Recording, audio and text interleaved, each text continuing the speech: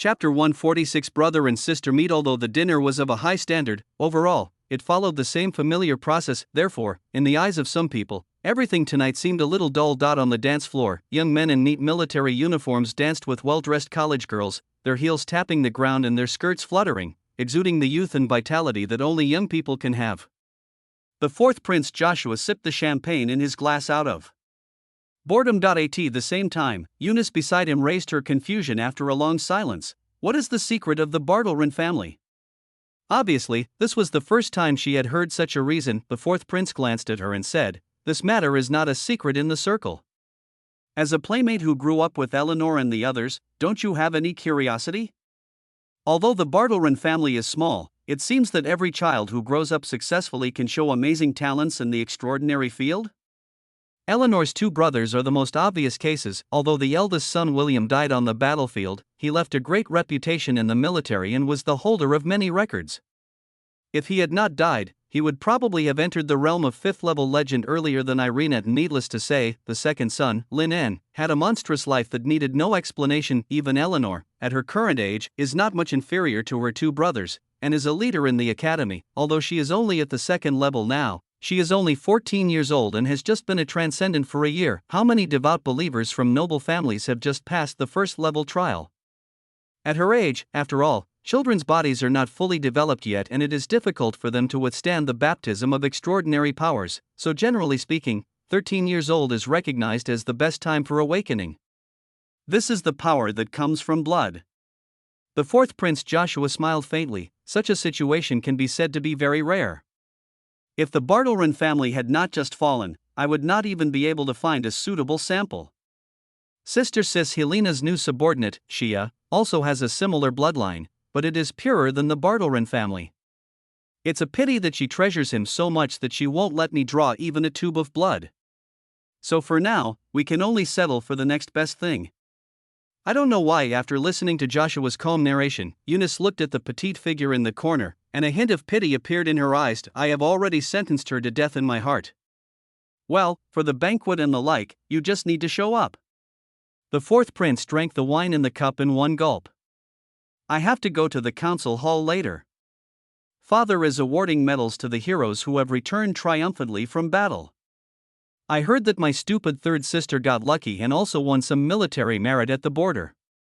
That's really interesting. The fourth Prince Joshua shook his head, then slowly walked towards Eleanor in the corner. In the corner, Eleanor leaned against the cold wall, lowered her head deeply, and stared at the smooth and flat marble tiles under her feet. Even though several hours had passed, she was still somewhat frightened. Whenever she calmed down, the scene of the maid Saran's tragic death would appear before her eyes. This caused great harm to her heart. Her Saran, who has been silently by her side during the most difficult times, has become like a family member, but his life was taken away so easily by those devil-like guys. Eleanor's blue eyes were dull and lifeless, as if she could not see any hope. What should I do? She covered her face weakly.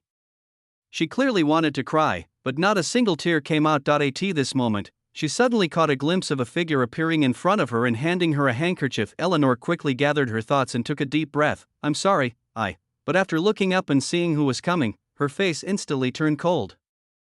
May I invite you to dance with me to end today's banquet?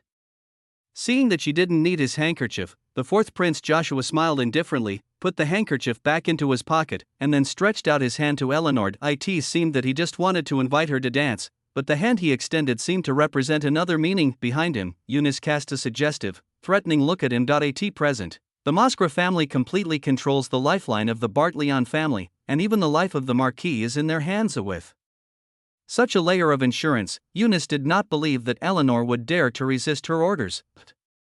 Feeling Eunice's eyes, Eleanor was filled with despair. She knows it very well. Once she accepted the olive branch extended by the fourth prince, what awaited her would be dark human experiments, and she would probably never be able to walk out of the research institute safely in her lifetime. But if I don't do this, what will happen to my father who was in a coma, my sister-in-law who is missing, and my brother whose life or death is unknown at the border? This is a choice. A choice to sacrifice one's own life in exchange for the survival of one's family. However, Eleanor knew very well that making deals with these devilish guys was just drinking poison to quench thirst. If I accept the fourth prince's proposal, will my father and brother really be able to live safely? You can tell with your toes that it's impossible. For a moment, Eleanor was in a dilemma. Her dim eyes became more and more empty, and her wrists hidden under her sleeves trembled slightly. Seeing this, the fourth prince frowned unexpectedly. Until now, the girl is still dreaming of reuniting with her family.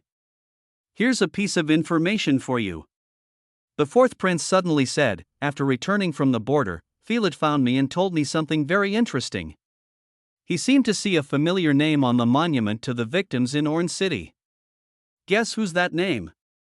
The fourth prince's words were like a needle, suddenly piercing Eleanor's heart. She raised her head blankly and stared at the man in front of her, her lips trembling slightly, but she couldn't say anything. If there is anything that has kept her going until now, it is her second brother who was exiled to the border. She has always believed that one day in the future, her powerful brother will recover his strength and return to the family to save everyone from the mud of despair.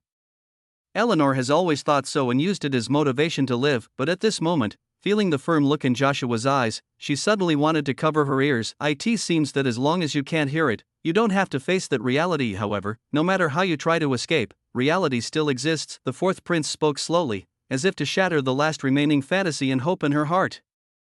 "Yes, that name is Lynn Bartolian." "No. No." Eleanor covered her ears with sobs and shook her head weakly. If it weren't for the wall behind her, she would have almost been unable to support her shaky body. There was a voice buzzing in her mind, as if mocking her that all her efforts over the past year were in vain, and the so-called Bartolian family had long been dead in name only. The cracks in my heart creaked. It was as if Eleanor's mind would completely collapse if this continued. "Brother William is dead. Lynn's brother also died, until now.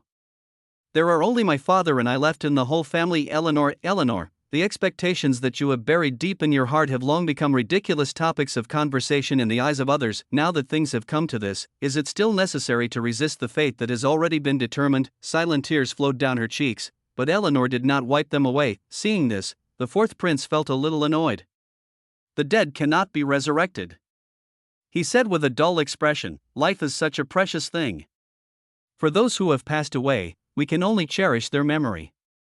That's why we have to seize the present moment and hold on to those who are still alive, right?" He seemed to be hinting at something. "So, what's your answer?" Looking at the black-haired girl who lowered her head and remained silent, the fourth prince once again extended his hand. "Using her own life to exchange for her father's life is the only thing Eleanor can do at the moment." The girl raised her hand gently. Seeing this, the fourth prince Joshua smiled. "If you are able to willingly become a test subject without resistance, the success rate of many links will be greatly improved." But the next second, his expression froze on his face. The girl raised her hand but did not hold him. Instead, a slender dagger appeared out of nowhere. Under Joshua's stunned gaze, she put the dagger to her throat without hesitation and slowly raised her head. Although her eyes were red, her expression was full of sadness and stubbornness. "Even if I die, I won't do what you want." The deaths of the maids Celine and Lynn dealt her too heavy a blow, and even made her completely lose hope of survival. The sudden scene attracted everyone's attention, and the entire hall suddenly became silent. "Put down the knife." Feeling the different looks around her, Eunice looked grim and lowered her voice. "Think about your father. Don't you care whether he lives or dies?" Obviously, she had not expected Eleanor to go so far as to publicize this scandal. "If my father were still conscious, he would certainly agree with what I am doing. Even if it means death, I must uphold the dignity of a noble to the end, instead of becoming a pathetic experimental subject and being manipulated by others." Hearing this, Eunice's face became even more embarrassed. She looked at the fourth prince cautiously. "Your Highness, it's okay." The fourth prince glanced at Eleanor and said, "I know what you are planning. It's a pity that this prince never cares about reputation. Someone, come here. Capture this murderer who attempted to assassinate the prince." He suddenly raised his voice. The next second, 4 guards appeared out of thin air. The invisible supernatural power instantly restrained Eleanor's movements. 4 third-level extraordinary people. A hint of despair instantly appeared in Eleanor's eyes. This world is so helpless. Staring at the immobile black-haired girl, the fourth prince slowly spoke. "Sometimes, you can't do whatever you want. Can't even commit suicide." Eleanor felt hopeless and slowly closed her eyes, preparing to meet her final fate. Puff, puff, puff, puff. In an instant, accompanied by the continuous sound of flesh being pierced, countless black threads shot out from all directions like sharp arrows. "Of course she can do whatever she wants. As her older brother, I tolerate her willful behavior. Do you have any objection, Your Highness Joshua? Ask for monthly ticket." Chapter 147. Are you worthy? Thanks to the leader Jun Bujian Huanghe. The most tear-jerking thing in the world is always a ray of light that shines through the darkness of despair, especially when that light comes from a guy you thought was dead. The moment that sudden voice sounded, Eleanor's heart seemed to stop beating and she opened her eyes subconsciously. What came into view was an absurd picture. Countless black threads shot out from all directions as if they had pierced through the void, instantly piercing through the 4th third-level extraordinary subordinates of the 4th Prince Joshua. They didn't even have the chance to resist before their bodies were pierced by this cunning and invisible extraordinary means. The 4 men groaned in pain, then fell heavily to the ground, blood spurting everywhere. Before they could figure out what was happening, the students who were watching nearby screamed in surprise. Even many noble girls who had never seen a bloody scene covered their mouths and stared at the scene with pale faces. Obviously, no one had expected that the originally lively dinner would suddenly change its tone and become what it is now, except for Eleanor herself. Having spent more than 10 years with the boy whom she called brother, she was extremely familiar with every inch of his skin. How could she not recognize the voice that she had been longing for? In just a moment, the crystal tears that had just lingered in the eyes slowly slid down the cheeks and dripped onto the ground. Feeling the extraordinary power that imprisoned him dissipate instantly, Eleanor staggered around and looked in the direction of the door. There was a hint of anticipation and 9 parts of fear in her eyes. It was as if he was afraid that everything that had just happened was just a dream. As far as the eye could see, a black-haired young man in a formal attire was walking against the light. In his sparkling blue eyes, which were very similar to hers, there was a hint of relief and encouragement. As if to say, "Thank you for your hard work, elder brother." Eleanor's pink lips trembled slightly, and her body swayed, as if she would faint from the sudden joy in the next second. But even so, she still lifted her skirt and took a stumbling step forward, because she was wearing high heels. In order to make it easier to run, Eleanor even ignored the gazes of the people around her, kicked off her shoes, and ran towards the black-haired boy she had been thinking about day and night with her tender little feet bare. During this process, silent tears fell behind her, showing the girl's excitement and joy at the moment. Elder brother. She wanted to rub her petite body into the boy's arms like a young swallow. She had fantasized about this moment for too long and waited for too long, and now, all the girl's expectations have finally taken root and blossomed into beautiful flowers. The moment their eyes met, Lin En, who had barged into this high-class dinner like an uninvited guest, instantly felt at ease. Although he had been suppressing his innermost emotions with the excuse that he was actually a time traveler, he was afraid that after meeting Eleanor, he might be treated coldly as an incompetent brother for one reason or another. But when he noticed the indelible attachment in Eleanor's eyes, the blood ties that were thicker than water prevailed. At this moment, the touch deep in my heart is not false, and it was obvious that what this lovely sister of his needed most right now was not any promise or verbal comfort. Thinking of this, Lin En slowly opened his arms and embraced the petite girl who flew towards him. As the sweet fragrance wafted into his nose, he felt a long-lost sense of tranquility in his heart. This is a feeling that even Her Royal Highness the Princess and Miss Witch cannot give him. Brother, I miss you so much. The girl in his arms sobbed and spoke in a depressed voice. Lin En said nothing, just gently stroked her little head and let her release her emotions. Time seemed to freeze at this second. Of course, not only Eunice and the 4th Prince Joshua, but also the students watching were really stuck in a state of time standing still, simply because they were also in unprecedented shock. How could it be him? When Eunice saw the tall figure that seemed to be wrapped in wind and snow rushing into the guild hall, she stood there in a daze. The guy who should have been exiled to the border or even died in the turmoil seemed to be playing a joke on them. He appeared at the dinner party so abruptly and openly. As if to say, "I'm just teasing you," but no one would find it funny. This resurrection from the dead. Still, for some reason, Eunice's heart beat quick and slightly, and her face suddenly became a little panicked. In her memory, there was that young man who was always as proud and powerful as the sun, that monster who always made her feel powerless. That scenes from the past reappeared in her mind. And oh, why am I panicking? He had long been deprived of his divine genes and exiled to the border. Even if he returned to the imperial capital now, even if he clung to the thigh of the last-ranked princess of the 3rd emperor, it would only be the last struggle of a stray dog. After all, the transplant operation was performed personally by His Royal Highness the 4th Prince. Thinking of this, Eunice subconsciously looked at the 4th Prince Joshua beside her. Unexpectedly, the young man wearing black-framed glasses frowned deeply, as if he was very puzzled by the scene before him. To kill 4 level 3 transcendents instantly, it must be a level 2 seal. But that's not right. A seal of this level must be controlled by a level 3 or higher. How could he? The fourth Prince Joshua did not seem angry about the injuries of his guards, he didn't even look down at them. His eyes stayed on the young man from beginning to end. After all, no one would know better than him that the Tianli Church personally deprived him of all the divine factors in his body and even branded him as a person abandoned by God, destroying his possibility of becoming a transcendent again. Besides, that guy Ferret probably deceived himself. It was obvious that this guy was still alive, but someone came over and said that he was dead. He has ulterior motives. Next time, let the Institute terminate all cooperation with him. Thinking of this, a thoughtful look appeared on the face of the fourth Prince Joshua, but the students watching were unaware of the grudges between these people. However, many people were instantly amazed after seeing the boy's handsome and delicate appearance. It's him! Senior Lin En? He is back? Didn't he say that he had been deprived of his divine gene and had become an ordinary person? Why was he able to use such a powerful seal just now? He returned to Grostin because he wanted to. The students watching immediately began to whisper. For a moment, the hall, which had been silent just now, suddenly became noisy. However, as the central figure of the incident, the instigator of all this, Lin En, and his sister Eleanor, tacitly ignored the reactions of the people around them. She cried for an unknown amount of time, until even the cloth on her chest was wet. Eleanor then slowly raised her head, blinked her red and swollen eyes, and looked at her brother in a cute way. Brother, I thought I would never see you again. What on earth has happened to you in this year? As if she had finally found her backbone, Eleanor no longer had her previous stubbornness, and even her voice subconsciously took on a somewhat dependent and coquettish tone. Hearing this, Lin En reached out to wipe away the remaining tears from her eyes, and then patted her head. When we get home, I will tell you everything. But right now, there are more important things to deal with. His voice suddenly became a little cold, and then he held Eleanor in his arms and looked up not far away. Feeling the boy's calm gaze, Eunice subconsciously looked away, then realized that he was just a stray dog from a ruined family, and immediately glared back with a stiff face. The fourth prince, on the other hand, did not dodge or evade.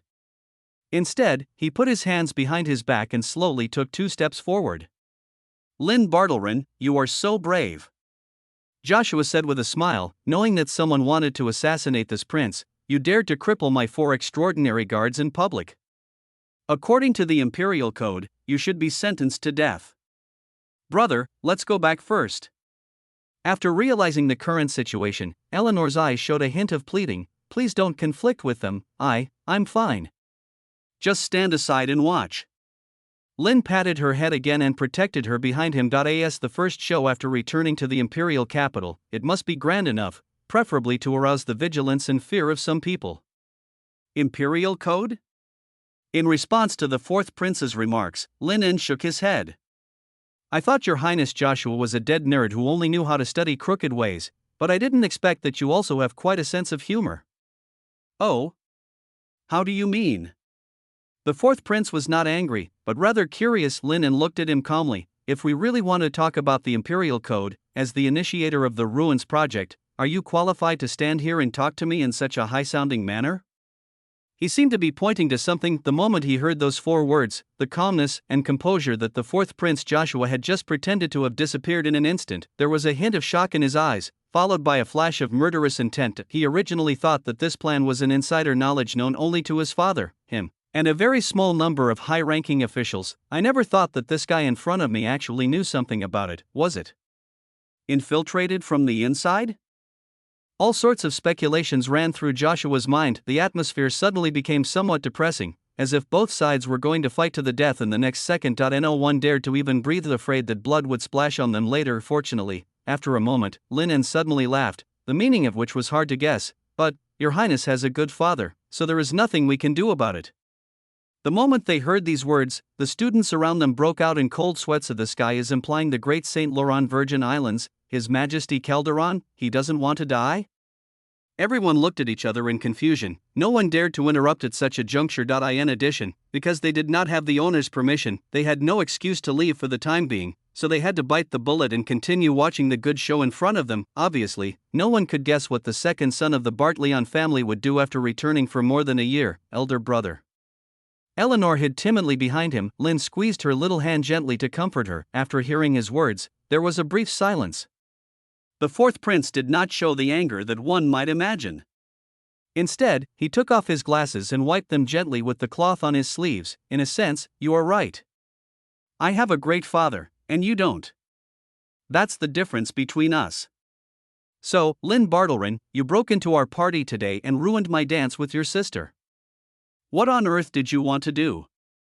After putting on his glasses again, the fourth Prince Joshua regained his original wisdom and calmness. Although I scoff at what Your Highness said just now, there are some things that at least need to be done in accordance with the law. I came here today to ask Your Highness to judge a case and to uphold justice for me. Lynn chuckled.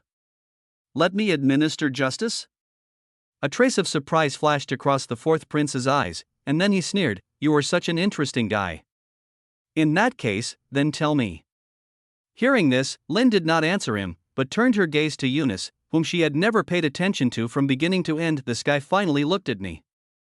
Feeling the shame of being ignored, Eunice looked angry and clenched her fists tightly. As a member of the Moskra family, she had never imagined that the heir of Bartilian, who had already lost to her family in a fight, could still act so contemptuous. Unexpectedly, when their eyes met, the black-haired boy actually revealed a somewhat strange smile, then he clapped his hands gently. The next second, accompanied by a burst of hurried and noisy footsteps, dozens of border servants, carrying dozens of guys with sacks on their heads, rushed into the huge guild hall, instantly filling up a large open space. The students watching around subconsciously crowded to the wall, as if they were unwilling to be in the same room with these rough-looking guys. At Lynn and signal, the leader pushed a tied servant over and kicked him behind the knee.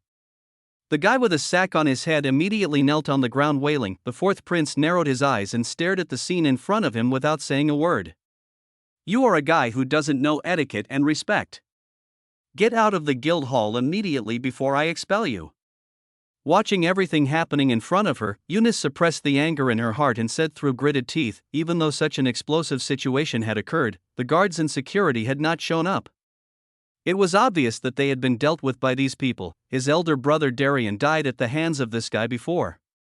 It is said that he also got in touch with the third princess and Duke Tyrius because of this. It did help this useless guy become something of a figure. Right now, Sister Irina is still at the border, so it looks like we have to ask someone from the family to come and handle this matter. Feeling the unexpected development of the situation, Eunice suddenly felt a little annoyed. However, Lynn had no desire to talk to her from beginning to end. He took off the man's hood, and then a somewhat old woman's face came into everyone's sight. Looking at the tearful face of Maid Maria, Eunice suddenly had a bad feeling in her heart. What is this guy going to do? Chapter 148, Audience with Saint Laurent. 6-inch Miss Moskra, judging from your expression, you seem to know the person in front of you? Catching a hint of surprise in Eunice's eyes, Lynn spoke without hesitation. Damn it, Eunice instantly collected her thoughts and made her expression look very cold. I don't know what you were talking about. Obviously, Lynn's unexpected return disrupted their plans. Even the servants originally stationed in Bartleron's mansion were all captured by him. Hearing this, Lynn smiled and said, don't you know? It doesn't matter if you don't know. Then he looked at the fourth Prince Joshua, who was standing beside him. Your Highness, according to the Imperial Code, what kind of punishment should be imposed on those who invade the noble territory without permission? Lynn's voice was clear enough for everyone in the room to hear. The fourth prince frowned slightly. Death penalty. Very good. Lynn seemed to agree with his point of view and nodded with a smile. In that case, I will introduce these people to Your Highness. As the only legitimate heir of the Bartleron family, I have not received any employment applications or contracts from these servants. However, they openly appeared in the mansion and even regarded themselves as the master. Your Highness, do you think these people should die? Looking at Lynn's aggressive appearance, the fourth prince seemed to have guessed something. He couldn't help but frown and didn't answer the question. Seeing this, Lynn raised his hand slightly, and then the border servant behind him handed him a revolver loaded with bullets. Close your eyes. Feeling the small hands holding his waist, Lynn whispered to Eleanor. At this moment, in Eleanor's eyes, her brother was undoubtedly the most handsome man in the world, so she nodded obediently, looked at Maria, the head maid, with hatred, and then closed her eyes. She felt nothing but anger towards one of the culprits who had killed her personal maid and imprisoned her in the mansion. Seeing this scene, Eunice couldn't help but raise her eyebrows. What do you want to do? This is the Royal Supernatural Academy. Even if you want to act wildly, you must know the occasion. Eunice's chest was rising and falling rapidly, and she was angry at the guy in front of her for ruining her dinner, but Lynn ignored her. Last chance. He pressed the cold barrel of the gun against the back of Maria's head. "Tell me who ordered this, and I can spare your life." Maria, with tears of fear in her eyes, subconsciously raised her head and looked at Eunice in front of her. After seeing the look in the eldest lady's eyes that showed she was certain the other party wouldn't dare to shoot, Maria, the head maid, felt a little more at ease. "You are ridiculous." Bang! Before she could finish her words, sudden gunshots echoed throughout the hall. Everyone was frightened when they saw the young man in front of them open fire without hesitation. Many young ladies from noble families even had trembling legs and covered their faces, not daring to look at the scene in front of them. Someone is dead. This unexpected dinner party has finally ended with an inevitable death. Everyone wanted to disperse, but the burly border guards blocked the door. The moment the gunshot rang out, Eunice's expression froze on her face. Kill. He actually dared to kill someone.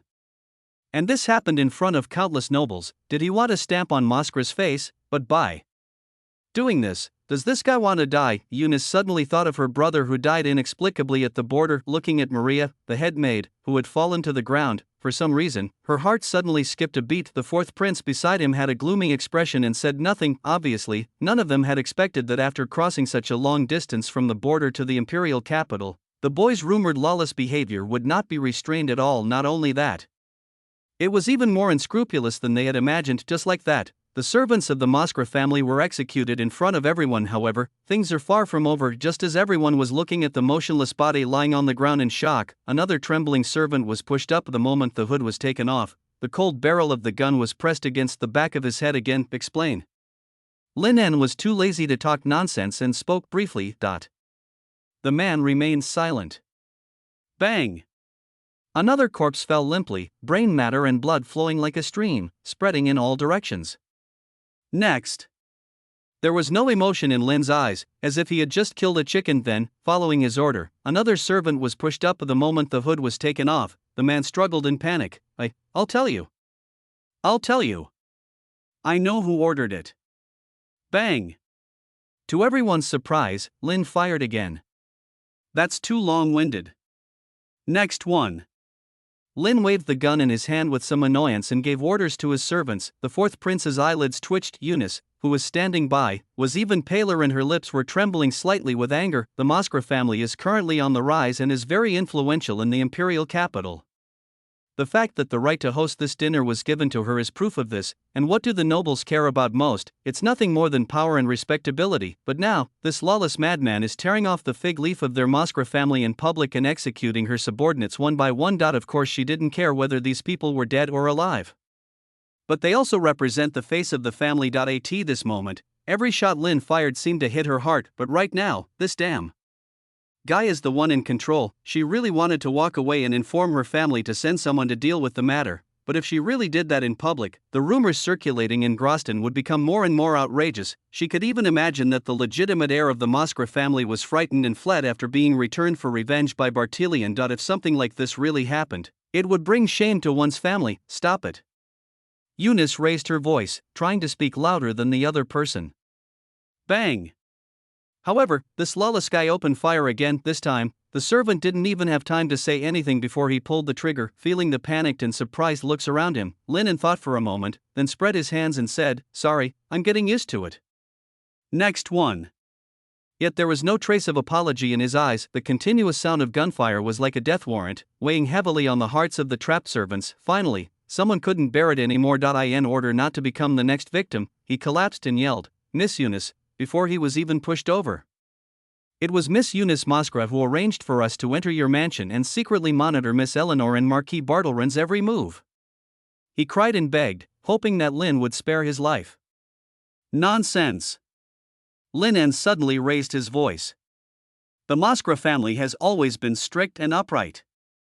How could they interfere in the internal affairs of other families without authorization? Bang! That's right. He fired again. At this moment, the surrounding onlookers have already become numb. Looking at the ground covered with blood, they stared at the young man on the field in silence, no longer knowing what he wanted to do. If he didn't say it, they would die, but if he said it, they would still die. It seemed that he had left no way for these guys to survive. Next. Lin said calmly. His voice was like the death warrant of the god of death, coupled with the previous few gunshots. The last bit of defense of all the kidnapped servants was instantly crushed. In the face of death, they had long forgotten their loyalty to the Moskra family. Please spare me, Master Lin N. I can also provide evidence. It was Miss Eunice who instructed us to do this. She forced us to monitor Miss Eleanor and secretly controlled everything in the Bartlerin family. Yes, that's right. It's really her. Goddess of fertility, I swear. Please let me go. Please spare my life.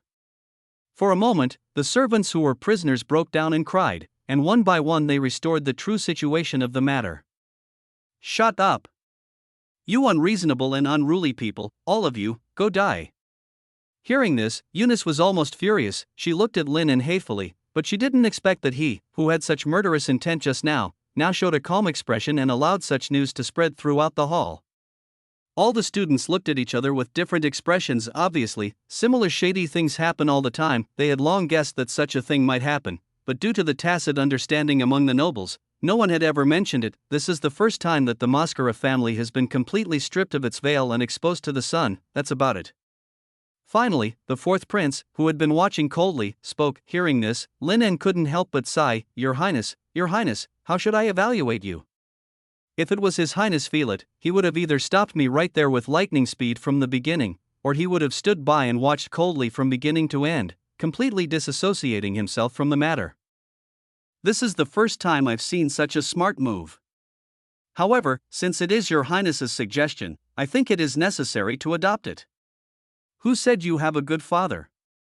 A gloomy flash passed through the fourth prince's eyes. This guy hit his sore spot very accurately. The second prince, Ferret, this is the pain point that he has always buried deep in his heart. Just when the fourth prince subconsciously wanted to refute himself, he suddenly heard Lin N wave his hand and said, "Kill them all."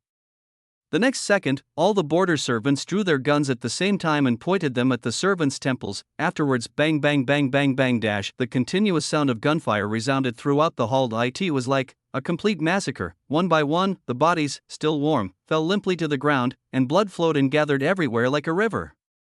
Then, in full view of everyone, it flowed towards the trembling Eunice and the fourth prince Joshua. Rivers of blood. There was really a river of blood. Looking at the horrifying scene before them, everyone present was shocked. I didn't expect that this guy who was expelled from the imperial capital would cause such a shocking drama as soon as he came back, as if he was going to make a big fuss. The atmosphere fell into a long silence for a while. Lin took out a handkerchief from his bosom and slowly wiped his wrist, which was splattered with blood, without saying a word, but just by standing there, he brought unprecedented psychological pressure to everyone present. Demon, this guy is the real devil. For a moment, this thought came to everyone's mind. Eunice, who was not far away, saw the blood like a river gradually spreading to her feet.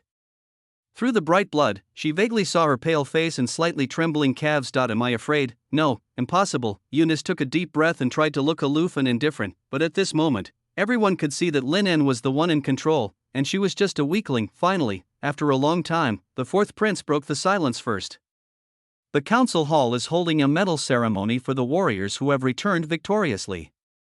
He pushed his glasses on the bridge of his nose. I'm very curious, what kind of excuses are you going to come up with to defend yourself in front of the emperor later? Obviously, as a subordinate of the third princess, everything that happened tonight might have already reached the ears of Saint Laurent. 6.1 Can imagine how furious he will be at that time. Your Highness, please don't worry about this. Looking at the white gloves stained with blood, Lin N slowly pulled them off. Right now, there are more important things for me to deal with. Ms. Moskra, where are you going? Lin suddenly called out to Eunice, who was about to leave. Seeing this, her figure shuddered, and then she took a deep breath. The dinner is over, I can go wherever I want. Lin Bartlerin, you did not restrict my right to move freely. Hearing this, Lin patted the little hands that were tightly hugging his waist. Eleanor looked up immediately, looking at the corpses all over the ground. A trace of pity flashed in her eyes, but also a bit of pleasure. At the same time, I was worried about the storm that my brother would soon face. She looked timidly into her brother's reassuring eyes. Has she been bullying you in the academy? Lin patted her little head. Eleanor was silent for a long time, shook her head gently, and subconsciously tucked her wrists into her sleeves. She didn't want to cause unnecessary trouble to her brother. It's good enough that the family can be reunited, but Lin was unwilling to let them go. Seeing Eleanor like this, he frowned slightly, then gently grasped her slender wrist, lifted her sleeve and took a look. Looking at the densely packed pinholes above, a hint of murderous intent flashed in Lin. An's eyes. He slowly raised his head and cast a gloomy look at the fourth prince and Eunice. Very good, you are very good. Feeling the sign of the coming storm, Eunice subconsciously took a half step back. What are you going to do? Lin didn't answer, but threw something at her. It was a white glove that had just been taken off his hand. Looking at the white gloves that fell to the ground, Eunice suddenly had a bad feeling in her heart. The next second, the bad premonition came true. I, Lin Bartlerin, in the name of the current head of the Bartlerin family, challenge Eunice Moskra, the heir of the Moskra family, to a life and death duel. In order to defend the family's honor, you will pick up the gloves without hesitation, right? Liar swallower, start. The invisible power of lies penetrated her body and instantly affected Eunice's thoughts. That's right. I am the heir of the Moskra family. How could I back down just because of the second son of a ruined family? My sister Irina is the youngest Valkyrie in the empire. As a relative, I naturally cannot hold her back. What's more, this guy has already been a useless person. All kinds of thoughts come to mind the next second. In the astonished eyes of the fourth prince, she slowly squatted down and picked up the gloves on the ground. This is the most traditional and oldest way of dueling in the empire, but it has been passed down to this day. For those great nobles that the high court or officials could not handle, the older generation would often fight for the honor of their family, turning all conflicts into a life and death duel. Gloucester even has a special dueling arena for the nobles to handle the matter. It just needs to go through a strict procedural review, and a sacred duel that cannot be disturbed by outsiders can take effect. The conditions are too rudimentary right now and it is not legal, but the problem is, Eunice accepted it. The next second, Eunice came to her senses and suddenly felt an unprecedented absurdity. Why would I agree to a duel with him? This doesn't make sense. What on earth was I thinking? Feeling the admiring gazes coming from all directions, Eunice suddenly felt that she was about to lose her balance. She held onto the table beside her and took a deep breath. This has no legal effect. I can choose to end the duel at any time. Just as Eunice was trying to find some plausible excuses for herself. A burst of hurried footsteps was heard again. Everyone looked up subconsciously and saw a group of knights in armor and weapons barging into the guildhall in an extremely rude manner. Leading the group was a tall figure covered in silver armor. Looking mighty and tall, Lin couldn't help but narrow her eyes.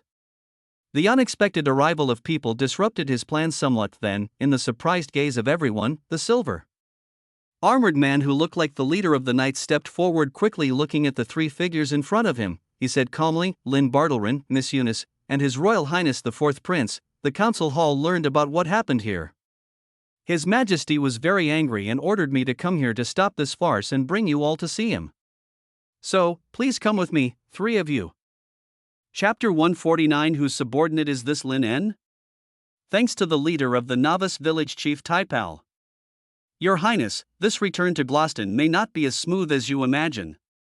Oh? Why? What happened in the Solon Mountains that day is a hidden danger after all.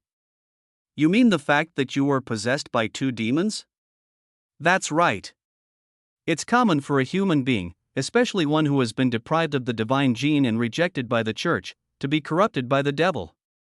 So after returning to the imperial capital, someone will definitely make a fuss about this matter. So how do we deal with this? There are two ways. Which two? First, if necessary, consider the option of abandoning me. And you happily ran away right then and there, returning to 100,000 years later to live with that bitch? Do you want to piss me off to death? Don't bite, Your Highness. I have another way to deal with it. Explain. Since there are always people who want to use this to attack you, why not turn the tables? Rather than letting them hold the bomb in their hands, why not let us detonate it first and let those guys have a taste of what it's like to be injured by the bomb? How exactly should we do this? After arriving at the imperial capital, I will split up with you.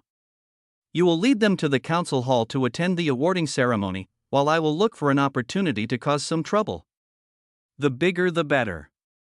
It would be best if it could be brought to His Majesty's attention. By then, those guys will definitely not let go of the opportunity to take a bite out of me. Are you sure? Of course, after all, Miss Witch helped me. Hiss. Your Highness. Don't call that bitch like that in front of me anymore. Your Highness? The sudden call brought Ivasette, who was somewhat dazed, back to reality. She subconsciously raised the champagne in her hand, put it to her lips and took a sip to hide the barely perceptible smile at the corner of her mouth. At the same time, Ivester raised her bright red eyes slightly and looked at Afia in front of her. "What's up?" she said lightly. It was obvious that Ivacet was in a good mood at the moment. Even though she was in a very unpleasant situation at the moment, she still didn't complain too much. The dinner party has already begun. People were coming and going in the council hall, and on the stage, musicians were playing beautiful dance music. The long dining table next to it was covered with an exquisite patterned tablecloth and placed with expensive silver candlesticks.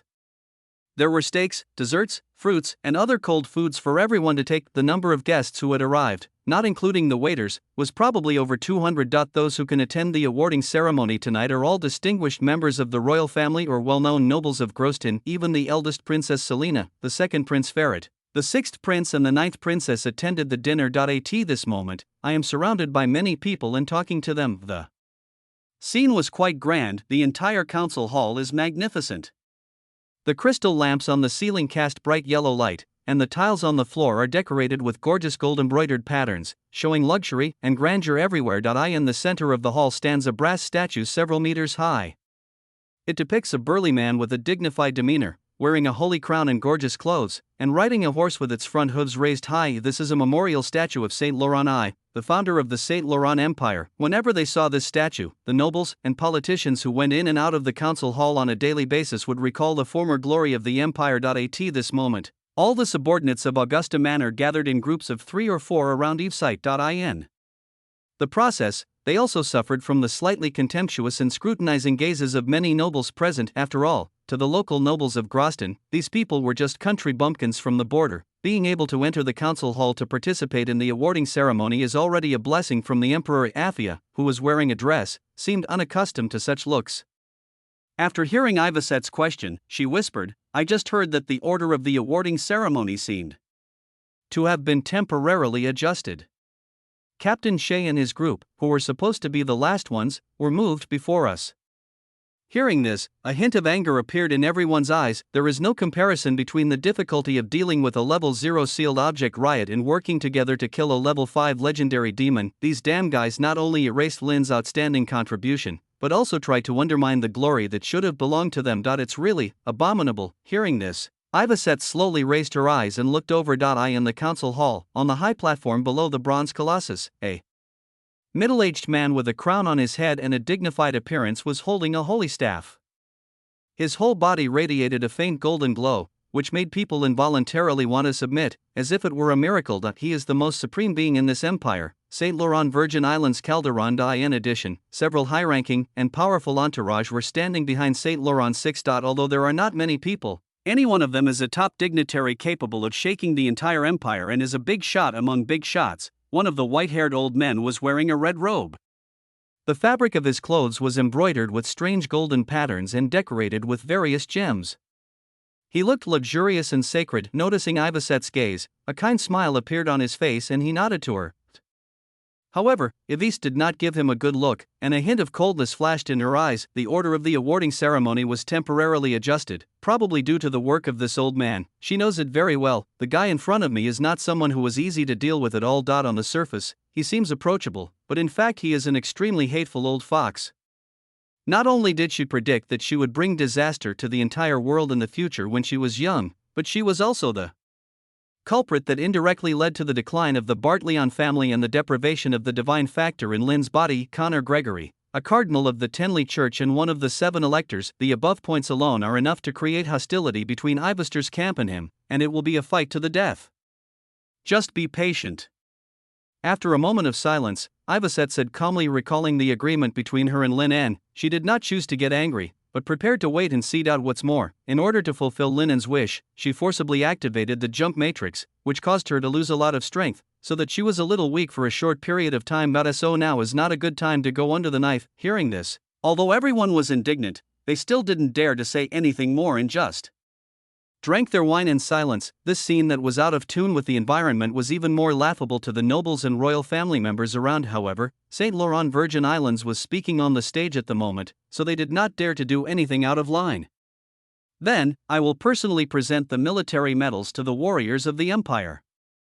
This is proof that you are soaked in blood and glory," Saint Laurent Virgin Islands raised the holy staff in his hand and tapped the ground lightly, accompanied by an invisible wave of power. The crisp sound turned into ripples as if it had substance, spreading to the hearts of everyone present. The awarding ceremony officially begins. Just when everyone thought so, suddenly, a hurried figure ran up to the platform from the side. He was the court count under Saint Laurent Virgin Islands. At the moment, he had a serious look on his face and was whispering something in the ear of His Majesty Calderon. After the great emperor heard the content of the news relayed by the Earl of the Court, a trace of anger suddenly appeared on his originally majestic and solemn face. "It's really outrageous. Notify Adelin and have him lead the Silver Wing Knights to deal with this matter. Make sure to arrest that bold lunatic on the spot. No, bring him to the council hall. I want to interrogate him personally." After the Earl of the Court received the order and left, the anger in Saint Laurent VI's eyes did not diminish. After a moment, the majestic emperor spoke again, and this time, it was in front of all the guests. "Whose subordinate is this Lynn Bartleron?" He swept his sharp eyes over the people in the audience and said coldly. Hearing Saint Laurent VI's sudden inquiry, even the awarding ceremony was temporarily put on hold.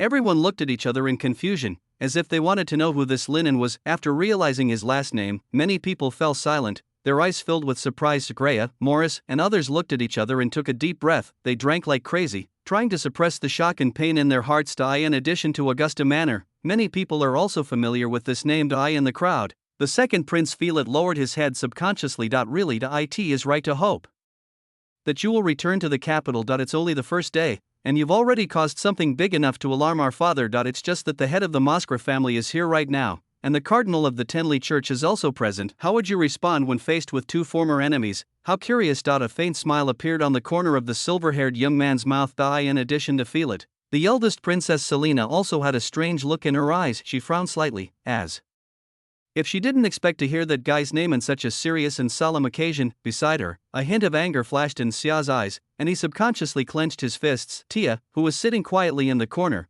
couldn't help but recall the conflict that happened when she met him not long ago, and she bit her lower lip unconsciously. Damn it, why is he haunting me? She took a deep breath and tried to suppress the irritation in her heart. At this moment, everyone in the entire meeting hall remained silent, and it seemed that everyone had different thoughts about this unexpected guy. Seeing that no one answered him, Saint Laurent Virgin Islands turned his gaze to his third daughter, Eve. In an instant, the eyes of father and daughter met in mid-air. Those bright red eyes seemed to be without any emotion, yet seemed to be mixed with a hint of mockery. Chapter 150, The Shy Princess, 2 and 1. Up to now, although there have been some minor twists and turns, the general direction of things has been within my expectations. In the car, looking out the window at the street scene rapidly passing by, Linen thought silently. After leaving the banquet hall of the Royal Academy of Supernatural Sciences, this group of unknown knights took him, fourth Prince Eunice and others, into 3 carriages, and then galloped towards the palace area without saying a word. At this moment, Eleanor was hugging his arms tightly, her petite body pressed against his, hugging him like a clinging octopus. Not only that, the little girl also pressed her face tightly against his chest, sucking in the scent from his body. It was as if making up for the family affection that was missing over the past year. But why do I always feel that this family relationship has become a little sour? I don't know if this little girl is too insecure or what, but she seems to want to rub herself into his body, and not only that, she even stroked his chest back and forth, as if to confirm whether the brother in front of her was really alive in this world. After pulling Eleanor's cold and delicate little hands out from under her clothes for the umpteenth time, Linen said helplessly, "Eleanor, your brother is here, don't be afraid." Hearing this, Eleanor raised her little head and stared at the boy in front of her with her red eyes. "I always feel like my brother has changed a lot." After a long silence, she spoke softly, "Do you still remember what happened between us?" Hearing this, Linen's heart tightened. Of course he had the memory, and after coming back, he dealt with the matter swiftly and decisively without changing the original character too much. However, even so, Eleanor somehow managed to notice something, but of course he couldn't be shaken by such a thing, so he touched Eleanor's little head and asked, "What do you mean?" For example, a little naughty kid always likes to secretly pee in his pants, and every time he pretends to cry and calls his brother to help change his underwear? Although the carriage was very dark, Eleanor's little face turned red at a speed visible to the naked eye as she hummed, then gently put her little face on Linen's shoulder. After a long time, a soft moan was heard in the carriage, not sure whether it was out of shame or anger, or relief. "Brother! Pervert! Compared to the city of Oran, the imperial capital is undoubtedly countless times larger and more prosperous. In general, the entire Groston is divided into 3 areas: the palace area, the upper town area, and the lower town area. The class divisions are clear, and even the divisions of urban areas are reflected in this way. Each area is divided into 4 major regions: east, south, west, and north. They are interconnected and guard the emperor's palace in the center, as well as the sacred wonders unique to the Saint Laurent Empire. Looking out through the car window, I saw a slender yet tall towering tree in the distant city center, standing at the end of the sky and earth with lush branches and leaves. The only way to take in its full view was to look up. It is bronze in color all over, while the branches and leaves above appear a sacred and noble golden color under the moonlight. The faint glow illuminated the otherwise gloomy night, bringing a touch of mystery to the imperial capital of Gloucester. The tree of the Holy Spirit, also known as the Holy Oak, has unknown origins. It was planted by the first emperor Saint Laurent himself and seems to have the magical power to protect the imperial capital. The reason why the Saint Laurent Empire is called the Kingdom of the Holy Tree is precisely because of this wonder. In addition to the Saint Laurent Empire, the surrounding empires also have their own unique wonders. For example, Tutankhamun, the land of dust and sand, a country adjacent to the Saint Laurent Empire, is famous for its giant triangular mysterious tomb. It is said that the coffin buried in it contains the remains of a god staring at the golden tree that seemed to reach from heaven to earth. Linan narrowed his eyes slightly, having read the original novel. He knew very well the value of the wonders and great things these countries possessed. If the card of pines in his hand contained 1/54 of the ways to become a god, then the Holy Spirit tree in front of him symbolized the other one. Although it is also in tatters and has some missing parts, it is much more complete than the playing cards. He would like to observe the tree closely. However, this thing has the characteristics of a large seal and does not conform to the principles of perspective. Only those chosen by it can approach this tree. Otherwise, no matter how hard you try, even if you travel across the entire imperial capital, you will never be able to get close to it. You will only see it standing not far away at the end of heaven and earth. Just as Linan was lost in thought, the carriage slowly stopped. He looked up subconsciously, and then saw an ancient, majestic giant building appear before his eyes. The dome is arched as a whole. The totems of major families are carved on the top of the square building, guarding the emblem of the Saint Laurent royal family in the center, as if symbolizing the power system of this country. Lin even saw the snow eagle totem of the Moscra family and the bull totem of the Batlion family. This is the Empire's Council Hall. The Empire State Building standing behind it is the power center of the entire country and also the headquarters of the Executive Council. After a moment, several knights in armor slowly opened the car door. Get out of the car immediately. Their tone was a little rough. Obviously, this indicated that what he was about to face was not a gentle social occasion, but a hangman banquet with hidden swords. Lin narrowed her eyes but did not argue, helping Eleanor out of the carriage. At this moment, the little girl has completely turned into her brother's sticky candy, hugging his waist tightly, with her little face hidden behind him.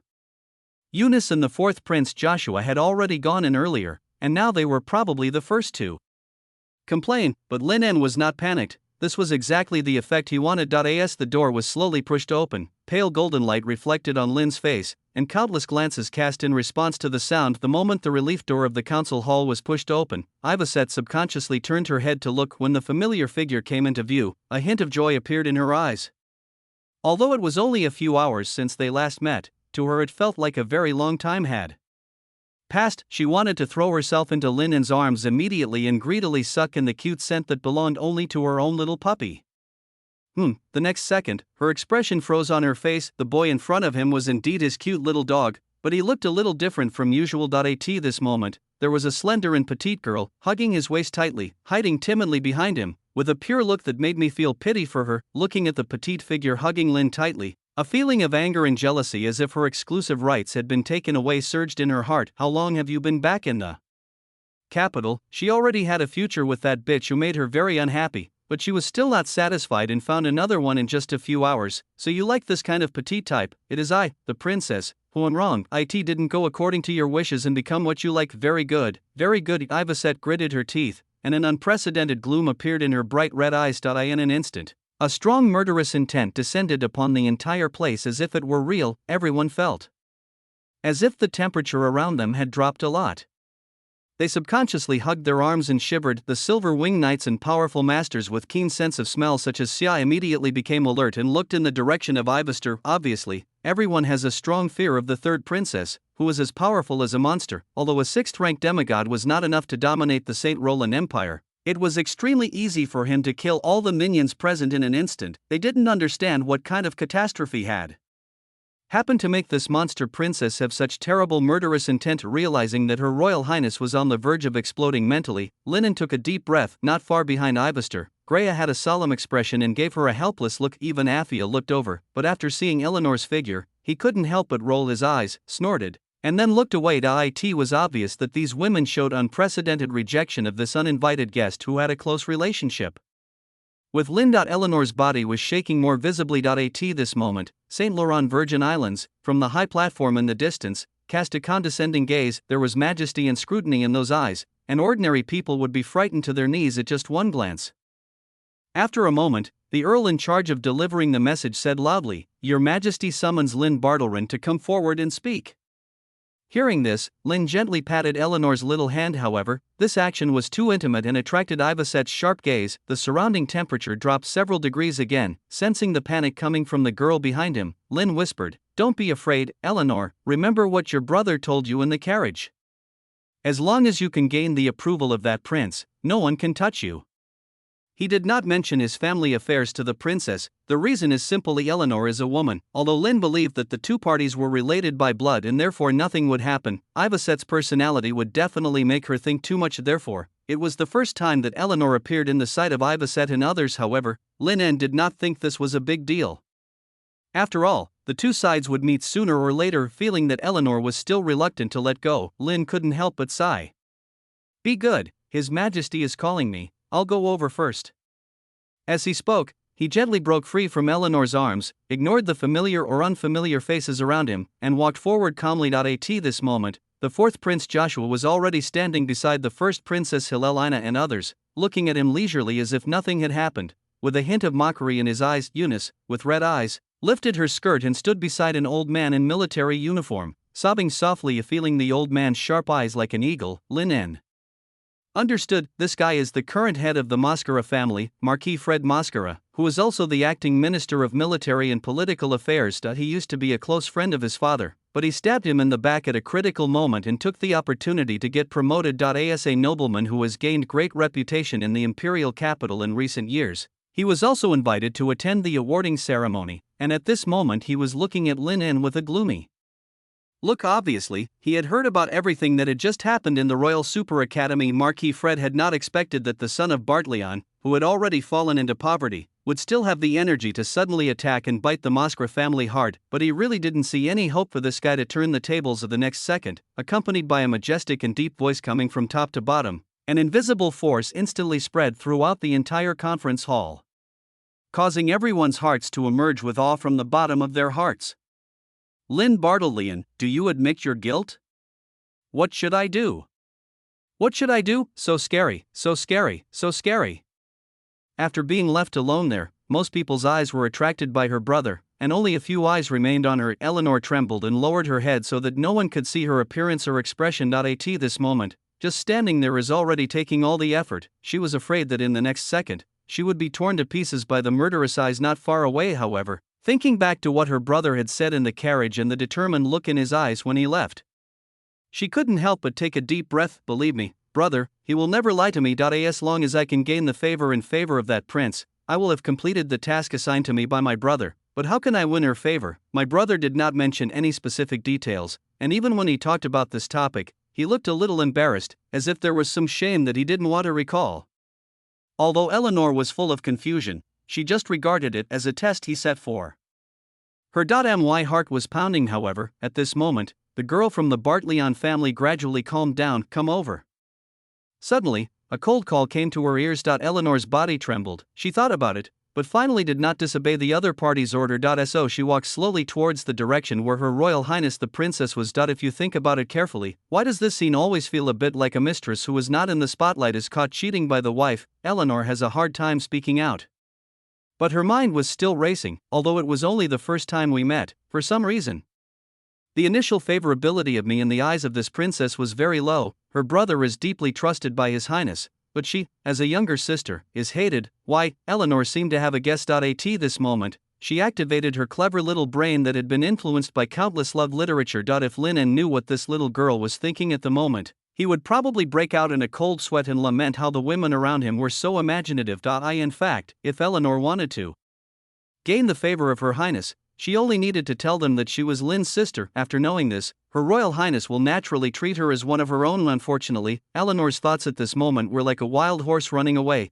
The only possibility that can make a woman hate another woman for no reason is a misunderstanding caused by a man. All of a sudden, Eleanor seemed to have found the crux of the matter. At the same time, a hint of shock flashed in her eyes. Could it be that this noble prince has a crush on her brother? Because she could not get the love she wanted and the huge gap in their status, she, as a princess, could only bury the pain and bitterness of love deep in her heart, unable to relieve it.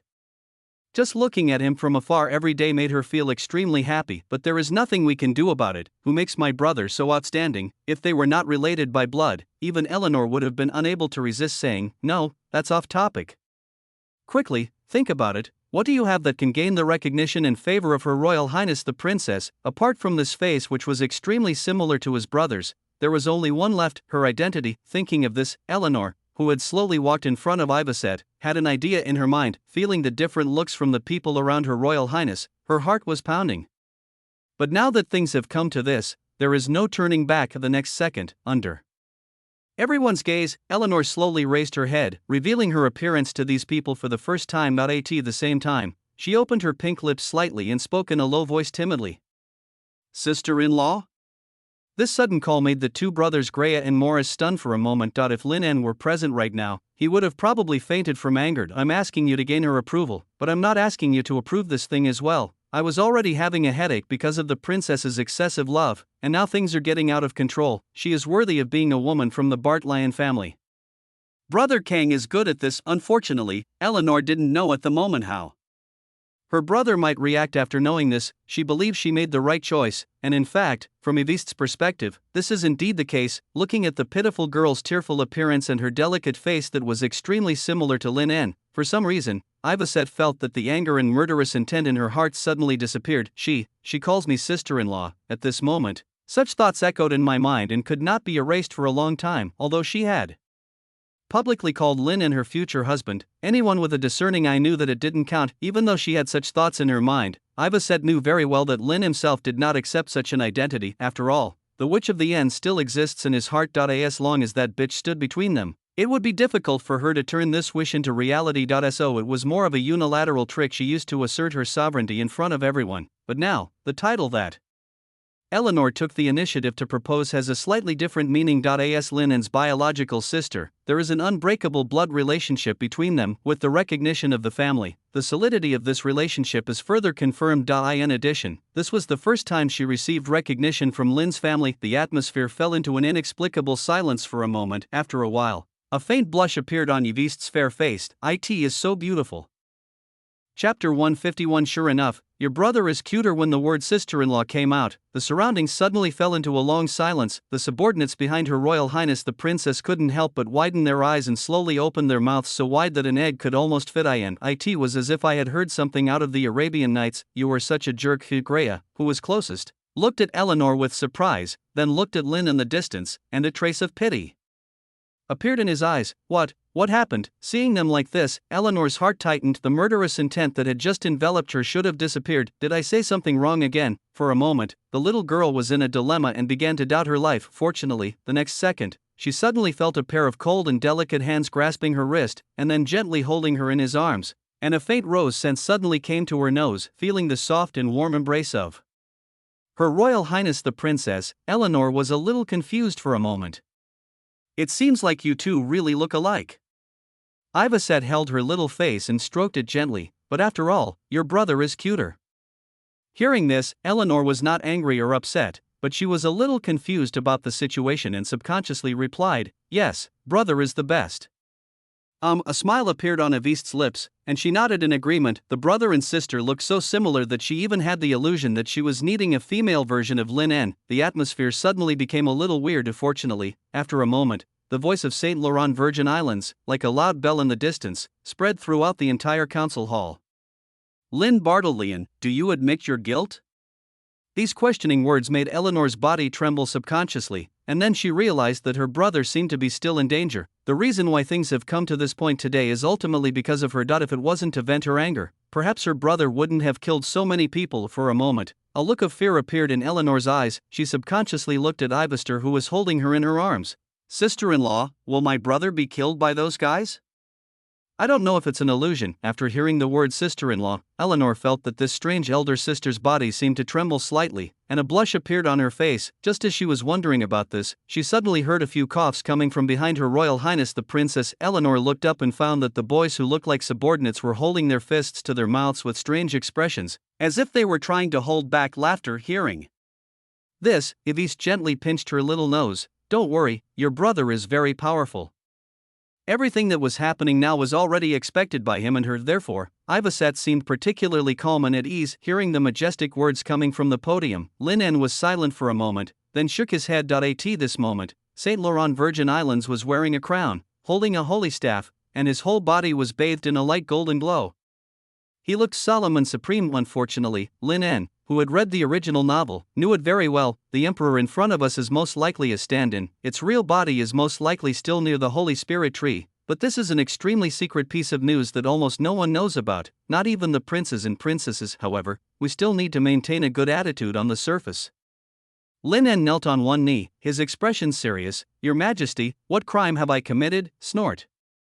Saint Laurent Virgin Islands snorted coldly, then turned his gaze to Marquis Mascara and Eunice in his arms. Sir Fred, please tell me.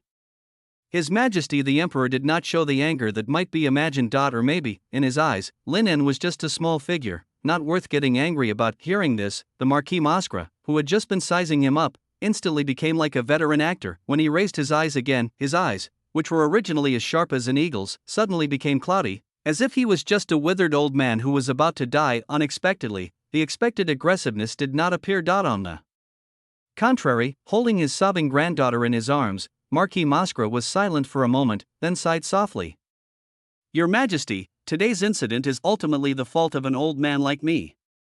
The old man in military uniform said humbly, if I hadn't been too indulgent in doting on my granddaughter, she wouldn't have done such a stupid thing.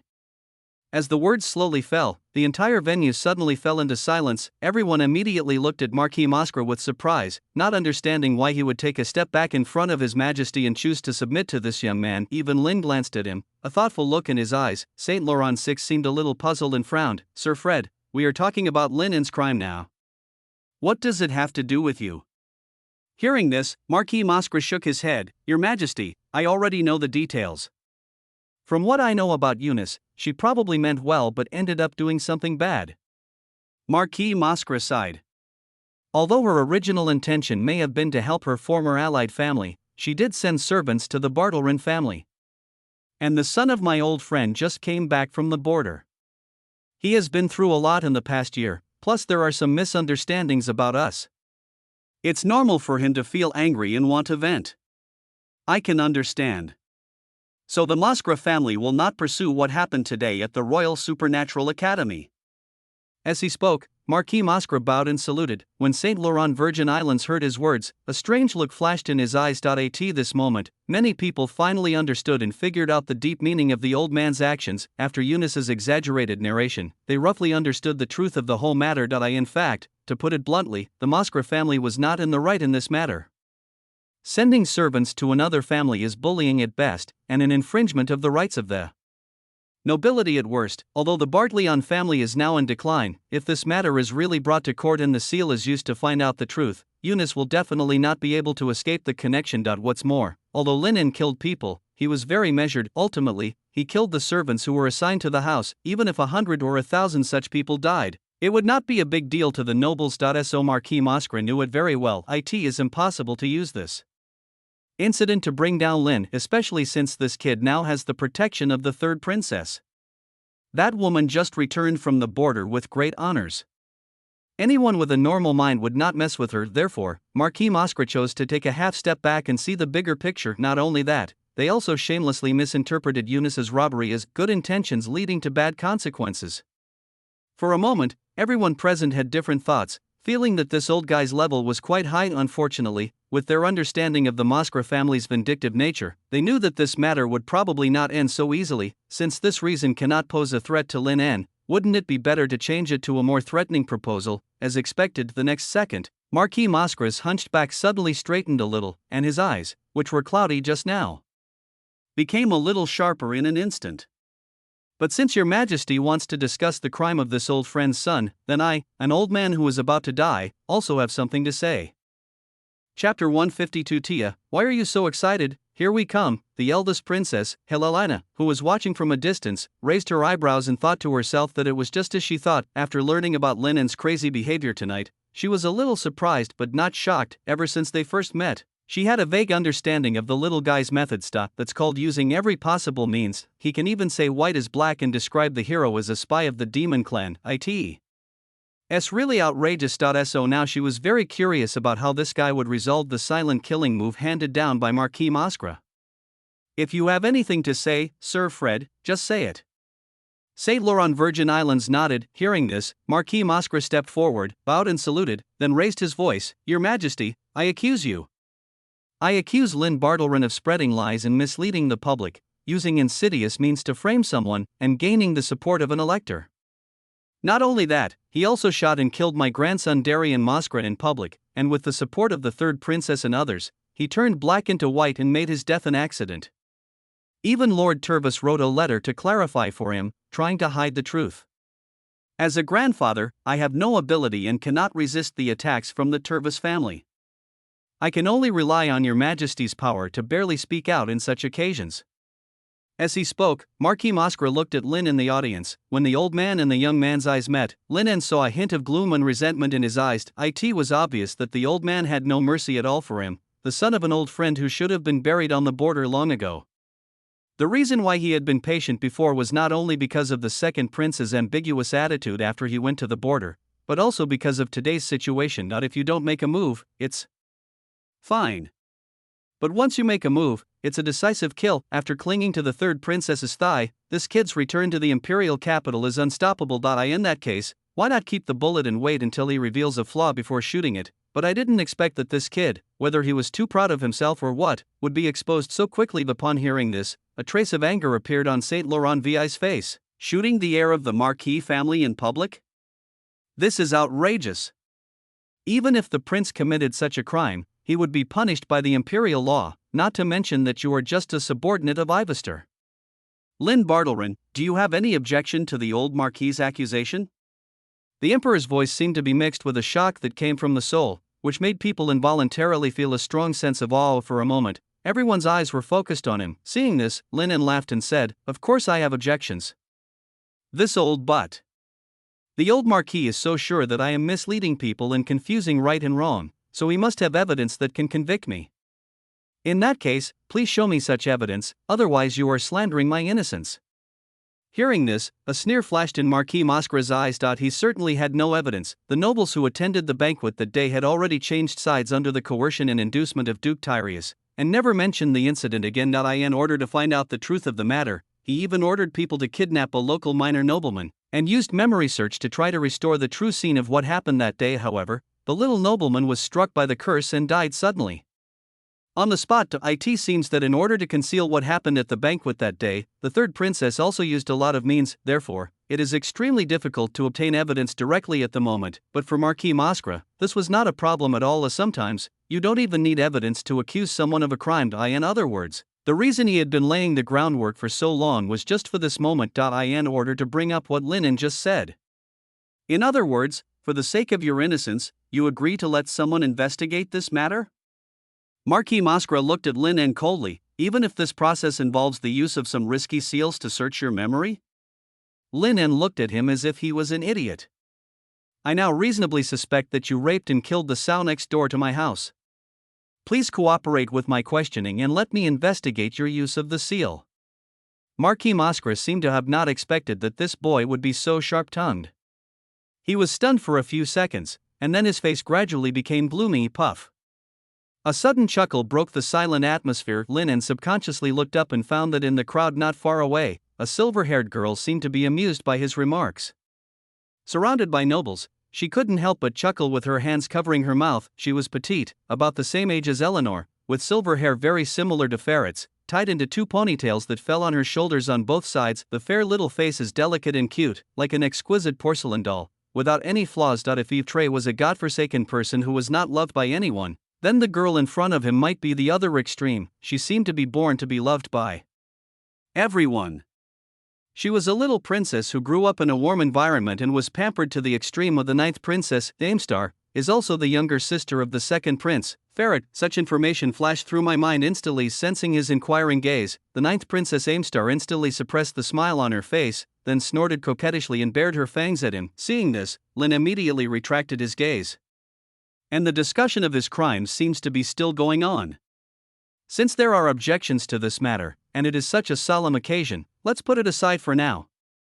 Marquis Moscra seemed to ignore the episode and said respectfully to Saint Laurent Virgin Islands, "But your majesty, I have another accusation to make about the son of this old friend, besides?" Saint Laurent Virgin Islands raised his eyebrows. He seemed to be unaware of everything that happened today. Lin glanced at him and said nothing. "That's right." Marquis Moscra looked up and met the gaze of a certain entourage behind Saint Laurent Virgin Islands. "Of course, it may not be appropriate for me to bring up this matter." As soon as he finished speaking, Connor Gregory, the cardinal of the Tianli Church, sighed imperceptibly behind Saint Laurent 6. Hearing this, the emperor cast a questioning look behind him. Wearing a red robe embellished with gold patterns and gemstones, Cardinal Connor bowed gently and said, "Your Majesty, this is a grand banquet held to welcome the triumphant return of the imperial warriors. The Tianli Church does not want to do anything to ruin the atmosphere. But now that the old marquis has brought it up, I will take the opportunity to ask Mr. Lin a few questions. Whatever the bishop wants to ask, just ask directly." Saint Laurent VI's eyes swept over Lin indifferently. Hearing this, Cardinal Connor smiled, and then nodded at Lin, as if he was just greeting him peacefully. "I believe everyone is aware of the incident that occurred at the border this time." Cardinal Connor looked around and opened the conversation. "My first question is, according to the report that His Majesty the 3rd Prince provided to the military, you personally contained the core characteristics of the sealed object in order to prevent it from rioting. As a first-level transcendent, how did you survive the destruction and pollution of your core characteristics?" "Here it comes." Lin had a blank expression on her face, but the thought, as expected, came to her mind. He said calmly, "These should all be mentioned in the report." Cardinal Connor nodded and said, "Lin Bartlerin, although I don't want to call you that, as a forsaken of God who was once expelled from the church, you chose to pray to the devil when you were at your wits' end and summoned an indescribable monster to suppress the runaway characteristics of the seal in your body. All of the above are from the military report, and the content has been verified to be correct. Am I right?" After a long silence, the boy's voice echoed in the huge council hall, "That's right." For a moment, everyone present gasped, with unprecedented surprise in their eyes. Many people subconsciously took a few steps back, trying to distance themselves from the young man in front of them. After all, demons have always been synonymous with evil and tyranny, and are also the Empire's sworn enemies. Every year, countless soldiers die on the battlefield or are buried in the stomachs of those monsters. The hatred between them is so strong that it cannot be resolved. But now, this guy actually openly admitted that there was a connection between him and the devil. When people looked at him, there was a bit more fear and rejection in their eyes. Second question. Cardinal Connor seemed oblivious to everyone's gazes. During this Level 0 sealed object riot, all 108 extraordinary people of the Heavenly Principal Church in Orange City were killed. After inspection, it was found that all of them died in the same way, as if their hearts were ripped out by the devil. Some extraordinary people from other churches claimed that they witnessed what happened with their own eyes, and that it was closely related to the demon that appeared that day. What do you have to say about this? At this point, Cardinal Connor's expression remained gentle, but the content of the question gradually became more pointed. The implication of this statement is, do you admit that this is an atrocity you committed? Of course there was no way Lennon would admit it. Unless he was mentally ill he would do that. So he shook his head, I know nothing. Seeing this, Cardinal Connor did not show disappointment in his eyes, but nodded. Then next is the third question. But the person I want to ask this question to is not him, but someone else present. As he spoke, the cardinal turned slightly and cast a kind look at Xia, who was beside Selena. Captain Xia, as a war hero of the Empire, you have an admirable and noble character. He nodded, so please answer this question truthfully. Xia couldn't help but frown at the sudden change of topic. He was still immersed in the shock of Lin's big move on the border, and his heart was filled with resentment and disgust. At this moment, everyone suddenly focused their attention on him. However, he did not show any fear and nodded. "Please go ahead, sir. According to rumors from the military, you seem to have had a small conflict with the third prince and his group before leaving the jump facility. This Mr. Lin slandered you in public and tried to brand you as a spy of the Demon Clan. Is this true?" Recalling what happened at that time, Xia felt a little gloomy, but he still nodded. "It's true." Cardinal Connor continued, "Also, according to him, although you have never met him before, you have developed an inexplicable dislike for him. In your opinion, is there a possibility that Lin Bartlerin has been corrupted by the power of the devil and wants to bite you back out of guilt?" Hearing this, Xia instantly understood the true meaning of the cardinal's questions. His eyes lit up slightly. "If this is the case, this guy's crime will be completely confirmed and there will be no room for maneuver." Just as Xia was about to answer this question, a slender figure suddenly walked out from beside him. Tia came to him at some point and looked at Lin with cold eyes. "No need to be so troublesome. I swear on the honor of the Saint of Silence that this matter has absolutely nothing to do with Brother Xia. He is innocent. The culprit of all this is this guy in front of you. In fact, it is very simple to find out what happened that day. All we need is for him to agree to be examined by the seal in front of everyone and to restore everything that happened that day. It's a pity that he doesn't seem to have the courage to do so." Tia's voice was ethereal and pleasant, but it was also mixed with a hint of imperceptible urgency. She didn't know why she suddenly stood up. According to her personality, she shouldn't be willing to do something that would attract attention. It's a pity that Xia didn't know what she was thinking at the moment. Seeing the girl taking the initiative to prove his innocence, he was suddenly deeply moved. The previous grudge caused by Lin disappeared in an instant, but why does Tia seem a little excited at this moment? Although I was confused, now is not the time to think about such things, so I put it behind me for the time being, and Tia's proposal was instantly recognized by everyone. After all, things are so simple now. All we need to do is let everyone see what happened on that day, and they will be able to tell who was innocent. For a moment, everyone's attention was focused on Lin again. The atmosphere suddenly fell into silence, just when everyone thought that the boy would still choose to refuse. For some reason, he suddenly looked in the direction of Tia, then he bowed his head deeply. "Okay." Lin's voice was emotionless. "Since you ask, I agree." "You actually agreed?" Obviously, his answer once again surprised everyone. The boy who had been stubborn just now chose to give in for some reason. However, at this moment, perhaps only Tia understood what had just happened. Recalling the look the boy gave her, that painful look mixed with pity and loss, an unprecedented irritation resurfaced in her heart. "Don't look at me like that, I don't know you at all. And don't act like you agreed to this proposal because of me." In the corner, the Saint of Silence clenched her teeth and her heart was beating violently. Chapter 153. A Woman's Sixth Sense. "Your brother knew her before?" In the crowd, Ivaset suddenly spoke to Eleanor in her arms without any context. The woman's terrifying sixth sense kicked in when Lin cast a glance towards the Saint of Silence. Although it was extremely brief and obscure, a premonition still emerged in Ivaset's heart. Her eyes narrowed slightly, but she did not get angry at once. Eleanor took a look and then shook her head. "I don't know her. My brother has probably never seen her. How come you are so familiar with that guy's social circle?" Yviste felt a little unhappy, but she still knew the principle of the United Front. He is surrounded by enemies, and this little girl is his biological sister, so nothing can happen to her. After hearing Eleanor's answer, Ivaset snorted in her heart, and at the same time became more certain of what had happened between the two. But she had already misunderstood him once because of Eleanor's matter, and he had important things to do right now. Ivaset didn't want to get in the way like a nagging woman. "I'll ask you when I get home tonight." Ivaset looked at the mark of the mind's eye on her palm and thought coldly. At the same time, the sealed object that could restore human memory was also brought up by the Knight's eye in the center of the council hall. Lin, who was alone, stared at the round transparent sphere being lifted up in front of him, silent. Seeing this, Marquis Maskra, who was not far away, said calmly, as a transcendent who once came from the military, "You should be very clear about the function of this item."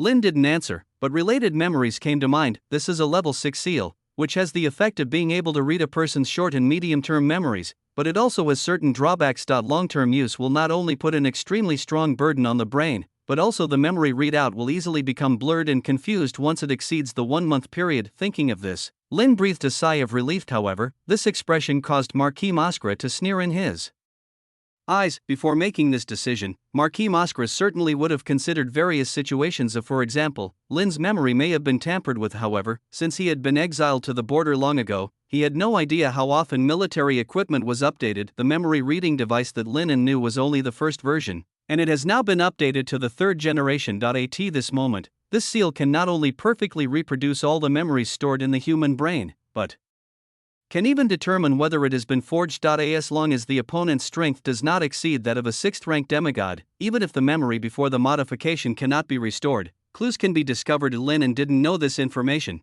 and even few people present knew it, and this is exactly what Marquis Mascara wanted. In his opinion, the reason why Lin made such a big fuss about tonight was that he must have taken into consideration all the possibilities of subsequent developments. Therefore, his memory must have been modified by the third Princess Ivester to cope with the current situation, and he didn't need to worry about what happened at the dinner party. He just needed to let the seal determine that his memory had indeed been modified. By then, someone will be able to distinguish right from wrong. Thinking of this, a hint of gloom flashed in Marquis Mascara's eyes. Although Irina was also one of the heirs of the family, due to her outstanding achievements, she was also knighted by Saint Laurent Virgin Islands, so she was separated from the family. Therefore, for the Mascara family, training a new heir is an urgent matter. Although the family is large, most of them are very extravagant. In comparison, Darien is one of the more outstanding ones. Marquis Mascara has high hopes for him. However, all of this was ruined by the little beast in front of him. Shooting a noble heir in public was such an outrageous act that it trampled on the reputation of the Mascara family. As the current head of the Snow Eagle family, he has always adhered to the principle of returning tenfold. Thinking of this, Marquis Mascara said coldly, "Let's start." To prove his innocence, Lin had to refute two things separately: accusations from the Marquis of Mascara and the Cardinal of the Tenricchio Church. It is extremely rare to be attacked by two big shots at the same time. It's as if these two old guys hate him to the core and want to kill him immediately. However, Lin's expression was very silent, making it hard to guess what he was thinking. After a long time, he slowly raised his head. As the palm and the round sphere got closer and closer, Eunice, who was beside Marquis Mascara, also showed a hint of pleasure in her eyes. Obviously, she couldn't think of any reason why Lin could escape this. Just as Lin's palm was about to touch the seal, Lin suddenly stopped his hand and said, "Before that, I have one last question to ask." His eyes were fixed on Marquis Mascara. Feeling his desperate gaze, the old Marquis looked at him coldly without saying a word. Lin paused and continued, "Do you remember what the last paragraph of the letter that Duke Turvis sent you said?"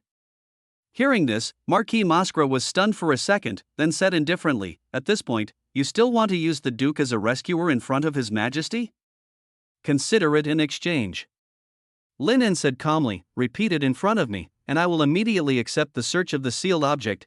Does this mean you still have hope of turning things around?" Marquis Mascara was not surprised, but he looked down on him even more in his heart. Obviously, he was very sure that Lin didn't know that the effect of this seal had been greatly improved and was still kept in the dark because of the information gap.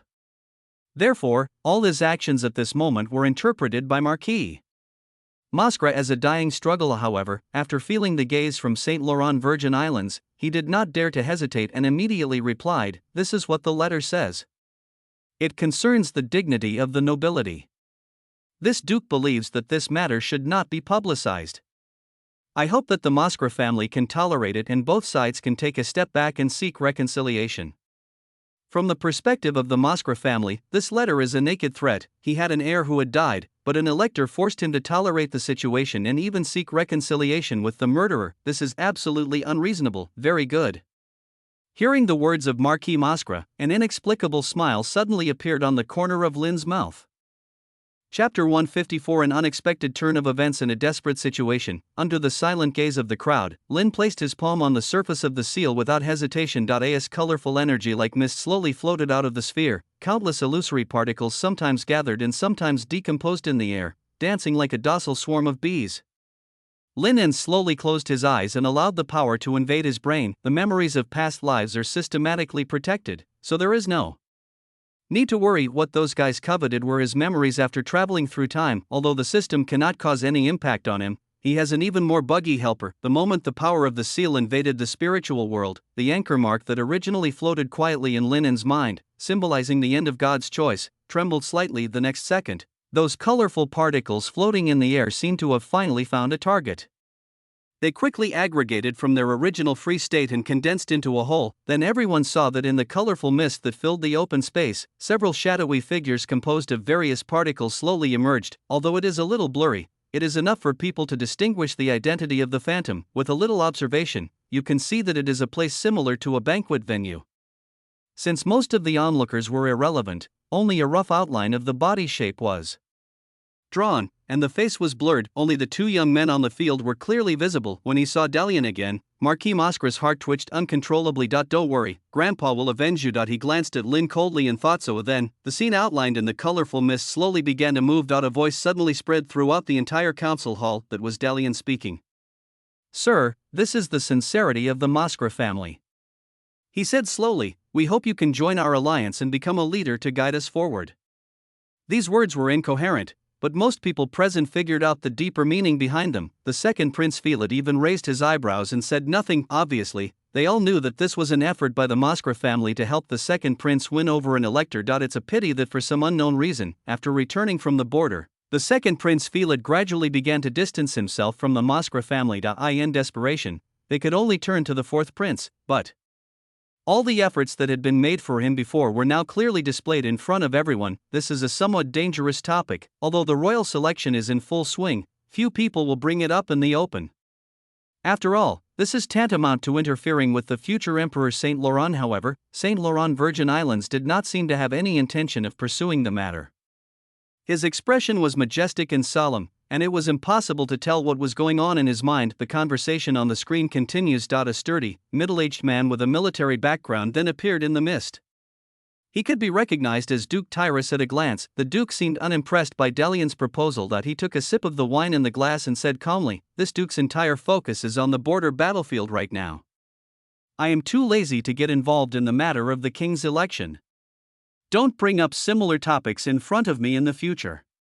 He looked very arrogant, although no one would think there was anything wrong with Duke Turvis's arrogant expression. Marquis Moscra, who desired power and status to a twisted degree, still felt his self-esteem was hurt. He stared coldly at the Duke in the picture without saying a word. So far, it seems that Dalian's response is very appropriate and there are no problems. Originally, he was a little worried that maybe Darian was too domineering and offended Duke Turvis, so he found an excuse to kill him, and now, the last bit of worry in Marquis Moscra's heart was put aside. However, before he could completely relax, the next second, the scene on the screen made his heart sink. Instead of obeying Duke Turvis's words, Darian took half a step forward. Although his attitude was humble, everyone could hear the deep meaning behind his next words.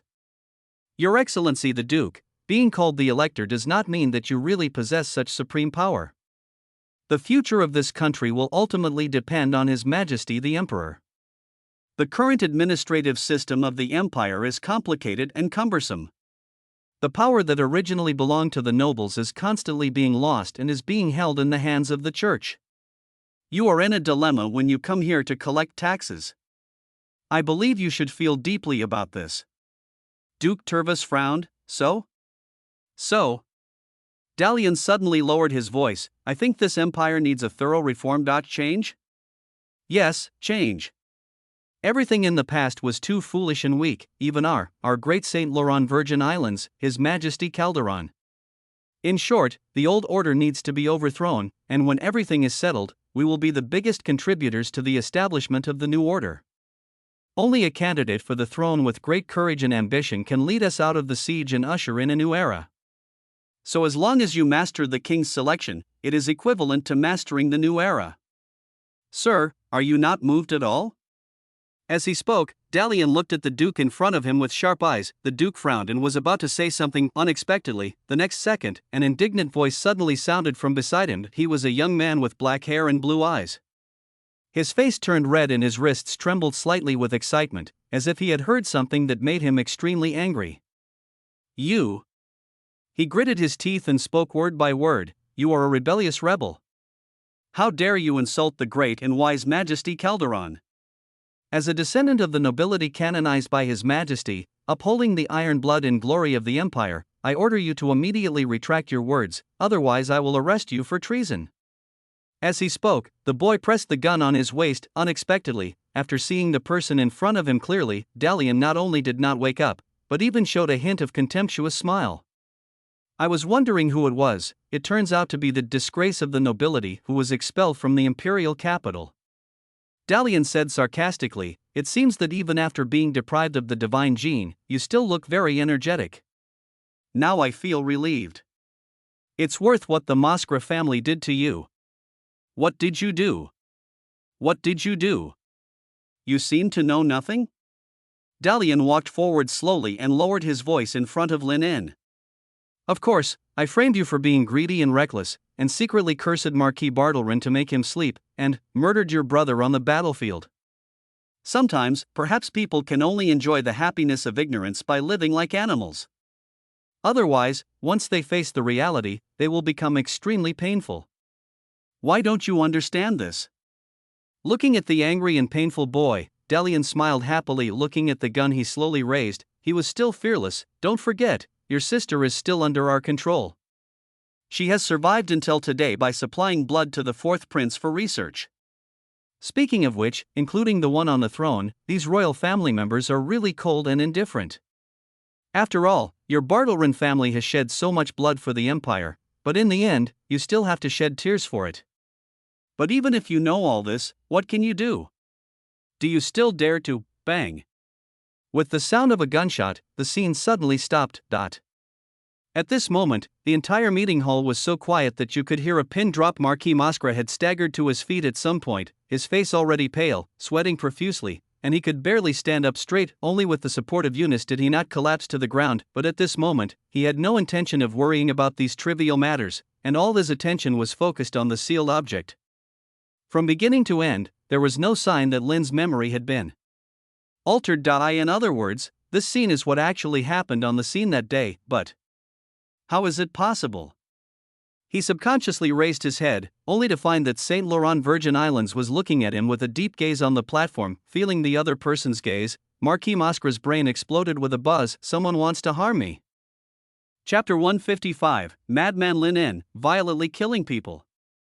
2-1, when the scene ended, the whole audience fell silent. Everyone stared in silence at the young man who removed his hand from the seal. What on earth can one say? The descendant of a military family who had been loyal for generations fell from grace due to the betrayal of some greedy and powerful people, and no one in the entire family had a good ending, although for many people, such things are common in the imperial capital, but when such a vivid picture is presented in front of people, it is a different experience. At least those who had a conscience subconsciously looked away, not daring to look at the pale-faced boy again. Even Tia, who had just offered to let him use the seal, subconsciously took a half step back. She was also pale, but it was not because of any physical discomfort. Instead, after hearing Dalian's heart-piercing words, he felt tangled and confused. From the very beginning, her impression of Lynn Bartleton was extremely bad. Not only did he target her favorite brother Xia in public, but he also pretended to fabricate some unfounded things and pretended that he had known her before, which was disgusting and abhorrent. It was precisely in order to quickly kill this guy with one blow that she had so excitedly asked him to use the sealing artifact just now, but the boy seemed to have no complaints about her suggestion from beginning to end, and now, the scenes in her memory made her understand the origin and truth of everything. As a silent saint, Tia never cares about worldly affairs. She immerses herself in the ritual of serving the goddess and practicing wholeheartedly every day. Naturally, he had no idea about what the Bartleon family had experienced. Therefore, in her eyes, Lin En was just a scoundrel who liked to use violence and despicable means. But now it seems that all this seems to have a reason. As the silent saint, although she looks like a puppet without any emotions, due to the profound teachings of the Moonlight Scripture, Tia is actually an extremely empathetic and compassionate person in her bones. After learning about Lin's tragic fate, she subconsciously put herself in her shoes. After experiencing slander and betrayal, his father was in a coma, his brother was murdered by a villain, and even his sister was suppressed and targeted by the royal family. If it were me, after experiencing all this, would I still be able to stand by others with a high position and a clear conscience, questioning and accusing others like I do now? Tia took a deep breath, trying to calm the anxiety deep in her heart. She didn't know the answer to this question, but subconsciously wanted to hold Brother Xiao's hand. But the moment his fingertips touched, the curse struck again and he shrank back as if he had been electrocuted. Just at this moment, the young man looked around at everyone with a frank gaze. When he saw her, his gaze stayed on her for a very short moment, and then he said, "Now, are you satisfied?" The young man's face was pale. He was in a very bad situation because he was suffering from the side effects of the seal, although he was communicating with all the doubters present, but for some reason, Tia felt as if those words were spoken to her. "Are you satisfied?" The boy's voice seemed to be mixed with a barely perceptible trace of pity, as if he had been forced into a corner by this evil woman and others, and was finally forced to cut open his chest and take out his heart to prove his innocence. A strong sense of irritation emerged in Tia's heart again, different from before. This time she felt irritated, and there seemed to be a hint of inexplicable emotion mixed in. That emotion is called guilt. No, this is just out of sympathy for his life experience. Besides, I don't even know this guy. Tia gritted her teeth and suddenly wanted to turn around and leave the council hall. However, looking at Xia's grim expression and his tightly clenched fists, she didn't know what to say. At this moment, Saint Laurent Virgin Islands on the stage suddenly looked at Lin and spoke. "Do you have anything else to say?" Hearing this, Marquis Mascra, who was almost about to collapse on the ground, turned pale and quickly explained, "Your Majesty, this matter was definitely not instructed by the Mascra family.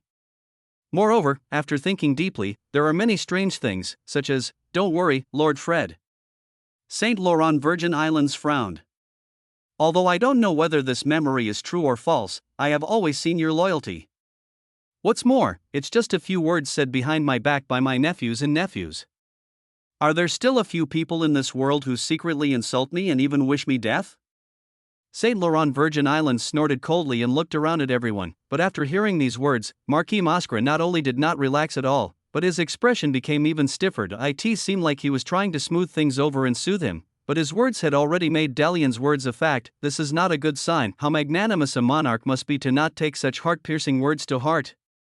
Marquis Mascra didn't know. He only knew that after ascending the throne as a dark horse, the defeated princes of the same generation as Saint Laurent Virgin Islands all died within a few years for various reasons. A sweat broke out on his forehead, and he felt that the Mascra family had reached an unprecedented crossroads. Once you make a wrong move, you might end up in an irretrievable situation. Hearing Saint Laurent VI's question, Lin slowly said, "The old Marquis's words are really ridiculous. You were the ones who questioned me, and it was you who suggested using the seal to probe my memory. I did as I was told from the beginning to the end, without making any excuses. But in the end, you still want to accuse me of forging my memory. I don't admit it." Upon hearing this, Marquis Mascra immediately gnashed his teeth and said, "But this is not completely impossible. You must have thought of a way to deal with this matter when you returned to the imperial capital this time, not to mention, what's more, the third princess is by your side. She is very powerful and can modify memories, so I don't recognize this result. Although it has been confirmed that this seal can detect traces of memory modification, what if something goes wrong?" At this moment, Marquis Mascra was already acting unreasonable. "Oh." At this moment, a light laugh reached everyone's ears. Everyone subconsciously looked back and found that the third Princess Ivaset, who was sitting in a wheelchair, had cast her gaze in their direction at some point. Because her reaction just now was so cold, everyone present thought that she was going to abandon Lin as a pawn, but now it seems that this is not the case. Ivaset looked at the other party nonchalantly. "I have heard too many similar doubts since I was a child. I am tired of them." Marquis Mascra opened his mouth, but no words came out. The next second, the woman's voice suddenly became extremely cold. "Just because you're tired of hearing it doesn't mean you're used to it." Ivaster's bright red eyes locked onto him like a venomous snake. "Old man, you want to question this princess? Are you ready to risk your life?"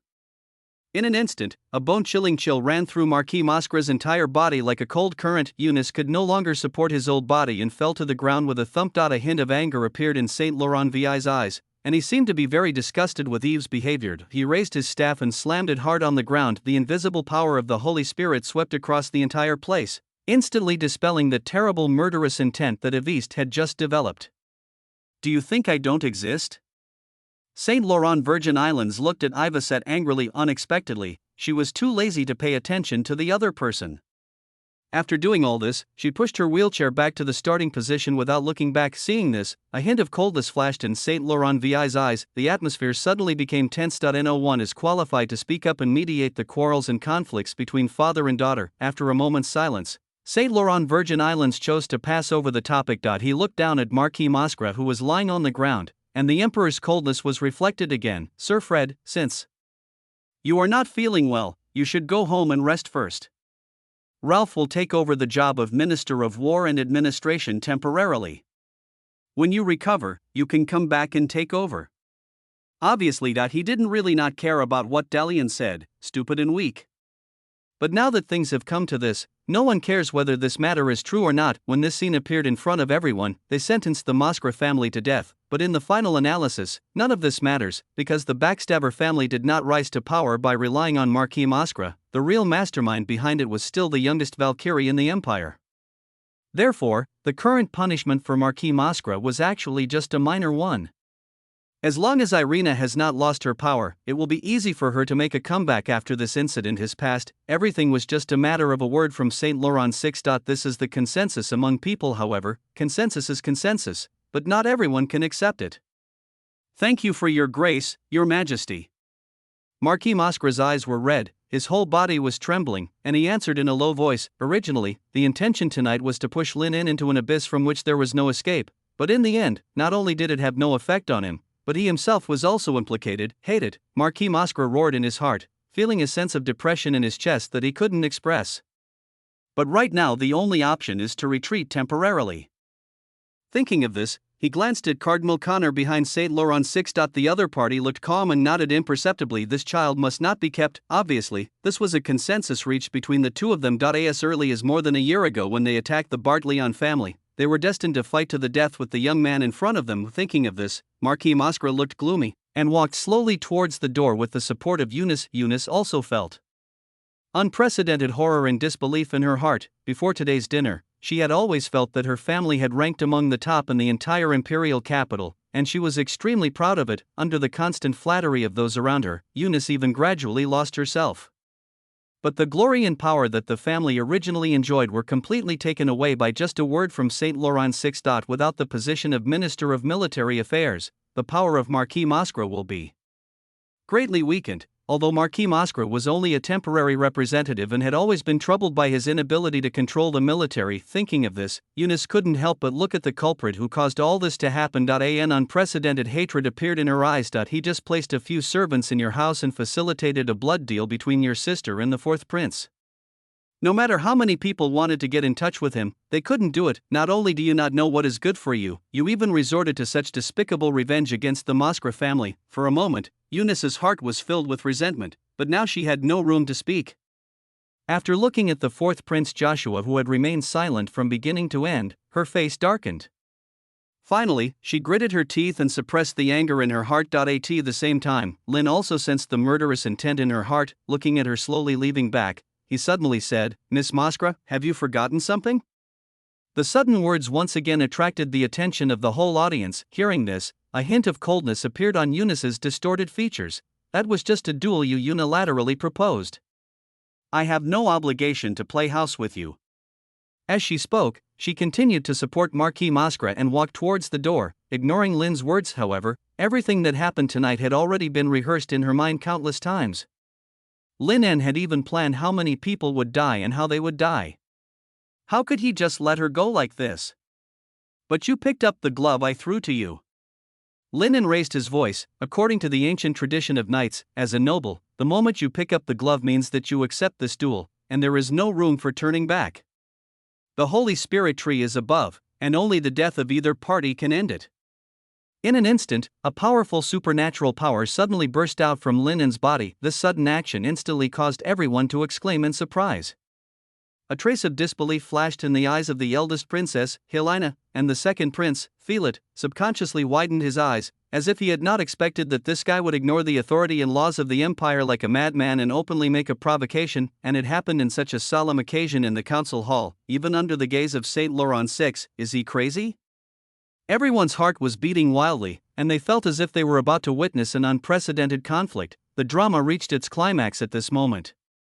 You are so outrageous.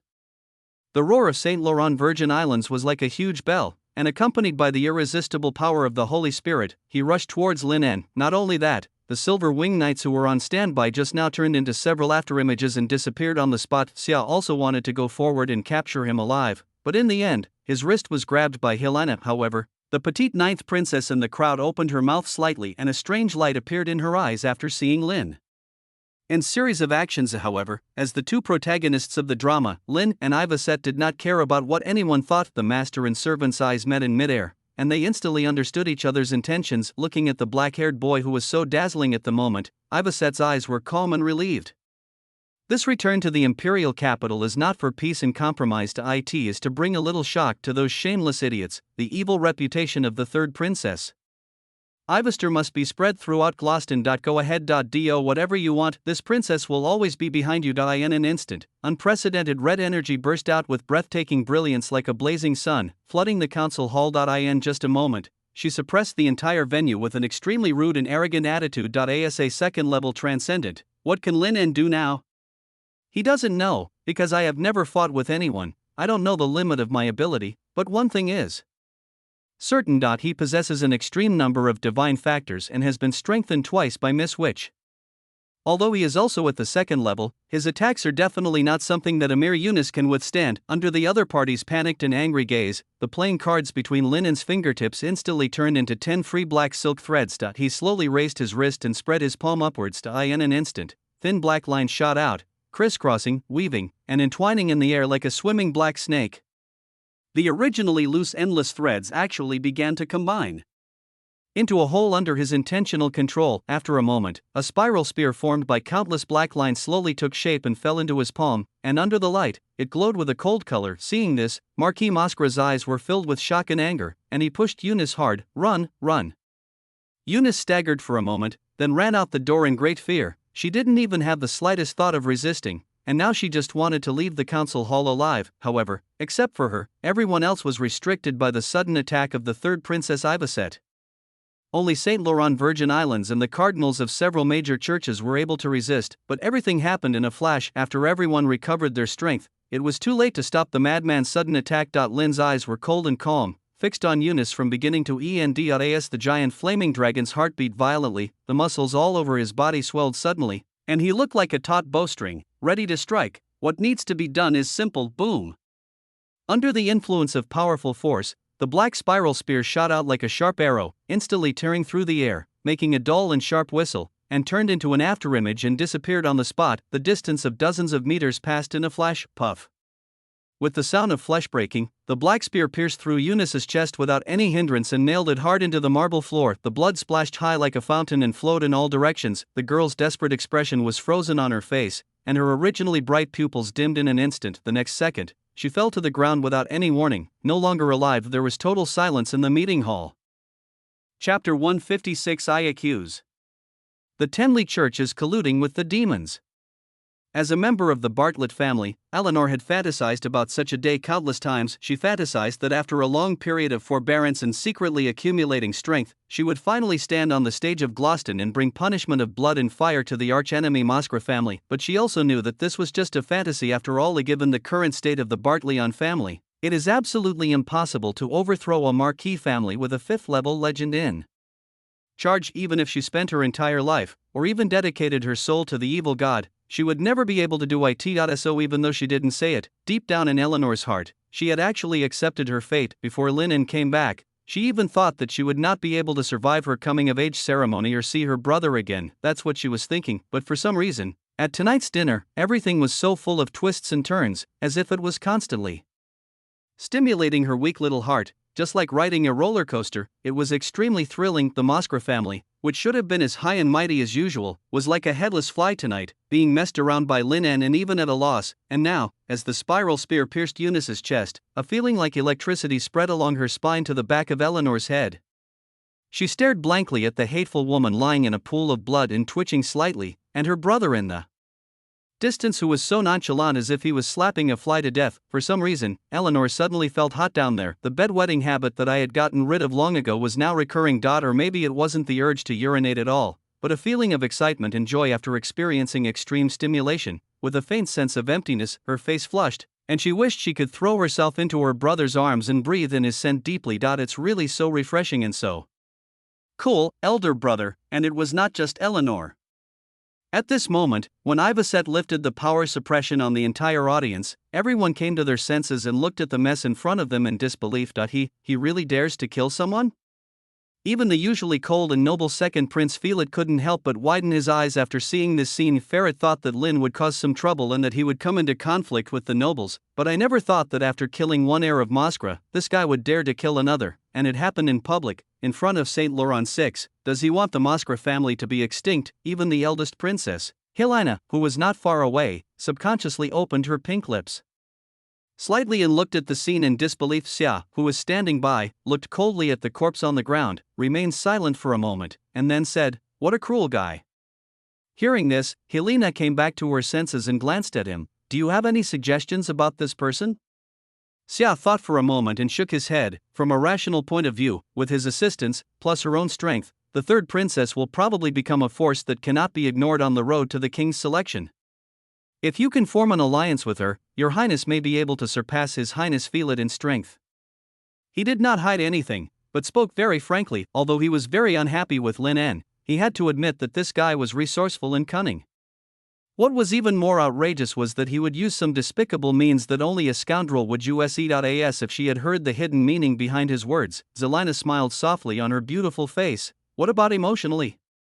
This smile stunned Xia for a moment. The beauty of Selena seems to transcend the material and reach the soul, like a conceptual thing. This is completely contrary to the nature of Eve Trey. No wonder the two became sworn enemies. From a sentimental point of view, I don't want your highness to get too close to that guy. After a long silence, Xia suddenly gritted his teeth and spoke very boldly. The look he gave to Helena was full of passion, as if hinting at something. Seeing this, Tia, who was standing by, had a hint of sadness in her emerald green eyes, but she quickly pretended to be calm, as if nothing had happened. Brother Xia is very outstanding and will not belong to her alone. This is something she has known for a long time, she thought silently. After hearing Xia's words that were almost like a confession, Selina seemed to be in a good mood, and a gentle smile appeared on the corner of her mouth. This princess knows. Also, we'll have to wait and see what happens to this little guy. If you can't even get through this level, how can you help little Evie? Although her own rank might not be as high as Evesites, this was the imperial capital, the royal palace area, and the place closest to the Holy Spirit tree. As the Emperor of Saint Laurent, Calderon himself is able to borrow some of the power of the Holy Tree, so he is not weaker than Evesite. What's more, the 3 generations of cardinals of the church around him also have various cards up their sleeves. Therefore, on the high platform, after a brief distraction, Saint Laurent Virgin Islands quickly recovered his strength from Ivacet's unreasonable behavior. He looked at the scene before his eyes with a cold expression, at Marquis Moscra lying beside Eunice with a grim face, and the lifeless body of the girl. The next second, the entire hall was shaken slightly by the tangible anger. Bold lunatic! Saint Laurent Virgin Islands clenched the holy staff in his hand, and his aura is deep and powerful as a mountain pressed down, as if to crush Linen completely. However, as Evist's bright red eyes lit up with a light like a sky full of stars, the invisible force of annihilation easily wiped out this aura. Seeing this, His Majesty the Emperor became even more furious. He stared at his extremely rebellious third daughter, but she was sitting in a wheelchair, looking at his slender fingers and ignored him. It was as if he had no interest in what was happening right now, but if anyone tries to attack her subordinates, she will fight back fiercely. Should I kill this man? At this moment, Saint Laurent Virgin Islands was weighing this question in his mind. He had previously underestimated the importance of this boy in his daughter's heart and thought he was just an ordinary subordinate. Unexpectedly, she would be able to fight against everyone present with her extremely weak body after using the jump matrix. Damn brat. Saint Laurent VI looked at the young man in front of him with an angry look and was speechless for a moment. In fact, the way this matter is handled can be big or small. Generally speaking, this is a disregard for the laws of the empire and a challenge to the majesty of the emperor. A few heads are not enough to kill them. To put it simply, this was just an honorable duel in accordance with the ancient traditions of the empire. Although not many people still remember it nowadays, it exists. Therefore, the final judgment of this matter now depends entirely on the words of Saint Laurent VI. He has a scale in his heart. One side symbolizes the Marquis of Moscra, the other side symbolizes Lin. Marquis Moscra has numerous bargaining chips on his side: the church, the nobility, and the royal family. This is the result of their hard work in the social arena over the years. On the side representing Linen, there was only a chip Ivacet, but even so, Libre is currently showing signs of a stalemate. Sensing Saint Laurent VI's hesitation, Connor, the cardinal of the Tenley Church behind him, couldn't help but step forward. Just now when Marquis Moscra was about to leave, the two of them exchanged glances. This guy Linen is really amazing. We cannot give him the opportunity to continue growing, even if it means risking offending the third princess. He must be nailed to death here today. Marquis Moscra had failed, so it was naturally his turn to take action, to add to the emperor's heart and place the last chip to break the balance. what needs to be done is actually very simple. Bishop Connor, who is well versed in human nature, knows this very well. The reason why that guy chose to kill people at such a time point is probably not just to establish his authority, but also for another purpose, that is, he was unable to clarify the accusations made against him by the Tenley Church of the unprovoked massacre of 108 church supernatural beings, and how he escaped from the hands of the devil and survived with the strength of a first-level supernatural being. He had no way of explaining these points. Even if it is done by modifying memory, there will definitely be some inconsistency. Because there is no way a first-level extraordinary person can survive from the hands of a demon that is comparable to a god. This is a truth, unless a god with strength far exceeding those two demons takes action. However, in Bishop Connor's opinion, such an existence is impossible in this world. Even the Lord of billions of stars, whom he believed in, would find it difficult to do so. Now the sword was at Linen's throat, and all he had to do was to stab it. Thinking of this, he slowly walked behind St. Laurent Virgin Islands. His Majesty. Looking over St. Laurent VI's shoulder, he accidentally made eye contact with the young man in the audience. Looking at those bright blue eyes and the teasing hidden in them, for some reason, Cardinal Connor, who had not spoken yet, felt his heart skip a beat. The next second, another unexpected reversal happened before everyone's eyes. Absurd and neurotic, facing the oppressive gaze of St. Laurent Virgin Islands, Lin suddenly took a step forward and raised his right hand. "I accuse."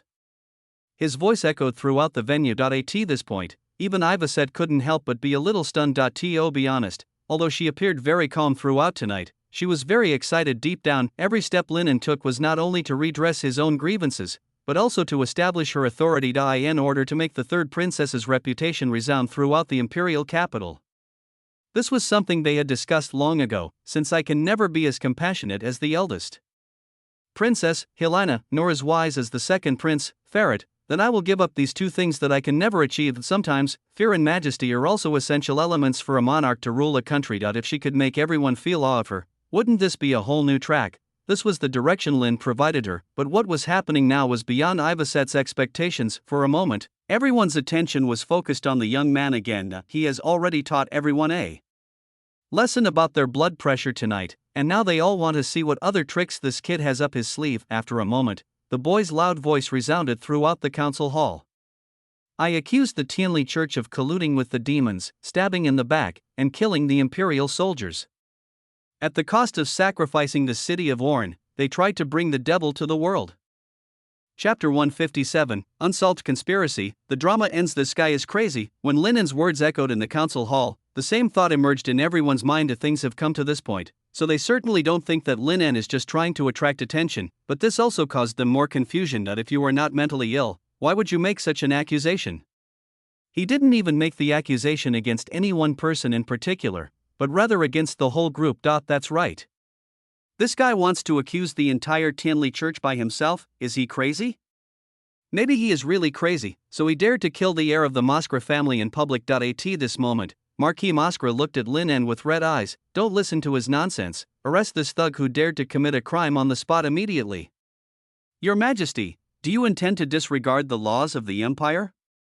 At this moment, this old man who was over 50 years old seemed a little crazy after losing two offspring in succession. St. Laurent VI frowned slightly. Although he had a so-so impression of this spoiled family, he still had to rely on the invincible Imperial Valkyrie on the battlefield of the Demon Clan, so it was better to avoid abandoning her after she had done her job. What's more, due to the electoral system and the current situation of feudal fiefdoms among local nobles, St. Laurent Virgin Islands had very little control over the military. Therefore, we cannot give up on the Moskra family, which is a hopeless mess. Thinking of this, the balance of the scale was broken. He slowly looked at the silver-winged knights on the side, and decided to suppress Ivester for a moment, and then let them kill the madman in front of them on the spot. The atmosphere suddenly became tense. Unexpectedly, in the next second, the young man suddenly rushed to the spherical seal at lightning speed, and while no one could react, he placed his palm on it again. The colorful memory particles floated up again. What is he going to do? Everyone's heart was filled with doubts. Only behind Avist, everyone in Augusta Manor, including Greya, Morris,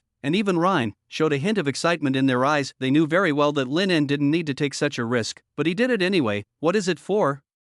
To seek justice for the manor guards who died innocently in the disaster, as well as the soldiers under Duke Tyrus, they shouldn't have died in such a hellish place. Even if you die, you should die honorably on the battlefield, not be backstabbed by friendly forces. As the colorful mist spread, a brand new picture appeared in front of everyone. On the podium, Cardinal Connor frowned slightly. The next second, he slowly looked at Selena in the distance. Your Highness, for the fairness of this judgment, please help me. It is well known that the eldest princess holds an extremely powerful level 0 seal in her hand. Hearing this, Helena nodded slightly, then raised her wrist, revealing the rusty brass round bell tied on her wrist. Ding dong, with the gentle plucking of slender fingers, invisible sound waves turned into laws and descended here. Falsehood is prohibited here. In an instant, many ladies present suddenly screamed in a low voice and subconsciously covered their faces. Obviously, these women who love beauty have used some extraordinary items to cover up their appearance flaws, but are now restricted. Helena gave them an apologetic look, then stared intently at the image that appeared on the boy's screen. Prohibiting falsehood means that the memories he reveals at this moment are completely true, immersed in the spiritual world.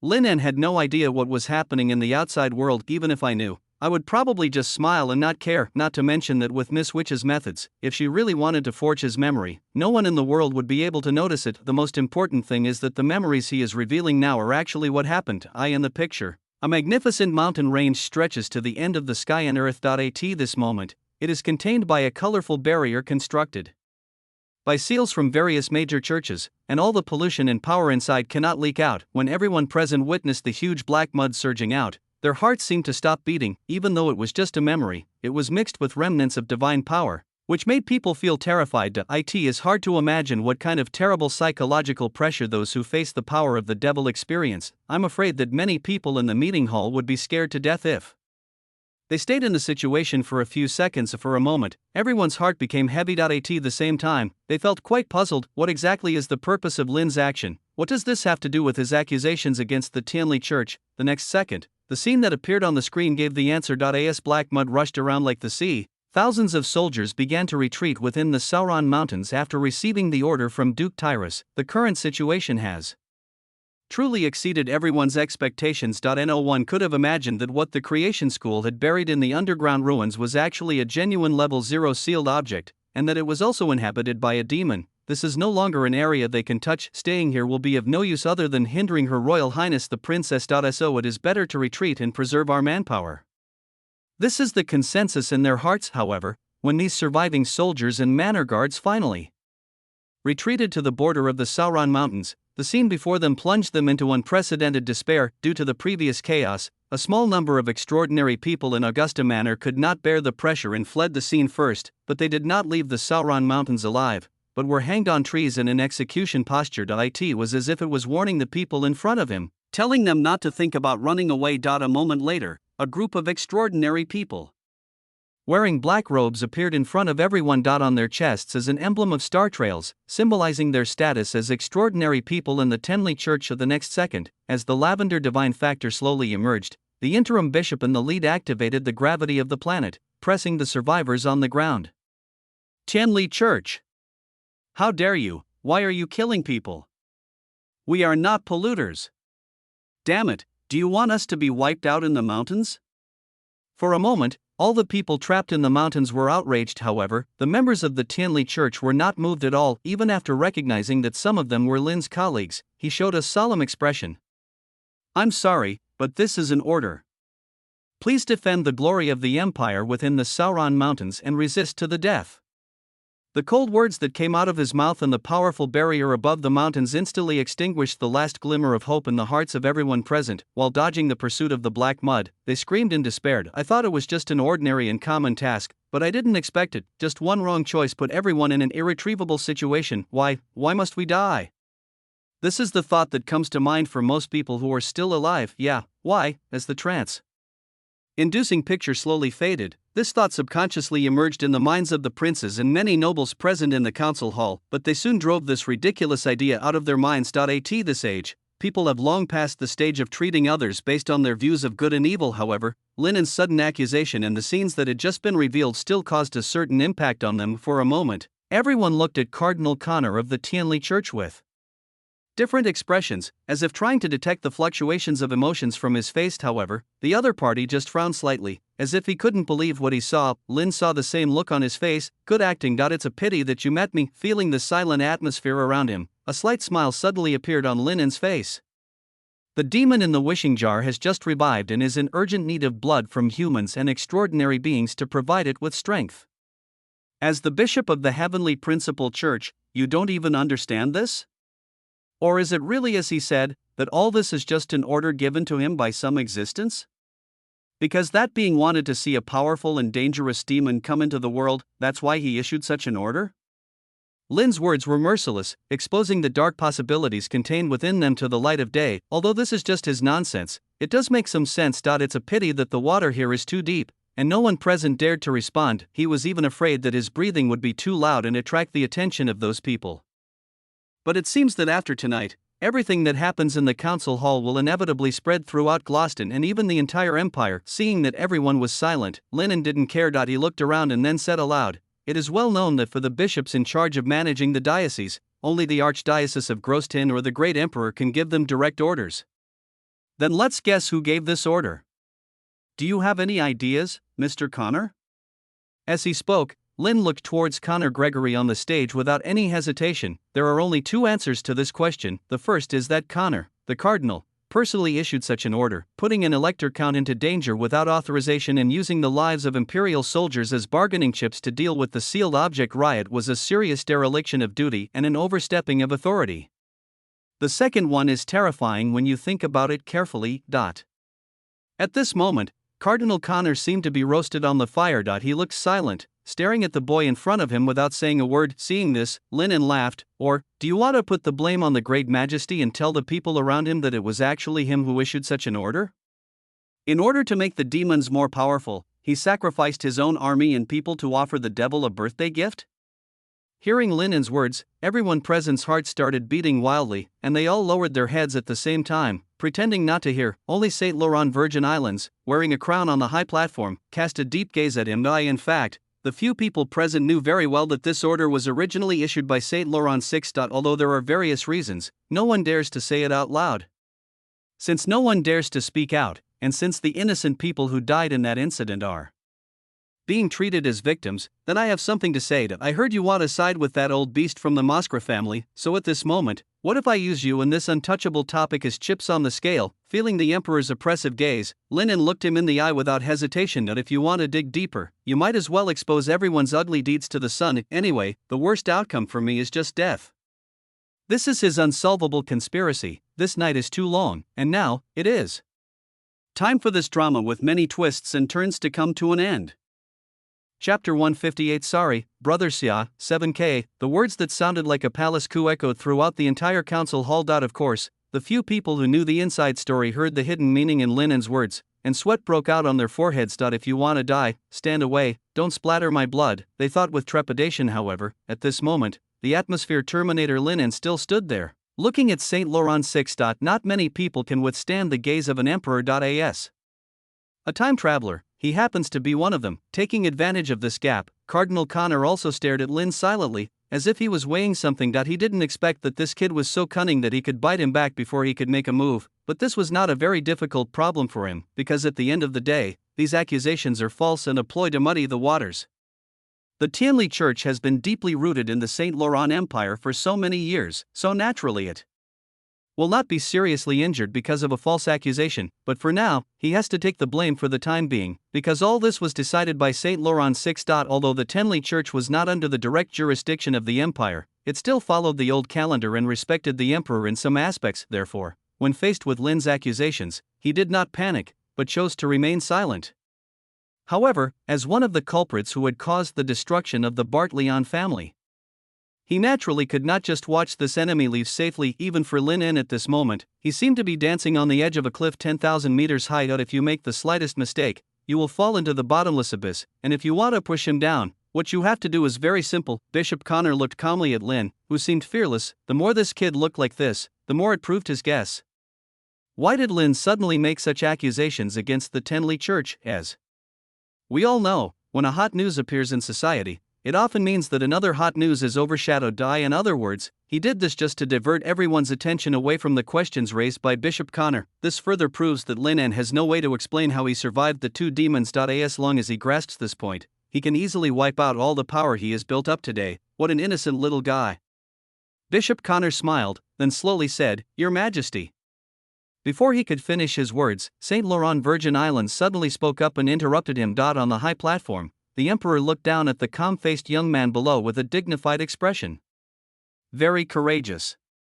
Saint Laurent Virgin Islands said coldly, "It seems that the Bartlerin family has produced an outstanding descendant." "Your Majesty, thank you for the compliment." Lin leaned forward slightly, but there was no trace of humility on his face. "Oof." Saint Laurent Virgin Islands snorted coldly, then looked around and his expression eased a little. "As you can see, there seem to be some unpleasant incidents in today's award ceremony. I have decided to hold it another day. Now, everyone leave immediately."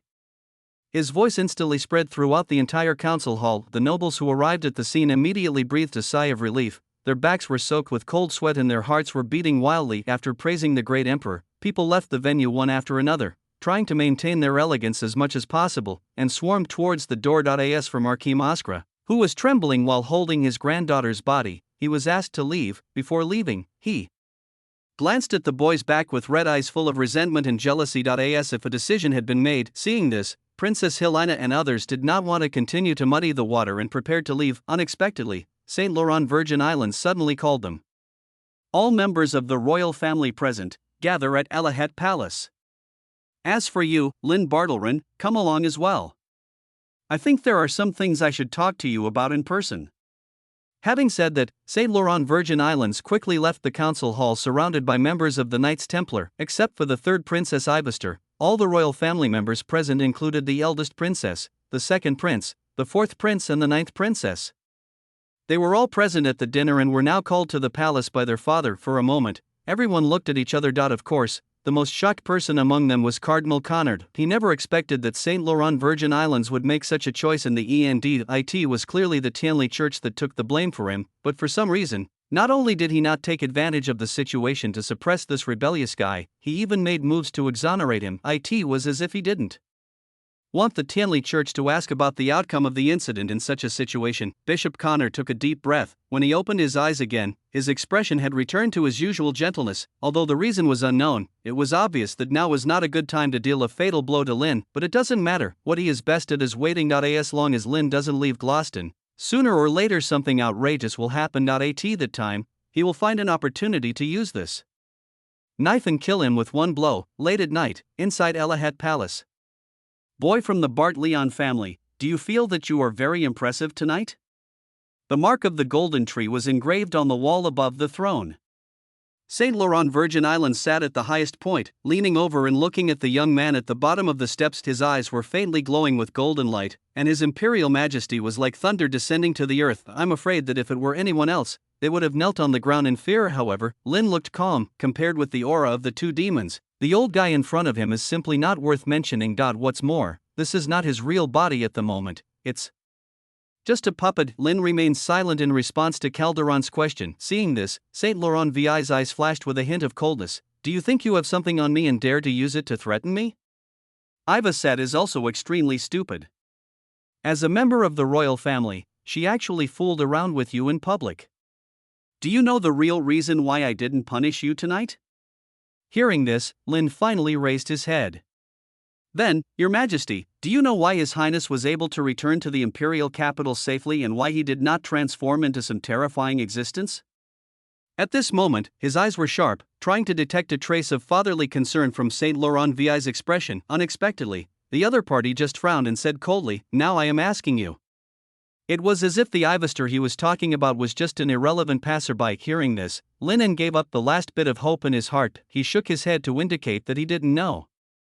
"When the incident happened, I was busy with important matters and could not get away." Saint Laurent Virgin Islands said calmly, "When I had some free time to deal with government affairs, I found that the Bartlerin family had experienced such a huge change in just a few months. This is my fault." When talking about his former subordinates, his tone slowed down slightly. After all, Count Bartleon is currently in a coma. Legally speaking, Linen is the temporary head of the family and can automatically inherit the title. After hearing Saint Laurent Vi's words, Lin's liar swallow did not react at all. This shows that he is telling the truth, but Linen didn't feel flattered at all, and even felt like laughing. If old Deng really cared so much about this so-called old subordinate, Then why didn't he take any action against the Moskra family from beginning to end? Not even the slightest bit of revenge. It's not that he couldn't understand Saint Laurent VI's thoughts. This is exactly what Lin said to Duke Turvis after he shot Darien. It has already happened. In order to avoid maximizing losses, the wise emperor allowed Irina to transplant his divine genes, and he instantly became a hot new upstart in the empire, even ignoring the sufferings that the Bartleon family had endured over the past year. The fourth prince had drawn Eleanor's blood. Was he really unaware of this? Maybe not. Perhaps these subordinates have simply lost their usefulness and are not worthy of his continued support. Lin understood his thinking. Understanding does not mean agreement, because humans are double-standard animals. So at this moment, Lin didn't even have the interest to talk to him. Saint Laurent VI seemed to sense the other party's absent-mindedness and frowned. Also, regarding the sealed object incident in Orange City, you were at the bottom and did not know the full picture, so you cannot judge the reason why the top leaders made such a decision. So I understand the anger and resentment in your heart. But that's no excuse for you to cause a scene in the chamber. You can regard today's incident as my compensation to your Bartlerin family, or as my invisible reward for your actions in Orange City. After you leave the palace, I will not pursue your previous actions. As for the feud between you and the Moskra family and the Tianli Church, I will not take sides with either side. I will leave this arena to you to fight. Thank you for your grace, your majesty. Lin bowed calmly. Seeing this, Saint Laurent Virgin Islands looked him up and down expressionlessly, then nodded. I hope you can have a more peaceful time in Grosting. It will be time for autumn hunting soon. Go ahead. Also, call Selena over to me.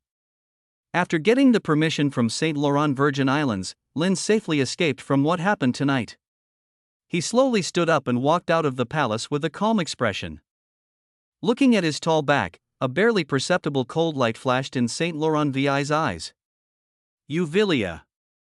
At a certain moment, Saint Laurent Virgin Islands shouted at Lin's back in a very abrupt manner. However, the other party did not seem to react immediately, and did not even make a subconscious move. Only after he had walked 2 or 3 steps did the young man turn around belatedly, looking surprised. Your Majesty, who are you calling? Nothing, go ahead. Saint Laurent Virgin Islands waved his hand with a dull expression. At the same time, my heart was filled with confusion and puzzlement. Could it be that I was wrong? But if that is not the case, where did the core of the Level 0 seal and the creation demon that resides inside it go? On the throne, the emperor fell into deep thought. What did the old guy talk to you about? Led by the court eunuch, Lin left the emperor's palace and met Ivest and 4 other princes and princesses, including the eldest princess Helena. In the courtyard, even Xia and the silent Saint Tia came here for some reason and were looking at him with cold eyes. However, Lin had no time to deal with their affairs at the moment. Feeling Eve's cold little hand wrapped around the back of his hand, Lin smiled slightly. Don't worry, His Majesty has pardoned my sins tonight. He concealed the last episode, thinking it would not be a good idea to tell Ivest about it too early. Hearing this, a hint of surprise appeared in the other party's bright red eyes. It seemed that he didn't expect that the old guy would be so easy to talk to today, but she still secretly breathed a sigh of relief. To be honest, even for Eve's sight, who had experienced many ups and downs, everything that happened tonight was full of excitement. She was so excited that she could hardly hold back and pushed her cute puppy hard onto the bed. It was a pity that Eve had already made a promise to herself that she would not sleep with him until she had completely captured Lin's heart. Otherwise, wouldn't she have lost to that bitch in the future? In addition, at the dinner just now, she vaguely sensed that something was wrong. Thinking of this, Eve turned her gaze to the silent saint who had followed her for some reason. After a brief eye contact, the other party seemed to be uninterested and looked away like a puppet. Her intuition told her that the relationship between her and Lin was not that simple.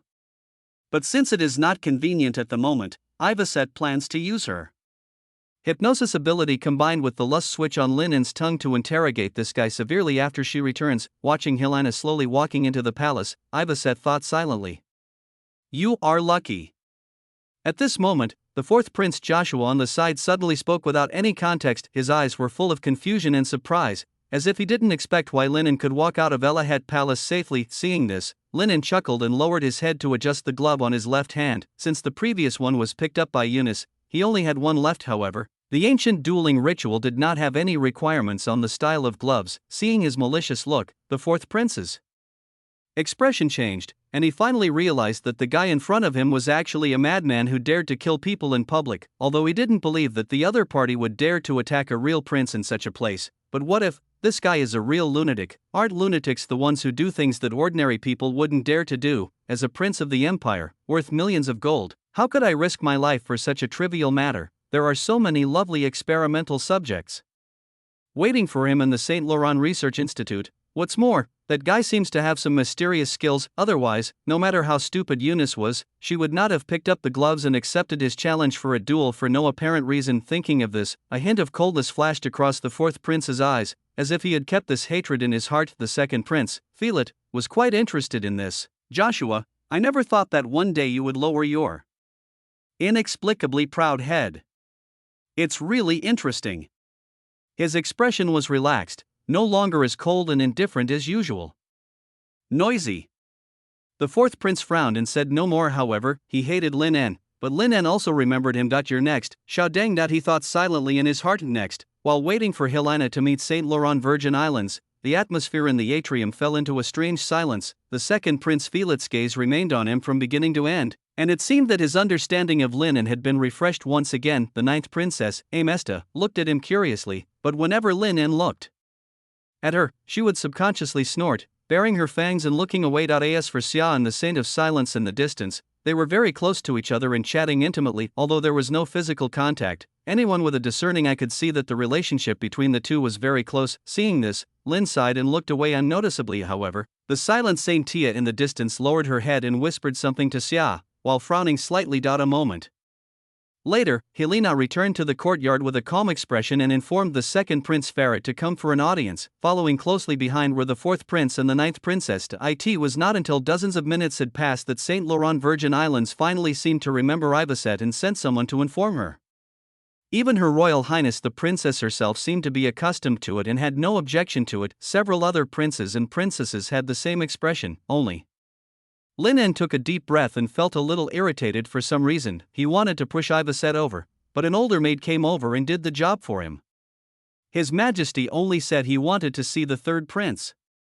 The other person's expression was a little dull. Hearing this, after a brief eye contact, Lin En had no choice but to wait where he was. Instead, Ivaset whispered, "Wait for me to come back," and then she disappeared into the corridor in her wheelchair. At this point, Lin En was the only one left in the entire atrium, facing several unfamiliar beings. Although they were all characters he had seen in the original novel, Lin En still felt a little uncomfortable seeing them all appear before him at once. By the way, the three women present, Helena, Tia, and the ninth princess Amesta, are all the future harem of the brave Xiao. It's just that Aimstar's plot level is slightly lower, only A level.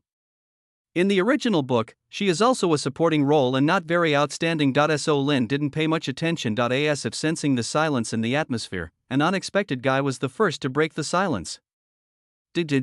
Accompanied by the sound of crisp footsteps, a tall and graceful woman walked towards him. Seeing that Helena suddenly approached the guy he hated, Xia subconsciously stopped talking to Tia and turned his gaze to his boss. Along with a strange but refreshing faint fragrance, Lin En suddenly saw a white and tender hand reaching out to him. In his hand was a luxurious gold-stamped invitation. "Tomorrow, when you're free, you can ask little Evie to bring you over to play." Helena's expression was gentle, as if she had forgotten Lin En's previous comments about her appearance. "It's in my mansion, but it's different from tonight. The people who come are all friends of the same age. It's a private dinner party." Like a gentle older sister, normally, a man with normal physiological characteristics would be moved when seeing such a beautiful woman actively inviting him, but Lin is not a normal person. He shook his head without hesitation. "Sorry, my prince doesn't allow me to talk to strange women outside." Lin seemed like a good and obedient child. It's not that he's doing it for show effect. It's because that woman Ivaset really did tell me this. Lin En didn't dare to think about what would happen if she found out later that he had accepted her enemy's invitation to a banquet without her permission. What's more, why did this woman suddenly invite him? When something is abnormal, there must be something wrong. Lin En had just returned to the imperial capital and didn't want to provoke these forces. Atwell of the Moskra family and the Tenley Church alone would be enough to keep him busy for a while. Hearing this, Helena's expression froze for a moment, but she quickly reacted. She gently lifted up the long platinum hair hanging by her ears, her eyes sparkling and full of charm. "It's okay, just pass it to her for me."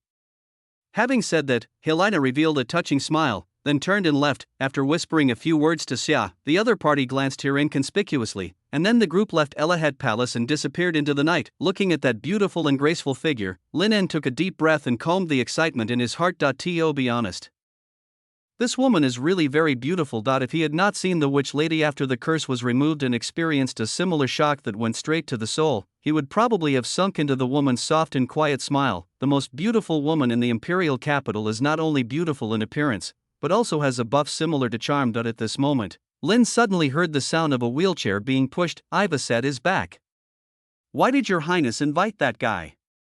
On the return carriage, Xia asked somewhat confusedly. Helena held her rosy cheek and looked out the window nonchalantly. After hearing her subordinate's question, she was silent for a moment, and then a hint of helplessness appeared in her eyes, because this is what his father Calderon told him to do. After meeting Saint Laurent Virgin Islands, the other party made this request directly, asking her to try to get close to Lin En and get some secret hidden in him, although Helena currently knows nothing about this. It is the Emperor's order after all. What's more, he promised her a considerable amount of Wangxian score as compensation. Although her first impression of the little guy was not very good, Helena still decided to take on the task, but right now, in front of her close subordinates, she didn't know why she didn't want to say it. Perhaps he was afraid that Xia would overthink and cause unnecessary misunderstandings. Seeing that Helena fell silent, Xia stopped asking questions. After the carriage arrived at the destination, he got off and returned to the military headquarters. Good night, Your Highness. Xia waved her hand and said goodbye to her gently as Helena smiled and said, good night to you too. After watching Xia return to the military headquarters, Helena ordered someone to drive away, and now she was the only one left in the carriage, and everything suddenly became quiet. As for Tia, when she left Elahed Palace, a nun came to pick her up. After all, she is the saint of silence and has a very high status in the church. The street scene outside the window was rushing backwards. After an unknown amount of time, the carriage slowly stopped in front of his mansion, just as Helena was about to go back to soak in the hot spring to wash away her fatigue. She found a slender figure in a moonwhite robe, standing at the door of the mansion with her legs together. Tia? What's wrong? After recognizing the other party's identity, although she was confused, Helena still asked. In a sense, the relationship between the two competitors can only be described as dull. Hearing Helena's active inquiry, for some reason, the elf girl, who should have been as cold and indifferent as a doll, showed a trace of hesitation in her eyes, which was extremely rare. After a moment of silence, she whispered, can you give me 2 of those invitations? Zelina was a little surprised. You want to attend this dinner? But I haven't heard of it. It was Brother Xia. He suddenly asked me when we were leaving. He seemed to want to participate. Tia stood on tiptoe slightly, touching the ground with the tips of her boots, trying to make herself look as calm as usual. So that's why, is it to accompany him? Helena was not suspicious, and didn't even think Tia was lying, because the personality she displays on a daily basis is so indifferent that it is impossible for people to associate her with lying. Looking at the 2 extra invitations in her hand, Tia took a deep breath. Would you like to come in and sit down? No. After rejecting Helena's invitation, Tia left with a heavy heart. After walking on the empty and deserted street for a long time, she finally let out a long breath. In fact, she did deceive Helena just now. Xia had no idea that she was going to attend the dinner party. Even Tia was not going to tell him about this, but was planning to sneak into the dinner party by disguising herself. The reason is simple.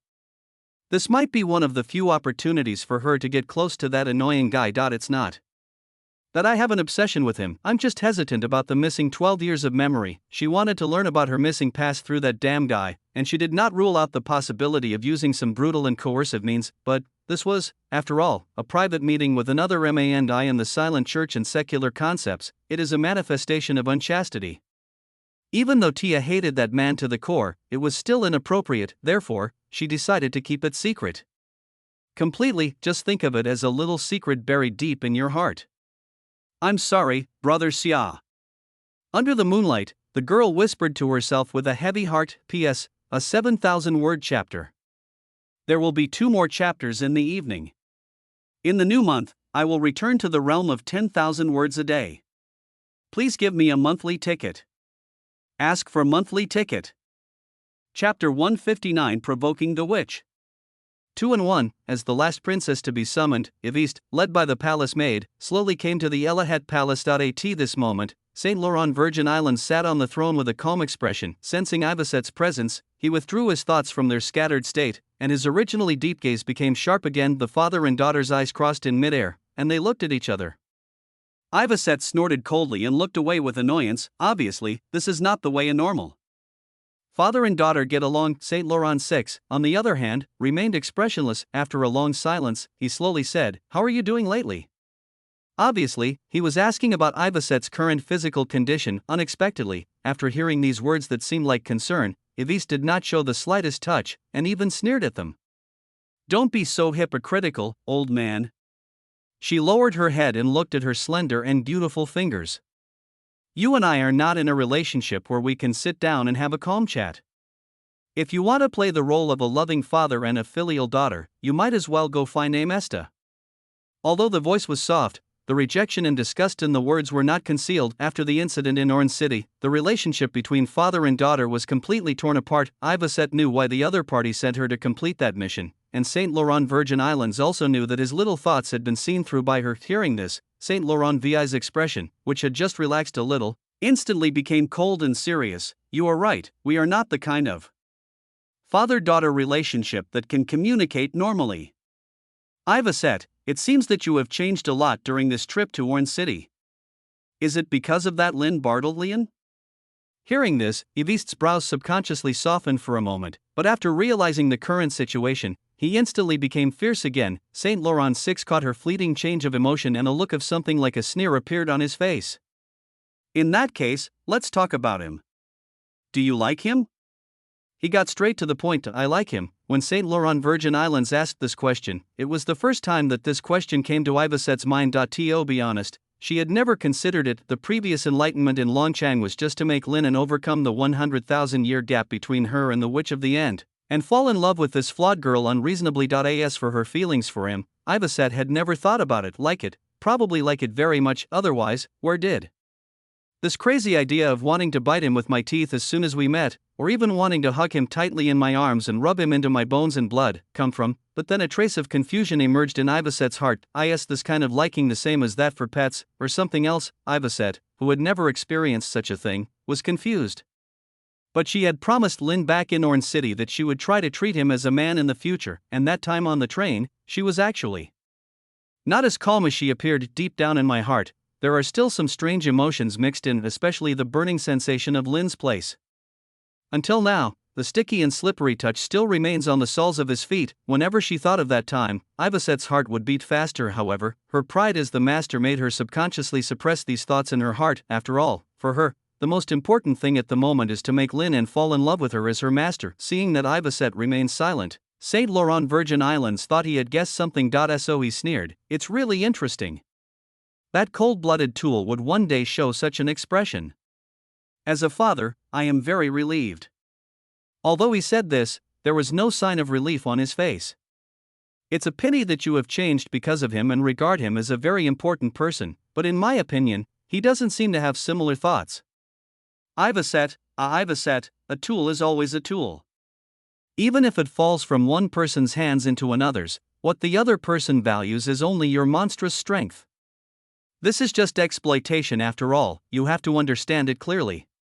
Saint Laurent Virgin Islands raised his voice slightly, as if hinting at something. "Are you trying to sow discord?" "No, in a way, he is right. For Lin En, who has lost his memory at this moment, the bitch in the future is the object of his loyalty and admiration. After all, I am just her illusion now." Even though her cute little dog pounced on her and acted coquettishly towards her, it was mostly because he looked alike to the future Witch of the End. Although Ivaset was extremely angry, this was something she had already known for a long time. That was why she tried so tirelessly to make Lin fall in love with her. So what Saint Laurent Virgin Islands said at this moment was not entirely wrong. In fact, what he did to her was more of a leverage, and Ivaset was not unaware of it. To put it more bluntly, it is exploitation. Even though there was a brief moment of heartbeat, it was only directed at her body. It doesn't count, but, so what? The future is long, and no one knows what will happen in the future. Ivester smiled slightly. Right now, he has no contact with Selena or anyone else. Even if he is using me, this feeling is only directed at me. Just knowing this is enough.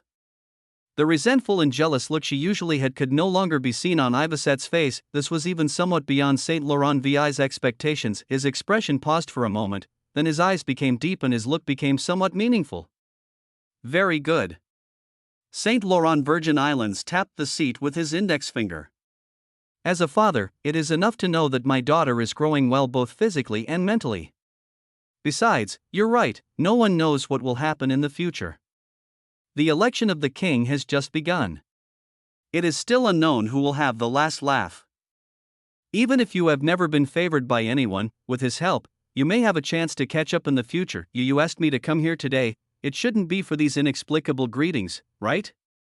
Ivaset finally couldn't help it and interrupted Saint Laurent Virgin Islands with a frown. I don't know if it's because the mission was completed too perfectly, or if my own changes have exceeded his expectations. She always felt that the old guy's attitude had changed. It's puzzling. Nothing. Saint Laurent Virgin Islands slowly retracted his gaze. I just suddenly thought of your mother. The moment the word mother came out of his mouth, the entire palace was suddenly swept by an unprecedented cold murderous intent. Don't mention her in front of me. Ivaset's voice was cold and terrifying. You don't deserve it. As she said this, she seemed to no longer have the mood to play along with him, and she controlled the wheelchair herself and turned away. I don't know what happened in the past that would cause Ivaset to have such a violent reaction. Watching her slowly leaving, Saint Laurent Virgin Islands said calmly, okay, since you don't want to talk about those old things, then I won't mention them. In that case, why not talk about something that might interest you? For example, the evil curse mark on your face. As soon as he finished speaking, the wheelchair carrying Ivaset stopped where it was. After a moment, she turned around again and looked at Saint Laurent Virgin Islands with a cold expression, as if waiting for what to come. It can be said that this inexplicable curse on her face has been with her for more than 20 years and is the culprit that caused her to be alone and even hated by the world, but these are nothing to her now. After spending so much time with Lin, she developed the habit of ignoring her mental fatigue. However, even so, when facing her future perfect self, every time she saw the curse mark on her face, Ivester would inevitably feel a little inferior. So deep down, she really wanted to restore her true appearance, and now, things seem to be taking a turn for the better. Looking at Ivaset's cold expression, Saint Laurent Virgin Islands said slowly, not long ago, the Empire discovered a mysterious mausoleum in the ruins of an ancient city in the north. Your Highness? Looking at Ivaset, who had been silent since leaving Elahet Palace, Lin called softly. Ivaset blinked, and her bright red eyes regained their luster. What's wrong? What's wrong? Looking at the carriage in front of him and the wheelchair armrest that Ivaset was holding tightly, Lin had a strange expression on his face. If it were in the past, she would have opened her arms and asked him to carry her into the car, but for some reason, Ivaset looked like she was worried about something. What did His Majesty say to you just now? Lin held her in her arms like a princess and got on the carriage. Eleanor and the subordinates of Augusta Manor had already left at Ivaset's instruction. Since the housekeeper Kesha and others had already returned to the imperial capital, accommodation was prepared for them in advance, and now, apart from a few accompanying maids, there was no one else. Hearing Linen's words, a hint of darkness flashed in Ivaster's eyes, but she soon smiled and hugged his neck tightly. You guessed right. That old guy really handed the Night Punisher over to me, but I need to arrange the manpower myself, and the backlog of supernatural cases must also be dealt with as soon as possible. This process may be troublesome, you have to help me. As she spoke, Ivaset suddenly raised her head slightly, stretched out her pink tongue, moved close to Lin, and licked the corner of his lips lightly. Although they separated immediately after touching, a crystal clear and moist trace was still left behind. This is an advance reward for you. She lifted her long black hair by her ears and smiled charmingly. Here it comes again. Lin gritted his teeth and micro-controlled the gun. After spending these days together, he has become accustomed to Ivaster's overly intimate behavior. The excuse is to build a relationship with your puppy. You hit me. Sorry. In just a few words, Ivaset shifted Linen's doubts to some unimportant matters. She didn't want Lin to get involved. After finally returning to the Bartleon mansion, Linen thought they could separate temporarily so that he would have the opportunity to contact Miss Witch using parchment and report his progress with TF. Unexpectedly, Ivester stayed with him and let him carry her back to the room. The moment the door closed, the woman started again from zero frame, and the mark of the mines. Eye on her palm lit up. Here we go again. The Lie Eater was activated in an instant. Linen's body suddenly became as if his soul had left his body. Dull and slow, however, his consciousness was extremely clear. Carry me to bed. Ivaset gave him an order. Hearing this, Lin En, who was pretending to be hypnotized, had no idea what this woman was up to, but he had no choice but to do as she said. Unexpectedly, the moment she was put on the bed, Ivaset suddenly hooked her hands and laid his body beside her. Then, taking advantage of the opportunity when the hypnotic effect had not yet worn off, he rode on Lin's body. The long black hair fell down, exuding a faint and pleasant rose scent. Those bright red eyes were now fixed on Lin En. What is the relationship between you and that silent Saint Tia? In an instant, Lin could hardly control his mental trembling and almost broke out of the state of liar eater. Damn it, obviously, I have been very cautious, but just one or two inadvertent eye contact made her notice something strange. Isn't a woman's sixth sense too scary? For a moment, Lin's consciousness trembled. Fortunately, she didn't know at the moment that this was fake hypnosis, so Lin En felt that he could still do some control. You in the future told me. Lin's opening sentence made Evesight extremely unhappy, but fortunately, he changed the subject the next second.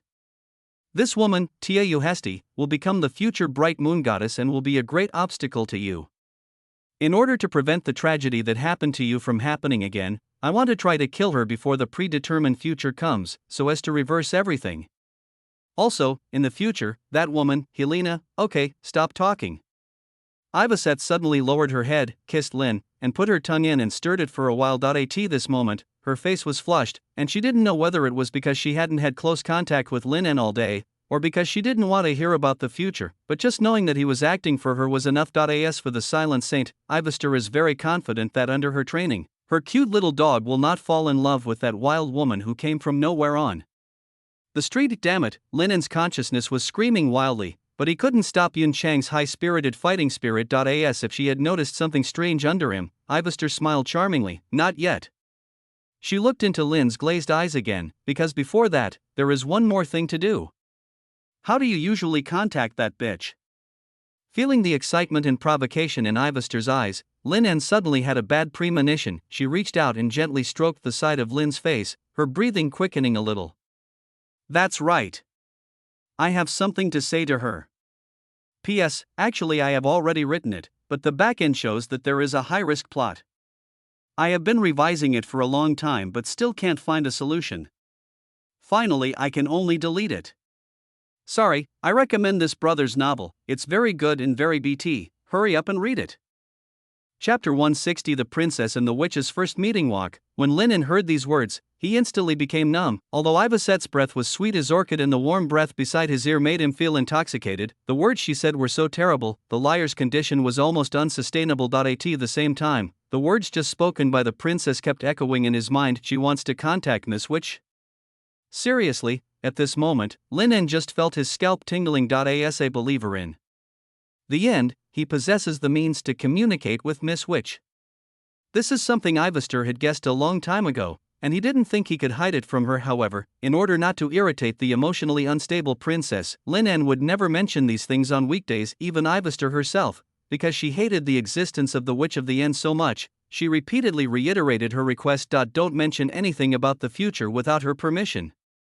And Lin has always done so, trying his best to avoid possible conflicts between the two sides, but no matter what, there is always a hint of danger hidden deep in my heart. He knew Ivaset's character very well. With her extremely strong possessiveness, how could she share her beloved pet with another woman for a long time? So Lin En always felt in his heart that this bomb would explode sooner or later. I just didn't expect it would happen now. He really wanted to make an excuse, or just play dead like a dead pig that is not afraid of boiling water. But the problem is that I am in a state of hypnosis at the moment. The person being hypnotized should obey the hypnotist's orders unconditionally, otherwise, all the previous disguises will be invalid, and Ivaset may even become completely angry and embarrassed, and it is unknown what she will do. What to do? At this moment, Lin was sweating profusely. Although I don't know why Ivester wants to get in touch with Miss Witch, it's definitely not like they can sit down and chat calmly like sisters having afternoon tea. At this moment, Ivaset, who had not received an answer for a long time, couldn't help but frown. She looked at the mind's eye mark on her palm and said to herself, why is there no response? Oh no, Lin En thought to himself that something was wrong, and then quickly pretended to be dumb and slowly said, the connection between Miss Witch and me is through a sealed parchment. Take it out. Ivaset was not curious, but just stretched out her slender hand. Damn it, Lennon couldn't imagine any reason why he could stop the other party at this moment. Reason told him that if he threw himself into her arms and took the initiative to be intimate with her, perhaps Ivasette would be very happy, but it would not be enough to cover up the anger brought about by being deceived. After all, this matter has nothing to do with Miss Witch. It was an act of concealment that he had done from her out of his own will. If discovered, the consequences would be disastrous. Feeling Ivasette's unquestionable bright red eyes, Lennon hesitated again and again in his mind. In the end, he had no choice but to bite the bullet and take out the parchment used to communicate with the witch lady from his arms and show it to her. Perhaps His Highness just encountered some problem and wanted to ask Miss Witch for advice? If you think about it carefully, it is not impossible. After all, the other party has lived for 100,000 years, and his vision and knowledge are far beyond the reach of ordinary people. As a juvenile, it is not impossible for Her Royal Highness the Princess to occasionally take the initiative to seek advice. Lennon comforted herself in this way. Carry me to the desk. Seeing the parchment in Lennon's hand, Ivasette was not surprised, but opened her arms for Lennon to hold it. The two of them soon came to the desk. Lynn sat in the chair and Ivasette sat on his lap. The posture was very ambiguous, but Lynn didn't have any sexy thoughts. He was waiting for the final judgment that Eva would bring upon him. I said, you right. Ivasette gave Lynn a gentle kiss on the face, then put the pen from the table into his hand. Lynn's consciousness took a deep breath. Bitch, I win this time. Ivasette's voice sounded gentle yet provocative. Just the first sentence was enough to make Lennon unable to hold back his temper. His hands almost trembled as he threw the pen away. Fortunately, at this moment, Ivester was sitting on his lap, gently holding his chin, staring into his bright blue eyes as if she was carefully admiring some rare treasure. Because her back was facing the desk, she didn't notice anything unusual. Lynn gritted her teeth. After much deliberation, I finally had no choice but to bite the bullet and write according to Ivasette's request. Inside the Pantheon. As usual, the cold woman with white hair and black dress lay on her back on the ground in the center of the hall, her eyes slightly closed, holding a book that she had not finished reading in her arms. A lot of time has passed since his believers last left here, although she never mentioned it on weekdays, but occasionally in her free time, the witch lady would always be absent-minded, unable to suppress the inexplicable thoughts in her mind, and the figure of the boy would subconsciously emerge. Click. At this moment, a barely perceptible sound of breaking reached the ears of the witch lady. She subconsciously opened her eyes and looked coldly at the chain of order on her right wrist. As far as the eye can see, a hairline-thin crack has appeared on the wrist at some point in time. If you don't look carefully, it's almost impossible to notice. This tiny crack certainly cannot affect the strength of the entire chain in the slightest, but even so, there was still a glimmer in Miss Witch's eyes. It's only been a few days? He didn't expect that his believers were so powerful that they had already caused a certain degree of shift in the fate of the moon goddess. It seems that he has taken my instructions to heart. Thinking of this, the Witch of the End sat up slightly, leaned against the load-bearing stone pillar behind her, and gently lifted the long hair by her ears. There was a barely perceptible smile at the corner of her pink lips, and she seemed to be in a good mood. If the shackles on her right hand, which symbolize the moon goddess, can be broken, her authority and strength will be further revived. Of course, a crack of this magnitude was not enough to free her from the shackles on her right hand. If it were expanded dozens of times, it would be much easier. As she thought about it, the witch lady stretched out her index finger and gently stroked the crack on the shackles. I rarely have the opportunity to meet Lynn Ann on weekdays, and she is not the type who would show her emotions on her face. So at this moment, she seemed to be looking through this crack, crossing 100,000 years of time to feel Lennon's heartbeat and the trajectory of his destiny. But at this moment, a sudden premonition came to my mind. She subconsciously raised her hand, and along with a wave of space fluctuation, a piece of ancient and old parchment instantly appeared in her palm. At him, the Witch of the End didn't think much about it. She curled her lips slightly and spread out the parchment. Sure enough, a few lines of familiar handwriting slowly appeared on it, but after seeing clearly what these words represented, the face of the Witch of the End suddenly turned a little cold. Even though the handwriting was the same, the tone and meaning contained in it were extremely familiar to her. Bitch, I win this time. Just the first sentence made her clench her slender fingers tightly. The witch lady, who has memories of the past, certainly knows that this is the nickname East gave herself. Although in a sense it was also an insult to herself, it was still quite insulting. Miss Witch frowned slightly, and a cold look appeared on her beautiful face. She then looked down. At the banquet tonight, that lovely little Eleanor called me sister-in-law in front of everyone. I'm very happy, but I don't know how you feel right now. There is no need to comfort yourself with ridiculous excuses like I am just a part of your past. because the word sister-in-law refers to me at this moment in time, not you in 100,000 years. This is recognition from his family, and it is something you will never be able to obtain 100,000 years from now. Since you are already trapped there like a prisoner, you should be prepared to be a stray dog instead of doing unnecessary things again and again. Lin En is by my side, and having me is enough. I hope you can recognize this and stop disturbing our family in the future. This is the end of the letter. At some point, the witch lady sat up straight, her snow-white wrists under her sleeves trembling slightly, and even the chains of order made a slight sound. It was obvious that she was suppressing unprecedented anger at this moment. As the most powerful god throughout history, he had never suffered such humiliation since he ascended to the throne. And all this was just caused by her past self that she hated so much. In an instant, a raging red light flooded the entire Pantheon, as if it was going to completely penetrate the place where she was imprisoned. As the power raged and ran wild, the witch lady's chest rose and fell rapidly. Although there was no expression on his face, the coldness hidden in his eyes could not be eliminated. She was really angry. Want to try it? The witch lady raised her right hand and stared at the tiny crack that appeared on the shackles. Even if it was just a hint, it allowed her to vaguely grasp some kind of gap, although it has not been tried yet. She thinks that by relying on this gap, she may be able to do something that has never been considered before. Just when Miss Witch was hesitating, a sudden memory in her mind instantly deprived her of her sanity. You're looking for death.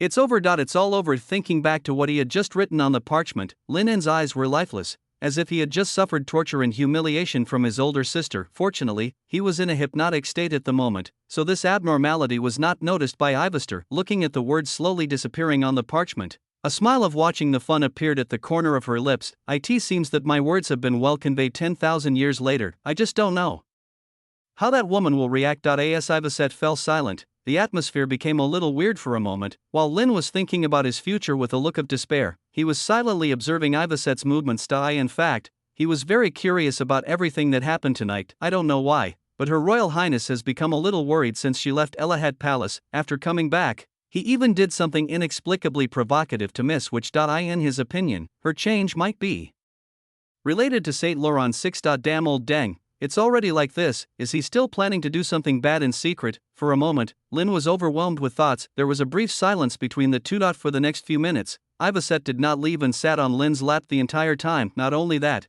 she also casually kicked off her high heels, revealing a pair of soft, white, slender feet, which she gently swayed and stretched, curling up in Lin's arms like a cat. Occasionally, when she was in the mood, she would put her ear against Lin's chest and listen quietly to his rhythmic heartbeat. It's as if waiting for something. Finally, a few minutes later, Ivaset looked at the clock, seeming a little surprised why the expected situation did not happen.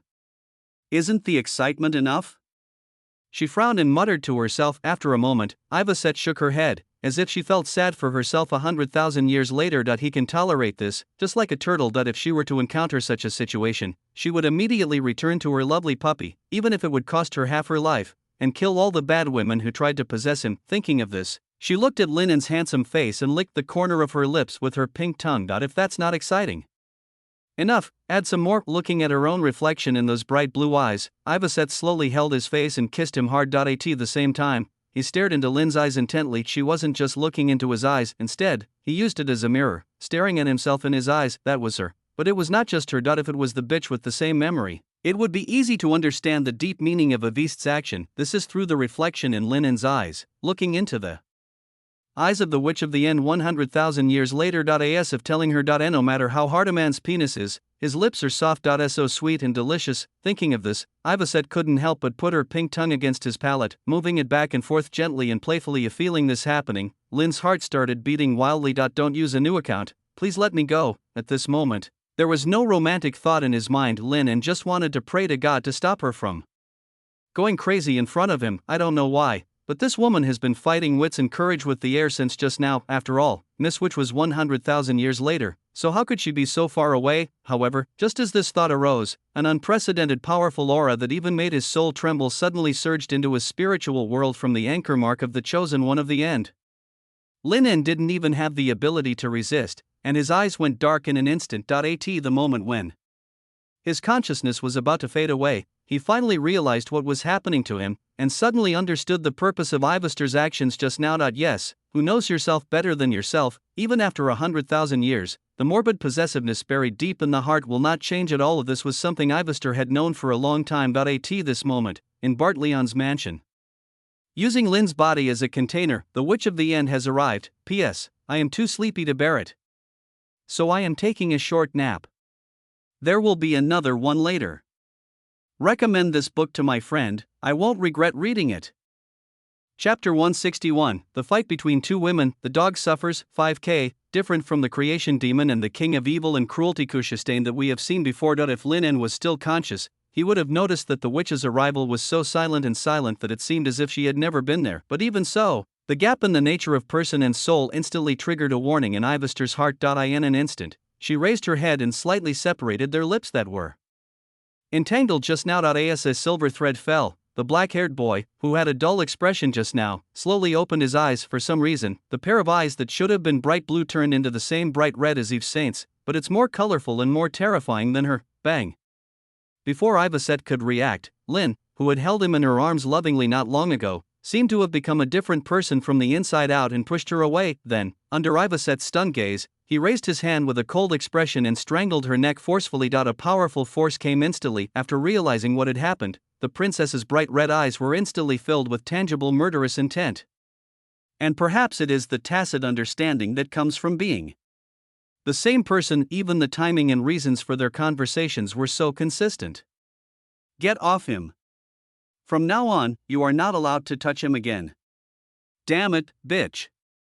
They said in unison. A voice was manic and angry. A voice was cold and indifferent. Although the voices are very similar, the feelings they convey are completely different. Of course, the last curse word was uttered by Avist, but with the character of the Witch of the End, she couldn't say it out loud. Two pairs of bright red eyes, filled with various emotions, met in mid-air. At this moment, it was Ivesette who seemed a little hysterical. She thought there were other ways for the other party to come here, but she never expected that he would do it by occupying the body of her cute puppy. Damn it, at this moment, she regretted her decision very much, because even she herself had never done such an intimate thing with Lin N. This is the ultimate realm beyond sexual intercourse and is also the most intimate act between people, the fusion of spirit and flesh. When she thought about the bitch who was now tightly wrapped in her little dog's body, Ivesette was so jealous that she almost lost her mind. Although her neck was strangled by the powerful force from the Witch of the End, the current time point was not 100,000 years later when she was. So even though she came here, this container was not suitable for her, it was only of the second level. Thinking of this, she subconsciously raised her hand, with red light condensing in her palm, ready to compete with this bitch. However, at this moment, the End Demon Goddess's expression was cold and indifferent, as if she was someone looking down at her from above with a look of pity and sarcasm. This look instantly hurt Avist's heart and awakened the strong inferiority complex buried deep in her heart. She suddenly came to her senses. The wrist that was originally raised in the air fell down without anyone noticing. After a long moment, she clenched her right fist and suppressed the rage and murderous intent in her heart. Simply using the same rough methods as before will never bring back the dog's true heart. Only love can reverse the seemingly insurmountable gap. Thinking of this, Ivestor's eyes suddenly calmed down, and she let the Witch of the End strangle her neck like a lamb to be slaughtered. Seeing this, the Witch of the End frowned slightly. The next second, powerful force burst out of her body, like an invisible hand tightly grasping Ivesette's body and smashing her heavily into the distance. At the same time, an invisible silencing force field instantly spread throughout the room. To everyone else in the mansion, it was just another quiet evening like any other. However, this is not the case for Ivestor and the Witch of the End. Looking at Avist, who was buried under the broken wall, the Witch of the End showed no mercy at all. She told Lynn that a long time ago, Miss Witch had nothing but hatred in her heart for the foolish and twisted self in the past, for the self in the past who had done countless things that made her regret for the rest of her life, hate her weakness, hate her hysteria, hate that she can't do anything, and now, she even wants to snatch the ownership of the believers from me. This was something the witch could no longer tolerate. Therefore, even though she would be weak for a long time after this advent, she had no complaints at all. I have to teach my past self some lessons, this is what she thought in her heart. Why don't you fight back? On the rubble, Miss Witch had a cold expression on her face, looking down at the woman in front of her. At this moment, Yvist's dress was torn, her face was pale, and a trace of blood was faintly flowing from the corner of her mouth. She looked a little sick, however. Those bright red eyes were extremely bright. Looking up at the boy's body in front of her, a bright smile appeared on the corner of her mouth, and a hint of obsession and heartache appeared in her eyes. You are using his body. Ivacet coughed lightly and wanted to raise her hand to touch the other person's face. Even if you kill me, I don't want to hurt him in the slightest. However, the hand that had just been raised was pressed to the ground by the invisible force. Although she is a 6th-ranked demigod, she was able to suppress all the masters in the council hall in an instant. But when facing my future self, I seem to be powerless to fight back, even though the opponent is only at the 2nd level of strength at the moment. And even though the 100,000 years of time have caused her to be severely weakened, she is still the ultimate villain who can hunt the gods, the Witch of the End. Of course, it remains to be seen how much of this was a deliberate show of weakness on the part of Ivacet. Miss Witch had a cold look on her face. She wanted to use her future memories to see what this woman was thinking about now. After all, she possesses the strength of a 6th-ranked demigod, and after Linen's twisted fate, she is now far more powerful than she ever was before. Even if he was defeated, he shouldn't have been defeated so easily. Based on what Miss Witch knew about herself, this woman was probably planning some stupid little trick. However, what is happening now is related to Lin. Due to Linen's special characteristics, the End Witch cannot see the future related to him through his memory. Therefore, it is natural that I cannot guess what I was thinking in the past. As if she had sensed the other party's hesitation, a hint of understanding flashed in Ivacet's eyes.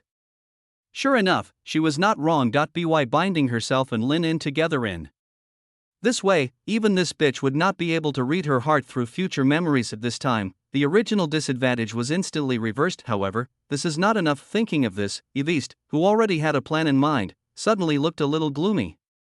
You are so strong. I don't know why. She said this. The Witch of the End said nothing and just stared at her with a cold expression. You have a more beautiful face than mine, and you also have strength and state of mind that far surpass mine. A sad smile suddenly appeared on Yviste's face. No matter which aspect, I am surpassed by you. Even my beloved dog was taken away by you without mercy. Ivacet curled up, looking a little sad. Under the moonlight, her beautiful red eyes were somehow filled with mist, which made people feel very distressed. You already have so much, but why did you resort to such despicable means as modifying my memory to take away the things I love most? Just to prove that you are stronger than me? Then, I admit defeat, okay? I beg you. Please. Give my dog back to me, please? For the first time ever, Her Royal Highness, who was always dignified and majestic, showed an extremely vulnerable side in front of the Witch of the End. She seemed to have forgotten her previous unwillingness to lose to the opponent at all costs. Not only that, there was even a hint of crying in Ivacet's voice. It was as if she was just a little girl whose favorite toy was taken away. However, all this seemed extremely artificial in the eyes of Miss Witch as she frowned. You are really despicable. And hopeless. Although I don't know what shady tricks are being planned now, but there is a saying. Don't you know it? In the face of absolute strength, any conspiracy is useless. At this moment, the powerful aura that belonged only to the Supreme God rushed towards her, making Yviste's face even paler. The Witch of the End slowly walked up to her, with no mercy in her eyes. Do you think that being the me of the past gives me the capital to be willful and capricious? Do you think I dare not kill you? That's right, I really don't dare to kill you. The Witch of the End looked down at her. After all, if you die, I can't live either. However, some unusual methods can be tried. According to your original destiny, you should have fallen into a deep sleep again after absorbing the new properties of the wishing jar. However, because of him, your originally hopeless fate was changed. But now it seems that this change is not what I want to see. He seemed to be aware of the intention of the guy in front of him. The next second, Yviste's weakness disappeared instantly, replaced by an unprecedented ferocious murderous intent. The Demoness of the End had a cold expression on her face, and slowly issued an ultimatum. If you dare to attack my believers again, I will change your originally deviated fate. For example, I'll find another level 0 seal and let you completely devour it, and then let you sleep for 2 to 3 years. After that, I will take him away forever. Thinking of this possibility, the Witch of the End's eyes gleamed with a hint of brilliance. Even if I can no longer change the future by influencing the past, even if the ending is destined to be death, it would be nice if I could spend some good time with him before he dies. How long will it take until the sword of Damocles falls? 1,000 years? 2,000 years? Or even longer? Who said miss which doesn't swear? The insults and provocations contained in these words are even stronger than swearing. If you can, give it a try. Ivaset's voice was very calm, but it contained an unprecedented chill. At this moment, she no longer concealed her strength. The bright red door opened silently behind her, and countless corpses slowly flowed in the river of blood. After 100,000 years, the weakening it has caused to you must be more serious than you imagined, right? Ivaset slowly stood up. Her pale face instantly regained its color, and her momentum also rose steadily. I am really curious, where do you get the courage to show off in front of this princess? You in the future cannot kill the past, but I in the past may be able to kill the future. Hearing this, the Witch of the End did not answer and looked indifferent. The next second, the two of them disappeared at the same time and sank into the blood door that originated from Ivaset's body. The battle is about to begin. When Lin En woke up from his coma, he felt sore all over his body. Not only that, the spiritual world that was once full of vitality has now become empty and dried out. It's as if you have just experienced a great battle, and perhaps you need to rest for several days to fully recover. Really, Miss Witch suddenly appeared and he was not mentally prepared at all. Lin complained in her heart, then looked at her room. He had no idea what happened after he lost consciousness, but I thought that after waking up, I would see the messy Bartleon mansion, and even the whole Gloston was in chaos. Unexpectedly, the room was clean and bright, as if no conflict had occurred between the two women. And Evariste left here at some point, leaving him alone. Shouldn't it? At this moment, Lin was filled with an overwhelming confusion. He couldn't imagine the two of them talking to each other in a friendly manner like real sisters. He expected a life and death struggle to be the normal development of things. Thinking of this, he subconsciously stood up and walked around the room, as if trying to find any signs of restoration of the ruins, but in the end, nothing was gained. However, in the corner of the wall, he suddenly found a brand new magic stone that could retain images. Why did this thing appear here out of nowhere? Lin's heart was filled with confusion. He even suspected that this was specially arranged by that woman Ivaset in order to capture the affectionate scene between the two of them. Fortunately, with the injection of extraordinary power, a clear picture suddenly appeared in front of Lin En. His expression suddenly became stiff. That was the scene when he was possessed by the witch lady, knocked the princess to the ground, and looked down at her from above. For some reason, Ivaset, who should have been able to hold her own in front of that woman, actually revealed a somewhat weak expression at this moment. The next second, the conversation between the two reached Lin's ears. You are using his body. Even if it means killing me, I don't want to hurt him in the slightest. You are so strong. You have a more beautiful face than mine, and you also have strength and state of mind that far surpass mine. No matter in which aspect, I am surpassed by you. Even my beloved dog was taken away by you without mercy.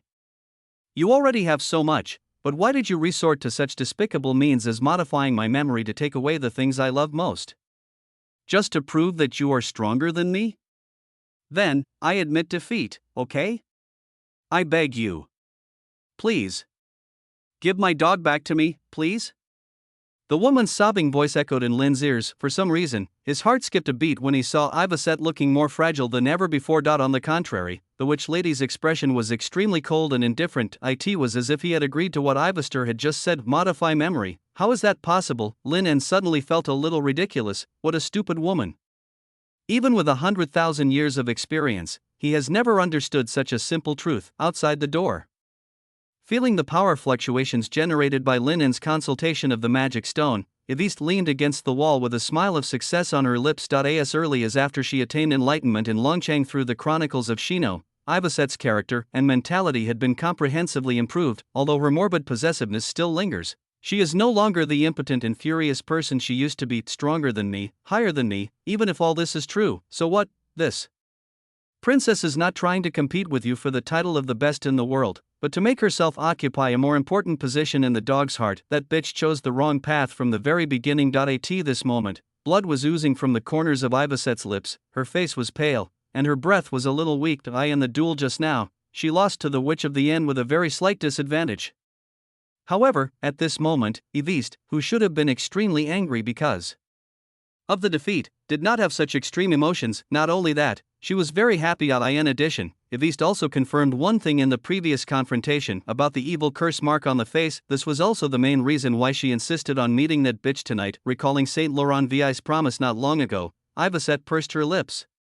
Perhaps it won't be long before I can completely restore my appearance. He will definitely be very happy then, right? It seems that the gap between me and that bitch in the future has narrowed a little bit again. Not only that, the bond with Lynn will be much deeper. Although the two were already deeply bound together by hypnosis, no one could interfere. Late at night, in the silent church, in the saint's prayer hall, Tia, wearing a gauze pajamas, was sitting next to a silver candlestick, carefully reading an ancient and obscure book.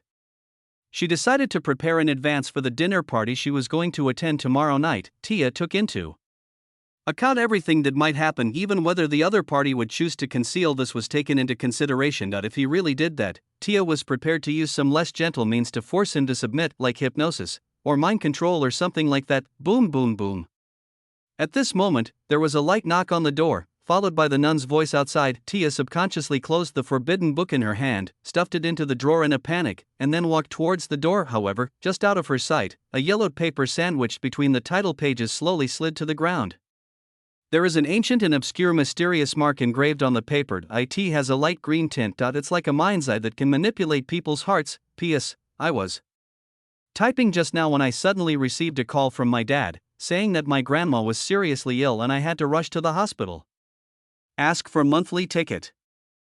Chapter 162, Eve's God-level micromanagement, 5K, late at night, Moskra Manor. At this moment, many members of the Snow Eagle family gathered in the hall on the first floor. They had serious expressions, dark and heavy eyes, and they all looked at the coffin in the center of the hall. I in the coffin, after being dressed as an undertaker, Eunice, who was pierced through the chest by Lynn's spear, looked no different from an ordinary person, except that her eyes were closed and there was still fear and despair on her face. She lay silently in the center of the coffin, and the space around her was filled with clusters of flowers. Not long after, a middle-aged lady with a black veil on her face covered with a handkerchief finally could not hold back any longer and burst into tears.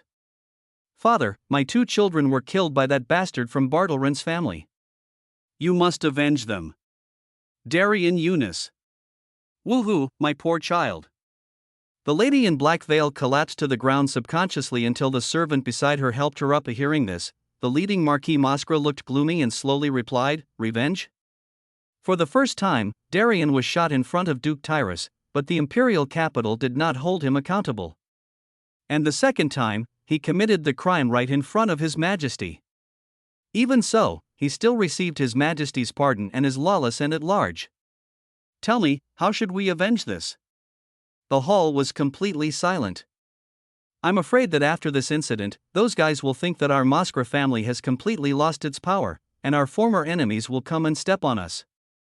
Damn it, what on earth is Your Majesty thinking? Is he trying to support that rubbish to take the throne? A senior family member in the crowd said indignantly. Waste? Hearing this, the Moskra family looked over with hawk-like eyes. Sensing the fierce light in the patriarch's eyes, the man immediately said in a stammer, Being deprived of the divine gene, it stands to reason that there is no possibility of becoming a transcendent anymore. Isn't this? Eunice is also at the second level. After her family's hard training, she is one of the best in this level.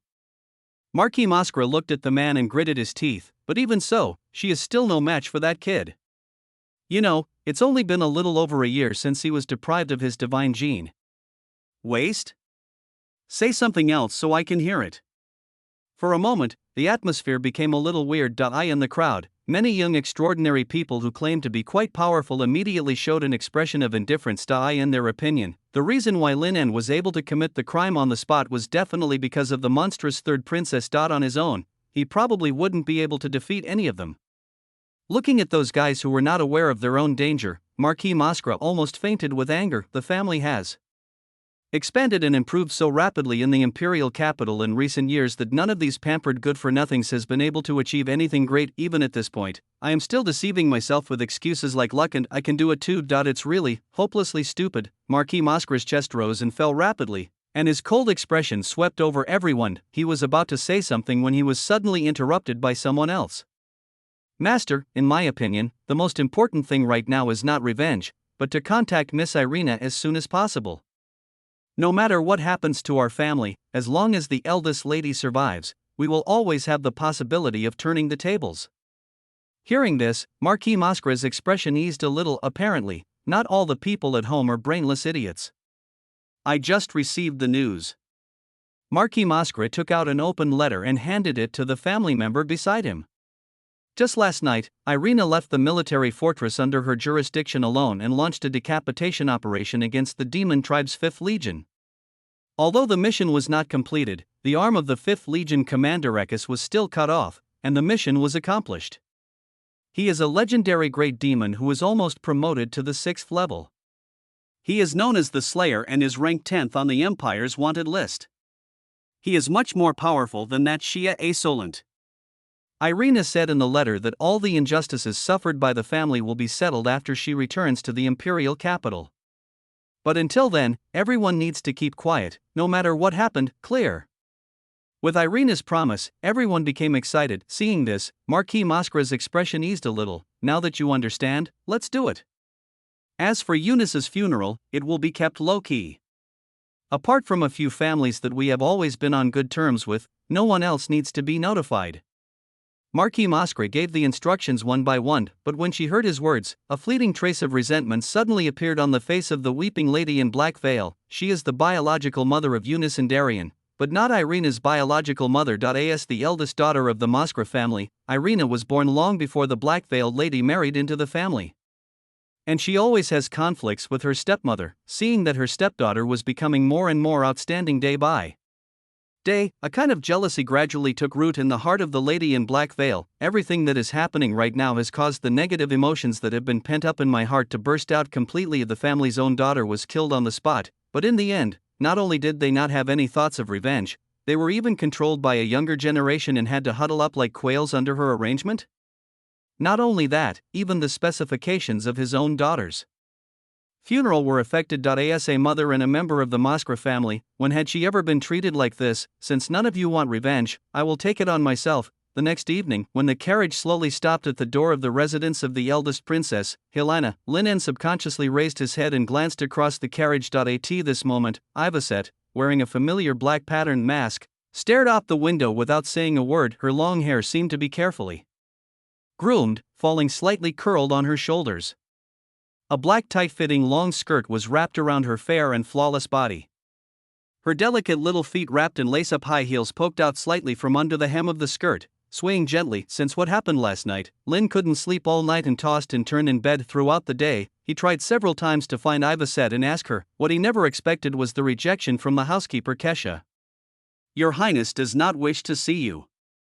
That's what she said. How is that possible? Lin had been subjected to Ivaset's passionate demands for a long time, so deep down in his heart he vaguely regarded it as a very normal thing. Although he always appears reluctant, he has actually gotten used to this kind of daily routine, everyday life of being entangled by that passionate body. Although it didn't reach the final step, Lin was very sure. As long as he put on a pitiful look, desire her for a while, and say a few bad words about the which lady, then Avist would definitely not be able to help but pounce on him and break the last layer of window paper. But as a man, Linen also shoulders the responsibility of saving Miss Witch, and his conscience prevents him from doing such a scumbag thing. What's more, if I really do this, I will be tied down by her for the rest of my life. This was something that he felt extremely conflicted about deep in his heart. The magic stone with a photo-retaining feature that was discovered last night completely threw Linen's thoughts into chaos. That he has always regarded Miss Witch as his faith. After all, it was she who lent him a helping hand when he was at his lowest point and gave him unparalleled strength. Although he had the assistance of the system, Linen knew very well that apart from her, no other god would accept a godforsaken person like him. So he always wanted to repay the other party. Not only has he repeatedly taken action against the Tenley Church, but now he is also disregarding the power of the world's will to correct it and risking his life to approach the women around the male protagonist of the original novel. In addition to the self-esteem as a time traveler, there is also a slight admiration for that cold figure. But what did he see on the magic stone with images last night? Is it true that my memory has been modified? Thinking of this, a hint of confusion appeared in Linen's eyes. If his memory has been modified, combined with the scene and dialogue in the picture at that time, the real situation will emerge naturally. In fact, he did not meet Miss Witch first, but had met Her Royal Highness the Princess long before that, and, through that inexplicable hypnosis method, an unexpectedly intimate relationship developed. If this is the case, it's no wonder they always say they have lost part of their memory. I originally thought that it was just a normal phenomenon after the Level 0 sealed object riot, and even if I lost my memory, it was probably not a big deal. I never thought that. Now I heard that this might be the work of Miss Witch. Lin couldn't help but take a deep breath. If this is true, then why exactly? Why did Miss Witch modify her own memory? What good would this do to a high and mighty god? In addition, the placement of this stone also seems a bit deliberate. It is normal that Miss Witch did not find it. After all, this thing is like an ant on the roadside.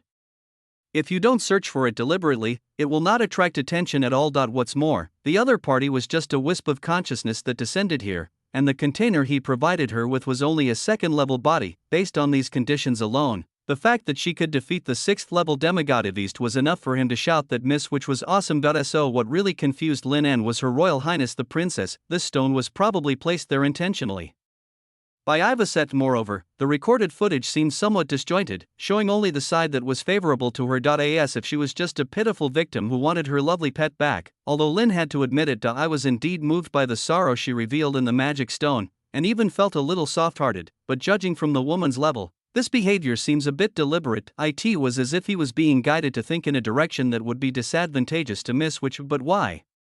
Didn't Miss Witch deny the claim of memory modification? Out of the dignity of a strong person, she disdains to lie. In addition, if everything that happened last night was really Ivaster's deliberate guidance, then why didn't she strike while the iron is hot after seeing these scenes and instill some ideas that discredit Miss Witch in him? Not only that, she even refused to meet him. It was only thanks to the dinner invitation from the eldest princess, Helena, that he was able to sit in the same carriage with Her Royal Highness the Princess. This moment, the two of them went to the banquet as male and female companions, but even so, after chatting with her tentatively for a few minutes, I always got lukewarm responses. Under normal circumstances, Her Royal Highness would have already pressed him into his seat and given him a deep, suffocating kiss that would have lasted for more than 10 minutes, TSK.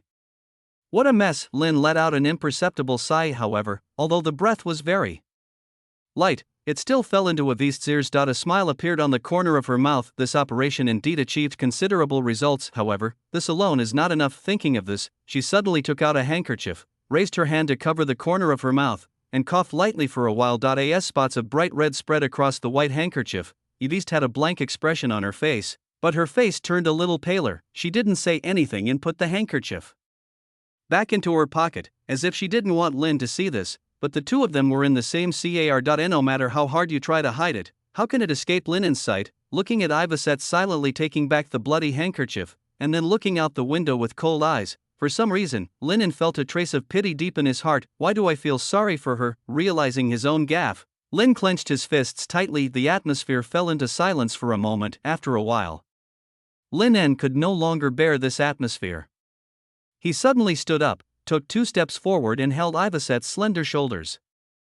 Your Highness, what happened to you?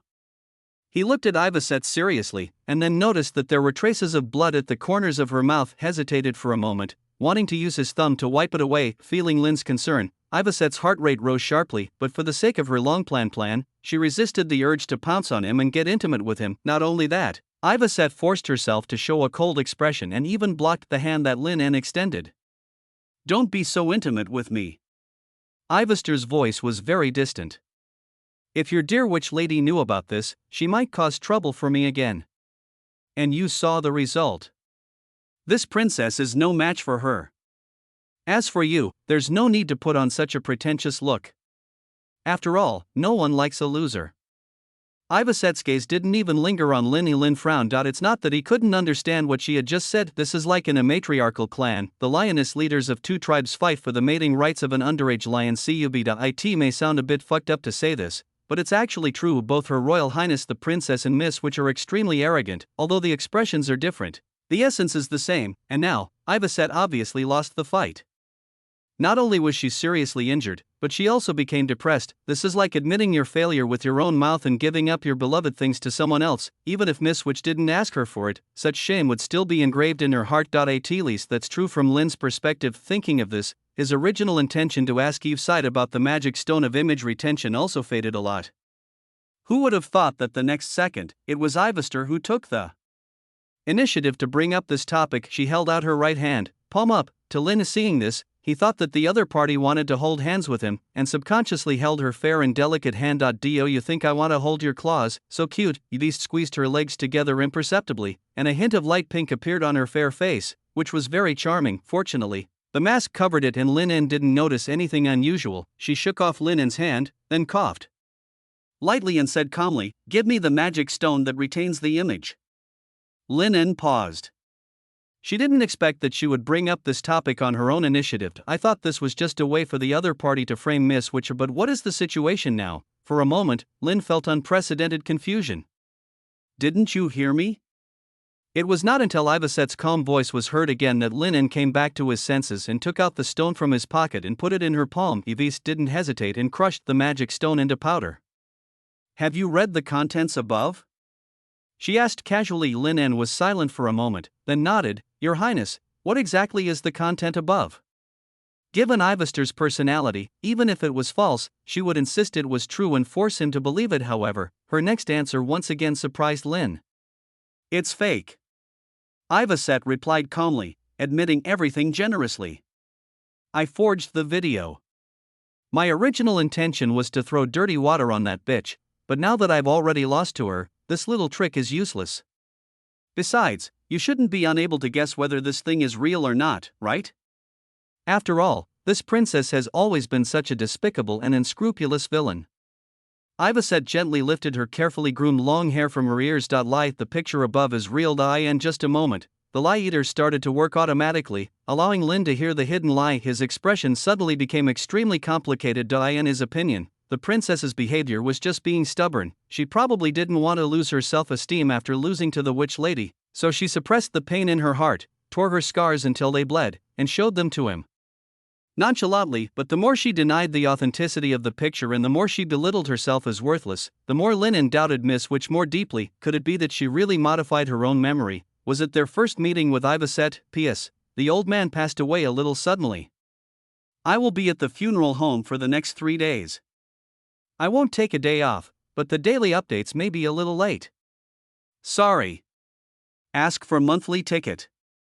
Chapter 163, Love St. Linen's turn, 6K. Staring at the magic stone powder slowly sliding down from Ivaset's palm, Linen was speechless for a long time, feeling his inner struggle and entanglement. Ivaset's eyes were blurred. Although she wanted to hold his chin and kiss him, she resisted the urge deep in her heart. If she had been at her previous level, she might have been eagerly trying to use this video to slander that bitch. However, now that Yviste has attained enlightenment in the dragon field and her rank has soared, she naturally looks down on such inferior behavior. The most advanced strategy is always a sense of distance. Only by playing hard to get and playing hard to get can you keep a man's heart in suspense. After all, with Linen's intelligence, it is impossible for him not to see that the origin of this magic stone is full of problems. Although the content on the screen is real, it has been truncated. So it would be better to take a step back and lie to him and tell him it was fake. With the help of the liar eater, Linen successfully doubted the witch lady for the first time, whom he had been loyal to and admired. That's enough. As the door was slowly pushed open, Ivaset slowly stepped down from the carriage, swaying her slender waist. The dinner is about to begin. She was still somewhat wary of that woman, Helena. Late at night, Moskra Manor.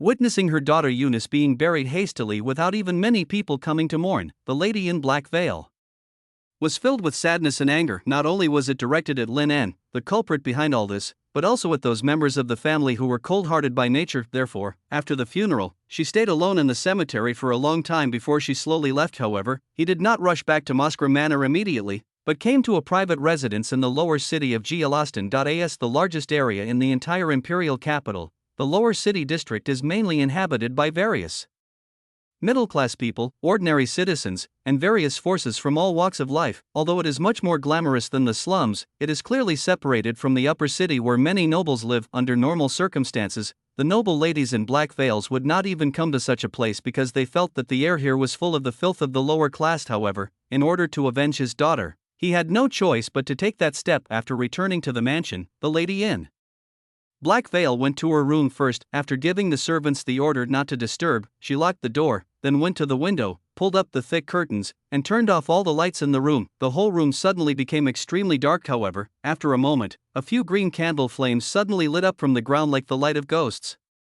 Those were spiritual candlesticks arranged in some strange combination around the wooden floor, symbolizing some strange and indescribable existence. Around the candlestick, lines as red as blood were rough and hideous, spreading in all directions and converging towards the sacrifice in the center. Looking down from above, there was a hideous, angry face with its bloody mouth wide open, as if it wanted to swallow everything. Looking at the scene in front of her, recalling the tragic death of her daughter Eunice in front of her, a trace of resentment appeared in her eyes, and the last bit of uneasiness in her heart disappeared. After a while, some strange and obscure mutterings were heard in the room. It sounded like a monster roaring, or the indistinct groans of a demented person. If there were a mystic or linguist in the relevant field present, it would be easy to tell that what the woman was chanting was actually the ancient demon language. Not only that, the composition and pattern of the blood-red matrix interwoven on the ground also point to a certain terrifying existence. She didn't know the other person's name. All we know is that among the demons, he is honored as the king of evil and cruelty. Of course, her position and status as a human being are definitely not enough to communicate with the other party and get a response. Moreover, considering the deity to whom we were praying,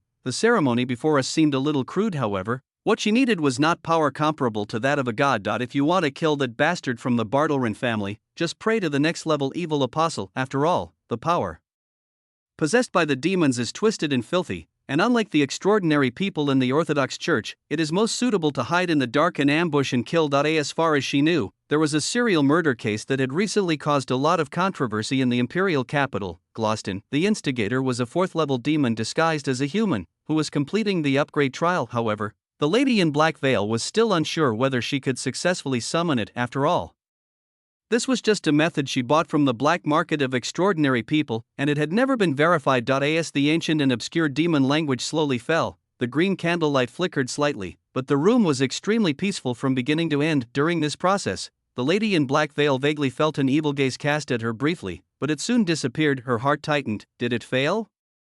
The sacrifice I offered was not enough to impress him. A deep sadness emerged in the heart of the lady in black veil. However, now that things have come to this, she can't stop halfway, because according to the masked man on the supernatural black market, once the ceremony begins, it must be completed successfully, otherwise something unspeakable will happen in the future. With this in mind, she slowly spoke out the last step of the ceremony, which was the wish she wanted to fulfill. Please help me kill a human named Lynn Bartlerin. As the words fell, in an instant, a cold and evil force suddenly descended, and the green candle flames arranged on the ground also surged, illuminating the entire room in a gloomy green. The lady in black veil looked at the scene in front of her with horror, not knowing what was going on. In the next second, a human-shaped bat shadow fell silently and appeared behind her. Its mouth was dripping with foul-smelling saliva, and it spoke incoherently human language, as if it was performing some kind of poor imitation. However, even so, the lady in black veil still heard the hatred and murderous intent hidden in its words. Tell me where he is. Compared to the awarding banquet in the council hall, at this moment, the atmosphere in Helena's mansion was less solemn and cold. Instead, there was a passionate atmosphere and the laughter of young girls. This was a private masked ball, so most of the guests attending were daughters of various noble families in Gloucester, and women made up the majority. Of course, not all of them are women. In order to liven up the atmosphere and broaden the horizons of these girls who seldom leave their homes, Helena also invited a number of best-selling authors, performers, and painters who were highly respected in the upper class to discuss their daily experiences with the girls or share their creative ideas. From time to time, there were bursts of exclamations coming from the crowd somewhere. Overall, the atmosphere was cheerful. However, at this moment, the organizer of this dinner stood in the crowd very low-key, wearing an angel mask inlaid with white feathers on his face. Helena silently watched the scene in front of her, not knowing what she was thinking. However, judging from the way she occasionally looked towards the door, she was most likely waiting for someone. Your Highness, are you sure Tia will come too? Xiao's voice came from the side. Hearing this, Zelina came back to her senses and looked at him in surprise. Didn't she inform you? No. Shay shook her head. The girls in front of me with flying skirts all wore various masks on their faces, so it was impossible to tell their real appearance. Tia's figure is different from that of the breast goddess Helena, and it is not easy to distinguish the type. Xia suddenly lowered his head to drink, feeling a little depressed, and rejected several strange women who invited him. It was obvious that the relationship between him and Tia was supposed to be one of intimacy without any concealment, but for some reason, he always felt that the other party seemed to be hiding something from him recently, just like today's dinner. If Helena hadn't mentioned it casually, he wouldn't even know about it. Therefore, in order to find out the truth of the matter, he decided to come alone and observe secretly to see what Tia was going to do. Blessed by the moon goddess, she cannot have any contact with any man. According to her personality, she should have stayed in the church and served the goddess wholeheartedly. Just as Xiao was lost in thought, he suddenly noticed that Helena's eyes lit up following her gaze towards the door. I immediately spotted two familiar figures. One of them brought him an extremely strong feeling of disgust. This allowed Xia to instantly identify the identities of the two people. Her Royal Highness the Princess actually invited both of them? For a moment, Xia felt a little uncomfortable and subconsciously looked at the eldest princess, Helena, beside him. Noticing the gazes of her subordinates, Helena felt a little guilty. However, this was a task assigned to her by Saint Laurent Virgin Islands, which involved part of the royal selection score. In order to catch up with the second Prince Ferret, she had to seize every opportunity. However, in Helena's heart, she still had a good impression of Xia. After all, in such a desperate situation at that time, if he hadn't risked his life to save her from danger, and even now there is an unhealable knife wound on her back, I'm afraid that Helena would have become food for the demons long ago. Thinking of this, she took the initiative to reach out her hand for the first time and gently pinched Xia's fingertips. "Feel sorry," she said softly, although she was covered by a mask. After saying this, Helena still subconsciously turned her head away, as if trying to hide her current loss of composure. Even though she always displayed the dignity of a princess, she had never done such a thing to any man. Looking at Helena's slightly red earlobes, Xia felt his heartbeat quicken slightly. He subconsciously wanted to reach out and hold the other person's hand, but Helena left his side first and walked towards the door. At the same time, her eyes inadvertently rested on the young man. Everyone thought she was sending the invitation to Ivacet. However, this is not the case. Her real purpose is actually to find the young man who was always beside Ivacet. In order to follow the instructions of Saint Laurent Virgin Islands, she wants to dig out the secret hidden in him. It's a pity that Xia didn't know this. Looking at the beautiful figure of Helena leaving slowly, a trace of regret arose in his heart, but overall, it's still sweet. Perhaps it won't be long before the relationship between me and His Highness can be taken a step further. Thinking of this, Xia's mouth slightly smiled.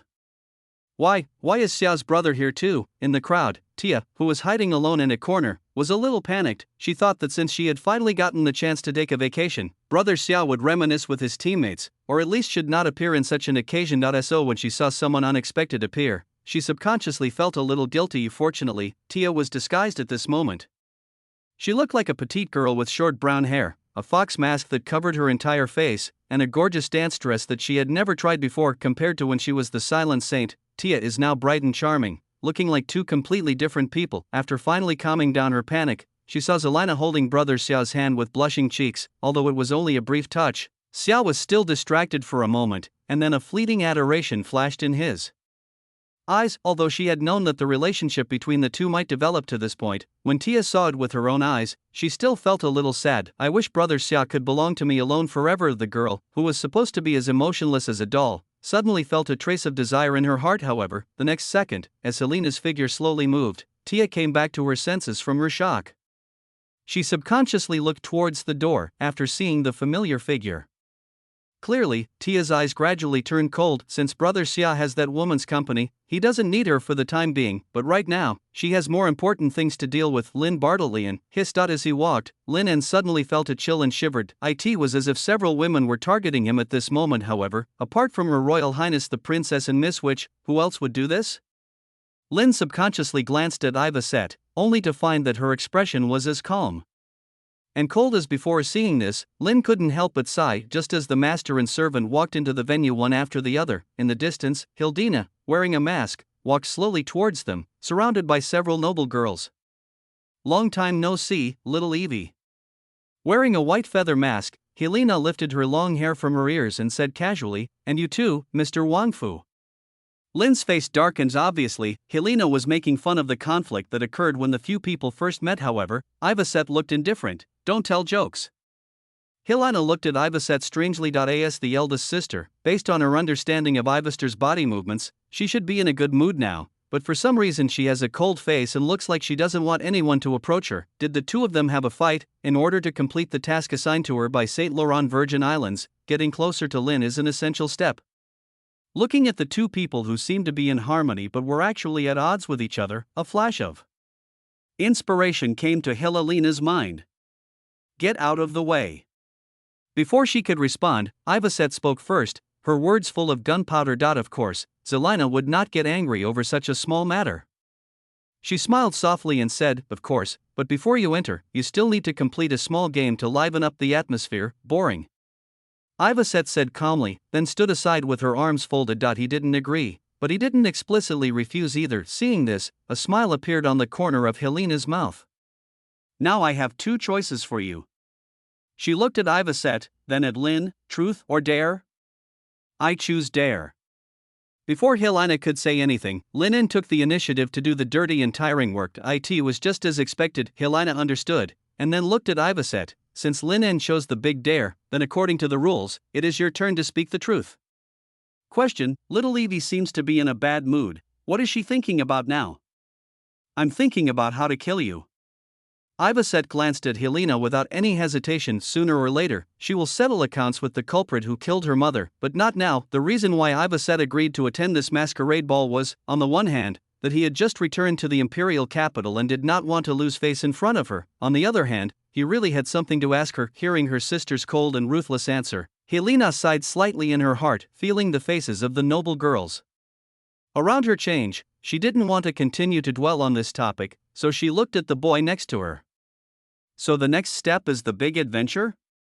Helena looked at Lynn with a smile on her face. In fact, Helena was a little unhappy with this guy who belittled her as worthless when they first met. However, now I have to take the initiative to approach him. The reason why I took the initiative to propose playing small games was to achieve this goal. In order to deepen the gap between the two people and create a separate situation. Please give a heartfelt compliment to anyone present. It doesn't matter what their temperament, appearance, or figure are. Helena said gently, only if you know the person. Of course, except for little Evie. Lynn was about to say that this was simple, but was stopped by the second half of the sentence. If Ivaset is excluded, the nature of this matter will be different. Who said this adventure is easy? This adventure is too difficult. He never expected that Helena would start by dancing in a minefield, the ultimate bomb among ultimate bombs. These preconditions are like "come and praise me" written on your face. After all, apart from Helena and Ivaset, Lynn didn't know anyone else attending the dinner, but if he really praised Helena in front of Ivester, even if it was just one sentence, he could foresee how miserable it would be afterwards. So, this is actually a fatal question. Sensing that the atmosphere was a bit solemn, Ivaset on the side acted very calmly. Don't worry about me, just do what you want to do. Look, what a bunch of self-confidence and magnanimity, for women, especially women like Eve Saint. Words must be heard in reverse. The calmer she appeared at this moment, the more it meant that she didn't want to be inferior to Helena. Thinking of this, Lynn took a deep breath. Let me confirm first. He glanced at Helena. Anyone here can do it, right? Of course. Helena nodded, but the premise is that it has to be someone you know. In that case, I'm ready. Lynn glanced at her. At the same time, Ivester beside him also cast a glance at him inadvertently. Although she looked calm, she was almost going crazy at the moment. If her lovely puppy really betrayed her, she would be very sad. Besides, even the bitch from the future wouldn't tolerate such a thing. So once Lynn praised Selena in public, in a sense, Ivaset had temporarily reached a united front with the witch of the end. Those greedy puppies who eat from the bowl and look outside the pot must be punished. Thinking of this, Ivaset stared at Lynn without saying a word. The person I want to praise is myself. Lynn said slowly as Elena was stunned for a moment, then shook her head. You are cheating. Your Highness, Selena, you did not specify the condition that it cannot be the person himself. Lynn immediately retorted. Hearing this, Zelina smiled softly. No, but, forget it. Seeing that Lynn actually escaped punishment in this way, everyone felt a little surprised. Ivaset, on the other hand, breathed a sigh of relief. This answer was quite standard. It did not satisfy Helena's wishes, nor did it arouse her anger. But compared to the way Lynn handled things before, the method that always surprised her, Ivaset still felt a little disappointed about the current situation, but she understands that one cannot have everything. As long as I don't offend her in front of Helena and so many people, I will pass her test. Just as she was thinking this, she saw Lynn speak again. Wait a minute before leaving. Don't you want to hear what I have to praise myself for? Hearing this, Helena paused. For some reason, she suddenly had a bad feeling in her heart. As you can see, I have a pair of beautiful eyes. Lynn smiled gently and looked around at everyone. Their color is like the clear blue sea, and their shape is like a carefully carved gem. If you look carefully, you may be able to see traces of mountains, birds, the sun, and the moon reflected in them. After hearing this, everyone looked at Lin En with a smile on their face. I didn't expect this guy to be so good at performing. Just by praising myself, I can speak so much with great pride. Only Helena looked solemn, based on her understanding of this boy. There is no way things will end so easily. Really, at the next second, facing everyone's gaze, Lin En suddenly turned around and stared down at Ivaset in front of him. But all this is not the point. His voice suddenly became a little soft. In my opinion, there is only one reason why they are beautiful. Because I have my eyes on you, my dear Highness. In an instant, an inexplicable feeling of sourness surged into my heart. I knew it. Looking at the master and servant who were in the limelight, Helena thought with great depression in her heart, ask for monthly ticket.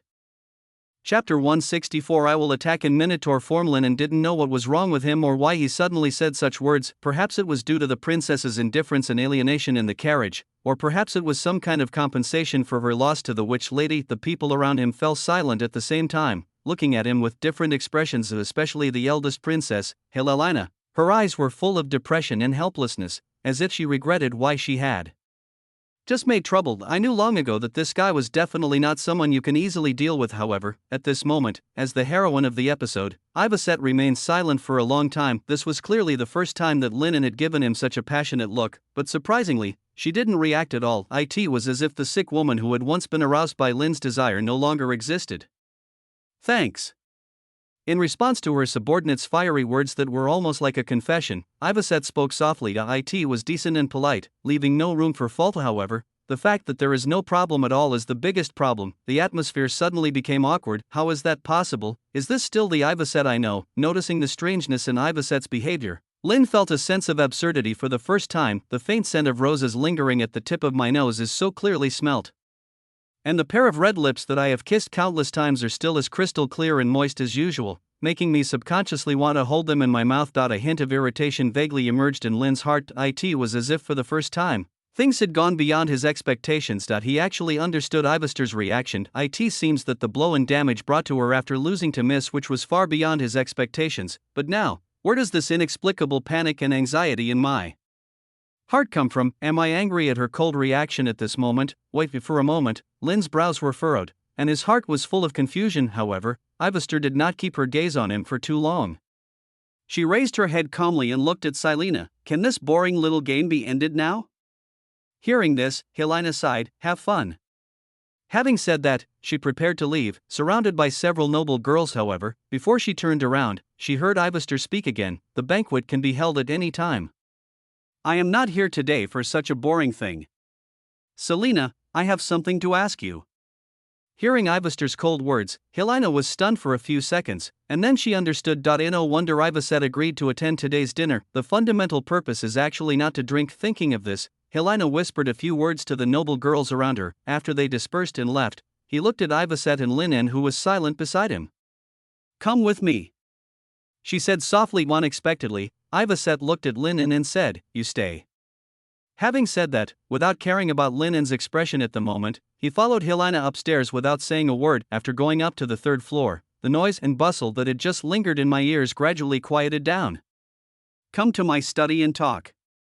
Helena pointed to a room in the distance, but for some reason, Ivaset suddenly frowned. Where is the bathroom? Bathroom, as a sixth-order transcendent being, his life level is beyond that of ordinary people, and he should have gotten rid of physiological phenomena such as excretion. Helena was confused, but still pointed to the end of the corridor. A moment later, Ivaset appeared in the bathroom with a cold expression. After carefully locking the door and making sure that no one could break in, she breathed a sigh of relief. Looking at herself in the mirror, Ivaset's calm and cold expression finally relaxed. After a rustling sound, purple cloth with body temperature appeared in Ivaset's palm. There were faint water stains on the fabric. In the mirror, Ivaset's originally fair face seemed to be suddenly overloaded, coated with a layer of crimson, which was extremely beautiful.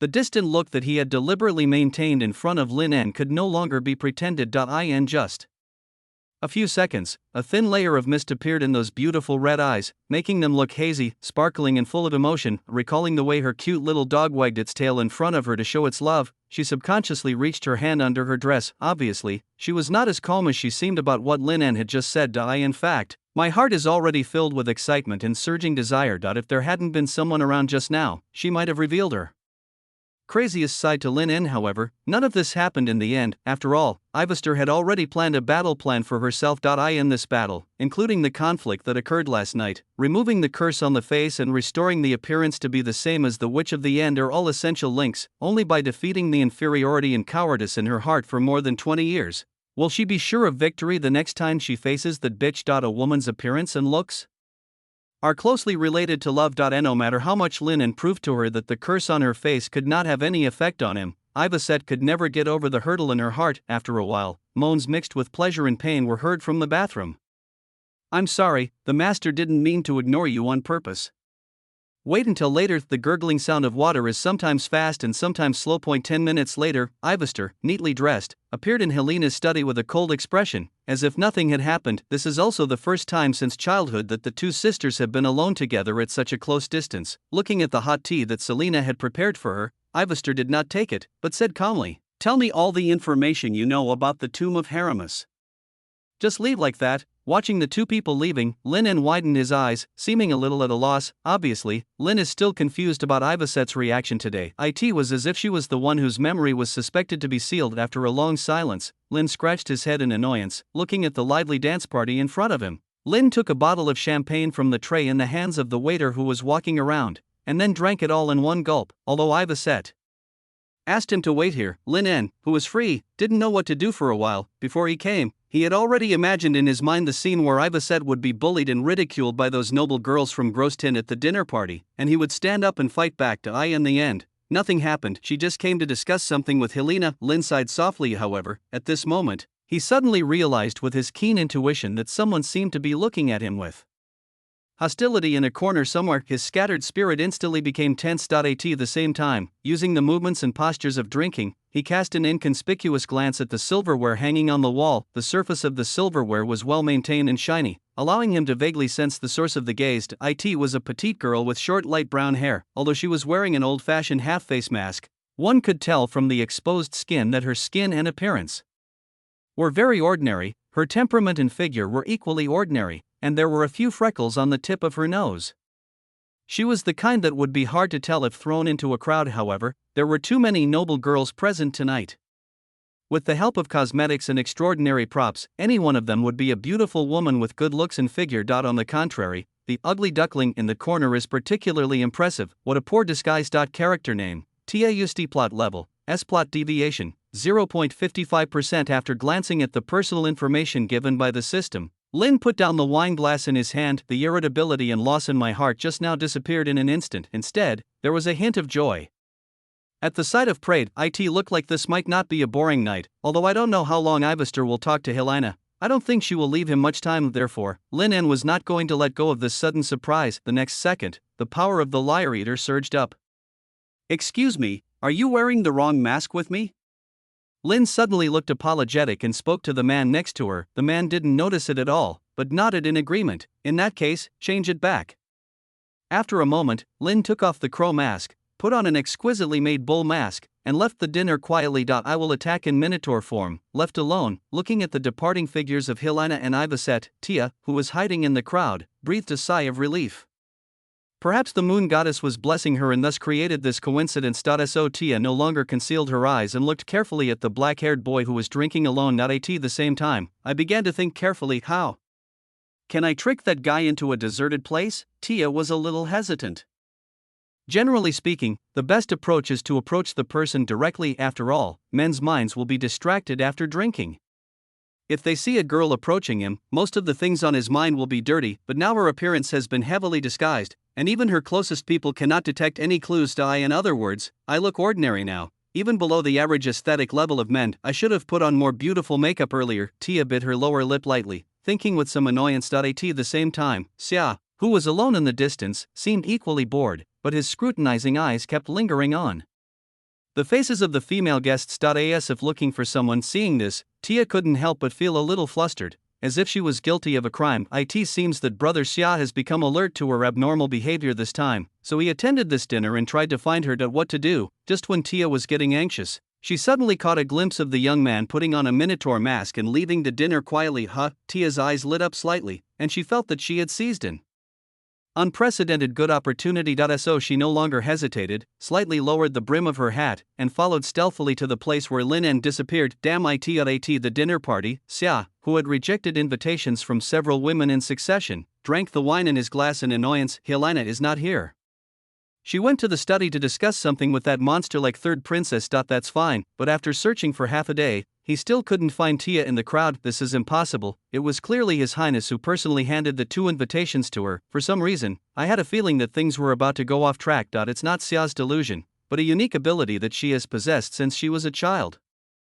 This ability has helped him escape danger many times, and today, it has become an extremely powerful reliance for him. There was a faint scent of various pickled cosmetics in the air. The smell made Xia, who was used to the natural body fragrance of women, feel a little uncomfortable. Thinking of this, he loosened the bow tie at his collar, then put down the wine glass in his hand, put his hands in his pockets, and walked away from the crowd. The atmosphere here made him feel very uncomfortable, and he wanted to go to the 4th-floor balcony to get some fresh air. When Tia secretly followed the figure to the 4th floor, she found that the other person had disappeared in the corridor. The glass and wooden door leading to the balcony not far away was half open, as if indicating that someone had just entered not long ago. Tia took a deep breath and walked quietly towards the balcony. At the same time, the originally planned plan emerged in my mind. The moment they meet, they will be controlled directly using their extraordinary abilities.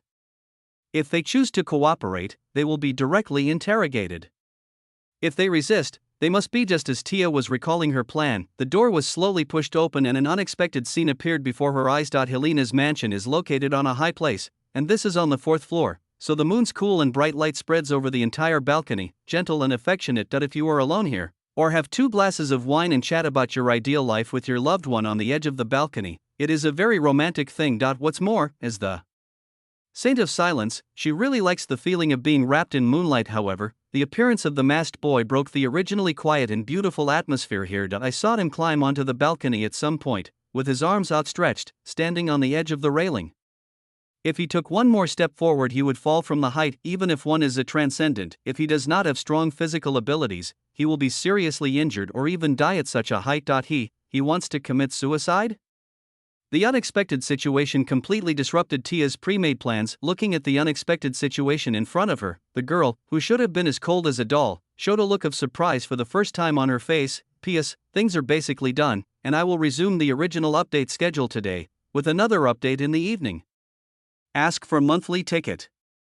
Chapter 165. Tia, let me go. The boy's body was covered with a layer of cold moonlight, his black hair was slowly blowing in the breeze, and his back looked lonely and desolate. At this moment, he stood quietly on the edge of the balcony railing with his arms open as if to embrace the entire night sky. Just one more step forward and you would fall from the height in an instant. As a second-level transcendent, there is absolutely no reason for him to survive, and Tia followed this guy from beginning to end, so she was very sure that the other party came here alone without knowing anything. It's not for show to anyone. Let's take a step back. Even if this guy discovered her, Tia had gone through 3 layers of disguise at this moment, and even her colleagues in the church would not be able to tell her identity without the help of extraordinary items. Even her closest brother Xia couldn't recognize her. What's more, this guy talked nonsense to her the first time they met, so he really wanted to die. But why? For a moment, Tia was confused as all her plans were disrupted. She is the type of person whose brain will freeze when faced with an unexpected situation. She is more suited to following a plan than making suggestions. However, the body's subconscious reaction took over. Before her brain could give an answer, Tia involuntarily pushed open the glass door. What are you going to do? She raised her voice slightly, trying to attract the other person's attention. The next second, after realizing what she had done, Tia froze in place. It was because of this damn guy that Brother Xia misunderstood me before. I had clearly sworn before that I would kill him the next time they met. Therefore, watching him jump from here is the best choice. But what am I doing now? Tia bit her lower lip lightly and looked up, with countless chaotic emotions surging in her heart. However, time does not stand still at this moment. Just when her mind was full of messy thoughts, the black-haired boy standing on the edge of the balcony heard the noise and turned back slightly. It seemed that when he saw clearly that there was only an unremarkable short-haired girl behind him, he immediately lost interest. The atmosphere suddenly became a little heavy. On the one hand, Tia was hesitant, and on the other hand, the boy seemed like he would jump off the building at any time. I'm just afraid that after he dies, I will lose the clues to track down the 12 years of missing memories. Yes, that's all. Tia said softly in her heart. I don't know how long it took, but the other party finally spoke to break the strange silence. I am a loser. The boy's opening was a little unexpected, but upon closer thought it seemed reasonable. A loser who was bent on revenge. The boy did not pause for too long this time and continued in a low voice, but in the end, he didn't even know when the most precious thing left him. Now that things have come to this, I have no reason to continue living. So please don't stop me. Revenge? Loser. Tia could understand the first sentence, although she paid little attention to what happened in the imperial capital in recent years. Tia has been secretly collecting information about Lin Batlyon since the last incident in the Jump Matrix. Tia also knew about his tragic life experience. I have to say, it can indeed arouse empathy if there hadn't been that conflict between the two. Although Tia always looks like a doll, she is not completely emotionless. Having compassion is one of the necessary criteria for becoming a saint. Being able to become the perfect successor of the silenced church once in a century, she must be impeccable in every aspect. Plus what happened in the council hall that night. At that time, for revenge, the boy was accused and questioned by everyone in the audience, as if he were a villain who was pointed at by thousands of people. However, he remained calm, as if these were not worth mentioning. It was only when I took the initiative to question him that I caused that guy to experience unprecedented psychological fluctuations. Later, his innocence was proven through the military's seal, a young man who was extremely loyal to the Empire and had a sincere heart, although Tia always felt that was his personality. But no matter how much people doubt what is happening before their eyes, won't they subconsciously believe it? So in the final analysis, if it weren't for what happened that day in front of the Jump Matrix, Tia's impression of him wouldn't be too bad. Although with her personality, all men make her feel disgusted. However, the second sentence the boy said at this moment made her feel a little confused. What kind of precious thing had he lost that made him want to choose death? Even though the current atmosphere was very heavy, a trace of confusion still emerged in Tia's heart. At this moment, she seemed to have forgotten her original purpose. After all, the person responsible for the incident was about to jump off the building, so even if she wanted to ask something, she had no idea where to start. So with this thought in mind, Tia hesitated for a moment, and then asked in a cold voice, "What do you mean by precious things?" "If you need help, you can ask Her Highness Selena, the organizer of the dinner, for help. Since you have received her invitation, it means that you should at least be considered friends." It was the first time for Tia to speak such a long paragraph in one breath to a stranger whom she had only met a few times. Under normal circumstances, she wouldn't even bother to look at those human men with ulterior motives. Hearing this, the young man smiled lightly. I don't know whether he was laughing at Tia or at himself. Seeing his attitude, Tia suddenly became angry and a hint of undisguised coldness appeared in her eyes. Under normal circumstances, with his status, he would not even be qualified to meet the Saint of Silence. What an ungrateful guy. Sure enough, those who are enemies of Brother Xia are all bad people. Thinking of this, she raised her hand slightly, ready to summon her moonlight scepter to teach this ignorant guy a lesson. Who knew that the next second, with the cold moonlight, Tia vaguely saw two lines of tears slowly flowing under the mask. He was wearing a bullhead mask, which made people laugh. But for some reason, the atmosphere suddenly became a little sad. He cried. The extraordinary power that had just condensed in Tia's palm disappeared in an instant. She looked at the scene in disbelief, not knowing whether to laugh or say something. Can men cry too? Under normal circumstances, this would be enough to make people laugh. After all, generally speaking, those who cry easily are women, which makes people easily associate them with adjectives such as delicate and gentle. But for some reason, the current atmosphere didn't seem to be conducive to a smile. At this moment, the night sky is quiet, as if the rippling moonlight is worried about the young man. Tia clenched her pink fist slightly, and some unspeakable emotions subconsciously emerged in her heart. Then she woke up immediately. What am I doing? Am I feeling sad for an enemy who is destined to be killed? This is outrageous. Tia gritted her teeth and took a step forward. She was not going to listen to this guy's nonsense any longer, so she decided to approach him secretly and capture him, and then carry out her original torture plan. However, perhaps there is fate in the dark. Before Tia could calm down, the boy on the edge of the balcony spoke again. He was answering Tia's question just now. The precious thing I'm talking about is a girl named Weya. The boy suddenly took off his mask, his expression sad and desperate. I lost her. Tia paused. She stared blankly at the young man in the distance. At this moment, his eyes were filled with tears, and his expression was sad and panicked, like a lost child. Coupled with his already outstanding looks and somewhat childish facial features, it is enough to make any woman feel maternal, and want to hold him in her arms and comfort him softly. This is not a level that can be achieved through acting skills. All the emotions he expressed came from his truest feelings. Such a thought suddenly emerged in Tia's mind. At the same time, the familiar name appeared in my ears again. Wait, it is somewhat similar to her current name, but ultimately different. According to what the boy said when they last met, this was the name she used during the 12 years she was missing in the Elf King's court. In an instant, Tia felt dizzy and shook her head in a trance. Wait, somewhat strange but also somewhat familiar. No, I am Tia, the future wife of Xia's brother, the saint of the Church of Silence. I am who I am. Countless chaotic voices came to my ears. Tia is the woman I love most in the world. When Lin En arrived at the balcony first, he took out the mirror without any hesitation and used the liar eater on himself. This was a situation he had anticipated long ago, and it gradually evolved into the current scene. Looking at the pale, shaky girl, Lin En realized that the critical point that would affect the deviation of the plot had arrived. So he slowly opened his arms, facing the chilly autumn breeze, as if he wanted to embrace the entire starry sky. Goodbye. Lin spoke softly, not sure if he was speaking to the world or to the girl he loved. The next second, accompanied by a strong feeling of weightlessness, Lin En fell rapidly down the stairs of the mansion with his back facing downward. The height of a 4-story building is neither high nor low for him, whose body is strengthened by the heart of the burning dragon. It will not be fatal, and may even only leave some minor injuries. If worst comes to worst, he still has the infinite silk to take out and play the role of a failed eel. However, if things really developed to this point, Lin En's casual plan tonight would be a complete failure. He didn't want to see this happen. Lin En, who has read the original novel, knows very well that although the breast goddess Selina, who looks like a compassionate goddess, actually has a green tea and sinister side in private. On the contrary, the silent saint, who is as emotionless as a doll, has an unparalleled respect for life. Even though she had the power bestowed by the goddess, she was still filled with disgust towards all men in the world. But that's life. Those who still love it after seeing its essence are the real brave ones. Along with a strong sense of weightlessness, an unfamiliar fragrance lingered at the tip of my nose. In an instant, as light and quiet as moonlight. Lin's body suddenly stopped in midair,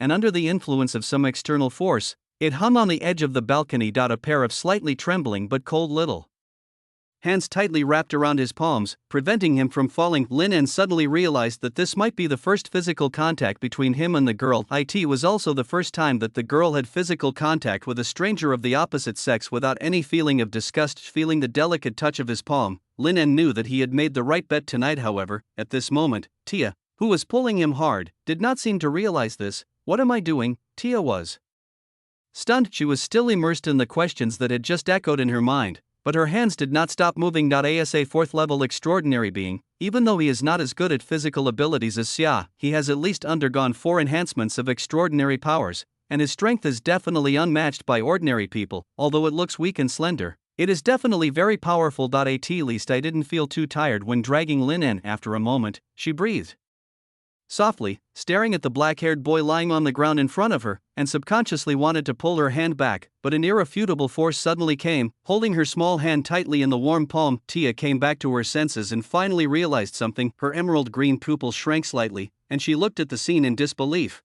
as if she had seen something out of a fairy tale. The strong impact brought by what she saw even temporarily deprived her of the ability to speak.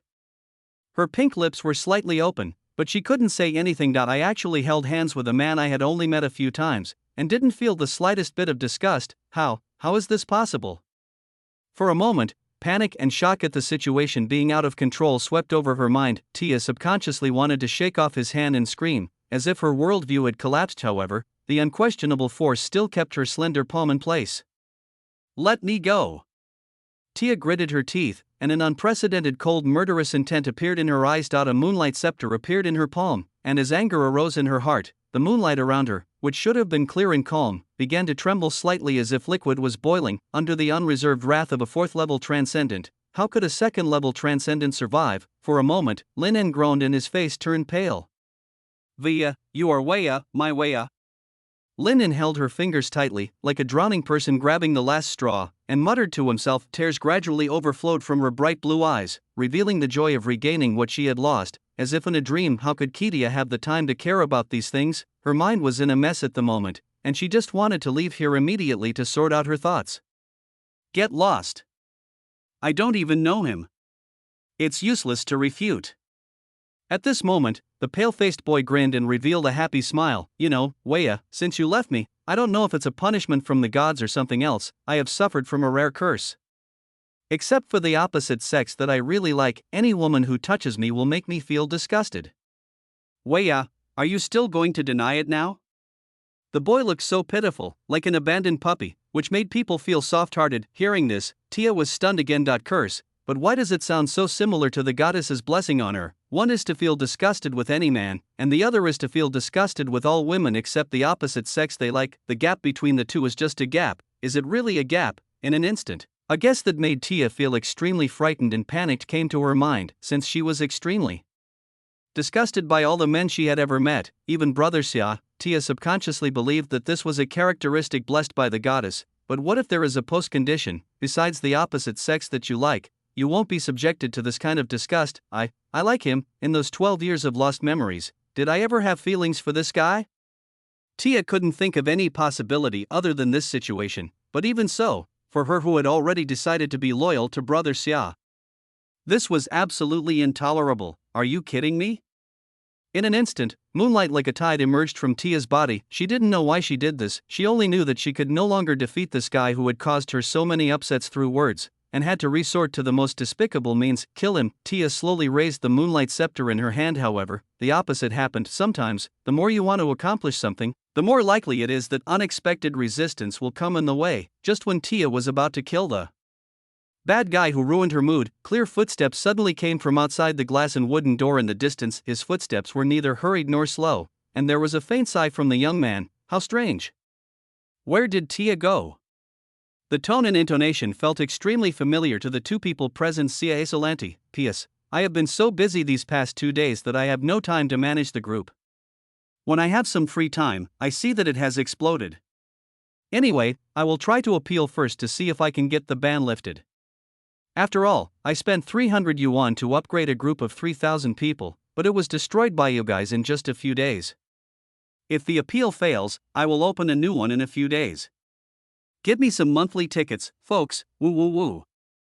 Chapter 166. Husband is currently committing offender number 1. Why did Brother Xia suddenly appear here? When Tia heard the familiar voice coming from outside the door, her petite body trembled subconsciously. He had just tried to struggle out of Linen's grasp, but now he was kneeling on the ground in despair, with a look of intense disbelief in his eyes. Everything that happened tonight, according to her character, was not what she, a saint who yearns for tranquility, should do. Whether it was meeting a strange man in private or having physical contact with him. Under normal circumstances, Tia would probably have confessed all night in front of the statue of the goddess, but she was extremely curious about the 12 years of memory she had lost, so she fell into the bait that Linen had set in advance. However, now it all seems to be exposed. Especially the worst possible outcome, being discovered by the person Tia tried her best to hide from and not to cause misunderstanding. At this moment, in extreme panic and helplessness, her little head stopped thinking. All the things that had made her feel extremely panicked before, such as why she saved him and why she did not feel disgusted after having physical contact with this guy, were all thrown behind her as unimportant things. He seemed to have forgotten that he came here in disguise and would not be easily discovered. However, the approaching footsteps were like some kind of countdown, beating on her heart again and again, and the moment the other party pushed open the door, it would be the end of her life without any excuse. No, something must be done. The next second, Tia finally came to her senses. She wanted to shake off the hand of this hateful guy and escape from here immediately, but then she realized that if she used her extraordinary powers to escape from here, it would definitely cause fluctuations in the power of moonlight. But Brother Xia was born with a beast-like sense of smell and intuition, and he would probably be able to tell that it was her scent in an instant. Considering that the guy is currently staying at the scene, there will definitely be some misunderstandings that are difficult to explain. What should I do? For a moment, Tia was in a state of confusion. The girl, who usually didn't respond like a doll, now showed a panicked look for the first time, looking at the scene in front of him. Linen felt a little emotional. It's not that I'm impressed by the deep feelings between the male and female protagonists of the original novel. After all, it has nothing to do with him. It is simply because the corrective power of the world's will is so obvious in him. According to the setting of the poison point in the novel, the heroine meeting with a strange man in private and having physical contact with him like this is absolutely an unforgivable poison point. Therefore, when Linen tried to increase the deviation of the plot in this way, the world's will, which seemed to be non-existent but omnipresent, immediately descended here and disrupted the situation in the most reasonable way, preventing him from leading the plot to an irreversible point. For Linen, not being struck to death by lightning on the spot was already the gentlest way of dealing with the situation, but it's still a pity. Obviously tonight is a good opportunity to increase the deviation of the plot, and there are still many operations that have not been shown in time. Thinking of this, he sighed silently in his heart. Let's wrap it up for now. Looking at Tia, who was already at a loss at the moment, he did not let go of the other's extremely resistant little hand, but instead held it a little tighter. You don't want him to know? At this moment, Lin was not wearing a mask, so his expression full of hesitation and struggle immediately caught Tia's eyes. However, Tia was anxiously wondering what to do at the moment, so how could she have the mood to talk nonsense with him? You, let me go. As soon as the first word came out of her mouth, Tia suddenly felt that the sound was too loud. She couldn't help but cover her mouth, looked at Lin hatefully, and then whispered, "If I let you go, we'll be discovered." Lin's voice made it hard to tell what she was feeling at the moment. Some of your makeup has fallen off, and the validity period of your supernatural items is about to expire, isn't it? Looking at the light brown color gradually returning to the roots of Tia's hair and her ears gradually becoming pointed, Lin spoke slowly. Hearing this, Tia was startled and subconsciously wanted to confirm the current situation, but then she realized that she didn't bring a mirror and couldn't help but feel desperate. A trace of tears welled up in her emerald green eyes. She raised her head stubbornly, staring at the guy who had put her in such a situation, regretting why she had saved his life just now. However, the next second, an inexplicable smile suddenly appeared in the other person's eyes. Don't worry, Weya, since it is your wish, I will help you realize it no matter what. Even if it means covering up for her former lover, just to prevent the person she currently loves from misunderstanding, it doesn't matter. Even though this is extremely cruel to someone who loves her deeply. I don't know why, but at this moment, the boy in front of me was clearly smiling, but his smile was so heartbreaking, even Tia hesitated for a moment. It was as if I had done something excessive. Tia suddenly became distracted then, as she stared in astonishment. The guy who should have disgusted her so much, gently held her in his arms. The expected electric shock-like feeling of disgust did not come. Not only that, it was even more generous and warmer than I had imagined. What was I thinking? Tia came to her senses in an instant, with disgust in her eyes undisguised. Not only that, the surging moonlight surged in like a tide, condensing into an invisible sword blade, pressing hard against his heart. After all, Kotia underestimated the determination the boy could make for her daughter. Perhaps it is the determination that can be made to allow Miss Witch to break the seal. The next second, ignoring the sharp blade on his chest, the boy leaned forward slightly, then lowered his head, instantly shortening the distance between their lips. At the same time, there was a sound of a door being pushed open behind me. The plot deviation of the S-level plot character Tia Yusti has been increased to 2.55%. In fact, when Xia just walked to the door, his keen hearing made him realize that someone was whispering on the balcony. However, he did not avoid suspicion, but instead felt vaguely that the female voice was familiar. Xia couldn't help but frown, because the distance was too far. He couldn't distinguish them completely. I just felt that the deliberately lowered voice seemed a bit like her, but it didn't make sense. Although there was no trace of Tia throughout the entire dinner, Helena received her invitation, which meant that she was actually there. This is simply unbelievable. You clearly attended the dinner, so why did you pretend to be missing, or did she disguise herself? But what's the reason? Xia, who had always been close to her, could not imagine that Tia would hide something from him. It was for this reason that the sound from the balcony instantly aroused his vigilance. If it was really Tia, why would she have a private meeting with a strange man at such a time and in such a remote place? Although he knew that Tia would not do anything to betray him, when he recalled what happened in the jump matrix before, the seed of doubt in Xia's heart suddenly began to stir. An indescribable emotion suddenly came to my mind. He couldn't help but feel his heart beating faster. I hope it's not what I expected. With this thought in mind, Xia no longer hesitated and immediately pushed open the door to the balcony. The next second, an unexpected scene appeared before his eyes. Above the night sky, the bright full moon casts its light quietly, making the entire balcony look as beautiful as a dream. At this moment, at the edge of the balcony, there was a figure with his back to him. The young man's back looked very tall, with his black hair gently fluttering in the breeze. He stood there with his head down, motionless, and no one knew what he was doing. Xia couldn't help but frown. Then he suddenly realized that besides the young man in front of him, there seemed to be another person. A woman. Looking at the slender hands clasping the boy's back, Xia immediately realized that the two were kissing. Tia? Although she knew the possibility was slim, Xia still called out softly. As expected, there was no response. Not only that, perhaps because she was too involved, the hands that should have been hugging the boy's back were now deeply dug into the skin of his back. Trembling slightly, the woman's nails even scratched his skin, leaving streaks of blood, even though they were more than 10 meters away. Xia could see blood oozing from the boy's back in the moonlight. Xia couldn't help but gasp, how much? Do these two people love each other, and how intense their emotions must be, to make them unconsciously do such a crazy thing when kissing passionately? When love reaches its extreme, it means hurting each other. She originally scoffed at this statement, but now Xia suddenly felt that it made some sense. At least this crazy couple in front of us seems to be in such a situation. But after realizing this, the big stone in Xia's heart fell instantly. Although from this angle, it is impossible to see what the woman in the boy's arms looks like, but there was no need to confirm this, as he was now certain that the other person was definitely not Tia. No matter how intense the emotions in the heart of that doll-like girl are, she will just keep them to herself silently. How could she show this attitude to any other man besides him? What's more, even he didn't get Tia's first kiss, not to mention this guy in front of him who is unknown origins. So the answer is simple: Tia actually did not attend today's dinner. The reason for asking for those two invitations might be just to give them to friends. Thinking of this, Xia no longer focused on the two people kissing on the balcony. He has never been very interested in other people's affairs. Thinking of this, Xia prepared to turn around and leave, although the contact between him and Tia is currently limited to holding hands and leaning on shoulders, and Tia feels uncomfortable every time this happens. Xia is not in a hurry after all. He is not a sex-crazy person. Sex is just one of the ways to warm up the relationship between lovers. What's more, in about 10 days, it will be the long-awaited moonlight scripture of the Church of Silence. At that time, Tia will take the initiative to pray to the goddess to remove the curse on her body and officially become his partner. Thinking of this, Xia went down the stairs in a good mood. He was ready to leave this boring dinner and go to the Church of Silence, see if Tia has already returned home. With a slight sound, the door was closed again. The footsteps gradually faded away, and the extremely tense and solemn atmosphere just now also gradually dissipated. Tick, tick, tick.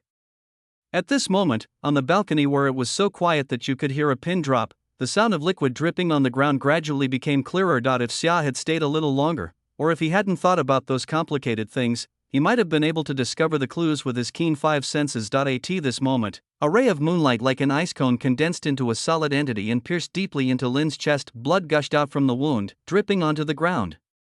Without stopping, gathering into a bright pool of blood, Tia stared blankly at the scene before her. For some reason, I couldn't utter a word. Just now when Lin hugged her in his arms and lowered his head to kiss her, Tia subconsciously fought back out of instinct. But the young man in front of him did not dodge or evade, allowing the cone of light to pierce his chest. However, the kiss never came. It just reached her ear. Or maybe the boy never wanted to kiss her from the beginning. The reason for doing all this was just to create the illusion of being a couple and let Xia leave here as soon as possible to help her achieve her goal of getting out of trouble. Noticing Tia's stunned look, there was no trace of blame or resentment in Lin's eyes. In order to prevent that guy from misunderstanding you, I can even tolerate the act of giving an assist to my love rival, which is like giving up my self-esteem. How could I do something that you don't want? The boy smiled, as if the injury on his chest didn't exist, but even Tia could detect a hint of bitterness in his eyes. The hand that had been holding his back just now unconsciously tightly grasped the fabric of his clothes on the back. The atmosphere fell into a strange silence for a moment. It was not until Lin vomited blood due to violent coughing that he brought Tia back to reality from her chaotic thoughts. After realizing that they had been maintaining this posture until now, she couldn't help but feel extremely panicked. She loosened her arms around Lin's back as if she had been electrocuted and wanted to push him away, but seeing the young man spitting blood, Tia couldn't bear it and subconsciously reduced her strength by 99%. Therefore, the palm that should have been pushed away was now pressed against his chest as if caressing it. The distance between the two of them was already very close, and with the inertia of Tia's forward movement, she involuntarily crashed into his arms. It's just like the flirting between lovers. Ask for monthly ticket.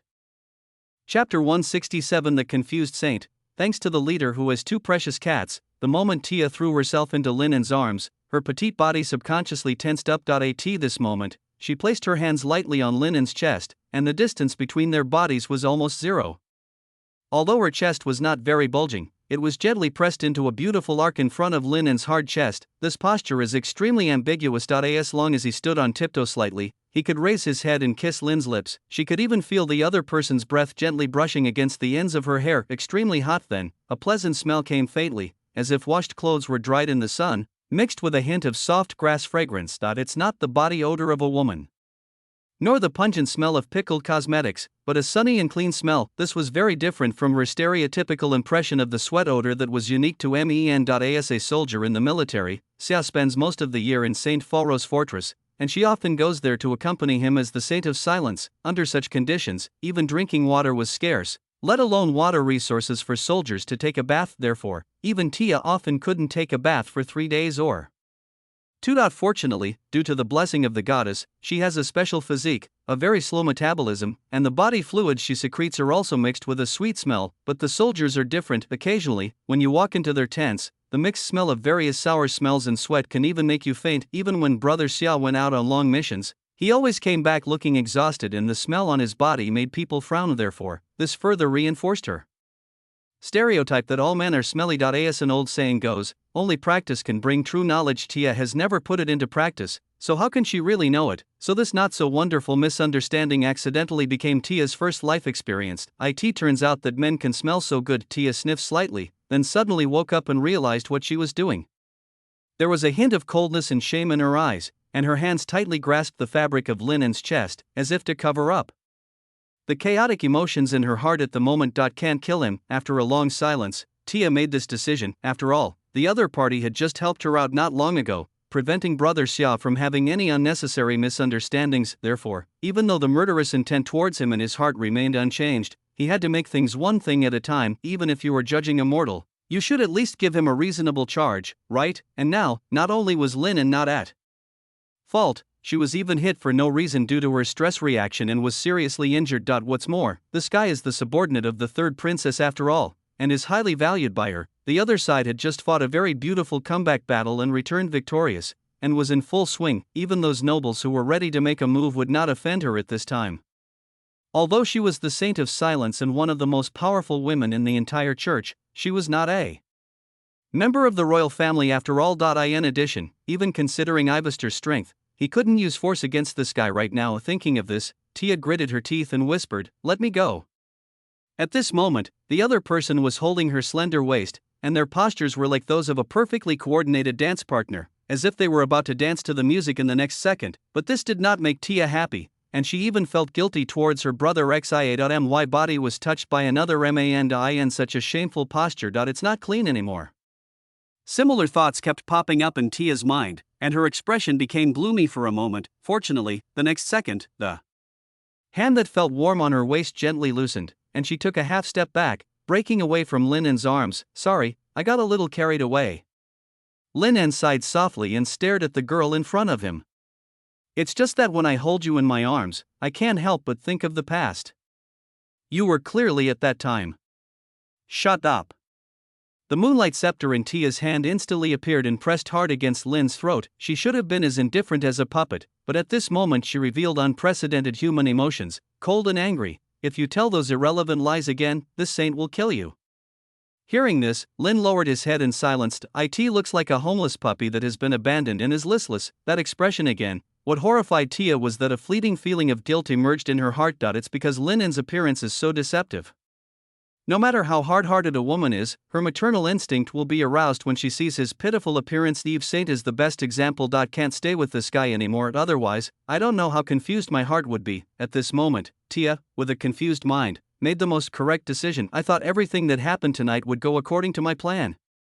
But from the moment she stepped onto the balcony, everything went as planned. 10 minutes ago, she couldn't even imagine that 10 minutes later, she would be held in this guy's arms, and she ended up not killing him. Tia took a deep breath. The next second, her body was enveloped by the soft and clear light that gradually surged from the surroundings, flickering a few times like a candle. When Linen raised his head again, the girl in front of him had disappeared. Her cold voice could be heard in the air. "I swear on the honor of the Saint of Silence that I will kill you the next time we meet, Lin Bartlerin."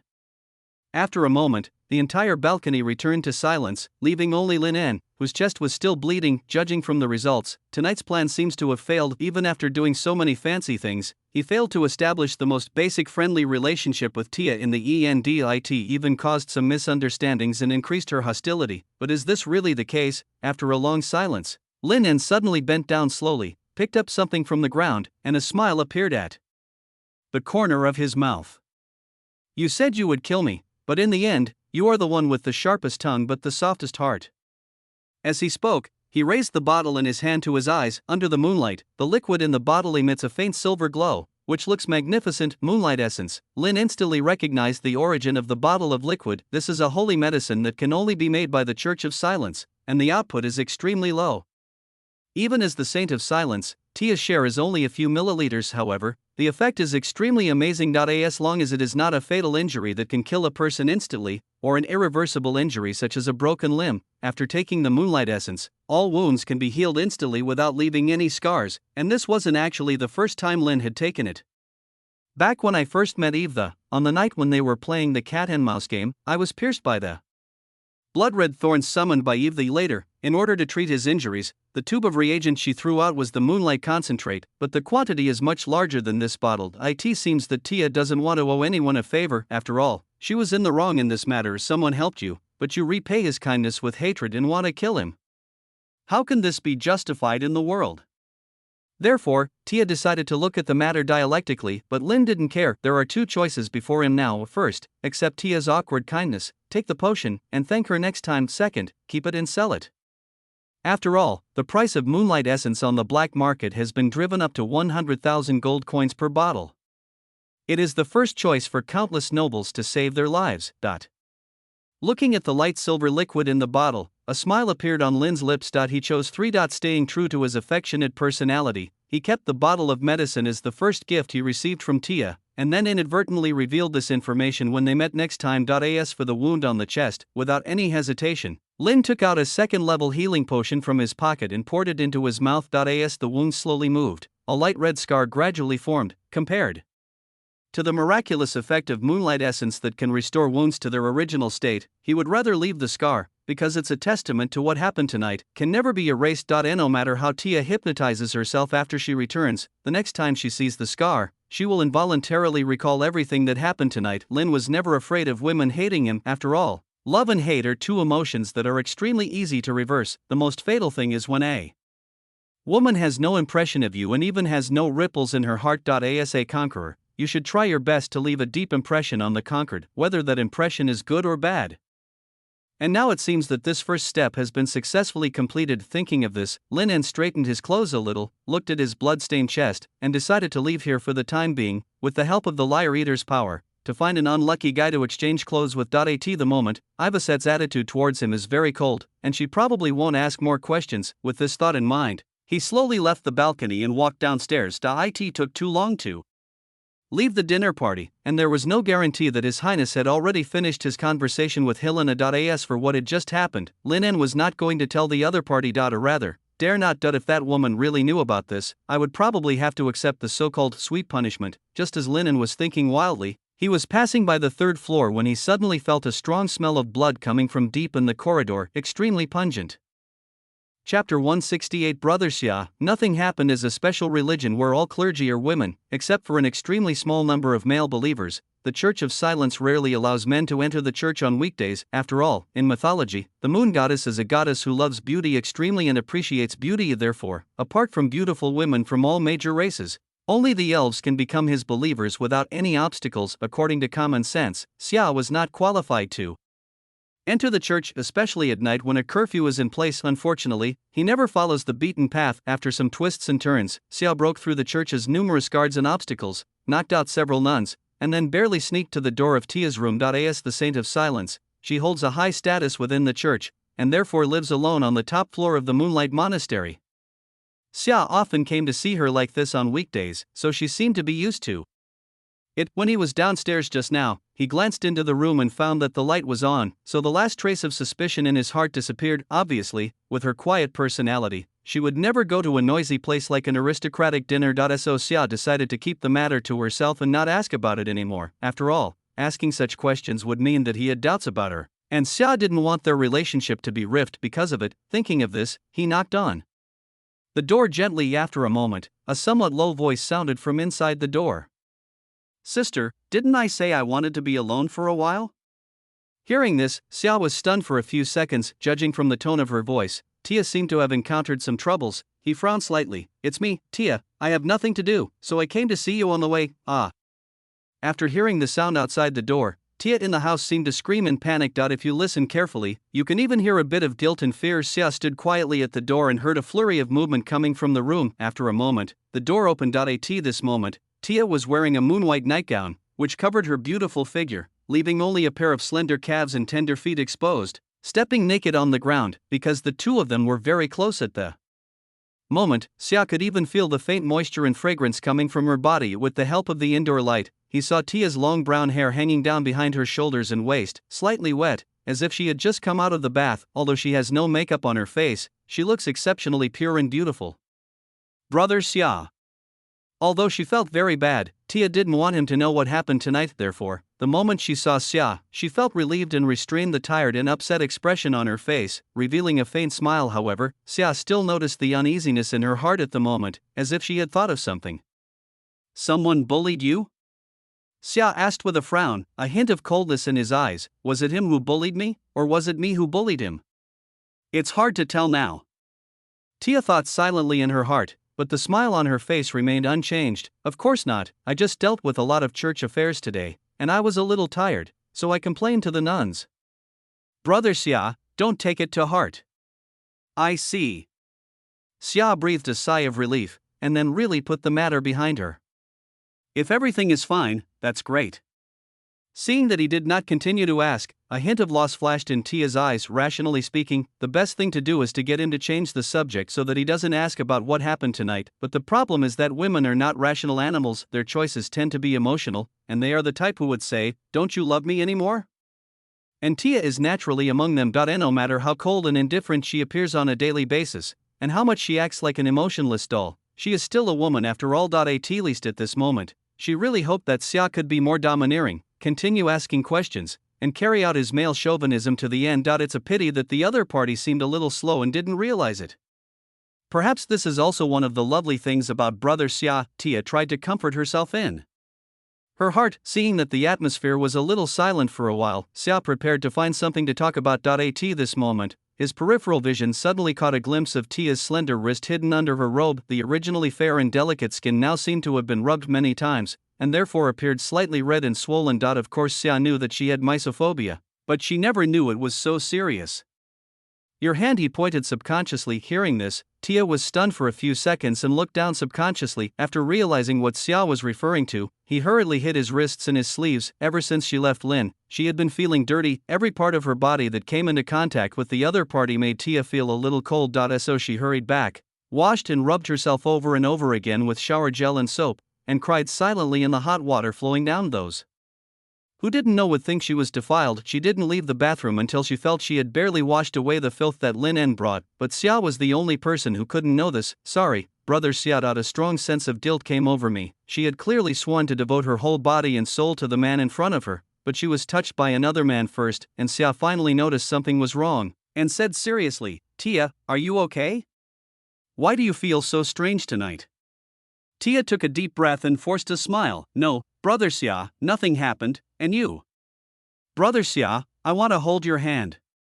For some reason, Tia suddenly plucked up the courage, stood on tiptoe slightly, and spoke in a low voice. Now it was Xia's turn to be surprised. At the same time, a hint of joy emerged in my heart. Although he and Tia were already very close in heart, they rarely had physical contact, and even holding hands was rare. All this is just because of the blessing of that damn goddess. But now the other party took the initiative to ask for holding hands, which was completely beyond his expectations. Even the doubts in Xia's mind were temporarily put aside. Looking at Tia's blushing face, he smiled gently, then gently held her slender and tender hand. The atmosphere suddenly became somewhat ambiguous. Xia's heart beat quick and slightly, as if she was immersed in such tenderness. However, the next second, he suddenly felt the cold little hand tremble, and then he felt Tia pull her hand out of his palm. Xia couldn't help but feel a little lost. "Tia, you are still." He looked up subconsciously, but saw that the other person's face was pale. He seemed a little lost, and there were tears in the corners of his eyes. Then, something he didn't expect happened. "Brother Xia, I'm not feeling well, so I'm sorry." For some reason, after saying this, Tia lowered her head and retreated back into the room, gently closing the door. Only Xia was left standing in the wind, looking disheveled. After a long time, he finally dived back into the night, full of doubts. What happened to Tia? When leaving the Church of Silence, Xia's heart was still filled with similar confusion. Me. Why did my body become like this? Tia stared at her hands palely when she vaguely sensed that Xia had left. The tears that had been welling up in her eyes could no longer be held back and flowed silently. At this moment, all the strength in her body seemed to be drained away. She leaned her back against the door and slid down slowly until she knelt on the ground.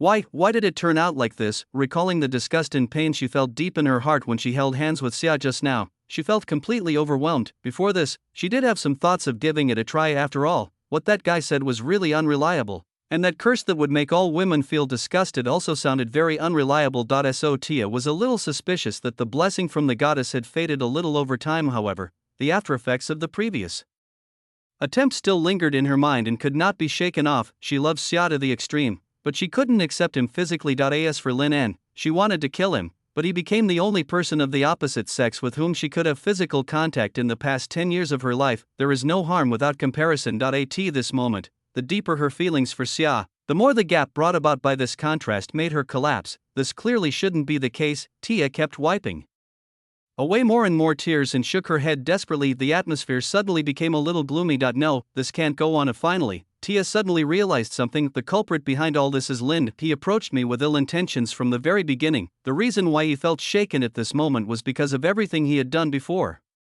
Although I don't know the principle or why I can have physical contact with him, I think it is most likely some shady trick.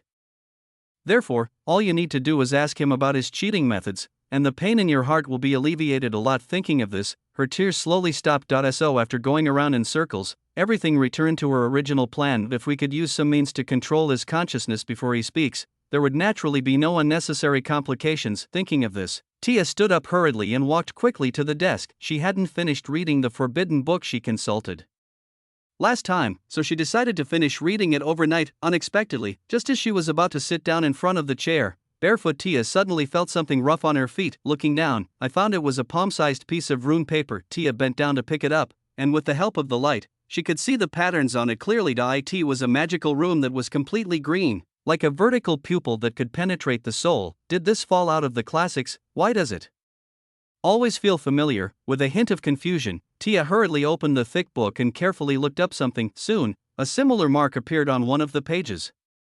The psychic cult? The legacy of the mysterious empire? And hypnosis?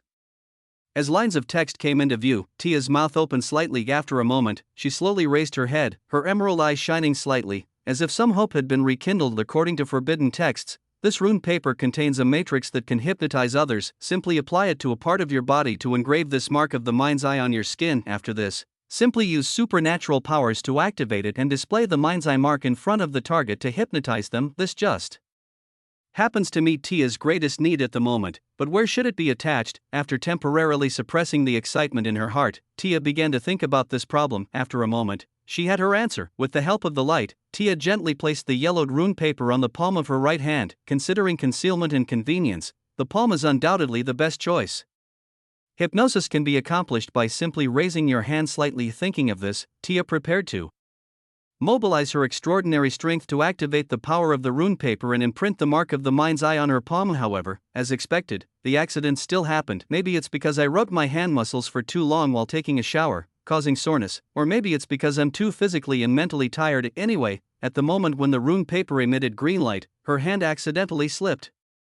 Then Tia watched the piece of paper glowing green gently fall to the base of her thighs. She was about to pick it up, but it was too late. Instantly, a burning sensation penetrated her skin and reached the flesh at the base of her thigh, sticking tightly to that position like a brand. Because the time interval was too long, the rune paper turned into ashes and disappeared into the air after it had consumed its last bit of power. Only a dim mark of the mind's eye was left, which remained stubbornly at the base of the thigh. If you move a little further upwards, you will reach some unspeakable mysterious place. Looking at the scene in front of her, Tia was stunned. The next second, she reached out her hand in panic and rubbed that area vigorously, trying to erase the mark. However, it was ultimately futile. After leaving a mark, the mark will only disappear if the number of uses exceeds the upper limit. Ke is in such an awkward place. How can I hypnotize her?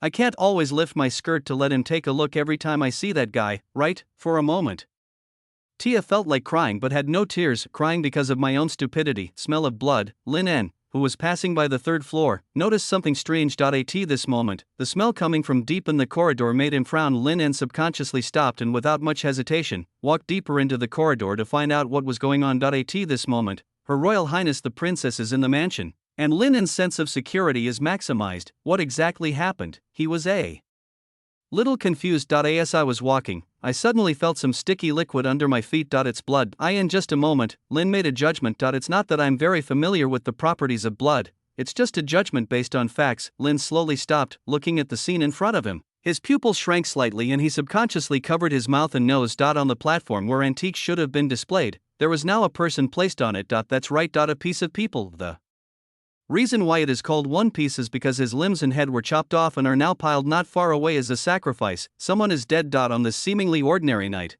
and in this seemingly normal mansion. As the first witness at the crime scene, Lin En could barely see the situation on the ground with the help of the moonlight outside the window. The lines formed by the blood were rough and hideous, intermittent like a child's graffiti, outlining a hideous, angry, and terrible face. In just a moment, Lin recognized the source of this strange face, the king of evil and cruelty, Kushastain. This is exactly the same as the curse mark he left in his spiritual world. Feeling absurd and horrified at the same time, Lin frowned deeply with the help of moonlight. He also saw that the chopped-off head seemed to be wearing a mask. A full-face mask in the shape of a crow. It was the one that he had exchanged with someone in order to hide his whereabouts. Coincide, or is the murderer actually targeting me? For a moment, Lin En was a little surprised, and then fell into thought. However, a moment later, an extremely shrill scream suddenly sounded from behind. Lin looked back and saw a maid in the mansion collapse to the ground with a pale face, seeming to be extremely horrified by what was happening before her eyes. After seeing the blood on Lin's chest, the other party seemed to have misunderstood something and fled away in fear. At the same time, panicked screams echoed throughout the mansion. Kill someone. Ask for monthly ticket. Chapter 169. Ivaset's weakness. At the same time, in the study, hearing Ivaset's question, Helena's hand holding the cup paused slightly, then she gently blew away the hot steam on the cup and took a sip. The tomb of Heramus? The ancient ruins that the Empire discovered in the ancient city of Kramen not long ago? Selena's voice seemed a little flat. Why are you asking this? The slight joy I had just felt from the night talk between the sisters disappeared in an instant. Ivaset said nothing, just stared at her in silence. Seeing this, Zelina said softly, I don't know much about this mausoleum. I only know that the people buried inside are very old. Judging from the style of the reliefs on the mausoleum, its age can even be traced back to the early Second Age. The Second Age is the age of war of gods. At that time, the gods had not yet established their kingdom, but were walking on the earth in their complete forms, exercising their respective powers. It is hard to imagine the identity of the tomb owner, as he could have such a magnificent mausoleum in that era, but this is not what Ivester wants to worry about. She didn't care about the origin of the mausoleum, she just wanted to fulfill her long-cherished wish. After taking a look at Helena's enchantingly beautiful face, Ivaset suppressed the irritability and jealousy in her heart. If you think about it carefully, being able to sit face to face and chat with this woman like this is already a very wonderful thing. In the past, even if she just saw that face, Ivester would not be able to help but tear it apart. Of course, it was hatred and jealousy that twisted her into an unrecognizable monster. Fortunately, now she has Lin En, who has gradually transformed her into what she is now. One is the most hateful being in the world, and the other is the favorite of God who is so beautiful that it transcends concept. The two should be incompatible, but in the eyes of the puppy, he became the most beautiful woman in the world, while Helena was often humiliated by him. Therefore, jealousy or something like that doesn't matter anymore. Even if there is, it only applies to the woman 100,000 years later. Thinking of this, Ivaset sneered, you don't know much? Although you just came back from the border, this excuse can't fool me, Helena. As far as I know, the Gravedigger team is currently under your control, and you are also in charge of the excavation of the mausoleum this time. The atmosphere became silent for a moment. Helena lowered her eyes and stared at the light brown tea in the cup in silence, her full and swollen chest rising and falling gently. After an unknown amount of time, she gently put down the teacup in her hand. Under Ivester's gaze, Selena looked at her seriously and said, according to the information I have, the tomb of Helamus is a trap. As of last week, several teams of gravediggers under my command had entered the cave for the 18th time, with a total of 36 casualties. The remaining 70 people showed varying degrees of physical deformation after returning to the ground, and even developed a phenomenon called empty shell syndrome. It was as if the spirit and consciousness were stripped away from the body, leaving only a corpse-like shell. Helena said solemnly. In particular, the word stripping was emphasized. Hearing this, Ivaset's eyes lit up slightly. This is exactly the same as Saint Laurent VI's description. I need to know what is hidden inside the mausoleum. She spoke without hesitation. Seeing this, Helena sighed softly. Although Ivacet seemed like a different person after returning from the border, with some changes for the better, she would still become reckless once talking about things related to the curse on her face. "Little Evie," Selena said, tucking her long hair around her ears. "During this trip to Orange City, didn't you feel that your father and the Parliament's attitude towards you seemed to have changed in some way?" Although it was not nice to talk about your father behind his back, Helena still decided to remind Ivacet. Ivacet frowned. Change, from beginning to end, all she felt was malice from the people around her, whether it is St. Laurent Virgin Islands, the great nobles in the Parliament, or the entire Groston. Since it's all malicious, how can there be change? Seeing this, Sildina explained softly, to father and the others, "You were just a tool used to deal with the seal. Although I am somewhat afraid, I am more greedy for the mysterious power in your body. But too many things happened during this border trip. If it weren't for the various coincidences and Lennon's selfless dedication, I'm afraid you would have fallen into a deep sleep by now, or even suffered a more serious backlash. Do you know why?" Hearing this, Ivacet frowned slightly but said nothing. Helena followed up with the previous sentence and said slowly, "Because they are afraid of you. Before, there were surveillance by various churches, and the empire also had several demigods and even saints. Even though they had very powerful forces, they were still within the controllable range. But as this power of unknown origin grew stronger day by day, they discovered that you were gradually slipping out of control. As for those sealed objects that cannot be controlled, I'm sure you are also very clear about how they have been handled." In an instant, the atmosphere around them suddenly became a little cold, but Helena still withstood such pressure and calmly explained the truth. "The wishing jar incident was an attempt they made on you. Try to weaken your power, or even send you to a research institute to find out the source and principle of this power, and then use it for their own benefit." As Helena's voice slowly fell, the atmosphere in the room fell silent again. As someone who was involved in the game and has always been in the imperial capital, she is very familiar with the inside story. In other words, even without understanding, given the nature of those idiots, it is easy to guess what they are thinking, fearing, criticizing, forming a group, mocking, and being greedy. The corners of Ivacet's mouth curved slightly. Although she was furious, this was something Lin had already analyzed with her. "Helena, I never took what you said seriously." Ivacet crossed her legs, looking noble and indifferent. "Besides, you seem to have gone off topic." Hearing this, a hint of anxiety flashed in Helena's eyes. Although she knew Ivacet very well and knew that she would not change her mind once she made a decision, as the eldest sister, she did not want to see her go on the wrong path. Perhaps judging from the results, they failed in the Orange City incident, but as long as you are in the game called the St. Laurent Empire, you will always be at your wits' end, and similar incidents will definitely not be the last. Also, I don't know why my father told you about the tomb of Haramis, but Ivester, I don't want to see you in danger. Especially when you know it's a trap." "Shut up." Hearing Helena's concerned words, Ivester felt nauseous. She stared at him coldly. "Helena, stop pretending to be an elder sister. I am no longer a 3-year-old child.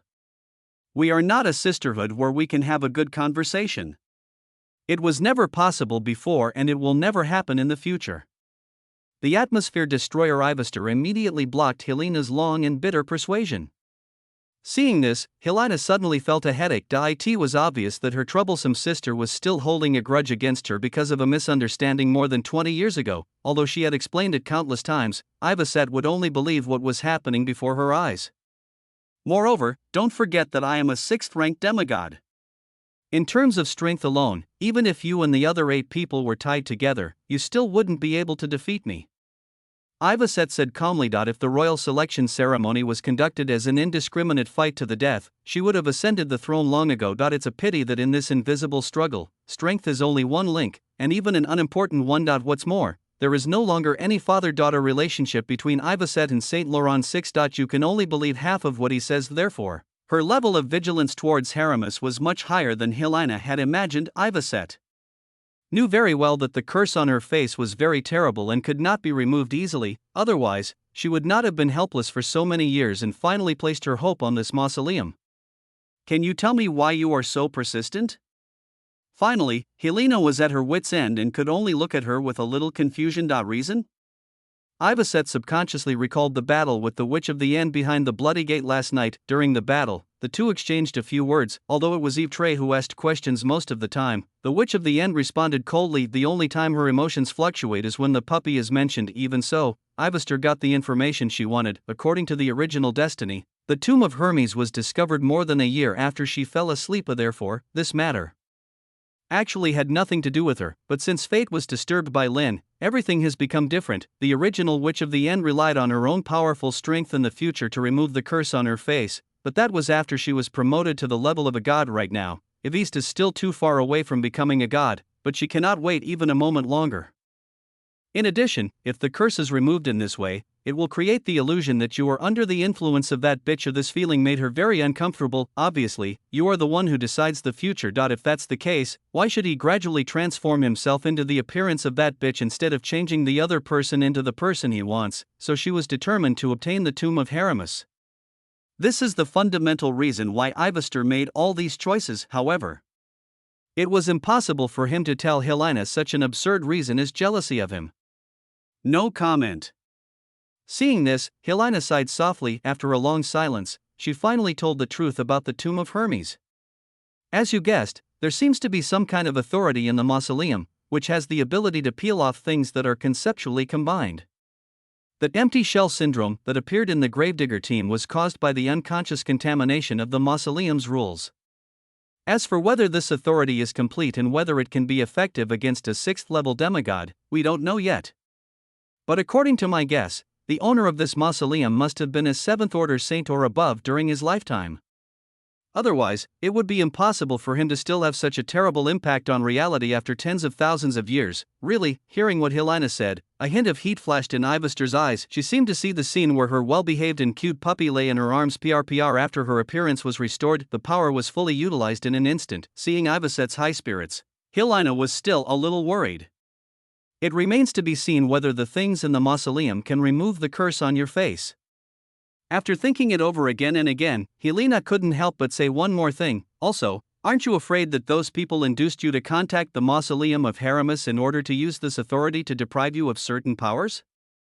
Hearing this, Iveset smiled softly. As the saying goes, high risk means high reward. If you are not willing to take even the slightest risk and hold such cowardly thoughts, how can you defeat that bitch from 100,000 years later? Not to mention, as you said, now they are afraid of me. Since they are wary, it means they have no means to force me to obey, so I just need to do whatever I want.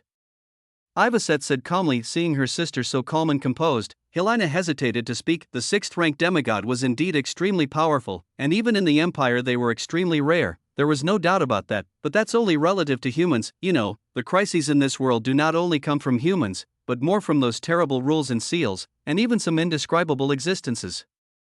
Besides, as she said before, as long as you are in the game called Saint Laurent Empire, you will never be able to control your own behavior. The time in Orange City, it was because he didn't want to be kicked out of the king's selection, and the result was a happy one for everyone. But what about next time? Even if no one could use force to make her voluntarily strip away the authority and power in her body, but what if, because of someone's existence, she has to make such a choice? After returning from Orange City, Iveset has changed a lot, which is a good thing. Being changeable means that there are people who care about it. For those guys in the imperial capital, a 6th-rank demigod is not scary. What is terrifying is a 6th-order demigod who has no worries and no desires. Once people have concerns in their hearts, they will also have weaknesses. Helena really hopes that Iveset will remember these words. However, seeing her like this, I couldn't say it. I hope I'm just overthinking it.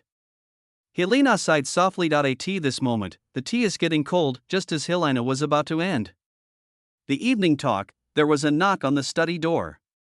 Come in. The next second, the butler in the mansion opened the door with a panicked look on her face. Seeing that the two princes were present, she calmed down a little and said hurriedly, Your Highness, we found a male corpse in the corridor on the 3rd floor. Judging from his attire, he seems to be a guest at the dinner. Hearing this, Zelina instantly realized the seriousness of the matter and said solemnly, Has the identity of the deceased been confirmed? Not yet, but there is a crow mask on his face. We are investigating it now. The deaconess wanted to say something but was interrupted by a sudden voice. What did you say? Yviste raised her head at some point and looked at the master and servant who were talking, her tone trembling slightly. Helena stood there in a dazed, I don't know if it's an illusion. She saw unprecedented fear and despair in her sister's eyes. It was as if the world collapsed. Is this your weakness? Helena thought silently in her heart. P.S. The transition plot is a bit stuck, the next climax is coming soon, and I am thinking about how to pull it up better.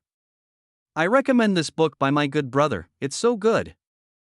Chapter 170, the first decrease in plot deviation. Lynn looked expressionless as he watched the maid fleeing the crime scene in a panic. Damn it, Buddy knows it. As expected, pretending to be cool does not end well, especially in front of Tia and the will of the world. Look, retribution came instantly without paying attention to what might happen next. Lynn squatted down, covering his nose, and began to look for clues left on the body. Judging from the unique mark of the king of evil and cruelty on the ground, the person who took action was most likely a fallen supernatural being who believed in evil and cruelty rather than a real devil. The other party must be of a high rank, as he was able to create such a crime scene without him noticing. Starting from level 3, there is no upper limit. In addition, it seems that the other party has mistaken the unlucky guy wearing the crow mask for Lin, and if that's the case, things would be interesting. He had just returned to the imperial capital when his itinerary was monitored. Even the mask he wore after getting off the car was known. Apart from those hostile forces who held a grudge against him, Lin couldn't think of anyone else who might want to assassinate him. Then the scope is narrowed down to the Mascara family, the Tenley Church and St. Laurent 6. Among them, St. Laurent Virgin Islands can be ruled out first, because Lin knew very well that given his current condition, he urgently needed the core of the seal in his body and the help of the creation demon Euvilia, before he succeeds in getting what he wants. St. Laurent Virgin Islands wants Lin to live well more than anyone else. This can even become his amulet in some cases. For example, that night in the council hall, Lin killed Eunice in public, which angered the emerging aristocratic forces led by the Mascara family. Logically, he should have been killed, but in the end, St. Laurent Virgin Islands was still caught by him. I really have to give a thumbs up to my father-in-law, His Majesty. Apart from St. Laurent Virgin Islands, the remaining possibilities naturally fell on the Tenley Church and the Mascara family. Judging from the hatred value, the Mascara family is the first to bear the brunt. Besides, this was done a bit too roughly.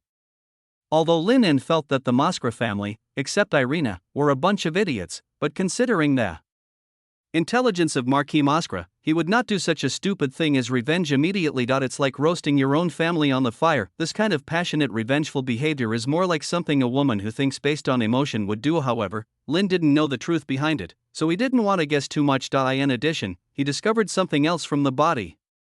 Although the limbs were cut off and placed on the ground, Lin looked carefully and found that the other party was missing an arm, and he didn't know where it had gone, and this was all the information he could read from the corpse. After a moment, he slowly stood up and observed a moment of silence for his unfortunate friend. Ultimately, this guy took the blame for himself because he changed his mask, but even so, apart from a moment of silence, Lin did not feel any remorse. After all, the person behind the scenes should be blamed. He knew nothing beforehand and should be considered a victim. What's the point in wasting time on internal conflicts? A moment later, accompanied by a burst of hurried footsteps, a group of armed guards rushed up and looked at Lin in front of them with stern expressions. Sir, please move to the lobby on the first floor for a chat. An elderly knight in the lead said in a serious tone. Everyone was on high alert, as if they were prepared for Lin to attack at any time. After all, his clothes were now stained with blood and there was a wound on his chest that had just healed.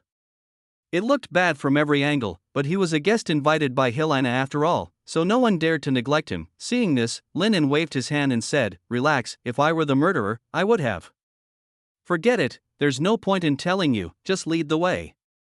A moment later, surrounded by many guards, he arrived at the hall. At this moment, the entire mansion was under martial law. The ladies who were supposed to go home after the dinner sat in the living room, staring at each other, and no one spoke. They looked a little nervous, or perhaps as parties involved, they felt a little excited about the sudden criminal case. Seeing Lin approaching surrounded by a group of guards, many girls immediately looked at him in surprise. For them, what happened tonight was simply the best gossip material. However, before the ladies who saw Lin could speak, a sound of footsteps suddenly came from the stairs, hurried and messy, as if they were in a hurry to see someone. Since Lin was in the living room on the first floor at the moment, he could see who was coming down the stairs by just looking up. It was a beautiful figure in a black long skirt.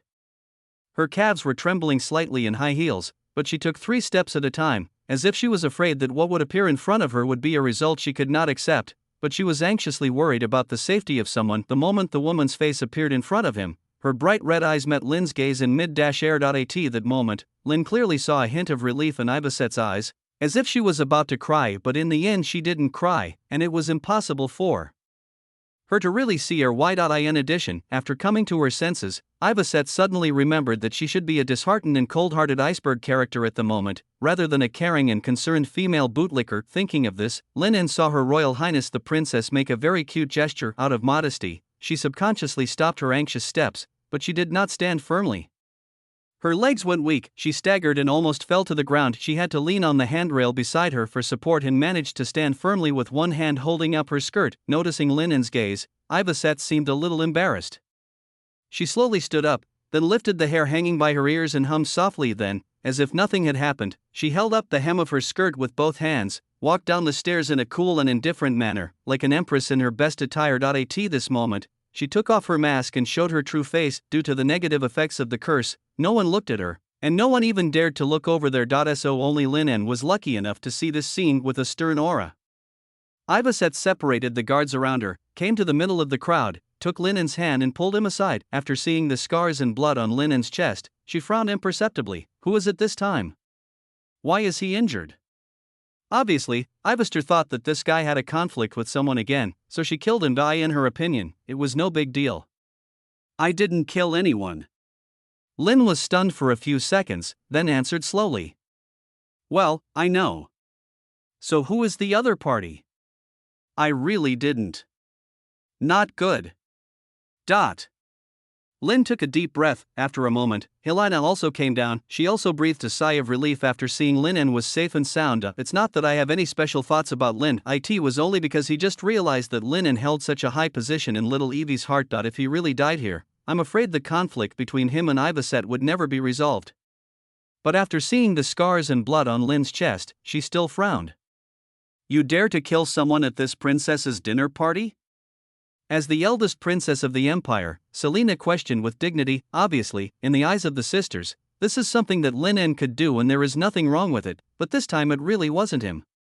Lin felt extremely wronged. A look of annoyance flashed across his eyes, and he tried to defend himself. I think the two princes seem to have some misunderstanding about me. However, before she finished her words, Ivester, who seemed unhappy with Selena's tone, said in a cold voice, even if he really killed someone, so what? Who allowed you to be so cruel to him? Zelina.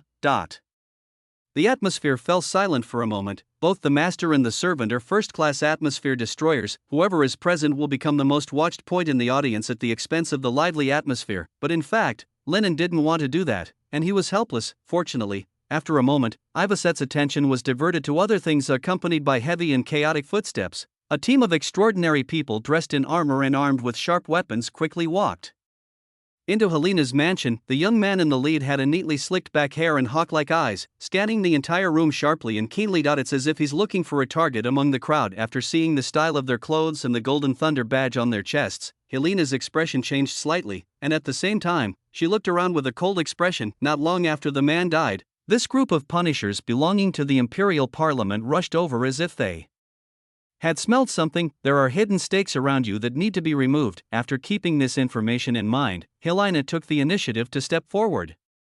Members of the mandated Punisher Squad, what may I do for you, dear friends, who are visiting us so late at night? Seeing that it was the eldest princess, Helena, who stepped forward, the young man in the lead did not show any respect. He just bowed slightly and then acted in a businesslike manner. We just received a report that a crime has occurred in your mansion. The perpetrator is suspected to be the limb reattacher, human we have been tracking down recently. Since this case is highly valued by His Majesty and the three major churches, I hope Your Highness will not hinder our work. In other words, please don't interfere when the Punisher is doing something, even if you are Her Royal Highness the Princess. These words were extremely merciless. However, since Helena had been able to reach her current position, how could she be angered by his few words? What are you going to do?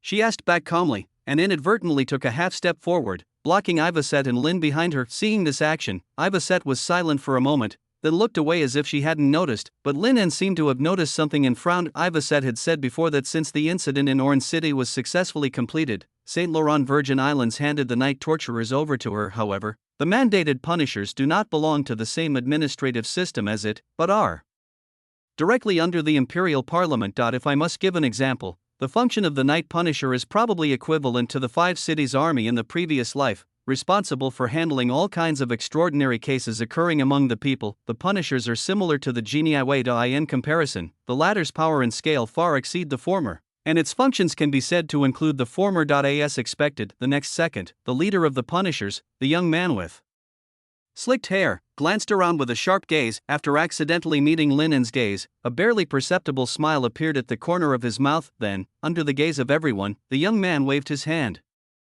Catch him.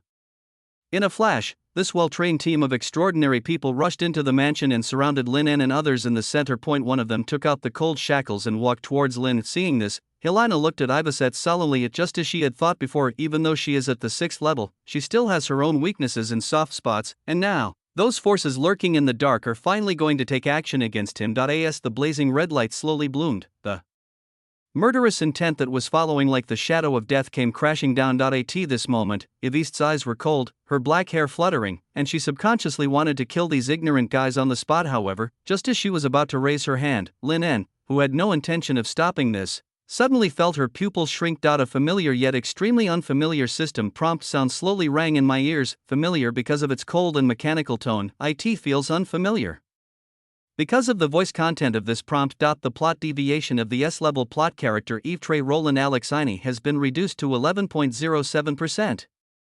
P.S. There will be another one later, but it may be a bit late, so wake up during the day and take a look, brothers. Chapter 171. You just need to trust meth. Plot deviation has been reduced. When Linen heard the system prompt sound ringing in his ear, he froze in place. This is something I have never seen since I traveled through time. In other words, the originally deviated string of fate was pulled back to its predetermined trajectory under the influence of the world's will or some other invisible factors. Lin suddenly felt a chill down her spine. If the plot deviation can be reduced, then will everything I do now be meaningless? The reason why the world will did not punish him in a dimensionality reduction manner when he changed Iveste's fate or even increased the deviation of Gauche's plot was that it had some kind of mockery towards himself, this impurity. No, the world will is like a program and should not have those anthropomorphic emotions. Calm down, I'm a little too impatient now. Lin took a deep breath, then reached out and held Ivaset's delicate and cold little hand. Apparently, the plot deviation occurred when Ivaset was about to take action against this group of Punishers. Although I don't know the reason, I have to at least let His Highness calm down first. As he thought about this, Linen held her fingers tightly, as intimate as lovers. In an instant, the ferocious power of the 6th-rank demigod collapsed like a crumbling high-rise building, and the raging red supernatural power disappeared. The terrifying murderous intent that had frightened everyone just now also disappeared. A blush appeared on Ivaset's profile. Although she didn't say anything, she gently held his hand as a response. As if to say, don't be afraid, the master is here. Seeing that Ivaset had regained her sanity and the surrounding team of Punishers stood still with serious expressions, not daring to move forward, Linen breathed a sigh of relief. At the same time, brainstorming began. The reduction in plot deviation must be the result of the correction of the world's will. Is it because I just attacked the heroine of the original novel, so it caused it to have some kind of stress reaction? Or maybe, the original plot deviation of Ivester, which was as high as 12.07%, was enough to affect the main storyline, and even affect the direction of the Imperial Capital chapter, leading to a complete collapse. If you think about it carefully, the latter is actually more likely. You should know that the Imperial Capital chapter is only the early and middle stages of the entire novel, and the strength basically revolves around the 5th level. And below, apart from those demigod antiques kept in the bottom of each major church's box, and those 7th-level saints hiding under the iceberg and never showing up in the world, a 5th-level legend is already the top combat force. In the original novel, Ivaset was even forced to go offline because of her supermodel version. In the final analysis, the reason why the world will took action to reduce the deviation of the plot was to make up for the loophole that she had not yet fallen asleep of the 6th-level demigod is too buggy. Is it possible to play without it? Therefore, based on the changes in the plot deviation, it can be inferred that once Ivester kills all the Punishers here, some chain reactions will definitely occur. The final result of this chain reaction is what the world will hopes to see. For example, force her to go offline again to give the original male and female protagonists time to grow. Or weaken her power in some way so that she is no longer as dangerous as before. No matter which result it is, Linen doesn't want to see it. She must be stopped from acting impulsively. Thinking of this, Lin took a deep breath. Just the second day after returning to the Imperial capital from Orange City, he felt the pure malice from Groston, but so what? He never took these idiots seriously. It never happened before and it never will happen in the future. It's okay, I'll go with you. Lynn gently squeezed Ivaset's hand, then slowly stepped forward and stretched out his wrist in front of the shackled member of the mandated Punisher. Can't. Ivaset took 2 steps forward in her high heels and grabbed Lynn's wrist, trying to stop him. Once caught by the Punisher, you will be taken to that dark prison. At that time, everything will become out of your control, and you don't know when you can get out again. Not what's more, there is no way that Lynn could be a limb transplanter, which is something that can be discovered with just a little investigation. Even judging from the timeline, he, who had just returned to the imperial capital, could not be linked to many of the murders. Therefore, Ivaset thought there was no need for him to take the risk. She was afraid that these people would fabricate some false charges against him and he would never be able to escape. However, Lynn had already made up his mind that he had to do this in order to prevent Evesight from being put in danger, and to maintain the plot deviation so as not to affect the Witch Lady 100,000 years later. Noticing that Ivaset was extremely anxious and seemed to be very insecure, Lynn smiled slightly, leaned close to her ear, and spoke in a low voice to comfort her. Don't worry, Your Highness. I never do anything I'm not sure of. You just need to trust me, support me, and look to me, just like you have done in the past few times. But there is one thing you need to remember. After I go in, if anyone asks you for something in exchange for my freedom, no matter what it is, you must not agree. Remember. Who on earth is it? The next morning, the roar of Marquis Moskra was heard in Moskra Manor. At this moment, all family members gathered in the meeting room with solemn expressions. The surrounding ground was already covered with fragments of various antiques, which was enough to prove how angry the master of the family was at the moment. Therefore, everyone was silent and dared not to offend him. Obviously, after a night of brewing and fermentation, the serial murders that occurred in the Grand Princess's residence last night swept across the entire Gloucester in an unstoppable manner. The Moskera family were even the last few to know about this. If someone had not smiled and said to him, Your Excellency, the Marquis is too impatient, when he went to the council hall in the morning to hand over the affairs of the military and political ministers, he would have remained in the dark. After all, after receiving Irina's letter, he restrained his family's usual arrogant and ostentatious attitude in the imperial capital, as if he was completely immersed in the grief of the death of his heir. But now, after learning the whole story, he felt terrible. Assassinate Lynn, how stupid can one be to do such a thing? It was clear that the hatred had been formed in the council hall just the day before, especially in front of so many people. Then he turned around and took revenge. Do you ignore His Majesty's pardon? Or do you disregard the laws of the empire? You know, all the affairs of the nobles are run after various considerations and compromises. People like Lynn who are too aggressive and start fighting at the slightest disagreement are definitely a minority among the minority. What awaits him in the future will surely be the end of a madman. Marquis Moskra had known this for a long time, so even though he was extremely angry, he did not think of seeking revenge immediately, because on the surface, the situation has not reached the point where everyone is doomed, and with His Majesty the Emperor mediating, we need to remain rational and restrained. But everything that happened now completely disrupted his original plan. Marquis Moskra could confirm with 100% certainty that the assassination plan, with traces so clear that one could see at a glance how stupid the mastermind behind it was definitely done by a group of idiots in his family who had high aspirations but poor skills. What made him even more angry was, if you want to kill him, why not find a more reliable killer? Why do you have to get involved with the demons? You know, more than a year ago, before Lynn Bartlerin was exiled, he accused Irina of colluding with the demons, which led to the annihilation of his team. This incident caused quite a stir in the imperial capital at the time. In the end, it was Chief Justice Nidro who made the final decision and declared Irina not guilty. However, even so, similar traces still remain on the Moskra family. This is the stigma that Marquis Moskra has always wanted to cleanse. I thought no one remembered it anymore, but now it's being blamed again because of the actions of some idiots. How could he not be angry? Among the family members, Eunice's mother had a hint of guilt in her eyes and lowered her head imperceptibly. At the same time, his eyes were filled with unspeakable sorrow. Why is that little beast so hard to kill? When will my daughter's revenge be avenged? The lady in black veil had distorted features, her fists were clenched tightly, and she lowered her head without saying a word. Just when she thought revenge was hopeless, sudden words came into her ears, causing her to subconsciously raise her head. Father, what should we do next? Do we need to clarify that this matter has nothing to do with the family? In the crowd, a middle-aged man hesitated for a long time and took the initiative to speak to break the silence. Idiot! Marquis Moscra slammed the table hard. When did the nobles and the people become so stupid as to believe such words? Even in their minds, the so-called rumor-refuting actions at certain times are equivalent to completely confirming the matter. Hearing this, the middle-aged man looked embarrassed and stopped speaking. As Marquis Moscra paced back and forth in the meeting room, the atmosphere gradually became silent. I don't know how much time passed. He suddenly raised his head, his eyes were as sharp as torches, and a hint of cruelty flashed in his eyes. At present, the blame has inevitably been placed on our Moscra family. In that case, let's do this thoroughly. I want that little beast to really die in prison. Tia, do you know? The murderer who killed Sister Trina, Lynn Joyner Berhuman, has finally been caught. The suspect is a young-looking guy. He was found standing at the crime scene. His chest was stained with blood and there was a wound that seemed to be caused by the victim's resistance before his death. I heard from them that his name seemed to be Lynn Bartleron? Snap. Oh, what happened to our Saint Lady today? She always looks absent-minded and can't even hold a book steadily. Is she missing a man? You just said, what was that person's name? Lynn Bartleron, the guy who was nicknamed Shame of the Nobility and exiled to the border more than a year ago. Tia, why do you look so bad? You look so weird.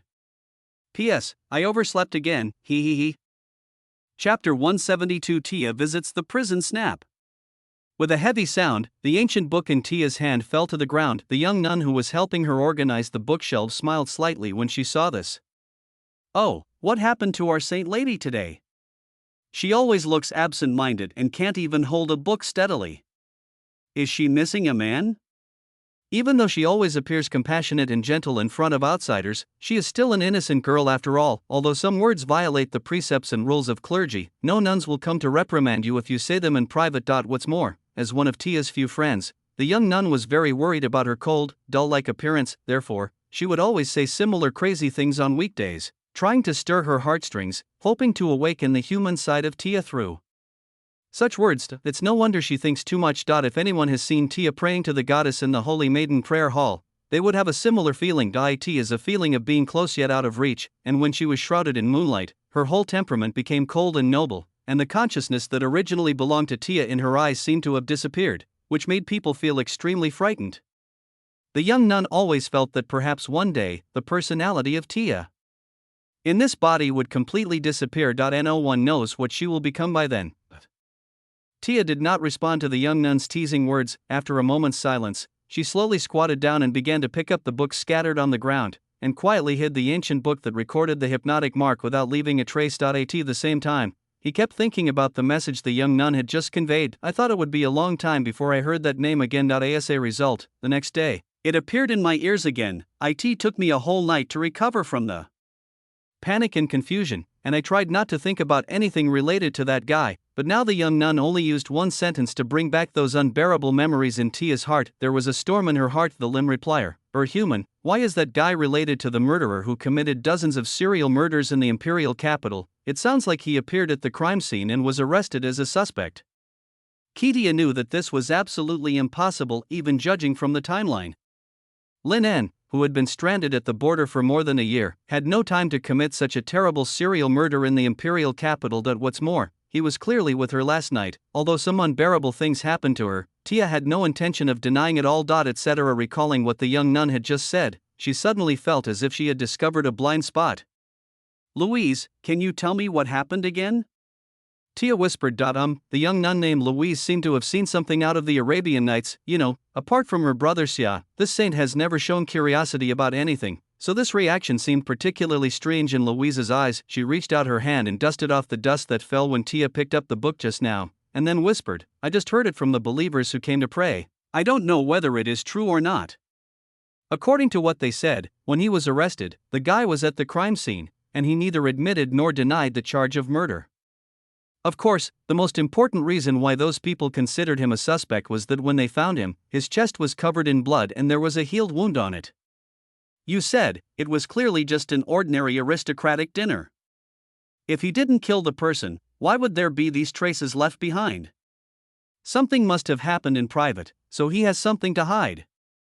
Louise, like a little genius, pounded her palm with her little fist, her eyes shining slightly. Obviously, staying in the church for a long time and doing some boring and tedious things made her yearn for the outside world and be very interested in these strange stories. But when Tia heard these words, her body stiffened. A hint of complexity appeared on that beautiful little face that was originally expressionless. Perhaps, in this world, only she and he know the truth. That guy actually just wanted to commit suicide, but he stopped him without permission and left a scar on his body. This also directly led to the guy being caught on the spot and being regarded as the mastermind behind the serial murders. He was actually wronged, but other people don't know about this. Thinking of this, Tia suddenly felt a little frightened. Or maybe it was just because he had been so popular since returning to the imperial capital that some people wanted to arrest him on false charges and use him as a scapegoat. If this is true, then isn't he very dangerous? Tia clenched her fist slightly, trying to find some traces of relief and joy in her heart. If Lin died, all those inexplicable things that happened between him and her would no longer exist. Not only that, she will keep these things in her heart forever and not tell anyone, and after that,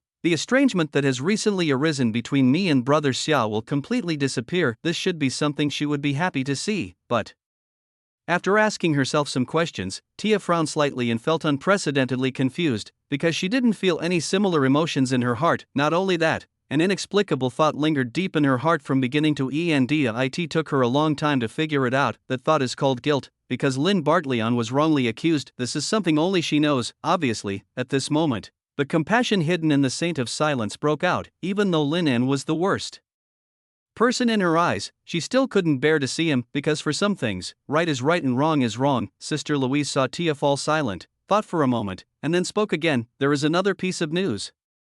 It is said that he is currently in the prison of the mandated Punisher and is about to be tortured. And considering that this serial murder case involves so many people, even the 3 major churches and the military have victims, so each of them sent representatives to try to investigate him. Even our church has to send people over there. Even if we can't get anything out of it in the end, at least it shows our attitude. The church will not easily let go of Sister Trina's death and the destruction of her remains. These words sounded understated and very ordinary, but when it fell into Tia's ears, it exploded like thunder. What if that guy tells what happened last night? The saint, who symbolizes purity and nobility, hugged and embraced a strange man whom she had only met 3 times, and even gave him the moonlight essence. If such news spread throughout the imperial capital, she would probably receive unprecedented punishment from the church. Of course, this is not the main problem. If Brother Xia also knew about this, when she thought of such a possibility, her face turned pale instantly. The next second, Louise gave a trump card. By the way, I heard from them that the interrogator sent by the military seems to be Xia A. Solent. Buzz. Tia's little brain froze instantly. When Tia returned to her residence in a daze, she came to her senses and found herself standing quietly in front of the dressing mirror in the room, looking at the beautiful girl in the moonwhite robe in the mirror. Tia subconsciously pinched the fabric of the robe with both hands, then slowly pull upwards, because she was wearing white silk stockings. Her originally smooth and flawless skin was slightly covered, revealing only a faint glow and a healthy and attractive flesh color. Staring at the emerald green mark of the mind's eye at the base of her thigh, Tia remained silent for a long time. Finally, the girl made a decision that went against the goddess's rules. She is going to visit the prison, and before things get to the point where they cannot be undone, hypnotize them and plant the suggestion in their mind. I hope it's not too late. Tia took a deep breath and slowly took off her white stockings. This is to reduce the obstruction of the fabric so that hypnosis can be completed in the first place. Chapter 173. A heart-wrenching scene in the interrogation room. Lin sat drowsily in a chair. After being taken away from Selena's mansion by the Punisher last night, he came to this prison and was locked in the interrogation room. No one came to interrogate him the whole night, as if Lin Bartleon had been completely forgotten. Lin was somewhat curious about this. I don't know what methods this group of people will use to torture him. Having said that, they are not given much time. This arrest was an attempt by those behind the scenes hands hiding in the dark to weaken Ivister's manpower. However, this method is ultimately just a small-scale one and is not worthy of being displayed on the public, because he is not the limb replacer Berhuman, and he did not commit those murders. With just a little research, it's easy to find out the truth. What's more, it's useless even if you want to put the blame on him, because the limb joiner, Berhuman, is still causing trouble in the imperial capital. If they were to close the case so hastily, the next time a crime happened, they would be completely overwhelmed by the curses of the people and nobles. Not only that, there is also Her Royal Highness the Princess exerting pressure from outside. So these people didn't dare to go too far after all. Even if the Punishers received orders from someone to arrest him by force, they would have to release him sooner or later if they could not prove his guilt within the time limit. It was precisely because he had figured this out long ago that Lin felt so confident to follow them to this hellhole. Of course, the main reason is to prevent the plot from deviating further. Thinking of this, Lin placed his handcuffed hands on the table expressionlessly, tapping the table lightly with his fingertips. Did the monotonous voice echoed in the empty interrogation room, calculating the time. It's probably about time. After an unknown amount of time, Lin suddenly thought of this. As expected. A moment later, as he watched, the door of the interrogation room, which had been closed all night, was suddenly pushed open. The fresh air from outside poured in, which lifted Lin's spirits slightly and made him a little more awake. Then he saw a blond boy in military uniform, surrounded by several soldiers and members of the mandated Punishers, appear at the door of the interrogation room. Lin narrowed her eyes slightly. I didn't expect that this guy would come to interrogate me. It was obvious that the Punisher and the military belonged to different systems, so logically he should have no control over this area. With a hint of confusion, Lin sat up slightly, held his chin with interest, and met Xiao's eyes. "Leave the rest of the interrogation to me alone. You guys wait outside," Xia said to the people behind him. After getting the Punisher's approval, the door was slowly closed. Only the blond boy was left, standing calmly in front of Lin, looking down at him. Xia Isolanti. That's right, the blond boy who appeared in front of her was the brave man whom Tia had admired for a long time, and he was also the protagonist of the original novel. The atmosphere became silent for a moment. After a while, Xia pulled away a stool and sat in front of him in a military posture. "I didn't expect that our first real meeting would happen under such circumstances.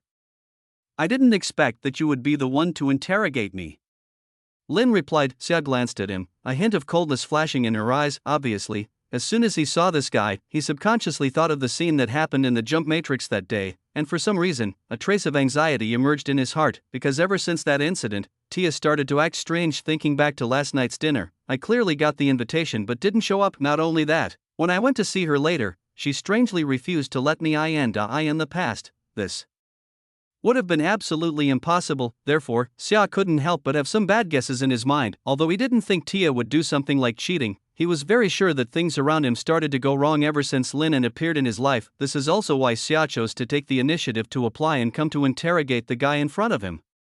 "You seem calm?" Xia asked calmly. "Of course, because I didn't kill anyone." Lin smiled slightly. "Captain, you came to the substitute Punisher's prison today, presumably to clear my name, right?" Xia didn't answer, her face expressionless. However, I felt a little disdainful in my heart. The guy in front of me is almost dead, but he still doesn't know it. However, he did not show such thoughts on the surface, but only answered in a very formal way, "Whether there was any murder or not, I will know after I finish asking." As he spoke, he took out a stack of photos from his pocket and spread them out on the table in front of Lin, and like a playing card, Lin glanced down and raised an eyebrow slightly. The photos recorded bloody scenes. There were men and women, but without exception, they all had their heads and limbs chopped off and were placed in the mark symbolizing the evil and cruel King Kushastain, and some of their limbs were missing. These are military personnel who died recently at the hands of the Limb Reaper, Human. Xia said as she pushed out one of the pictures. Johnny Wheeler, a lieutenant in the Special Intelligence Department, was found dead in his apartment during his leave 3 months ago. His right hand from the elbow down was missing, along with a special operations report. This is the first case committed by the limb attacher Human against the military.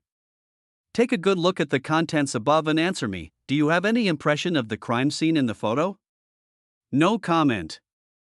Lin didn't hesitate and shrugged. At the same time, some speculations arose in my mind. Seeing this, Xia didn't seem surprised, and then wrote something in a notebook beside him. Then, he pushed out the second photo. Ashley Rowland, a female candidate for the Secret Service, mysteriously disappeared in her dormitory 2 months ago. When she was found again, she was dismembered, but this time it was her entire left leg that was missing. The criminal seems to have a special liking for the body parts of the deceased.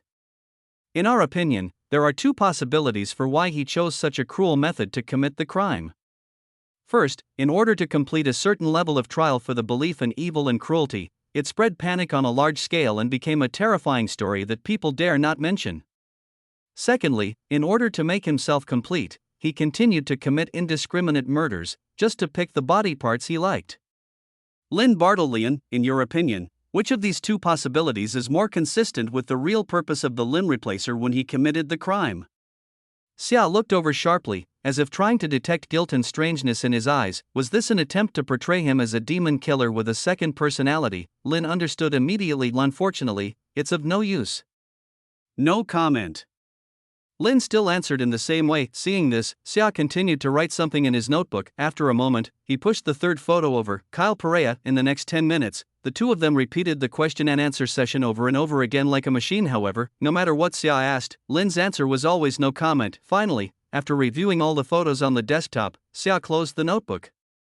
Judging from the results, it seems that nothing was gained, and it seems that there is not much time left before the interrogation time given by the Punisher. Then Xia remembered the main purpose of his visit.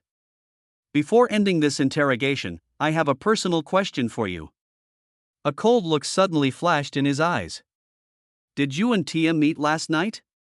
Since Xia was the first to leave, she didn't know that Lin was there. It was only when he learned the news afterwards that he sensed something was wrong. No comment. Lin still had that annoying smile on his face, but Thea took a deep breath, as if finally irritated by the look. Or maybe those things just now had nothing to do with him, and he was just going through the routine process, so he didn't feel that kind of anger. So under Linen's gaze, he slowly stood up. Due to the special nature of the prison for the substituted Punisher, the entire area is suppressed by seals and extraordinary abilities cannot be used. This is also to prevent those extremely vicious prisoners from rioting. Therefore, apart from physical strength, there is nothing else to rely on. Even Shia is no exception, but in a sense, this is actually his strong point. The first phase of the interrogation is over.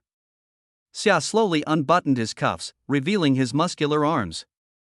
Next, it's time for this interrogator's private interrogation. Speaking of which, I rarely have the opportunity to fight with others physically.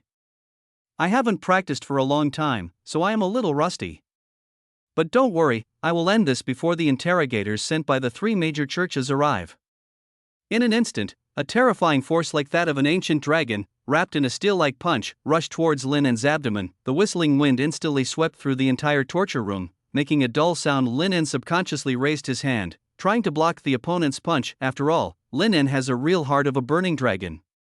With every beat of his heart, the dragon blood is strengthening his body all the time. In a sense, Lin's panel is extremely deceptive. Judging from the effects of his skills, his abilities lack the means to face the enemy head-on and tend to be more conceptual, but if you really think so, you are totally wrong. In fact, he is the real humanoid ancient dragon. At least with his current strength, it is not difficult to withstand Xiao's attack without using his supernatural powers. For extraordinary people, physical strength is the least important aspect. Compared to others, Xiao's physical strength is already the best. Therefore, Lin En was even eager to try to break free from the handcuffs and have a fight with the destined male protagonist to see who was stronger. After all, this is a once-in-a-lifetime opportunity to ban the opponent's bug-like extraordinary ability. However, after realizing the meaning of Xiao's words, Lin En's hand, which was about to be raised, suddenly stopped where it was. The three major churches will also send interrogators. Does that mean the silent church is also on this list? In an instant, a slender figure as cold and indifferent as a puppet subconsciously emerged in Linen's mind. Interesting. A barely perceptible smile appeared on Linen's lips, and some dark thoughts came to his mind. The next second, the palm that was about to block Xiao's punch was put down again for some reason. It's like giving up resistance. Bang! With a dull sound, Linen's body was thrown far away like a kite with a broken string. Blood gushed out of his mouth. Seeing this, a hint of satisfaction appeared in Xiao's eyes. He finally regained the psychological advantage over this damn guy. That's all? You're not qualified to be a human sandbag. Tell me, did you and Tia meet last night? Ahem, no comment. Bang! If you don't tell me, I'll beat you until you tell me.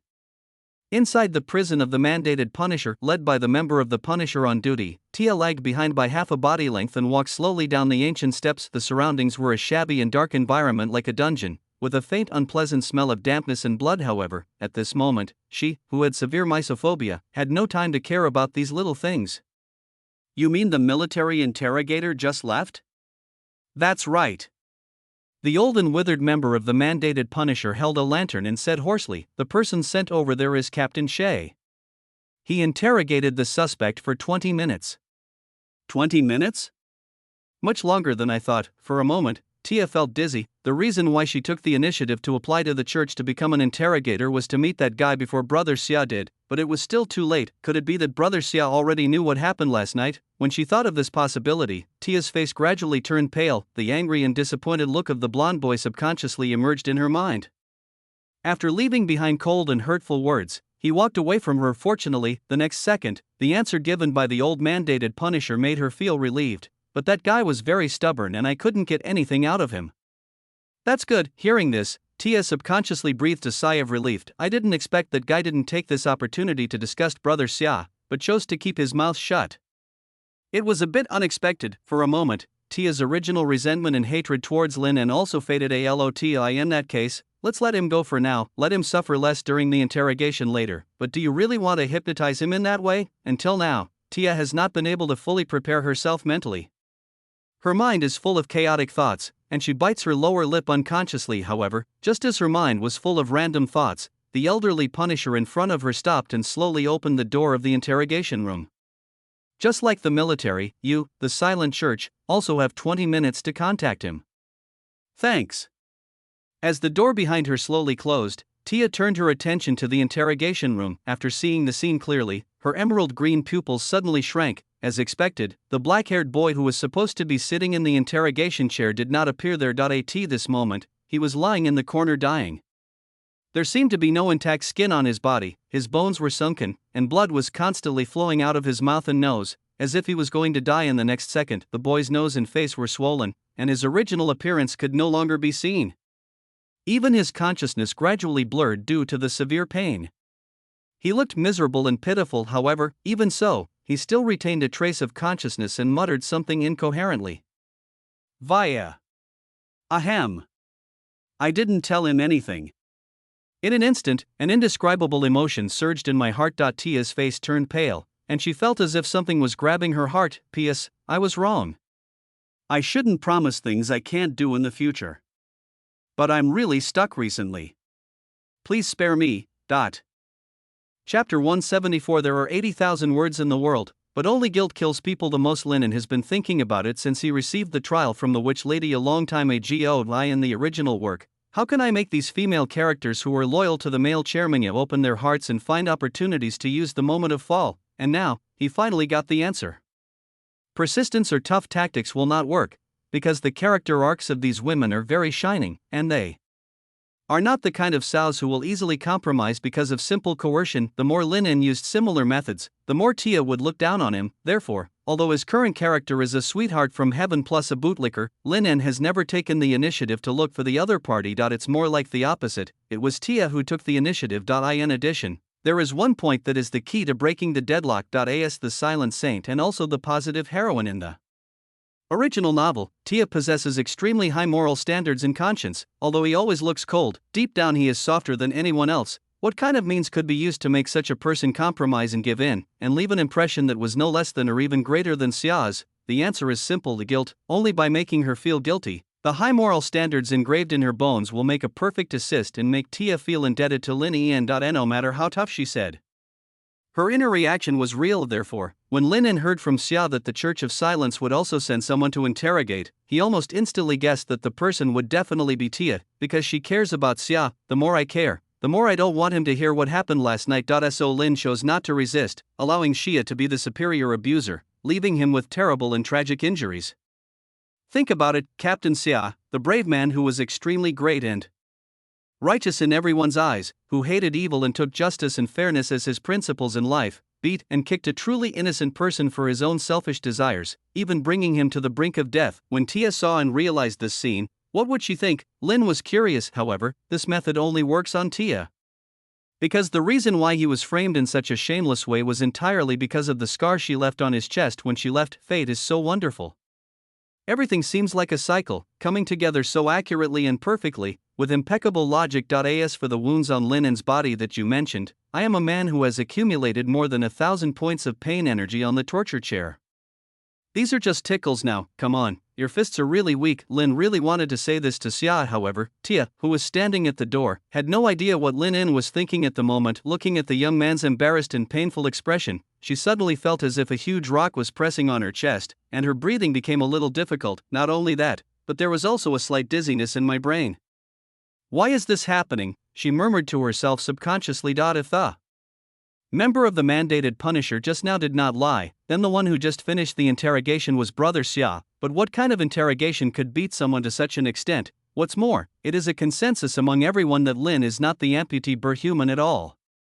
The reason why he was put in jail was just to throw dirty water on him and weaken Ivestor's power. I believe the military is also well aware of this. However, even so, Brother Xia still took action. How much of this is about personal revenge? Tia didn't know and didn't dare to think about it, because she was afraid that if she thought a little more deeply, she would get some answers that would make her collapse. Brother Xia, who was perfect in her mind, actually had such a violent side, especially when the other party was an innocent person. Thinking of this, Tia subconsciously walked towards Lin and a bloody smell wafted into my nose. It was because of me that he was beaten and tortured by Brother Xia. It shouldn't have ended up like this. Come to think of it, I am really a despicable guy. I only thought about myself from beginning to end. I just wanted to safely escape from the accusations of public opinion and the gazes of others, and not let what happened last night be exposed. Afterwards, she was still the pure and innocent saint lady. However, she forgot that as the protagonist of the incident, the other person had to bear all the pressure. No, did I really forget, or is it because of the cowardice and ugly desires in your heart that you were unwilling to think deeply about it? Tia slowly knelt down beside Lin and, until now, she actually couldn't recall the past that this guy talked about, but for some reason, Tia suddenly had the thought that maybe this guy is telling the truth. The reason is simple. If he was lying, why on earth would he persist to such an extent? Tia couldn't understand. Her face was pale, she bit her lower lip tightly, and she raised her hand slightly to touch Linen's body, as if she had forgotten the curse on herself. But after raising his hand, he looked at his bruised skin and bent and sunken bones, and suddenly began to tremble. The injury is really too severe. After observing closely, Tia realized more deeply how hard Brother Xia hit her. This was simply an act with the intention of torturing and killing him. I can't imagine how much it hurts, but even so, this guy didn't confess what happened last night. Obviously, as long as he said it, even if he couldn't beat Brother Xia, he could still gain a psychological advantage mentally. If it were anyone else, he would have probably announced the affair between himself and the Saint of Silence to everyone as if to show off. But he kept silent. Tia took a deep breath. At present, supernatural powers are prohibited in the interrogation room, so she can't treat Lin En. With this in mind, she temporarily suppressed the idea of torturing him with hypnosis. Saving his life is more important right now. So Tia didn't hesitate and prepared to get up and call someone to deal with it, but at this moment, she glanced unintentionally and suddenly saw something unexpected. It was a small bottle filled with light silver moonlight essence, hanging on the chest like a necklace, enough to show how much the owner cherished it. Judging from the style of the bottle and the fact that the capacity inside had not decreased, this was exactly the bottle I gave him last night. For a moment, a strong sense of confusion and uneasiness arose in my heart. Why didn't you drink it? After a moment of silence, Tia spoke softly. Even if I didn't use up this bottle of moonlight liquid last night, I just need to drink it now and the injuries on my body will be healed instantly. But this guy didn't do that. Is it because you were too badly injured to raise your hands? No, that must not be the case. But apart from this, Tia could not think of any other possibilities. The next second, the boy closed his eyes and spoke slowly with a weak breath. Because this is the first gift you gave me after you lost your memory. I will cherish it and never use it in my life. Ask for monthly ticket. Chapter 175. I lift my skirt to show you with a cold face. Shut up, stop talking, you are a liar. Who was talking nonsense? Looking at the black-haired boy who was barely breathing, Tia subconsciously clenched his white and slender fingers, her emerald eyes filled with hesitation. She gritted her teeth and tried to say some cold and cruel words to herself to drive away the strange feeling of guilt deep in her heart. Where does this guilt come from? Even Tia herself doesn't understand. Perhaps it was because he subconsciously believed that something had happened between him and Lin En in the past 12 years, so he could not face the fact that he had harmed him to this point. At this moment, Tia ignored the dust on the ground, knelt on her knees, her small and round buttocks gently pressed on her short boots, supported her knees with her hands, and stared at Lin En without saying a word. Because of the swelling on his face, he now looks ridiculous, but Tia was in no mood to laugh at her former enemy. She fell into unprecedented entanglement and confusion because of the curse on her body. In her brief memory, the only person of the opposite sex that Tia was close to was Xia. Therefore, she is not very good at dealing with men. Fortunately, after Lin En left those two intermittent words, he seemed to have fainted. There was no movement, only the slightly rising and falling of his chest indicated that he seemed to still be able to be rescued. Seeing this, Tia hesitated for a moment, and finally decided to put those messy and annoying thoughts behind her. At least, he cannot die during the interrogation with himself. That's all. Thinking of this, Tia frowned, slowly reached out her hand, and took off the small bottle from Lin-En's neck. At the same time, he subconsciously prepared himself to fight against the feeling of rejection rising throughout his body, but then she suddenly remembered that she didn't have to endure the guy in front of her as hard as usual. After realizing this, Tia felt even worse. Get up and drink the medicine. After pulling out the stopper from the bottle, Tia said in a cold voice, "But."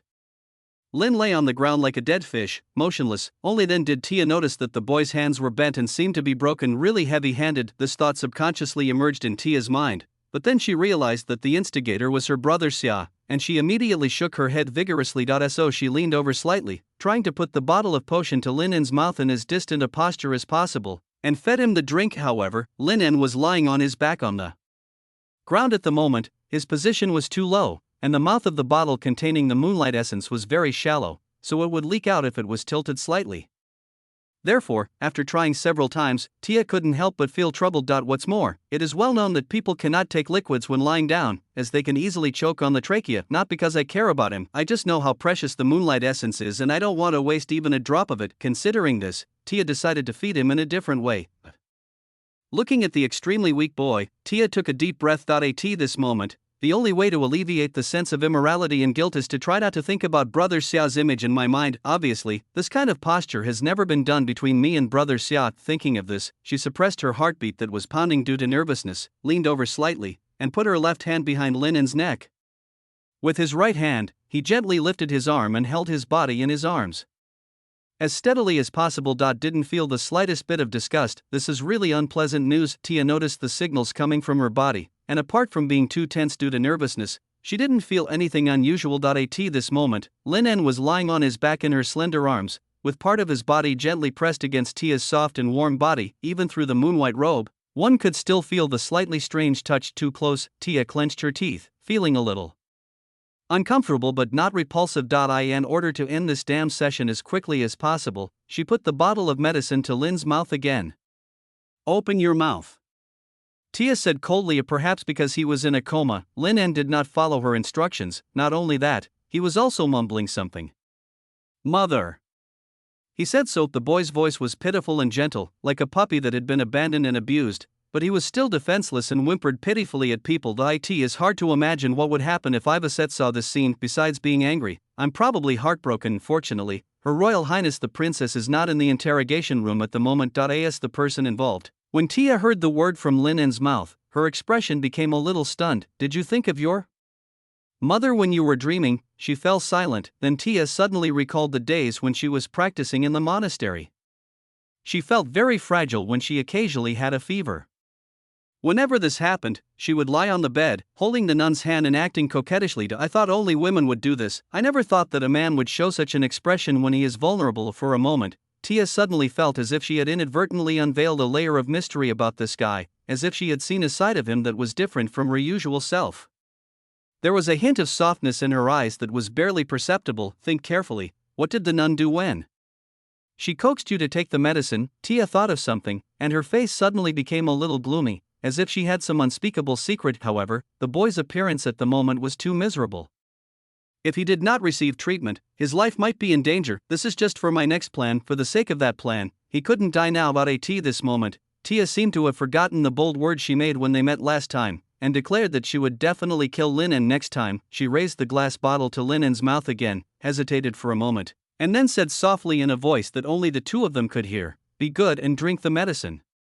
This sentence seemed to carry some kind of mysterious magic, and was like a spell that opened a magic door. The moment the words fell, Lin's mouth opened slightly. Seeing this, Tia hurriedly tilted the medicine bottle. As the light silver moonlight liquid slowly flowed into Lin-En's mouth, the next second, his whole body seemed to be enveloped by the bright moonlight.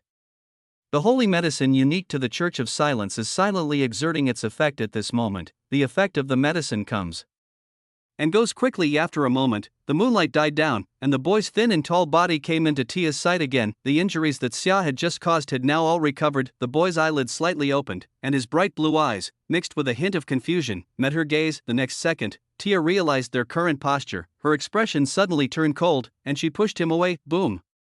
With a dull thud, Lin's head hit the ground. "This is murdering your own husband," Lin complained in his heart. He rubbed the back of his head, propped himself up and half sat up, looked around as if waking up from a dream, and finally his eyes rested on Tia. In those bright blue eyes, Tia read a hint of joy and disbelief. "It was as if I thought I was dreaming at this moment." Lin subconsciously wanted to stand up. However, what greeted him was the moonlight scepter in Tia's hand. The cold staff was gently pressed against his throat, as if it would execute him on the spot if it came any closer. It's a pity that she seemed to have forgotten that this was the prison for the Punishers, where all supernatural phenomena were forbidden. It's coming. I should have been prepared long ago. Tia took a deep breath and felt very hesitant and ridiculous when she thought about what she was about to do. If you don't understand the whole story, you might think she is a slutty woman with a loose personality. Not only that, it was not until she came face to face with this guy that she realized this matter was not as simple as she had imagined. But even so, she still had to do it in order to solve the confusion in her heart. Everyone is ugly inside, especially men whose heads are full of pornographic garbage. At this moment, I am just blinded by guilt, so I can't make calm and rational judgment, which is why I am different from usual. As long as he is hypnotized and he knows the dark side of his heart, he will be able to completely let go of his worries and cut off this inexplicable and fictitious relationship. This guy is just a liar. That's right. Tia took a deep breath, seeing the girl in front of him fall silent. Lin thought she didn't know how to face him, so he subconsciously prepared to speak. Shut up. The scepter moved sideways half an inch and rested against his mouth. At this moment, Tia looked cold and angry, but if you look closely, you will find that her pointed ears hidden under her hair are faintly tinged with light pink, which is very charming. Even Lin felt a little confused about this unexpected situation. I always feel that this woman suddenly showed her strength. What exactly should we do? Lin looked at her inquiringly. However, Tia turned a blind eye to it. At the same time, he muttered something to himself as if to encourage himself. It's just hypnosis, he will forget everything afterwards. That's right. Hypnosis. Lin vaguely heard this word and thought he had heard it wrongly. However, the next second, the scene that had shocked him and Yun Chang for 10,000 years appeared before their eyes, extremely absurd but real. Lin thought that it would take a lot of effort to reach this step. After all, Tia is far from opening her heart to him now, let alone falling in love with him. What held the two together was only lies and guilt. Therefore, Lin never had any extravagant thoughts about unlocking her private parts. However, at this moment, in the interrogation room of the Punisher, in the quiet environment where a man and a woman were alone, Lin saw a scene that he would never forget in his life. The scepter in the girl's hand suddenly disappeared without any warning. Then, she gently pulled the hem of her robe with both hands, bit her lower lip with her pearly teeth, and her eyes were wandering, as if there was a trace of mist in her eyes because of the shameful act that was about to take place. I'll kill you if you make a sound. Tia tried her best to maintain a cold expression on her face and spoke in a low voice with a slight trembling tone. The next second, accompanied by a rustling sound, the fabric of the robe was slowly lifted up under the action of external force. An emerald green mark of the mind's eye suddenly came into view. Oh no, Lin exclaimed in his heart. P.S. Onyagai, if there is no monthly ticket, Wadasi, ask for monthly ticket.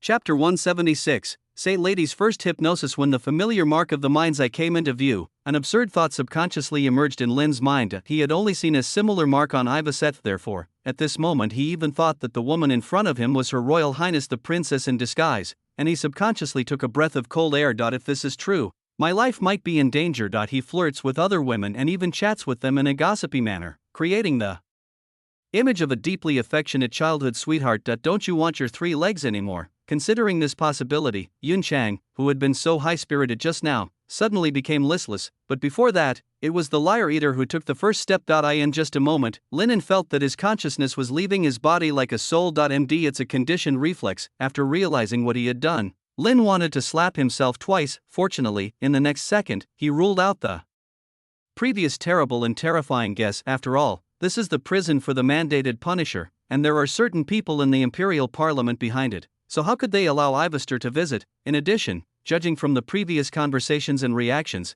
this woman's personality is completely different from Ivaset's. At least if Eve's sight was there, and saw me unconscious, she would have been a god to be able to resist the urge to take a sip of the moonlight liquid and feed it To me, mouth to mouth, thinking of this, Lynn felt slightly relieved, but then a sense of absurdity struck me. How did this woman get this mark, and it was printed on such a shameless place? Could it be that the true nature of the silent saint is actually a lustful sow bound by feudal ethics, and she has been suppressed for too long that she doesn't even want to act now? What butter setting?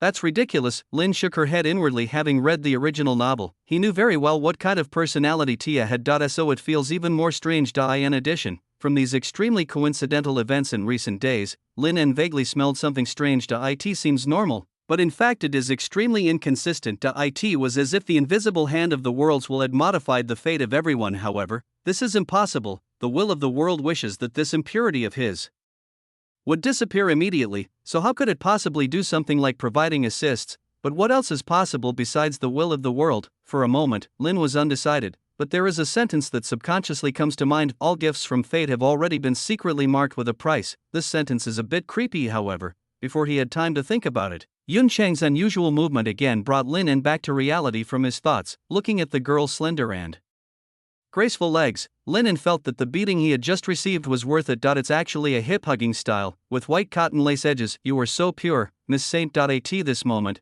Tia lifted the hem of her skirt with trembling hands, her eyes misted with shyness, but she stared at Lin intently, as if she wanted to see some reaction she expected from his face. For her, who tends to be conservative in character, doing this is already the best she can do. She didn't dare to imagine what would happen if Lin had not been hypnotized successfully. Fortunately, he knows the answer to this question. Maintaining the state of a liar, Lin's arms, which were just supporting himself, drooped down gently, and his whole body leaned against the wall weakly, dull and slow, as if he had lost his soul. The atmosphere fell into silence for a moment. Tia's heart was pounding. I thought I would hear something from Lin that would make her feel ashamed and angry to death, but unexpectedly, her eyes dimmed and she said nothing. A conjecture that made her ecstatic came into her mind. Could it be that it succeeded?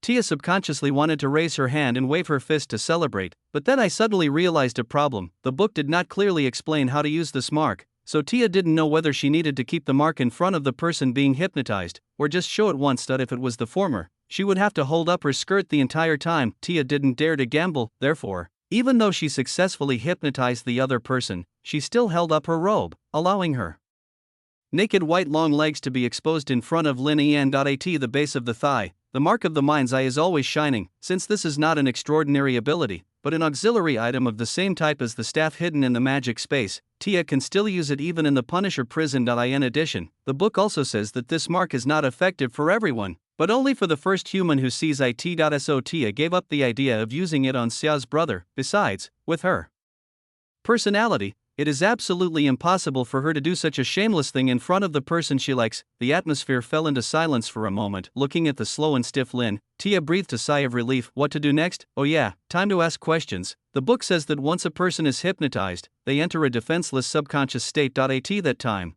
the true thoughts hidden deep in his heart will be exposed before his eyes. At this moment, Tia was feeling a little excited. The reason why she used these roundabout methods was to face the dark thoughts in Lin's heart and to defeat the inexplicable guilt in her heart. Anyway, Tia absolutely doesn't believe that this guy is as affectionate as he appears to be. After all, humans are such ugly and disgusting creatures. Thinking of this, Tia took a deep breath. She wanted to ask directly, how many lies you have told me so far, thus exposing Lin's inner thoughts to her, but I don't know why. As soon as the words came to my lips, they subconsciously turned into another sentence. Tia's voice suddenly became a little erratic. As a man, you should feel very happy if you can tell Brother Xia what happened last night, right? This kind of behavior is like saying your wife is very smooth to your enemy, which is extremely destructive. Even Tia can understand a man's competitiveness in comparison. So she was particularly confused. Sure enough, Lin's answer did not surprise her. Yes, I will feel great, as if I have defeated Xia.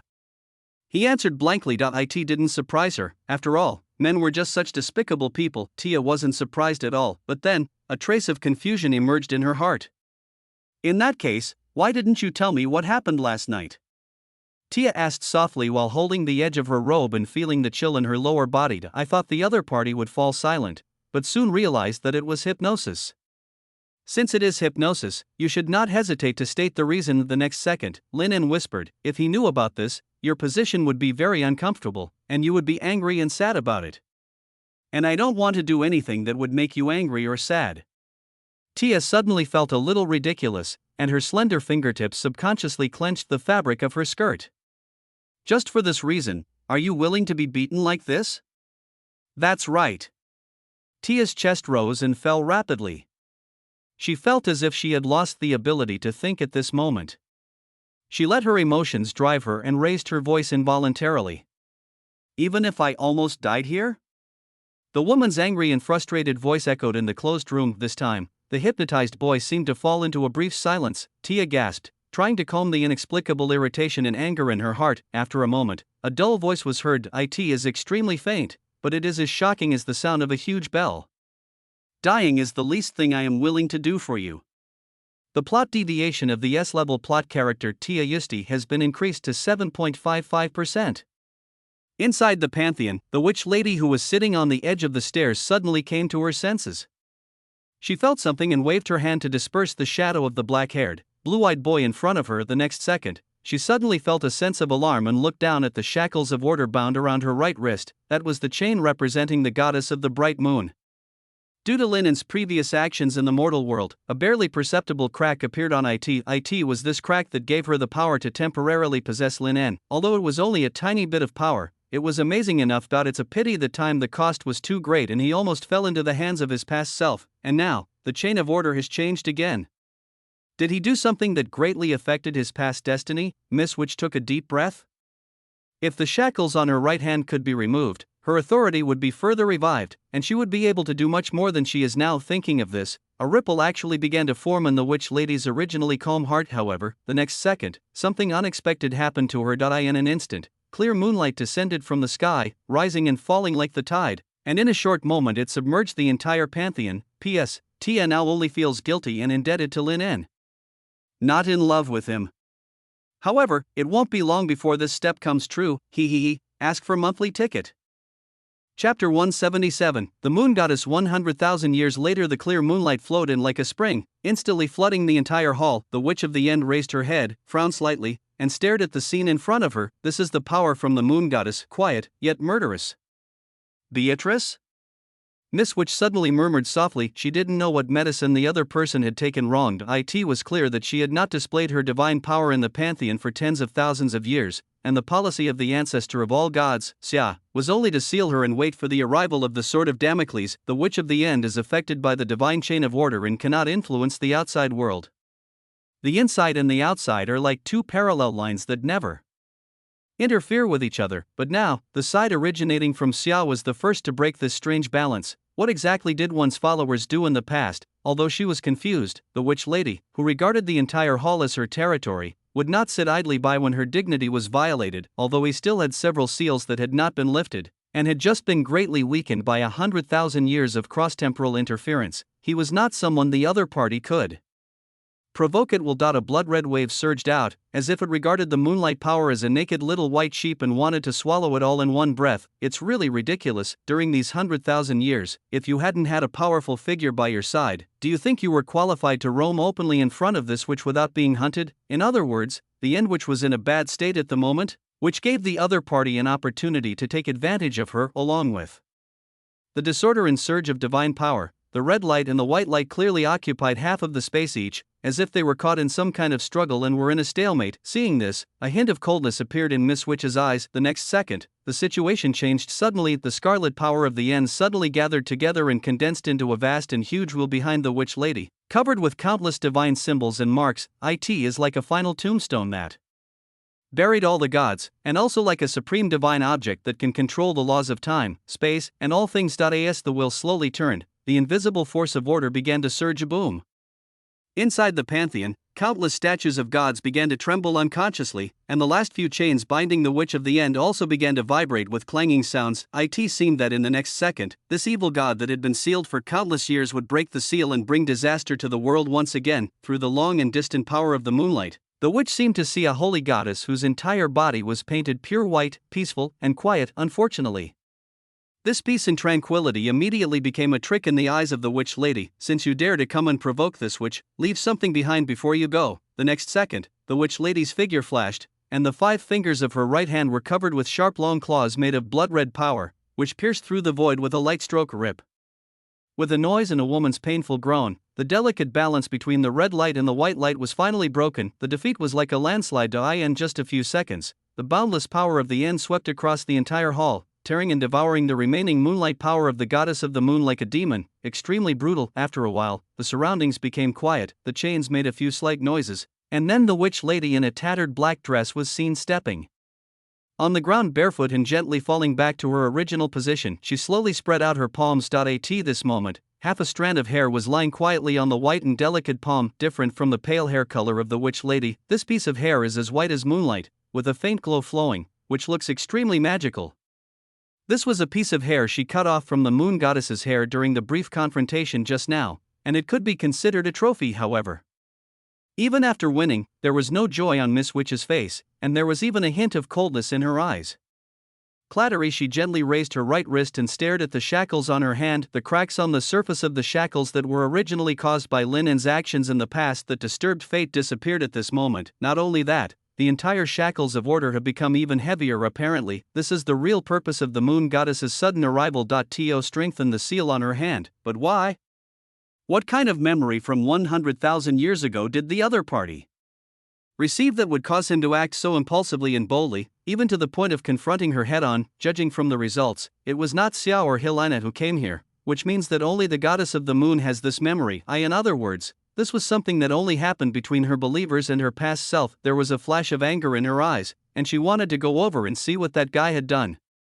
However, the seal on his hand had been reinforced, and the damage caused by the previous descent across time and space was too great, so it could not affect him at the moment. What's more, this kind of communication across time and space is inherently one-way. Being at a future node, she cannot proactively communicate about the past. Only when Lin actively communicates with her or lets down her guard can she interfere. It was just like the battle with demons in the Sauron Mountains. Only with the effect of the holy relics and her active request for help could she capture Lin. Miss Witch was in a restless mood and couldn't calm down for a long time, her full and swollen chest heaving up and down. Beatrice, she repeated the name over and over in her mind, trying to find some memories from the distant time and space that she had never paid attention to. After a moment, Miss Witch vaguely sensed something strange. Was the original moon goddess named Beatrice when she was an elf? Wrong, Tia Justia. This was her former name. I vaguely remember that something seemed to have happened at that time that caused her to change her name to its current one. Miss Witch frowned slightly. As far as I can remember, I was unconscious for most of the king's selection ceremony, and only woke up at the very end. At that time, Tia had already changed her name to Beatrice. Yes, if you think about it carefully, the current goddess of the moon is actually the second generation. In a sense, Tia Justia was just a pre-prepared container in shell, because the first generation goddess of the moon at that time had suffered indescribable pollution. She had no choice but to separate part of her consciousness, abandon her divine body, and descend into a body chosen in advance, opening up an alternative way to ascend to godhood again. As memories and clues continued to resurface in her mind,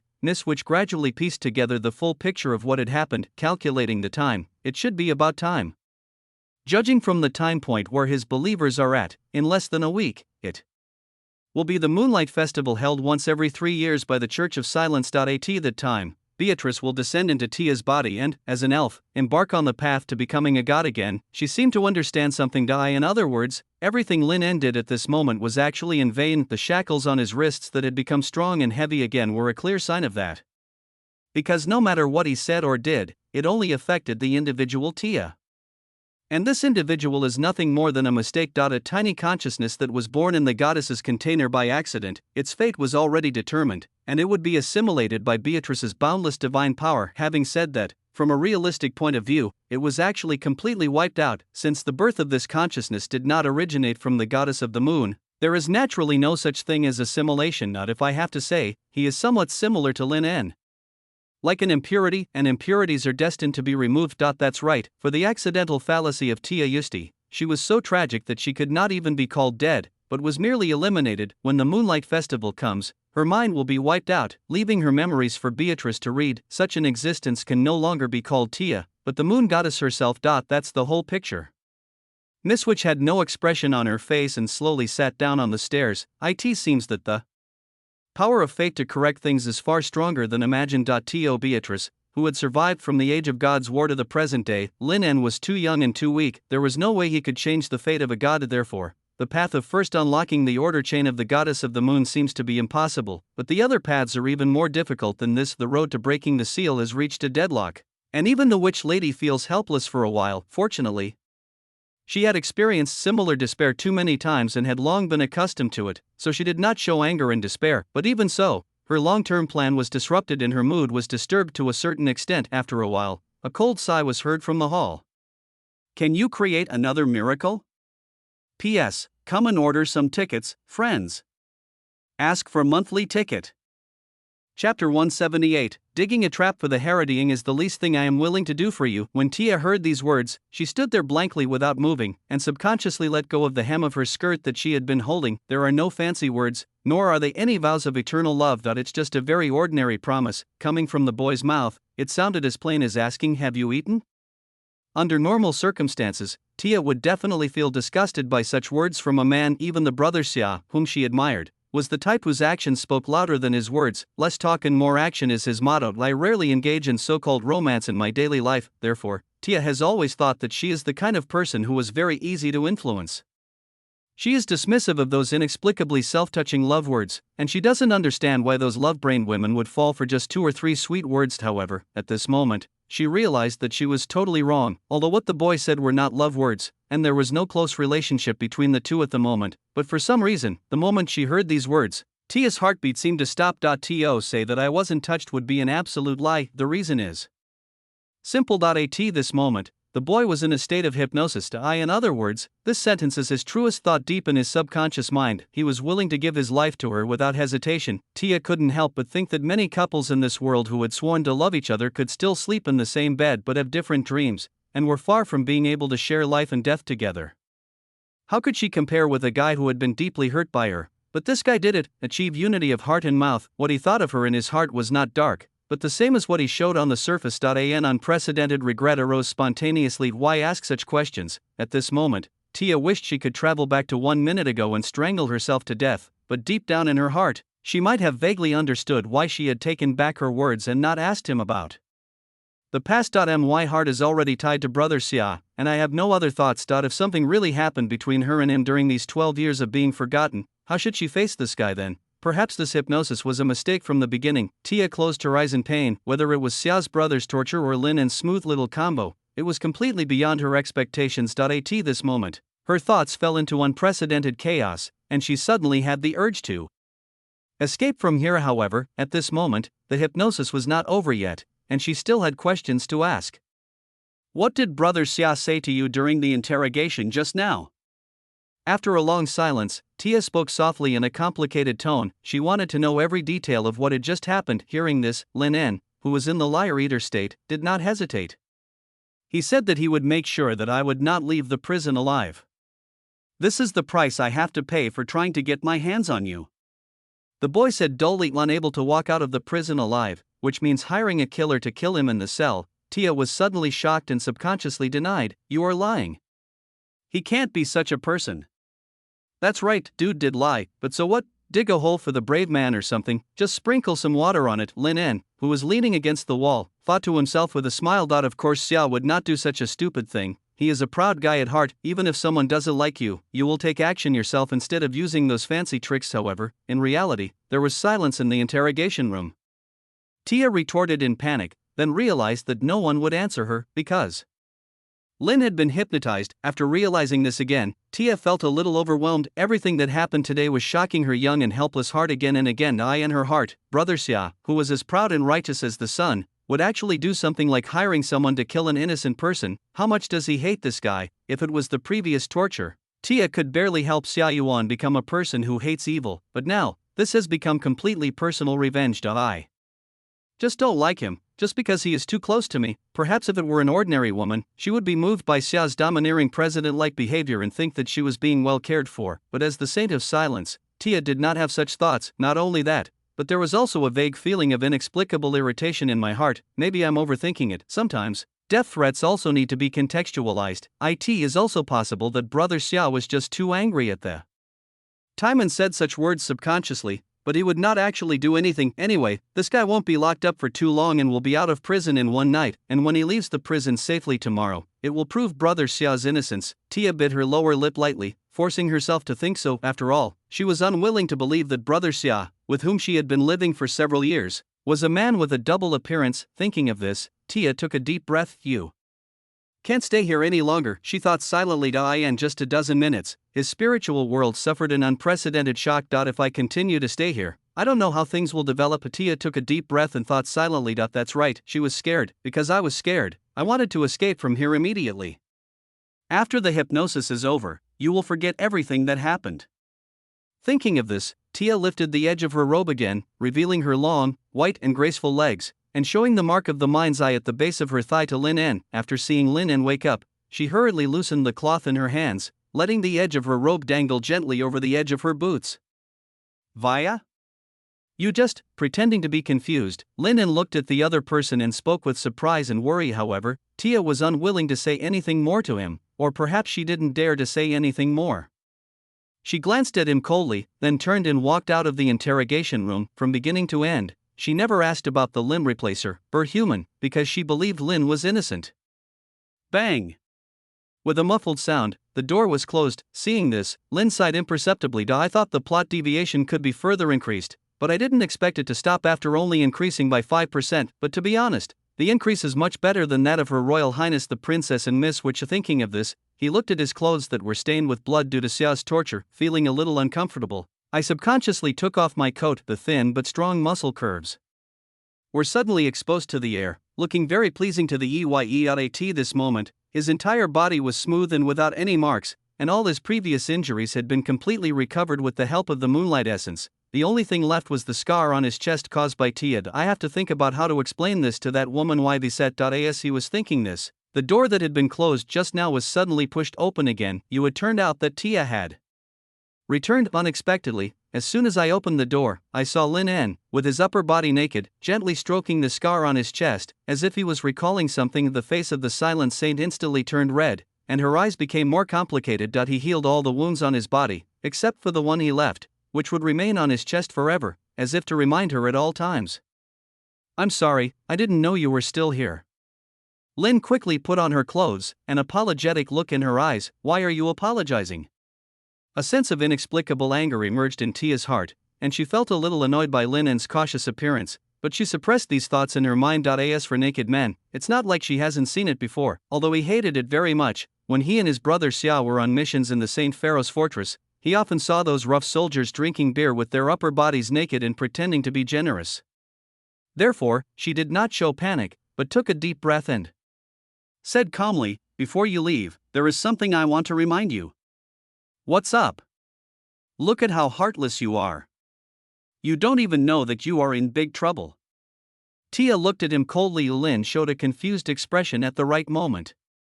The Imperial Parliament's attack this time is aimed at you and His Majesty the Third Prince. You should have known this a long time ago. Tia's eyes stayed on the wall behind him, trying not to look into his eyes. However, if you think you can rest easy just because you are not the serial killer, that would be a foolish move. Vaya, can you explain it more clearly? You know, I couldn't really follow your thinking a long time ago. Remember, shut up. Tia suddenly raised her voice and interrupted him excitedly, but then she realized that she looked a little indecent, so she took a few deep breaths and calmed her restless heart. In short, the nobles in the Imperial Parliament will not really arrest you as a murderer in the end, but will use some unconventional means. From what I know, His Majesty seems to have handed the Night Torturer organization over to the Third Princess. In that case, investigating the limb reattachment case is your job. But as the new leader of the Night Punishers, not only did he not take control of this force as soon as possible, he even had time to attend the dinner and even watch the 36th murder happen. This is your biggest mistake and loophole, and they will definitely seize on it. So during the public trial tomorrow, they will definitely not prosecute you for murder. Instead, they will take a step back and give you a light warning for dereliction of duty.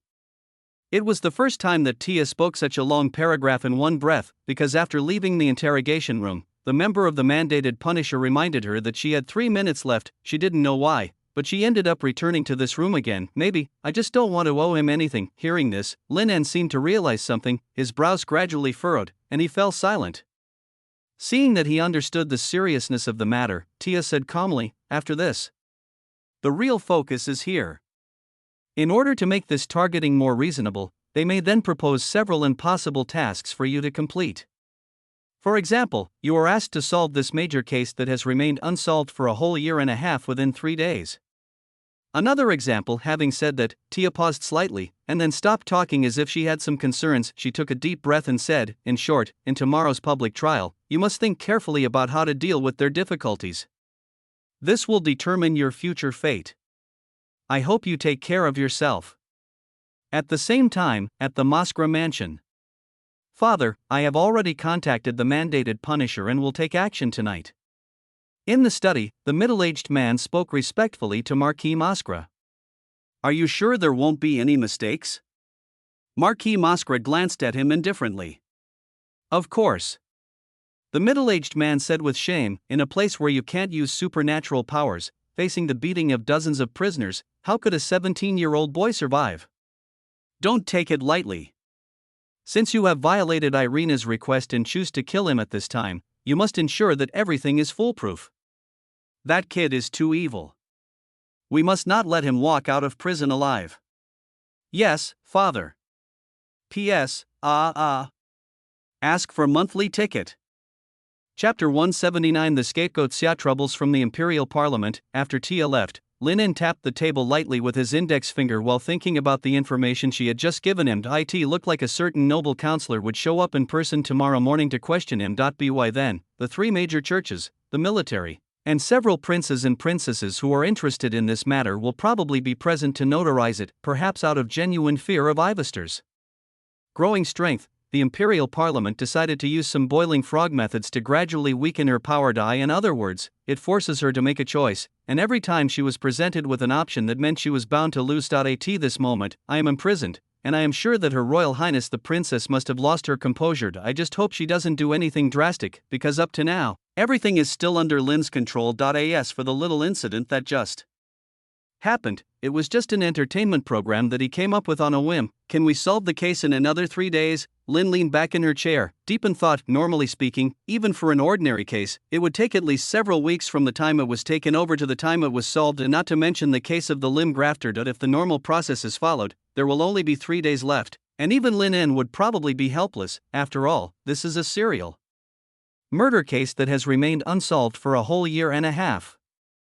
Apart from the fact that these secret organizations in the imperial capital are too useless, there may be other possibilities. With the efficiency and execution capabilities of the state machinery, if you really want to accomplish something, it is unlikely to encounter any obstacles, unless some parts in the machine are broken. According to Lin En's guess, some families of members of the Imperial Parliament knew the inside story about the limb replacer Bull Schumann, and even colluded with the demons, and took the initiative to hide his whereabouts. This is not something strange. Therefore, the idea of catching a limb transplanter within 3 days is simply a fantasy. Everyone thinks so. Those idiots were just pretending to be righteous and giving their actions a pretentious appearance in order to make things seem reasonable for Ivister. Her Royal Highness the Princess has never had a favorable situation in the imperial capital, even after he publicly demonstrated his authority in the council hall that day. The situation did not improve. In this way, Lin En stayed alone in the interrogation room for several hours, and no one knew what he was thinking. Unexpectedly, during this process, the Tianli Church did not send any interrogators. It seems that the old fox Connor is smarter than he thought. I don't know how long it took, but according to Lin En's own calculation of the time, it was probably around dusk when someone finally broke the silence in the interrogation room. The person who opened the door was the old Punisher who was in charge of leading the way. He was now looking at him with sinister eyes. It's time to go back to the cell, he said in a hoarse voice. Although he looked weak, Lin En was very sure that the other party definitely had the strength comparable to that of a 4th-level transcendent, or even stronger. After all, there were only a few jailers and guards in the entire prison. Apart from the fact that this old guy was too powerful, Lin En could not think of any other possibilities, but right now he couldn't use his extraordinary abilities. Even if he could, he, who was at level 2, couldn't beat a 4th-level opponent, let alone this ignorant old man in front of him. So he did not resist, but stood up obediently and followed him. The prison of the mandated Punisher is like a winding underground maze. It is countless times larger than the one in Augusta Manor. It is hard to imagine how it was built. Which member of parliament will come tomorrow? Lin En asked boredly as he followed the elderly Punisher in shackles. There are 12 seats in the Imperial Parliament, which are not elected but are held by 12 ancient and large families. Even the Moskra family was not qualified to be among them, simply because they had no inheritance and were considered upstarts with unstable foundations, and were considered nouveau riche in the eyes of these families. Only by knowing which family the other party comes from can we get a glimpse of the hostile forces behind the scenes. Seeing his expression, the old man chuckled and said, "You seem to be fearless? Do you think you have the support of the third prince behind you?" The old man smiled sinisterly, which made people feel very uncomfortable. Lin En shrugged. "Just think of it as a chat." Hearing this, the old man smiled even more happily. Blake Cortez. A name I've never heard of this person. Lin En was about to continue asking something when he suddenly saw the old man stop under his gaze. The old man slowly opened the prison door. "We're here, let's go in." Looking at the situation in the cell, Lin En couldn't help but frown. Public cell? Isn't this where ordinary prisoners are held? Why isn't there a single room for a special prisoner like me who hasn't been convicted yet? Go in. The old Punisher still had a physically uncomfortable smile on his face, but he did not answer Lin's question. Seeing this, Lin En said expressionlessly, "I want to see Her Royal Highness the Princess." I said, "Go in."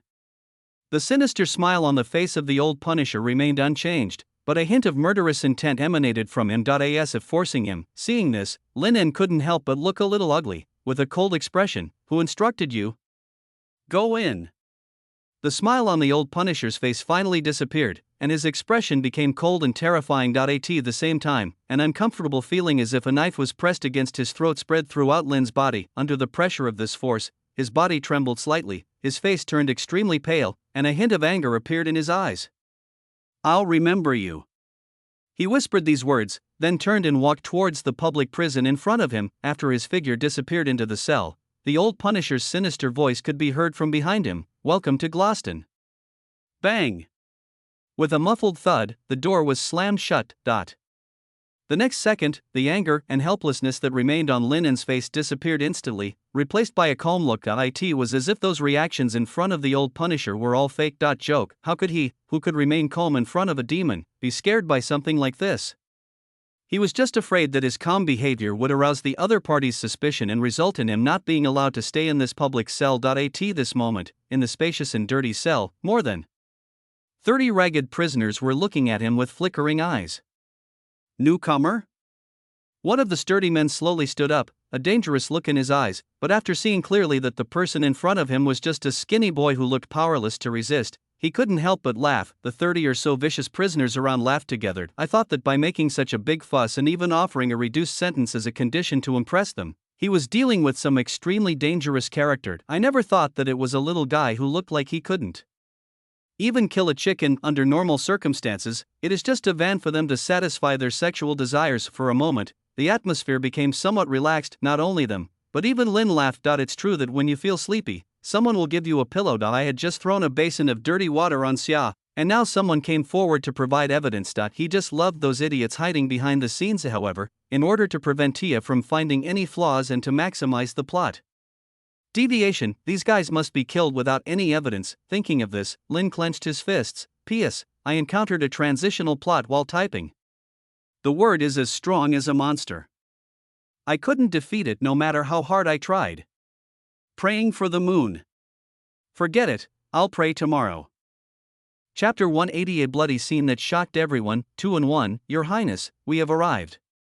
When the carriage slowly stopped by the roadside, the housekeeper Keisha whispered to Ivaset in the carriage. Her Royal Highness seemed a little stunned, and came back to her senses after a few seconds. "Yes, I understand." She seemed to be thinking about something and looked absent-minded. It was not until she looked out the window at the emblem of a giant hand grasping thunder that she realized that they had arrived at the headquarters of the mandated Punishers. Thinking of this, she slowly stood up, looked at the other people sitting in the car, and smiled slightly. "We're about to see him. Why are you all so depressed?"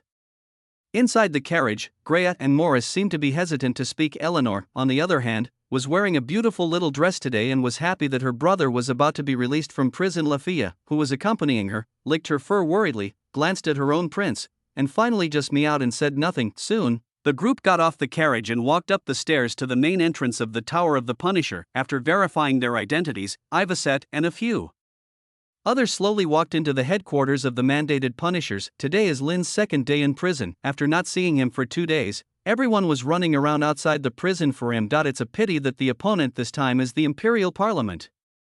In other words, it is a fight against the entire empire and the ancient nobles who have been entrenched in this big tree for many years. The resistance is greater than you can imagine. Even Ivaset felt frustrated and had no way to exert her strength, because Lin was found at the crime scene. No matter which law was followed, the treatment he received was in accordance with procedures and there was nothing wrong with it. The same is true for the continuous challenges we have faced these days. This native site, who always liked to solve problems with force, feel overwhelmed. Fortunately, everything is about to end. Thinking of this, Ivaset's eyes turned cold and she took a deep breath. Then she saw another group of people waiting for them further down the corridor, surrounded by many extraordinary guards. The leader was a well-dressed middle-aged man wearing a monocle, who was whispering something with the fourth Prince Joshua beside him. Not only the fourth Prince Joshua, but also the first Princess Helelina and her entourage were here. They were all waiting for the outcome of the treatment of Lin Bartolian. After seeing Ivester and the others arrive here, the middle-aged man wearing a monocle in the lead immediately showed a polite and calm expression. "Third Prince, you are here." But there was no trace of respect in his eyes, and there was even a hint of alienation and disgust. After all, in Gloston, no noble or commoner would have good intentions towards the princess in front of them. What's more, there seems to be some old grudges between the two forces. Seeing this, Ivaset glanced at him coldly and did not answer him. Blake Cortez. As the 8th member of the Imperial Parliament, the fact that he and his family attacked Lin and this time has already explained a lot of problems. Even if we look at the entire Saint Laurent Empire, the Cortez family is a behemoth that controls the economic lifeline, has countless assets, and has invested in several areas including coal, medical care, railways, and education. Come to think of it, Lin had caused 2 major disturbances during his time at the border. During one of these campaigns, he extorted a huge sum of 2 million gold coins from the local church and nobles to serve as military expenses for the Duke of Tyrius. Another time, before leaving, he used public opinion and rumors to arouse the greed of countless chambers of commerce and nobles, who came to Orange City to make a fortune from the disaster. In the end, he set off a riot in the whole city, causing everyone to lose all their money. Perhaps the feud between the family and the Cortez family was created at that time. Congressman Black and the family behind him probably have intricate ties with the large and small chambers of commerce and nobles on the border, and they may even have contributed to the embezzled taxes. Otherwise, the local church and nobles would not be so confident, and Lin's move undoubtedly caused them to suffer a real loss. That's why revenge came so quickly. Seeing that Ivester did not answer, Counselor Black was not angry, but said calmly, "Since everyone is here, please move and go with me to Lin Bartleran's prison for a chat. Everyone who is under the punishment, please lead the way." "Tia, what are you thinking about?" In the dark and damp underground prison, seeing that Tia was lagging behind everyone for some reason, Xia slowed down and asked in a low voice beside her. Obviously, he noticed the worry of his girlfriend, not only today, but also after she shut him out the night before yesterday. For some reason, the two of them have never had any chance to be alone. It was as if she was deliberately avoiding him. After hearing what Brother Xia said, Tia came back to her senses. Her body trembled slightly, then her eyes wandered, and she subconsciously grabbed the fabric at the edge of her robe. If Lin En, who was well versed in psychology, were here, he would easily be able to infer that this was a sign of a woman's guilty conscience. "Ah, Brother Xia, I don't have any." "No, you did." Xia stared at her with a frown. "Speaking of which, you became strange after that night. Is there something on your mind?" He wanted to ask if it was because of Lin, but he was afraid to hear an answer that would daunt him. Of course, Tia answered in her heart. She was upset about that guy. "Ever since I left the interrogation room and went back, every time I lay down on the bed and tried to fall asleep, the image of that guy lying in my arms, barely breathing, would subconsciously appear in my mind." Then an indescribable feeling of guilt arose.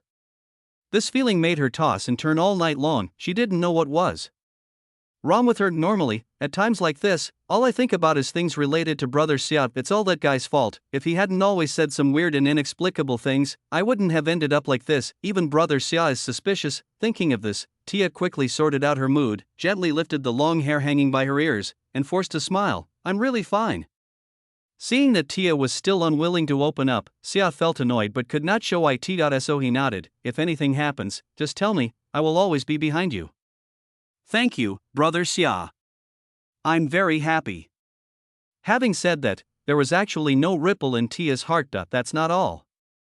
Looking at the prison gate getting closer and closer in the distance, Tia felt a hint of nervousness in her heart. The words that guy said yesterday are still lingering in my ears. Brother Xia, are you really that kind of person? She felt a little confused and subconsciously looked up at Xia, and the other person happened to be staring at her. The two people's eyes met in midair. Feeling Brother Xia's concerned eyes and frank expression, Tia felt much more at ease. At the same time, a feeling of emotion welled up from deep in my heart. Although he is always popular with women, he will never neglect himself at any time. Really, that guy must be lying. How could a proud and upright man like Brother Xia do such a sinister act as he said, hiring someone to kill someone? Thinking of this, the uneasiness and tension in Tia's heart disappeared. Then she subconsciously wanted to reach out and gently hold Xia's fingertips, but the sudden feeling of rejection was like a bucket of cold water poured on her head. I almost forgot it. Apart from that guy, I couldn't have physical contact with any other member of the opposite sex. What's wrong with me? Did I subconsciously regard Brother Xia as a substitute for that guy? For a moment, Tia's heart was pounding and her face looked a little ugly. It's a pity that Xia didn't know what she was thinking at the moment. After noticing her little movements, he thought that she was trying to overcome the repulsion brought by the curse and hold his hand, but ended up failing. He was suddenly touched. It's okay, Tia. Xia smiled warmly, don't treat me as a sex-hungry ghost. I'm already very happy to be able to talk with you shoulder to shoulder like now. He said generously. However, these words sounded even more harsh to Tia. Obviously, the reality of the situation is not like this. Tia clutched the hem of her robe tightly and her pace slowed down a little. All in all, everything started to go wrong after I met that guy. Therefore, as long as I pay off the guilt in my heart, I can completely cut off all ties with him. After that, thinking of this, she took a deep breath and suppressed the complicated and chaotic emotions in her heart. Just then, the elderly Punisher who was in charge of leading the way yesterday came forward. With so many important figures gathered here, he did not dare to neglect them. Open the door. Counselor Black ordered calmly. Yes. The old Punisher responded and then slowly took out his keys. At the same time, a sinister look appeared in his eyes. He was looking forward to seeing what expressions everyone would have when they saw the situation inside when the door was opened, especially those who were close to that boy. Thinking of this, the old Punisher quickened his movements. Having spent many years in the prison for the substitute Punisher, he had witnessed too many torture scenes and was infected by the prisoners' brutality and murderous intent, causing his personality to become extremely twisted and extreme. At this moment, the eldest princess, Selena, seemed to sense a hint of malice in him and immediately frowned. You seem to be thinking of something bad just now? The old Punisher's movements faltered. At the same time, Ivaset finally discovered something strange. Is this a public prison for 30 people? She looked cold and took a step forward, a hint of murderous intent looming over her. Even if he is caught, he shouldn't be locked up here without clear charges. What did you do? Even though the entire underground prison is forbidden to allow supernatural phenomena, the powerful and terrifying aura still suppressed the place under the instant outburst of Avist, a 6th-level demigod. For a moment, most of the people present felt difficulty breathing and their faces turned pale. The elderly punishment taker was bleeding from his mouth and nose and collapsed to the ground. Damn it, is this the monster princess that has been rumored in the imperial capital? With his own strength close to the 5th level, combined with the special features of the substitute Punisher prison, he couldn't even withstand a trace of her aura. The sinister look in the old Punisher's eyes had completely disappeared, replaced by a look of panic. At the same time, everyone finally realized that something was wrong. Under normal circumstances, the prisoners are locked up in a place like prison, suppressed for a long time, and unable to vent their energy, so there should be noisy sounds everywhere. This is even a collective prison, so similar noises should be heard, but at this moment, even though everyone had come so close, there was still no sound from inside apart from the conversation between a few people. It seemed as if you could hear a pin drop. This is not a good phenomenon. For a moment, Eleanor, who was following behind Ivaset, turned pale. Is my brother going to be okay? The brother and sister had just reunited when the other was thrown into prison and his life or death is currently unknown. This made her feel extremely helpless, and Afia, who was lying on her shoulder, also had a hint of worry in her eyes and licked the side of the little girl's face. Greya took a step forward and said in a soothing tone, "Don't worry, your brother is a freak. No matter who gets into trouble, nothing will happen to him." Hearing this, the 4th Prince Joshua, who was walking beside Counselor Black, suddenly smiled and said, "That may not be the case." Eleanor immediately looked at him with tearful eyes. She felt both fear and hatred for this guy, and she stood up at this moment, as if she wanted to curse his brother. Sensing her inner thoughts, the fourth Prince Joshua smiled faintly and shook his head. It seems that you don't understand the nature of this place. After saying this, he turned into a riddle man and said no more. The eldest princess, Selena, hesitated for a moment and explained, the substitute Punisher prison is an extremely special place. It can be considered a high-sequence seal in its entirety. If you are in this prison and your rank does not exceed the upper limit of what it can bear, then all your supernatural abilities will be forbidden invisibly. In other words, if there was no simple and crude way of cracking it like Ivester, even a 5th-level legend would be trapped here and would become immortal. If this is the case for a 5th-level legend, what about Lin En? That is to say, if something unspeakable really happened inside, Lin En, who had lost all his supernatural powers to rely on, would have no choice but to fight with his physical body. But in everyone's impression, he became a superhuman again and took the path of holy knowledge.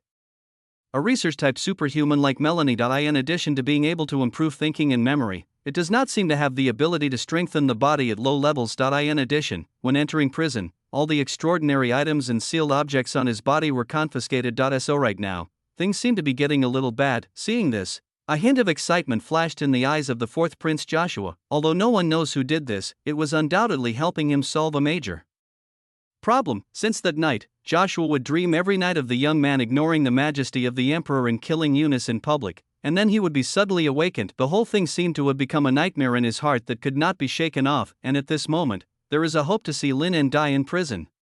How can he not be excited? As for defeating more than 30 people with bare hands, that is too far-fetched and unrealistic. Not only him, but others also held pessimistic thoughts. If it were possible to use supernatural powers to strengthen the body, it would be possible, but this is the prison of the Maid Punisher. Apart from the fact that nothing actually happened during the prayer, everyone didn't know what to do.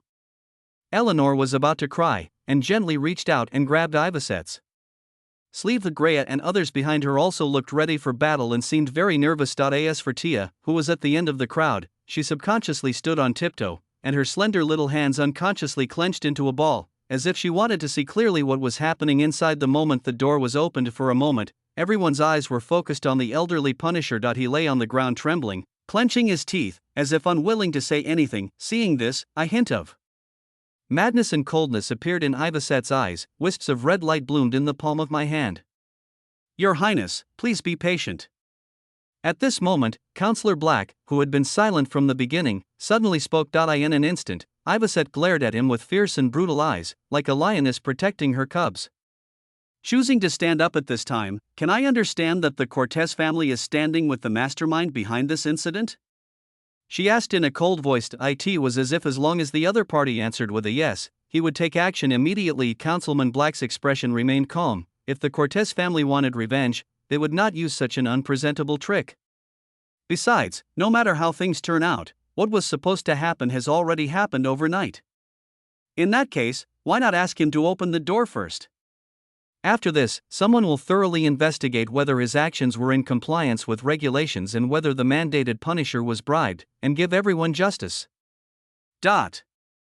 Ivaset took a deep breath and suppressed the anxiety and murderous intent in her heart. She couldn't imagine what would happen to her if something really happened to Lin En. It's all my fault. Why did he let the Maid Punisher take him away as he wished? If I had been more resolute at the time, would this have happened? For a moment, the atmosphere became cold and silent. Just like that, under the gaze of everyone, the old Punisher trembled to his feet and took out the key with sweat on his forehead. Click. As the numerous blockades were lifted, the prison door was slowly opened. The first thing that came was a pungent smell of blood that seemed to be real. Everyone was shocked. What kind of cruel thing happened to make the smell of blood so strong? Tears instantly fell from Eleanor's eyes. However, the next second, a shocking reversal appeared in front of everyone. At this moment, the walls and the ground of the entire prison were covered with blood, a large part of which had dried up with the passage of time. But that's not the point. As far as the eye can see, countless corpses are in twisted and horrible postures, dumped on the ground like garbage, forming a small hill. At the top of the sea of blood and corpses, a shirtless young man sat against the wall, his hands behind his head, looking at the ceiling, not knowing what he was thinking. He came to his senses when he heard a noise at the door, and when he saw the huge group of people who had appeared in front of him without him noticing, and were now looking at him with shocked and complicated eyes. He couldn't help but be stunned for a few seconds, and then subconsciously raised his hand to say hello. Warning. P.S. The big one is coming. I would like to recommend a new book written by a good brother. After my own appreciation, I think it has reached 90% of the level of this book. It is worth reading. Ask for monthly ticket. Chapter 181 Ivester, I am very disappointed in you, 2-1, to be honest. When Lin suddenly saw a large group of people appearing in front of him, he was a little confused. In his opinion, today's public inquiry should be more serious. Unexpectedly, Senator Black led a group of people directly to the door of his prison. The reason why Lin made such a scene was actually to give a warning to those who wanted to murder him secretly. That's why it looks so bloody and murderous, although judging from the results, the effect may be better at this moment. Lin is actually unwilling to expose his brutal side to certain people. For example, Eleanor, who loves to cry, is now sobbing. Fortunately, her brother was safe and sound in the end, otherwise she would have almost fainted. For example, Tia, who was standing on tiptoe at the back of the crowd and trying to look over, looked pale and nervous. After meeting Lin's eyes, even Tia herself didn't notice that a hint of relief flashed across her eyes. Then she looked away coldly, which seemed quite deliberate. Only Ivest breathed a sigh of relief. Not only that, when she saw Lin's tall, muscular body covered in blood, a hint of blush appeared on her face. I never expected that my cute and well-behaved dog would have such a wild side. I've really grown up in every sense of the word. The pink tongue gently swept across the corner of the lips, and a hint of heat flashed in the eyes.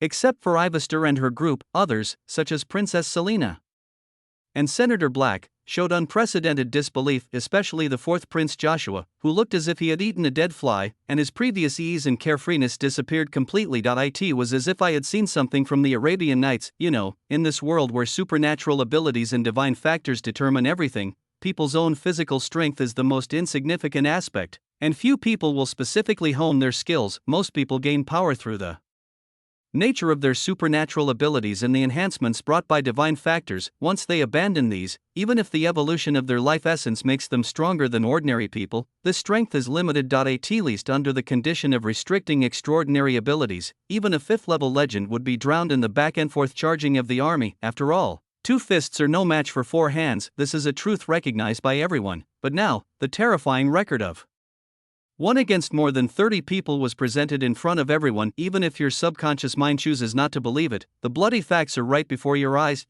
Judging from their physiques alone, all the prisoners who died at the hands of Lin were muscular men. Even if one person throws 1 punch at a time, it would be enough to beat someone of Lin's physique half to death. It was hard to imagine that they were all killed by the black-haired boy in front of them. What kind of terrifying power is hidden in that seemingly frail body? And where did he learn his fighting skills? For a moment, everyone was silent. Seeing that everyone still looked as if they had seen a ghost, Lin couldn't help but shook his head after a brief eye contact with Eve Trey to reassure her, and after casting a comforting look at Eleanor, Afia, and Tia at the back of the crowd, he jumped down from the pile of corpses. The moment he landed, 4 members of the mandated Punishers appeared at the door, ready for action. They seemed to be wary of the extremely dangerous guy in front of them. Seeing this, Lin couldn't help but roll his eyes. Relax. He spread his hands helplessly. Actually, what happened here was not what I wanted, but someone wanted to murder me. Also, before the congressman's questioning begins, could you please let me take a shower? I'm covered in blood and it's a bit sticky and uncomfortable. After moving to a clean interrogation room, Tia stood in the least noticeable corner of the crowd, looking a little distraught. At this moment, her face was pale, as if she had just experienced some shock to her worldview. A few minutes ago, when the cell door was opened, after seeing that Lin was safe and sound, she breathed a sigh of relief without even realizing it. Then Tia subconsciously turned her gaze to Xia, who was standing next to her. At this moment, everyone was in an unguarded state. And Xia didn't know that he had hypnotized Lin and learned some inside information. Therefore, the truest thoughts in his heart were revealed on his face very clearly. It was an expression mixed with regret and remorse. It was as if he was regretting why the guy didn't die in the prisoner riot in the jail. Tia's heart instantly sank. No matter how I tried to make amends for Brother Xia before, what happened at this moment was reflected in my eyes so vividly that it could not be explained or reversed. The only possibility is that the guy was telling the truth when he was hypnotized. Besides, this should be something that is taken for granted. It's just that Tia doesn't want to face the reality, and now, the facts were before her. The Brother Xia whom she admired, who was as dazzling and righteous as the sun, the brave man who once saved her from the abyss of despair, was actually a terrible character who would hire killers in secret, especially since the person the other party wanted to Kill was the guy she felt extremely indebted to. For a moment, Tia's face turned pale, and she clenched her white fingers tightly. Her slender wrist hidden under her sleeves trembled slightly, revealing her inner turmoil at the moment. White for brother Xia, why you? In a corner where no one knew, Tia closed her eyes in pain. Then she realized something again. With the fighting power that guy just displayed, and without any supernatural powers, is it true that he is not even as good as brother Xia in one round? No, even if he will be defeated in the end, he will never win easily, and may even end up in a situation where both sides suffer losses. I believe anyone with a discerning eye can see this. The tragedy that happened in the cell yesterday was entirely one-sided abuse by brother Xia. Tia originally thought that Xia was too strong, and Linen had been deprived of the divine gene, so he was unable to fight back, but now it seems that she was extremely wrong. Brother Xia was not abusing a weaker person with unequal strength at that time, but was facing an equal opponent who was equally powerful but chose to endure it. What on earth could make someone like him willing to be beaten like that by brother Xia and not fight back, and even guard the secret of that night tightly? The answer is simple. It's yourself. For a moment, Tia was in great confusion. She took a deep breath, trying to ease the dizziness. Tia, are you okay? Xia was the first to notice the abnormality and subconsciously wanted to reach out to help her. However, Tia seemed to be suddenly enraged, and shook off Xia's hand excitedly. Don't touch me. The next second, after seeing the astonishment and shock in brother Xia's eyes, she suddenly realized what she had done and shook her head in despair. Yes, I'm sorry, it's really bad. I actually called out to brother Xia subconsciously. Tia's body swayed slightly. In fact, this was not an overreaction on her part, but the result of suffering a series of shocks to her worldview and the collapse of her aspirations and dreams in a short period of time. For Tia, who has lost her memory of the past 12 years, the only person she cares about is Xia. She regarded him as her role model, and her whole world was occupied by the figure of the brave man. But now, everything seems to have shattered like a dream. No. It's no longer suitable to stay here. Feeling the various looks from the crowd, as the saint of silence, even though she was about to collapse, she understood that she needed to maintain the dignity of the church first. Senator Black, and all your highnesses, I just felt unwell, so I may need to leave first and return to the church to rest for a while. After receiving nods from Counselor Black and Princess Selena, she bowed reluctantly and then hurriedly left the underground prison. Linen was still washing her body, and she thought it would be a good idea to take this opportunity to leave quickly. Otherwise, who knows what will happen to upset her. As he watched her gradually receding back, Xia seemed a little at a loss, with a hint of embarrassment and anger in his eyes. He didn't know what was going on. Why did Tia, who had always been around him, become so strange now? Noticing that her subordinates seemed to be in a somewhat uneasy mood, Princess Selena slowly walked over and whispered something to comfort them. However, Yviste glanced at Tia's back, frowned slightly, and didn't know what she thought of. 10 minutes later, Linen washed herself clean and changed into new clothes. Not only that, unexpectedly, they also recovered the items that had been confiscated from the members of the mandated punishers, including the witch ladies' parchment and pines playing cards. It seems that I have been acquitted. There was a look of understanding in Linen's eyes. Now that things have developed to this point, the next direction is very obvious. According to what Tia said yesterday, Senator Black, who represents the Imperial Parliament, will raise 2 challenges to him, although she remains silent about the second challenge. If it was just a matter of solving the case within a limited time, Linen thought she could still give it a try, even though there are all kinds of resistance in the process. With this in mind, he slowly walked into the interrogation room under the supervision of the Punisher. Sit. Unexpectedly, Counselor Black, who was sitting across from the interrogation table, was unexpectedly affable, but Linen was well aware of the irreconcilable conflict between the two forces, and it was impossible for him to easily trust the guy in front of him. Feeling everyone's gaze, Linen looked calm and slowly sat down. He glanced at Eve Trey, Afia, and the others without leaving a trace. I don't know if it's an illusion, although Her Royal Highness was very calm and even winked slightly in response. Afia and Greya behind her seemed to be hesitant to speak. It's as if I feel guilty about something. Seeing this, Linen couldn't help but frown. However, Counselor Black on the other side of the table knocked on the table first. Now that everyone is here, I will get to the point. Lynn Bartlerin, I am here to represent the Imperial Parliament and announce the punishment imposed on you in the case of the limb grafter. Linen retracted his gaze. You say? Counselor Black nodded. First of all, after a day of investigation and verification at the mandated Punisher headquarters, we have temporarily ruled out the possibility that you are the limb grafter who committed the crime. Of course, Lynn knew that this would not be all, and she waited quietly for what would happen next. Of course, it's only temporarily ruled out. Councilman Black coughed. Your suspicion has not been completely cleared yet. Therefore, after leaving the substitute Punisher prison, you are not allowed to leave Gloucester without special reasons. Your daily activities are also limited to the western part of the city. You need to report to the substitute Punisher headquarters every Sunday evening. This condition was a bit excessive, but it was within Lynn's acceptable range. The bigger one may be yet to come. Thinking of this, he waited silently. After confirming that Lynn was aware of this condition, Counselor Black flipped through a few pages of the notebook in his hand and said, "Then the second point." After returning to the imperial capital, His Majesty handed the Night Punisher over to the third prince to take care of. "I'm sure you already knew this." Lynn nodded but said nothing. "The Parliament has received a report that the third prince did not inquire into the specific matters within the Night Punisher and registered the entire organization under your name.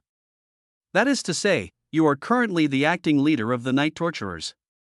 Lynn was also very clear about this. It's not that Ivester was trying to shift the blame or to trick him, but she didn't expect these people to use this as an angle to attack her. After all, he had just returned to the imperial capital for 2 days, and normally there would have to be a welcoming ceremony. It was really a bit too much for the Imperial Parliament to make a fuss about this. Of course, if it were just this, Lynn could actually accept it. Counselor Black continued without pausing, "As the leader of the Night Torturers, after learning about the limb reattacher case, not only did you not lead your Night Torturers to investigate the case as soon as possible, you also had the time to attend Her Highness Selena's dinner party, and even watched the 36th case happen, causing an extremely bad impact on the people. This is a serious malpractice. The Parliament is very angry and has decided to impose a small punishment on you as a warning to others. First, impose a fine of 50,000 gold coins on Lynn Bartlerin. The money will be used to comfort the families and descendants of those who died at the hands of the limb grafter. Second, sentence him to 3 weeks of compulsory labor." As Councilman Black listed the punishments one after another, Lynn gradually frowned. "It's not that these punishments are too harsh. It was because none of the penalties hit the point, which even made him feel a little confused. The Imperial Parliament must be out of their minds to think that a fine of 50,000 and some bullshit compulsory labor could cause any serious damage to him. This is so weird." After a moment, as Councilman Black slowly spoke out the last, painless punishment, the topic seemed to end there. "The above is the punishment imposed by the Parliament on you for your dereliction of duty. I hope you can get the Night Punisher under your control as soon as possible and solve the case as soon as possible, so as to live up to the expectations of His Majesty and the people." The atmosphere suddenly fell into silence. After an unknown amount of time, Lynn slowly raised his head and said, "And then? Apart from these punishments, do you have anything else to tell me? I thought things would go as Tia said, and I would be harassed by the Imperial Parliament and ordered to solve the case within 3 days. Unexpectedly, the other party never mentioned this matter from beginning to end. At this moment, his expression was cold. At this point, how could Lynn not guess what had happened? He glanced at Ivesette behind Counselor Black, trying to get a response from her. However, the other party just smiled lightly, as if he didn't care at all. Seeing her like this, Lynn clenched his fists tightly, and a gloomy look appeared in his eyes. At the same time, the words of Counselor Black came to my ears. "Do you think that the punishment imposed by the Parliament on you is lighter than you thought?" He gently closed the notebook in his hand and put it back in his pocket. "Yes, that is indeed the case. It's just that your actions in Orange City didn't offset your merits and demerits. Instead, someone paid the price for you. This price also includes the atrocities you committed against the Moskra family in the council hall that night. Lynn Bartlerin, this is the imperial capital of Gloucester, not the border. Sometimes, one has to learn humility." As he spoke, Councilman Black finally smiled for the first time that day. At this moment, the fangs from the Cortez family and the Imperial Parliament were finally shown. Lynn lowered her head in silence. As if she didn't want to see Lynn continue to struggle with this. After all, she had always been fulfilling this obligation. Ivesette opened her mouth and said, "You," however, before she could get the words out, Lynn's frightening look blocked her words. Then, he suppressed the emotions surging in his chest. "So, what is the price?" "A commission." "A commission related to the tomb of Haramus. Due to the special nature of this mausoleum, some scholars have suggested that it be stored as a high-sequence sealed object. Therefore, after a unanimous vote by the Imperial Parliament, it has been decided to entrust Her Highness Ivesette to handle this matter." And Her Highness agreed to this proposal yesterday. As Councilman Black's calm words slowly fell, Lin felt the 6 words Hermes Mausoleum constantly echoing in his mind, and his blood seemed to lose its temperature bit by bit. At the same time, an electronic prompt sound suddenly rang in my ears. The plot deviation of the S-level plot character Eve Trey Roland Alexini has been reduced to 10.07%. After the questioning, everyone left. Unexpectedly, the first person to leave the interrogation room was Lin N. He was walking in front of everyone else, with his head down, and no one knew what he was thinking. Seeing this, Eleanor behind him became a little worried and subconsciously wanted to call him. However, this action was stopped by Ivasette. After shaking her head, Her Royal Highness quickened her pace and came to Lin N's side, then gently held his warm hand. "Today is the day you are released from prison, be happy." While scratching Lin's palm with her little finger, Ivasette took the initiative to comfort him, which was extremely rare. On normal days, he should have been the one coaxing her, because Ivasette also knew that what she did would probably make Lin angry. However, this action not only had no effect, but even ignited the anger in his heart. The next second, Lin N ignored everyone's gazes, tightly grasped Ivasette's slender white hand, and walked quickly towards the corridor. "Slow down. You're hurting me." Ivasette frowned slightly and raised her voice. However, Lin turned a deaf ear to it. Finally, after arriving at a deserted place, he could no longer hold back the emotions surging in his heart. He raised the hand holding Ivasette's and pressed it hard against the wall. At this moment, his eyes were filled with unprecedented gloominess and anger.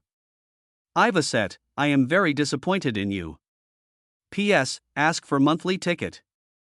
I recommend this great new work, the quality is unmatched, brothers, come and check it out." Chapter 182 I do not accept your proposal. 7K. The moment he heard the plot deviation decrease, Lin N's heart was overwhelmed by endless anger and disappointment. At this moment, he tightly grasped Ivasette's soft and boneless little hand, and pressed it against the wall as if he had used up all his strength. This feeling almost made him lose his mind. Before he was arrested, he repeatedly told me to trust him. Even though we've been through so many things, I thought we'd already developed a minimum level of tacit understanding. I clearly thought that the relationship between me and her might have gone beyond the boundaries between subordinates and superiors, but in the end, the stupid, stubborn and arrogant woman still chose the path that the world was happy to see. It completely ruined his plan. It was as if he had worked hard all day long and smiled at his boss and clients, and when he got home after finishing his work and earning overtime pay, he saw his wife showing off her new 20,000 yuan bag to him. "I'm almost having a cerebral hemorrhage." Lin took a deep breath. Right now, he is not only angry because the deviation of the plot may affect the future, which lady, more importantly, it was because of Ivaster's distrust of him. This is a very strange idea. It's obvious that the person he has always been loyal to is the witch lady, but why was he so upset by the cheating of this woman? Ivasette. Lin's grip gradually tightened. Ivasette, who was already feeling pain, suddenly had tears in her eyes. "Lin, you hurt me." Her Royal Highness, who is usually dignified and majestic, seems to be acting like a spoiled child at this moment. After all, the other party is a girl. Hearing this, Lin N subconsciously softened his heart and loosened his hand involuntarily, but the next second, when he saw a hint of pride and teasing in the woman's eyes, he suddenly became furious again. How could a 6th-level demigod with such strong body feel so much pain just because of a casual pinch from a 2nd-level self, this lying bastard woman? Even though Ivasette gave him a way out, he had no intention of letting the matter go easily. Lin stretched out his hands again and pressed Ivasette's shoulders, pushing them against the wall. At the same time, he spoke in a cold tone. "Can't we even have the most basic trust between us?" He tried his best to suppress the anger in his heart and stared into those bright red eyes. "Or did you never think of trusting me from the beginning?" At this moment, Lin's expression was very gloomy. This was a look that Ivasette had never seen before. Even though he had threatened to die in front of her before, and even took the initiative to reveal the existence of the Witch of the End, this guy never lost his composure and always gave people a feeling that he was sure to win. Only just now, I don't know if it was because he heard Congressman Black say that he had paid the price for him, that he showed such a vulnerable side. "Answer me. Don't you believe I can solve this problem?"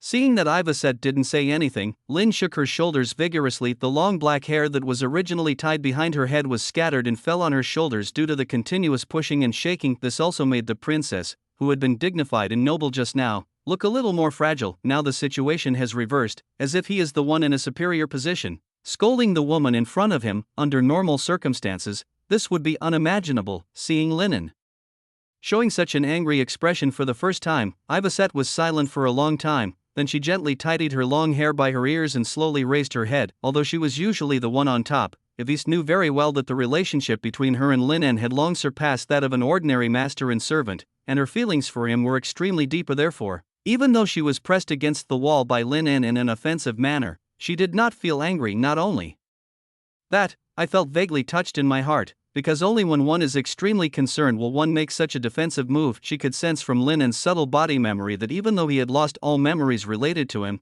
he still subconsciously expressed such thoughts. Thinking of this, she retracted the teasing look she had just given him. "Of course, I believe you can handle this." Ivasette smiled slightly. "As my most outstanding and lovely subordinate, how could you lose to those bug-like guys?" She slowly raised her hand and gently stroked Lin's cheek. Linen's expression froze. "Then you kiss me and I'll tell you." Her Royal Highness the Princess gently touched Linen's lips with her cool and delicate index finger. His rage, which had been subsiding, rose again. "Ivasette." "Just kidding." Ivasette withdrew her index finger in time. "Rather, it is precisely because I have great faith that you can do this that I made this choice." Linen stared into those bright red eyes, and after confirming that she was not lying, he whispered, "Why?" He couldn't figure it out. "Since I believe I can meet her expectations, why do I have to let things go to this extent?" No wonder Lin was so defensive. The plot deviation that we worked so hard to improve was reduced again just because of one or two seemingly insignificant choices. No one can stand it. Hearing Linen's question, Ivasette smiled softly. "Let me go first." "Don't worry, I won't run away." After a moment, Ivasette, who had regained her freedom, raised her hands and straightened Linen's messy collar, like a caring wife. At the same time, she said softly, "Speaking of which, I am really not qualified to be a master. I always put you in the most dangerous situations, and you are always covered in bruises. If that guy hadn't reminded me, I might not have realized this." Time goes back to last night, at Bart Leon's mansion. Solved the case within 3 days? In the reception room, Ivasette's expression was icy. "Who made this request?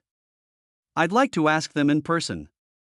It was obvious that he and Linen had just returned to the imperial capital a few days ago, and even the handover procedures for the Xingyi people had not been completed, and there was no buffer time. As a result, these guys insisted on using this point to severely punish Linen for dereliction of duty. For a moment, the atmosphere became silent and solemn. Sensing Ivaster's anger, the fourth Prince Joshua, who was sitting on the sofa opposite, gently put down the teacup in his hand.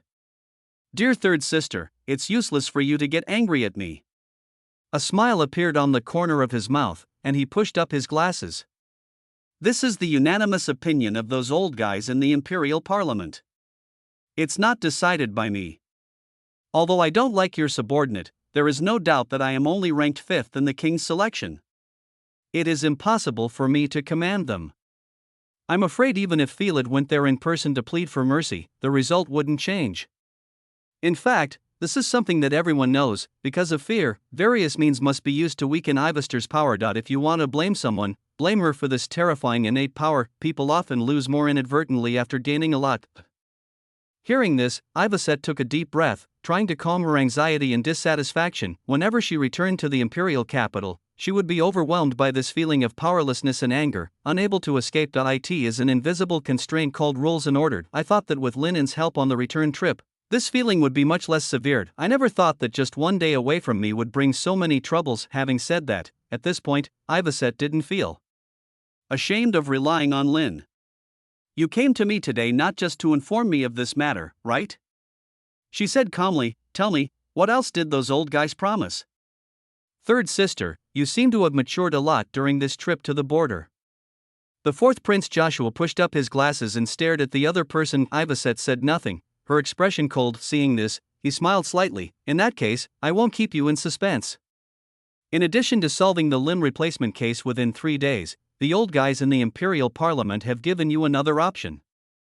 You should be familiar with the tomb of Haramis, right?" Hearing this location, Ivasette's eyes narrowed slightly. Unexpectedly, Joshua brought it up in front of her tonight. Just after chatting with Helena, she always felt that the whole thing was like a big net, which blocked all her escape routes without her realizing it, and then slowly tightened until she could not move. Due to the special nature of this mausoleum, they believed that they should not continue to invest manpower in exploring it, but should hand it over to someone who was good at handling such incidents, that is, you, third sister. After all, you have been playing this role all along. You can think of it as an exchange, or you can think of it as a commission. In short, as long as you go to the tomb of Hypnotizing in person, no matter whether the task is accomplished in the end, they will no longer threaten the life of your subordinate in any name or by any means. Not only that, the Parliament will also take the initiative to lift the blockade on the Bartlerin family's power and help them return to the military. The conditions are very tempting. I hope you will consider it carefully. As the head of the St. Laurent Research Institute, the fourth Prince Joshua is very interested in the things inside the Hypnotizing mausoleum, and can even use it to solve many imminent problems. Therefore, he particularly hoped that the Imperial Parliament could force Ivaset to take action. As the words slowly fell, the atmosphere became silent for a moment. The fourth Prince Joshua was not in a hurry. He waited quietly and picked up the teacup to take a sip. He was confident of this and didn't think Ivaset would refuse the proposal. However, after a moment, the woman opposite suddenly chuckled. "I'm sorry, but I declined this offer." Ivaset gently lifted her long hair by her ears, looking a little lazy. Joshua's brows furrowed instantly, as if he couldn't believe the answer. Could it be that the intelligence is wrong? This woman doesn't actually care much about that guy's safety. Joshua's hands clenched involuntarily. "Why," he whispered, "can you tell me why you refuse?" Hearing this, Ivaset said calmly, "The reason is very simple. Because I promised to trust him." "Just because of this?" Joshua seemed to find this a little ridiculous. "Isn't that enough?"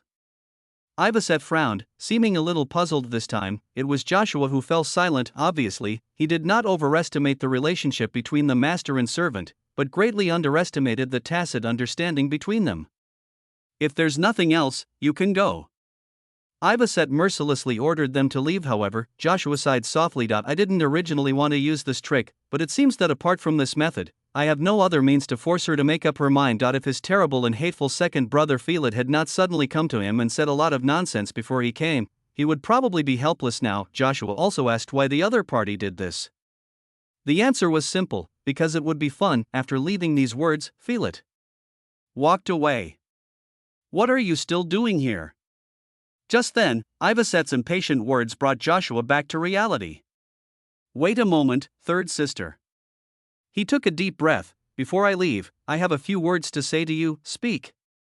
Ivaset stared at her slender fingers and said lightly, "You seem to have an extraordinary level of trust and reliance on Lynn Bartlerin, and judging by the results, he has always been able to respond perfectly to your expectations. This is actually something that is very enviable." After hearing these words, although Ivaset still looked nonchalant on the surface, her mood brightened a lot. However, Joshua suddenly changed the subject. "Think about it carefully. Everything he did along the way put the safety of you and the people around you first. It seems that as long as you are safe, he can do anything. For example, at the Duke of Tervis's dinner party, was it really because he couldn't suppress his anger that he boldly shot and killed the heir of the Moskva family? Was it not to help you out, or to seize the opportunity to make friends with the elector? For example, in the wishing jar riot incident, although we still don't know why he survived, he must have suffered a lot, and it's not something that can be easily dismissed with just one sentence. And that night in the council hall, anyone with a discerning eye could see that he wanted to help you establish your authority, so he killed Eunice in public. Even though he might be sentenced to death afterwards, he still did it. And the result of doing so is that we will have to endure the desperate revenge of the Moskva family and the slander of those old guys in the Imperial Parliament. Also, I heard that when he was found at the murder scene, there was a deep wound on his chest. If it had been a few inches off, it would have pierced his heart? Who do you think did this? Someone with bad intentions hired a killer to extinguish his excessive brilliance? Or something else?" These words made Ivaset's hands freeze in midair. "What do you want to say?" "I want to say that maybe he does have a way to solve this major case that has been unsolved for more than a year in just 3 days. But a person's style of doing things will not change easily. So I guess that even if he could do this, given his personality, he would definitely use some extraordinary means. And the result of this method will inevitably put him in an extremely dangerous situation, just like it has always been. He himself never seemed to notice it, because it was an extremely noble and great sacrifice. And you, third sister, relied on him too much and even regarded him as someone who would respond to your every request. As a result, you unconsciously overlooked this point and only thought that he would always be able to resolve the current predicament at any time. This deformed and twisted relationship is really scary if you think about it carefully. When Lin came to his senses, Ivaset had already broken free from his arms and was standing in the corridor not far away. Because I care, I make this choice, rather than putting others in danger. She would rather face the danger and the unknown herself. Moreover, in order to remove the curse on her face, she herself planned to go to the tomb of Hermes. As a sixth-order demigod, her tolerance for mistakes is much higher than that of a mere second-order transcendent. Whether you are angry or helpless, it has already happened. Ivester smiled gently. Don't worry, it's just a small mausoleum. This princess has dealt with too many similar incidents since she was a child. Everything is under control. You are lying. Following the fluctuations of the Lyre Eater, Lin instantly judged that Ivaset was not as confident as she appeared to be, and not only that, a picture suddenly flashed through my mind. I in the room, the woman bathed in moonlight had a sad expression on her face, with a helpless tear faintly running down the corner of her eye, as if she was telling him something. When did this happen? Lin pressed his slightly aching brain, but felt at a loss as to what to do with this sudden memory. But right now, I don't have the time to think about such unimportant things. Lin En, who had read the original novel, knew very well that the tomb of Hermes was an extremely dangerous place and should not have been released at this time. The only explanation is that the invisible hand of the world's will is controlling everything in secret. It even subtly changed the choice made by YVSet. The moment she has not absorbed the core characteristics of the wishing jar, so she did not fall into a deep sleep. Therefore, the corrective power of the world's will is leading her towards another trap. Tomb of Hermes. As soon as he entered it, Linen could tell with his but that even if everything was prepared carefully, there would still be various loopholes. The only result of these mistakes was that Ivester fell into a deep sleep again. After all, this is in line with the development of the main storyline of the original work. The first time the plot deviation decreased was because Ivester had the idea of killing all the Punishers. If she had really taken action at that time, the Imperial Parliament would not even need to take Lin En as a hostage. They could have legitimately held her accountable and sent her to the tomb of Hermes. This is the first sign that the plot line is returning to normal. As for the second time, it was just now. Counselor Black announced Ivester's choice in public and voluntarily agreed to go to the tomb of Hermes. And what did I do between these two events to prevent the plot from deviating further? The answer is simple. After all, going to the tomb of Hermes was a challenge posed by the Imperial Parliament, and from the beginning, they were given two different options. At first, solve the case within 3 days. Second, Ivaset went to the tomb herself. However, in order to protect him, Her Royal Highness the Princess took the initiative to rule out the first option, which played into the hands of the Imperial Parliament. So, what needs to be done is actually very simple. When he came to his senses, the princess had disappeared from his sight, as if she wanted him to calm down and accept this established fact. After a moment of silence, Linen slowly walked out of the door of the Punisher headquarters. At a glance, the eldest princess was whispering something with Xia and others, while Ivaset and Eleanor were looking forward to seeing Lin beside the carriage on the opposite street. As for Congressman Black,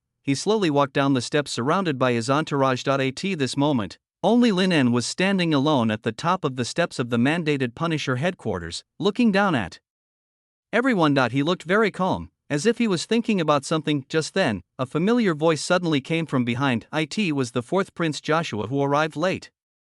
It's great that the matter was finally resolved perfectly. He sounded very happy. So far, it seems that the whole thing is going the way he expected. After all, he and Lin had always been at odds with each other, and he had previously used his sister Eleanor as an experimental subject and drawn a lot of blood from her, and Ivaset was one with him, and now that there was an opportunity to weaken her, Joshua was naturally happy to see this happen. What's more, with Eve Trey as a pathfinder, he will be able to start research on the tomb of Hermes soon. As for her own safety, although they are siblings, the royal family members have always had little affection for each other. Therefore, apart from treating Ivaset as a tool like his father, Joshua had no soft-hearted thoughts. He even sincerely hoped, like countless nobles in the imperial capital, that she would die in the tomb of Hermes. So how could he not be happy about it now? Speaking of which, the idea of being afraid of this guy in front of me because of Eunice's death was extremely ridiculous. After all, he is a noble prince. Thinking of this, Joshua smiled slightly, then walked past Lin and headed down the stairs. However, at this moment, a voice suddenly sounded from behind. You seem very pleased with yourself? Joshua paused and looked back, however. After saying this, Lin En did not continue to focus on him and quickly looked away. Senator Black, please stay. Lin raised her voice slightly for a moment. Everyone's attention was once again focused on the black-haired boy at the top of the stairs. Councilman Black, who was about to get into the carriage, frowned slightly when he heard this, then stopped and looked up at him. To be honest, this feeling of being looked down upon made him somewhat unhappy. Lynn Bartolian, do you have anything else to say?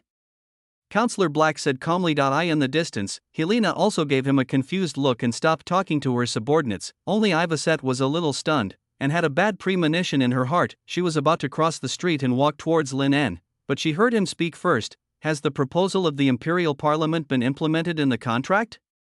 Although it is a commission, it is impossible to be finalized with just two verbal sentences. On the one hand, the Imperial Parliament would not trust Yvester's promise so easily. On the other hand, Yves was also strongly wary of these old guys. Therefore, a contract with strong binding force is extremely necessary. However, these extraordinary items often require a long preparation time. Therefore, Lin speculated that the proposal was currently only implemented verbally. As expected, after a moment, Councillor Black said, the original scheduled time was 3 days later. If you are in a hurry, then, no, not at all. At this moment, the condescending young man shook his head. Rather, there are too many loopholes in it, so I don't accept this proposal. Don't accept it? A hint of absurdity appeared in Councillor Black's eyes. If you don't accept it, you must solve the case of the limb transplanter within 3 days. If you fail to do so, you will be held accountable in a way that has never been done before in Parliament. For those who commit serious dereliction of duty, the only outcome they face is the death penalty. Yes, I agree. Lin spoke without hesitation. Seeing this, Congressman Black had a vague feeling that things were about to develop beyond his original expectations. His voice gradually became a little cold. You have to think carefully. The deadline given by the Parliament is only 3 days. These words were meant to threaten Lin En, trying to make the other party back down. After all, the only result that everyone wants to see is to let Yves go to the tomb of Haramis to weaken her power. Unexpectedly, on the high platform, Lin En suddenly laughed out loud. Why 3 days? Councillor Black, you underestimate me too much, don't you? What do you mean? Seeing this, Councillor Black couldn't help but frown deeply.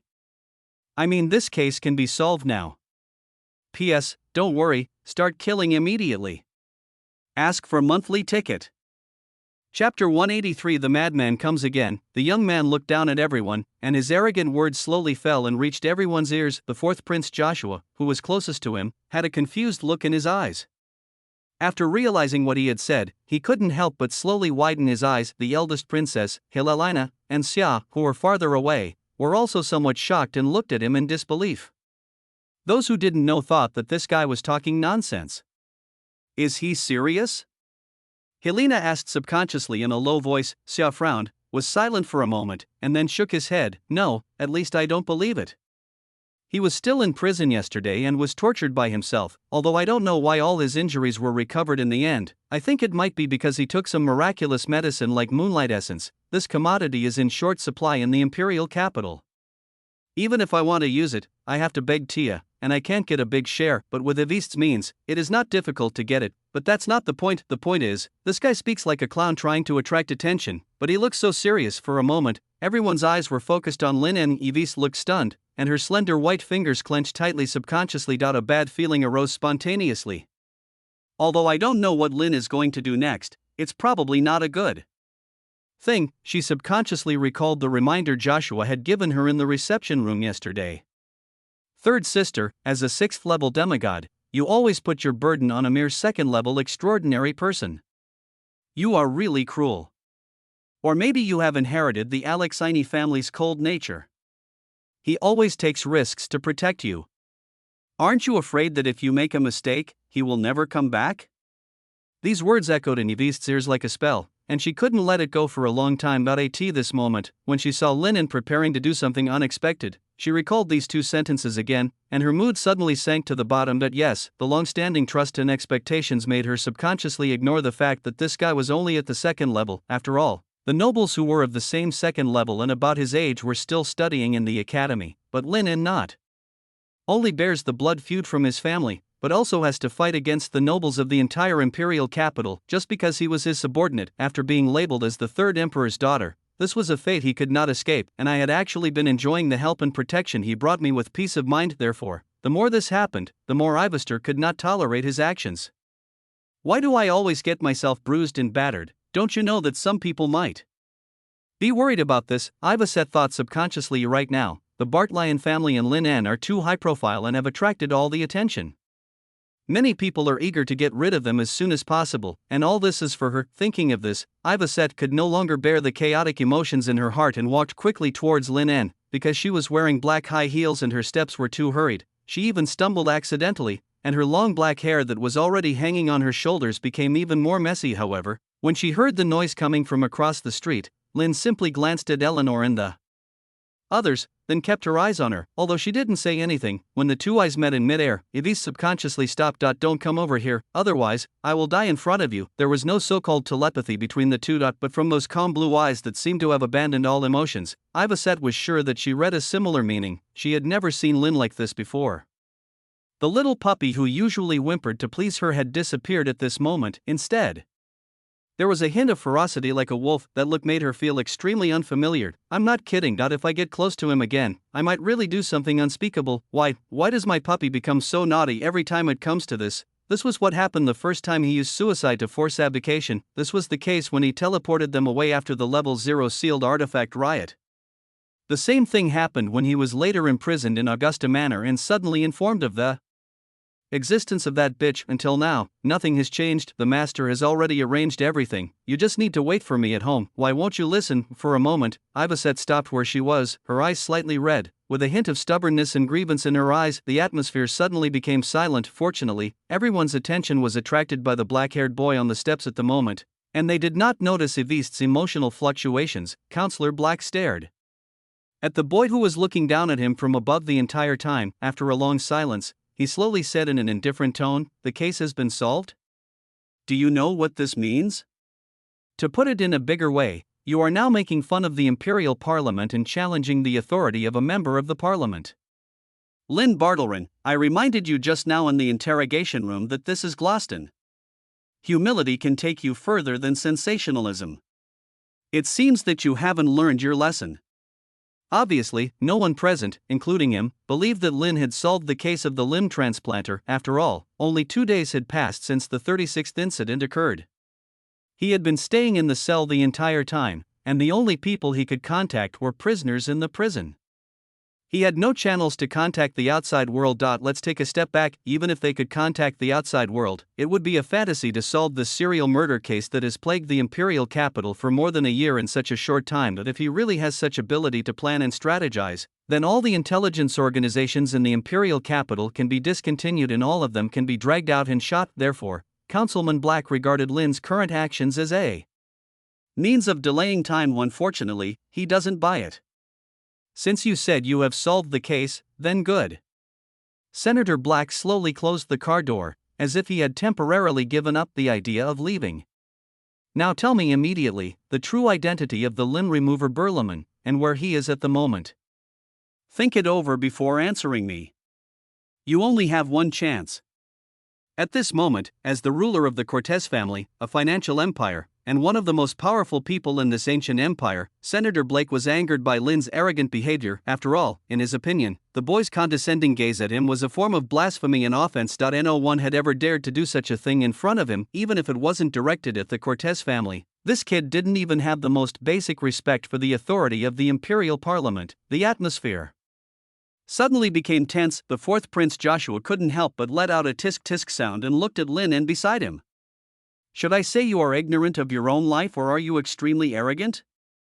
Joshua pushed his glasses on the bridge of his nose. Do you think that you can run rampant in the imperial capital from now on just because you have caused the Moskra family to suffer a setback? Even your master can't do this, let alone. Do you have a share of the credit behind the proposal for the Hermes mausoleum? Just as the fourth Prince Joshua was speaking excitedly, Linen's indifferent voice suddenly interrupted him. Hearing this, he was stunned for a moment, then smiled and said, "So what? To be honest, besides me, there are many people who are watching this place openly or secretly, waiting for the outcome of this matter. Do you think they want my monstrous third sister to die in the mausoleum, or return to Gloucester safely? But I'm not as cruel as them. After all, we are related by blood. As long as she can help me enter the mausoleum and collect enough samples and data, whether she is dead or alive after that has nothing to do with me.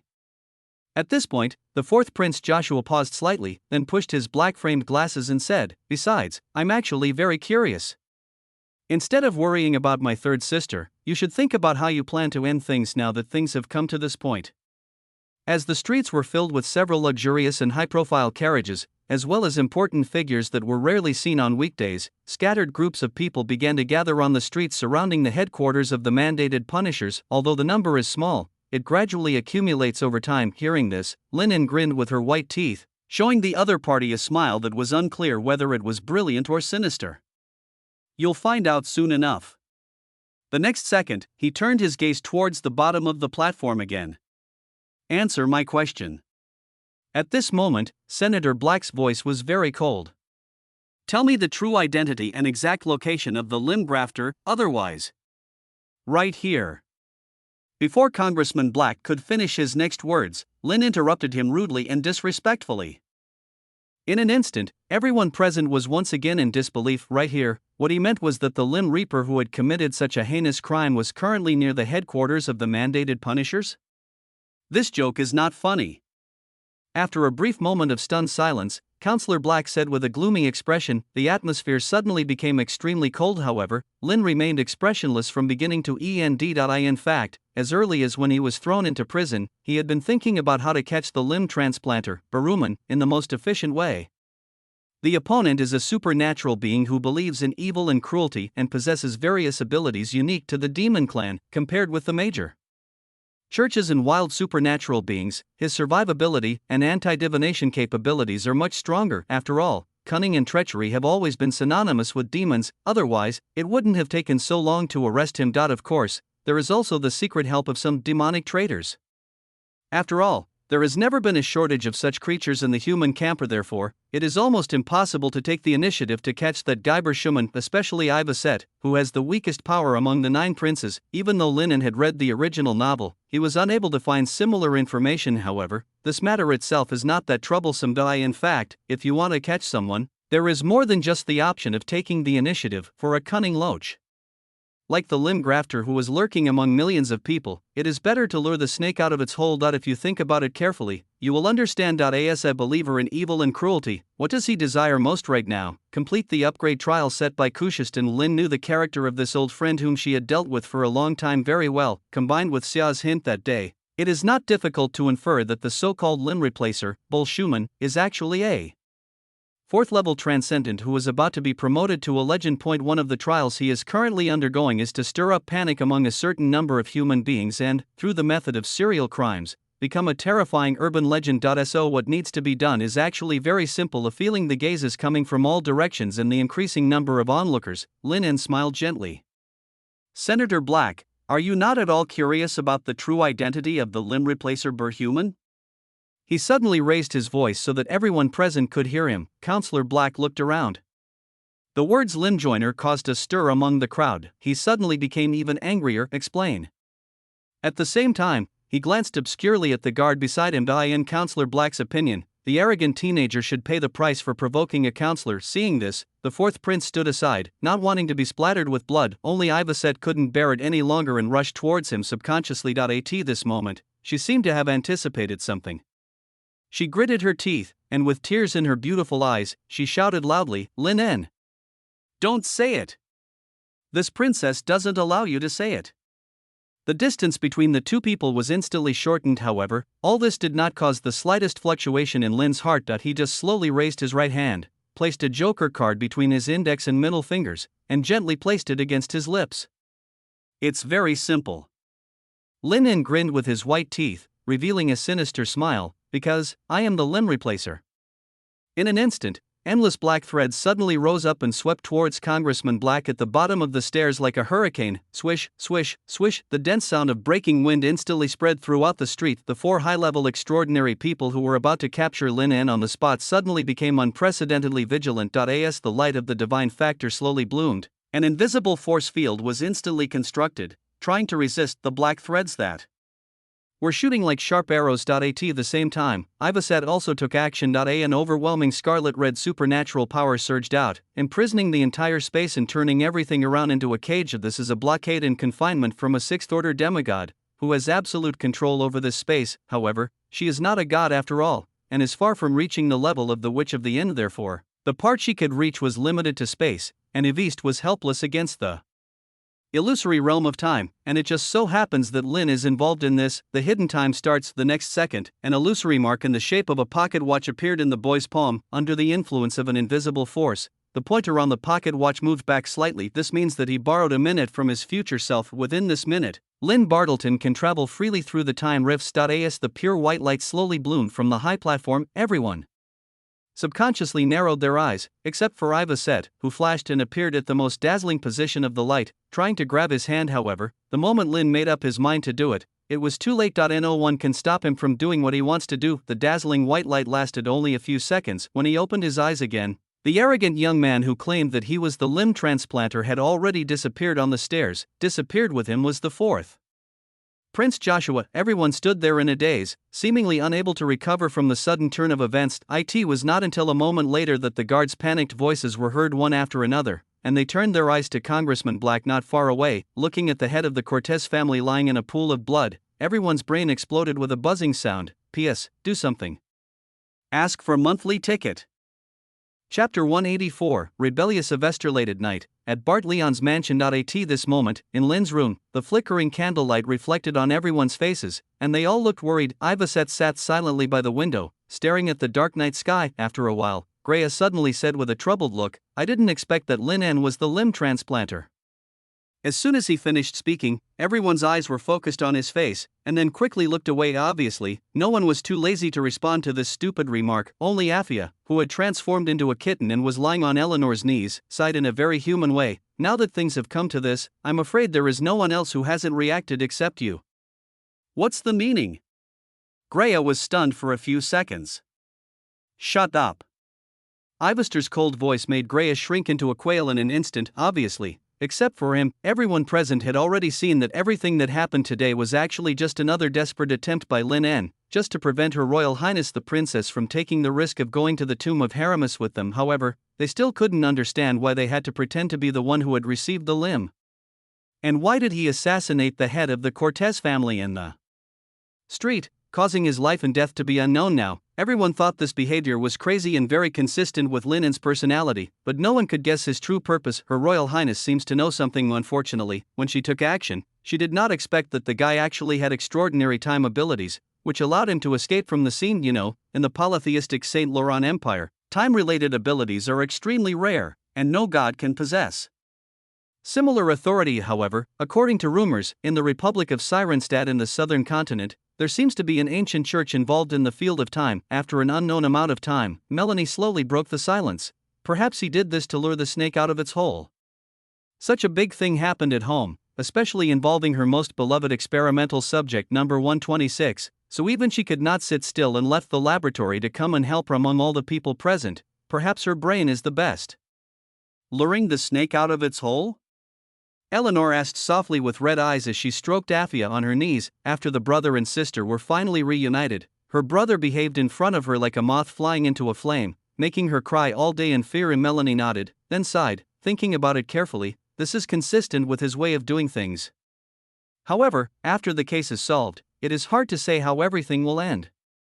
Case solved, end. It was obvious that everyone's thoughts were not on the same channel at the moment. They were still puzzled by Lynn's behavior. But Melanie had already seen the essence of the matter. Noticing the confused and worried looks around her, she didn't keep them in suspense. "You must have read the limb transplanter's files many times, right?" "That's right." Everyone said in unison. Melanie nodded. "Based on my understanding of the Ascension trial and my research on the demons, this limb reattacher, Human, is most likely a transcendent who needs to commit serial murders in order to be promoted to the 5th level. For the extraordinary people who believe in evil and cruelty, nothing is more in line with the content of the Ascension trial than becoming the source of fear. And the actions of Subject 126 happen to prevent the demon from achieving his goal." Prevent? Some people felt confused. "That's right. Melanie nodded slightly. Compared to a specific person, the limb reattacher human is more like an abstract concept, a scary thing like an urban legend. As long as he is not arrested, the panic in the hearts of the people will not be resolved. Once panic exists, it will continuously provide him with energy, making him stronger and stronger. In the near future, he may even quietly advance to the realm of a fifth-order legend. Think about it. A fifth-level legendary transcendent from the demon race is good at hiding and assassination. Such a terrifying existence lurking in Gloston is like hanging a knife over everyone's head. If this day really comes, people will only live in fear and the whole city will become a place of panic. But Subject 126 cracked this in a very simple and crude way. He broke the original abstract concept with the lie that Lynn Bartlett is the limb receiver. This means that the fear energy that should have belonged to the real limb receiver has now been transferred to him. This is tantamount to directly destroying his advancement trial and preventing those things from happening. At once, everyone understood, only Greya was still confused. But what does this have to do with solving the case? Right now, Linen has been wanted by the whole city.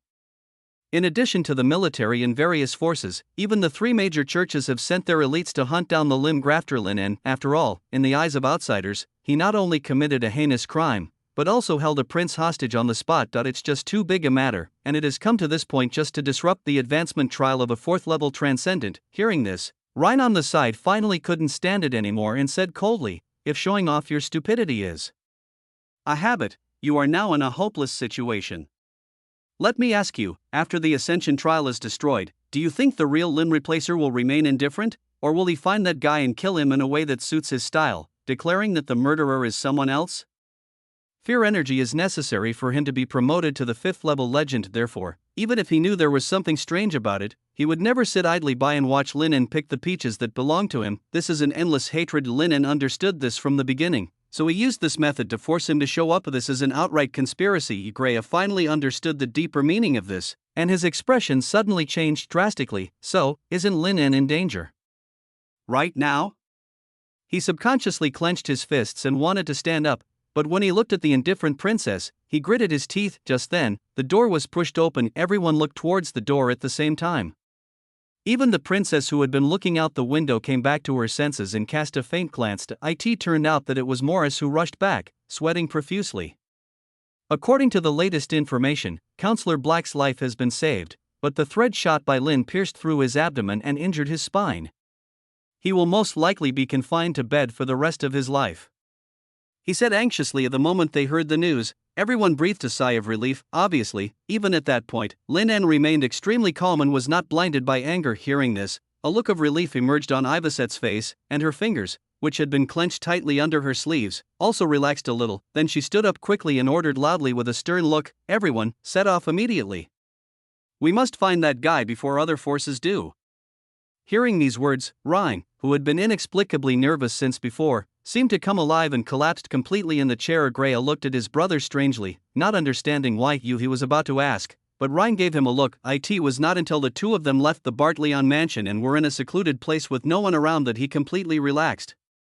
"Brother, why were you so nervous just now?" Greya asked in confusion. Hearing this, Ryan sighed and looked at his stupid brother with complicated eyes. After a while, he slowly said, "Were you curious just now? Why did Her Royal Highness still seem so unhurried when the situation had become so urgent?" Greya nodded, very confused. "Because she has been waiting for news from Morris."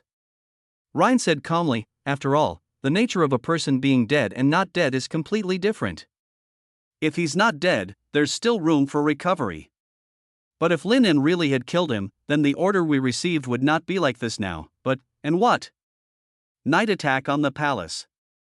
The Church of Silence. Tia was awakened from her sleep by a hurried knock on the door. She opened her eyes subconsciously, only to find that the corners of her eyes were filled with tear marks for some reason. "What on earth is wrong with me?" She sat blankly on the bed, her bare feet stepping lightly on the wooden floor, looking somewhat dazed. Fortunately, the next second, the knock on the door sounded again, making her subconsciously want to stand up and open the door. This moment, she was wearing a white nightgown that reached her ankles.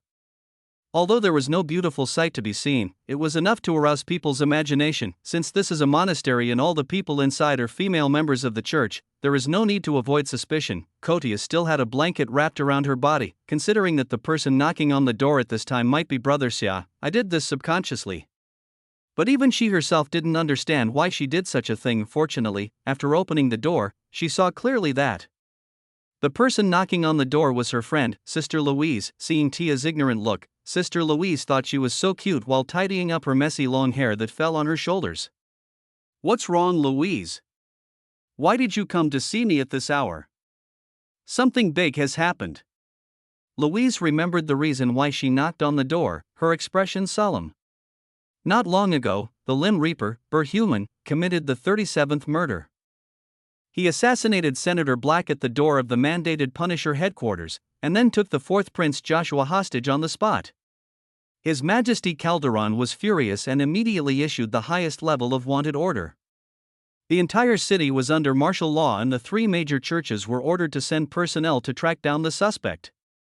He even promised that whoever caught the murderer first would get a branch of the Holy Spirit tree. Hearing this, Tia became more serious. What is the true identity of the murderer? Isn't it Lynn Bartleron? Louise looked at her in confusion. Although you have repeatedly emphasized to me today that he is innocent, the facts are in front of us. He even admitted it in public. I have to say, Tia, you've been really weird lately. P.S. I originally planned to update at 4 or 5 in the morning, and didn't plan to delay it for too long, but I suddenly got acute gastroenteritis. As you know, I have always had this problem. I just came back from the hospital. Anyway, I'm sorry, brothers.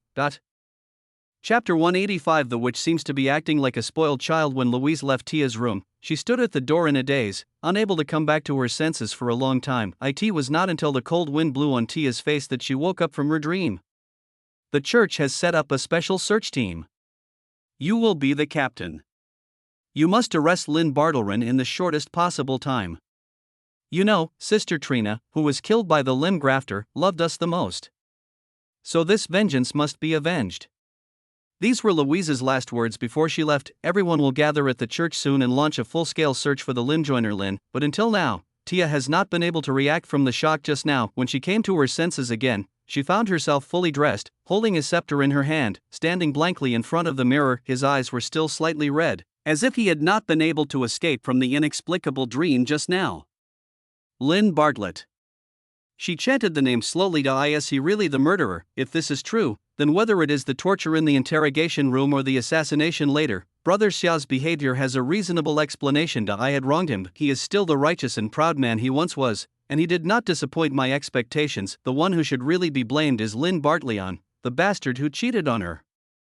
In an instant, an unprecedented disappointment and anger surged in my heart. The girl's slightly raised chest rose and fell rapidly. In fact, at this moment, what really made her angry and disappointed was not that Brother Xia was wrongly accused just because that guy cheated on her, but because Tia was too slow to perceive emotions. Her heart had always been on Brother Xia, so even she herself did not realize this. A girl who was like a doll should not have such drastic emotional fluctuations towards any opposite sex except Xia. However, everything has been changed. Imperceptibly recalling what Louise had described about the shocking changes that took place at the entrance of the mandated Punisher's headquarters, Tia couldn't help but take a deep breath. At the same time, a trace of regret emerged in my heart. If I had really been there and witnessed his violence with my own eyes, perhaps I would have been able to become completely hardened and cut off all ties with him. Thinking about it carefully, because of those inexplicable words I said before, plus the fact that I felt guilty, I had never considered the possibility that he was really the murderer. After all, I just had a preconceived notion that people were suspicious of that guy because of the wound I caused, but now, with a mountain of irrefutable evidence before him, and even he himself has admitted it, what else can he defend himself? That's how it should be. The disappointment and anger in my heart also proves this. But feeling the unspeakable emotions coming from her heart, Tia's fingers involuntarily clenched the cloth on her chest. Her face was pale and she seemed to have difficulty breathing. He is the murderer. That must be the case, although she had been hypnotizing herself like this since the beginning, trying to make herself accept this matter. A ridiculous thought still emerged in Tia's mind. She subconsciously recalled the boy with a bruised face and a sad expression in the interrogation room.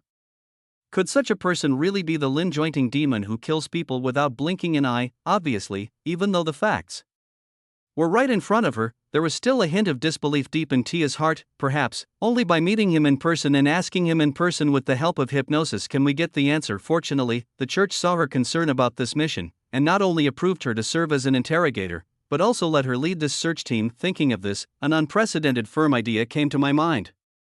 She wanted to catch him before any other forces did, then find out everything.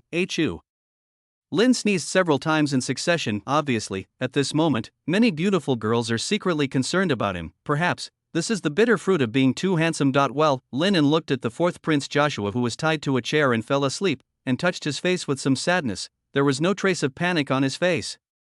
Even after learning that a level 1 hunting order had been issued, he became concerned about where he would rank on the wanted list. At this moment, the two were in an abandoned old factory in the downtown area. In the empty factory, there was nothing else except the occasional noise made by rats. Grostin is very big, so big that when Lin N, a native of Blue Star, first saw this city of all cities on the map, he was actually a little surprised. Such a large-scale city and human concentration were rare even in his country. Therefore, even though the major forces have sealed objects and high-level extraordinary people to rely on, Lin N does not think that this group of people can find him in a short time. As a believer of the end, the mark of God's chosen can bring him unprecedented anti-divination and concealment effects, which is far stronger than the Lim Reaper. Thinking of this, Lin N suddenly realized that he seemed to have not been in contact with Miss Witch for a long time. On the one hand, it's because there have been a lot of things happening recently. On the other hand, it was because that woman, Ivester, was getting better and better at controlling his heart, and the lost memory would occasionally reappear in his mind in fragmented form. This caused his perception of Miss Witch to become somewhat strange, not disgusting. It just feels a little weird, but even so, he liked Miss Witch the most. Thinking of this, Lin took out the parchment from his pocket. Right now the fourth prince has not yet awakened, and it will take a long time for the Lin replacer and the search teams from various major forces to show up. Therefore, Lin N, who seemed to be being roasted on the fire, became a little idle. Dear Miss Witch, Jean Xinyue. By the moonlight, Lin N wrote his thoughts and greetings on the parchment. After a moment, a densely written essay appeared on the parchment. Given how outrageous and corny the above words are, I'm afraid no woman can read them from beginning to end without showing any expression. After confirming that the format of the letter was correct, Lin began to wait quietly. The only difference from the previous cross-time and space dialogue was that the parchment did not show any changes until a long time later. It was as if the signal over there was bad, causing the inability to receive messages from our side. For a moment, Lin's expression turned serious. Ever since most of the chains of order on Miss Witch's body were broken, she has regained a lot of power, and I have received a lot of help from her all along. It can even be said that Miss Witch is one of his greatest reliances in doing whatever he wants, but now, he couldn't get in touch with the person he relied on the most, which made him feel a little worried. Thinking of this, Lin began to concentrate his mind and tried to communicate with the mark of the chosen one of the end in his mind. This is the anchor point that allows him to travel back and forth between the real world and the pantheon. It is extremely important. Even the time when Miss Witch descended into his body not long ago was all because of this mark. Don't let anything happen. Lin's expression was very solemn. He communicated with the God's chosen mark again and again, but there was no response. Under normal circumstances, the witch lady should have summoned him over. Something's wrong with the pantheon. Was it because of his action of changing Tia's fate that the future goddess of the moon became alert? Thinking back to what I have done recently, this is the only thing that will affect Miss Witch in her current state. Coupled with the seal of the pantheon, it is hard to say whether she can defeat the moon goddess Beatrice. Damn it. Because Miss Witch had always shown herself to be omnipotent, I had subconsciously overlooked this point. The connection between the two can be said to be one way. If I want to reach the future, I can only do so through Miss Witch. In other words, if some drastic changes happened in the future, Lin, who was in the past, would have no way to help. Fortunately, things did not develop to the most dangerous point in the end.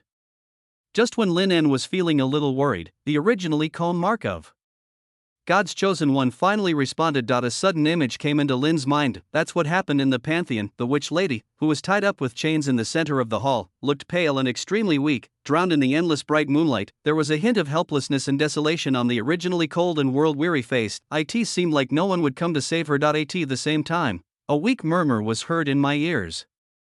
Keep trying. Change the fate of the silent saint. Don't worry about me, really. Feeling the scene in his mind, Lin couldn't help but take a deep breath. It seems that the goddess of the moon has really taken action. Not only that, in the sealed state, the fight between the two goddesses seemed to end with Miss Witch's defeat. This was the first time he saw the other person look so weak and helpless.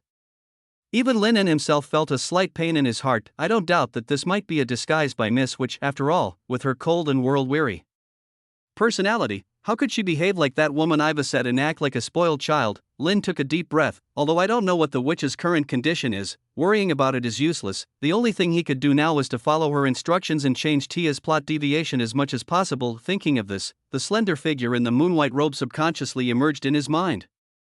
Perhaps it won't be long before the two meet again. Chapter 186. Lin En's ultimate trump card pantheon. Countless statues guard the tall palace like guards, solemn and dignified. The only remaining few chains of order hang down from the void, sealing the terrifying existence that the whole world fears. The cold woman with white hair and black dress did not sit on the edge of the steps reading a book as usual. On the contrary, at this moment, she seemed to have lost the calmness she usually displayed. Her eyebrows were slightly frowned, and she paced back and forth with her tender and white feet bare. The skin on the soles of the feet touched the ground from time to time, making a tapping sound, which was particularly clear in the silent hall. In the end, I was impulsive after a long time. Miss Witch sighed slightly. Even after 100,000 years of experience, sometimes she still couldn't suppress the impulse deep in her heart. But there is nothing we can do about it, because the goddess of the moon has reinforced the seal. Her ability to interfere with the space and time of her believers is now extremely weak. If it weren't for the mark of the chosen one maintaining the relationship between the two, I'm afraid even his prayers wouldn't be answered. Now, only if Lin En can significantly influence the fate of Tia Yuhesti can the seal be released again. Therefore, Miss Witch used her last bit of strength to send the instructions to Lin's mind. Of course, that's not all. In addition, she also attached a picture by some strange coincidence. Obviously, the actual situation was not like this, but in the end, the witch lady turned the truth upside down and made the moon goddess, who was beaten and fled by her, become the winner who tortured her. She even made herself look helpless and miserable in the picture. From the perspective of human aesthetics, I am afraid that no male with normal sexual orientation would remain indifferent after witnessing such a scene. Lin is certainly no exception, but this kind of thing is still a bit shameful after all. However, the extremely strong sense of crisis still made the Witch of the End take such a move and nothing else. Just because her opponent is herself of that day, Lin's body was filled with a fierce battle with Eve inside the bloody gate.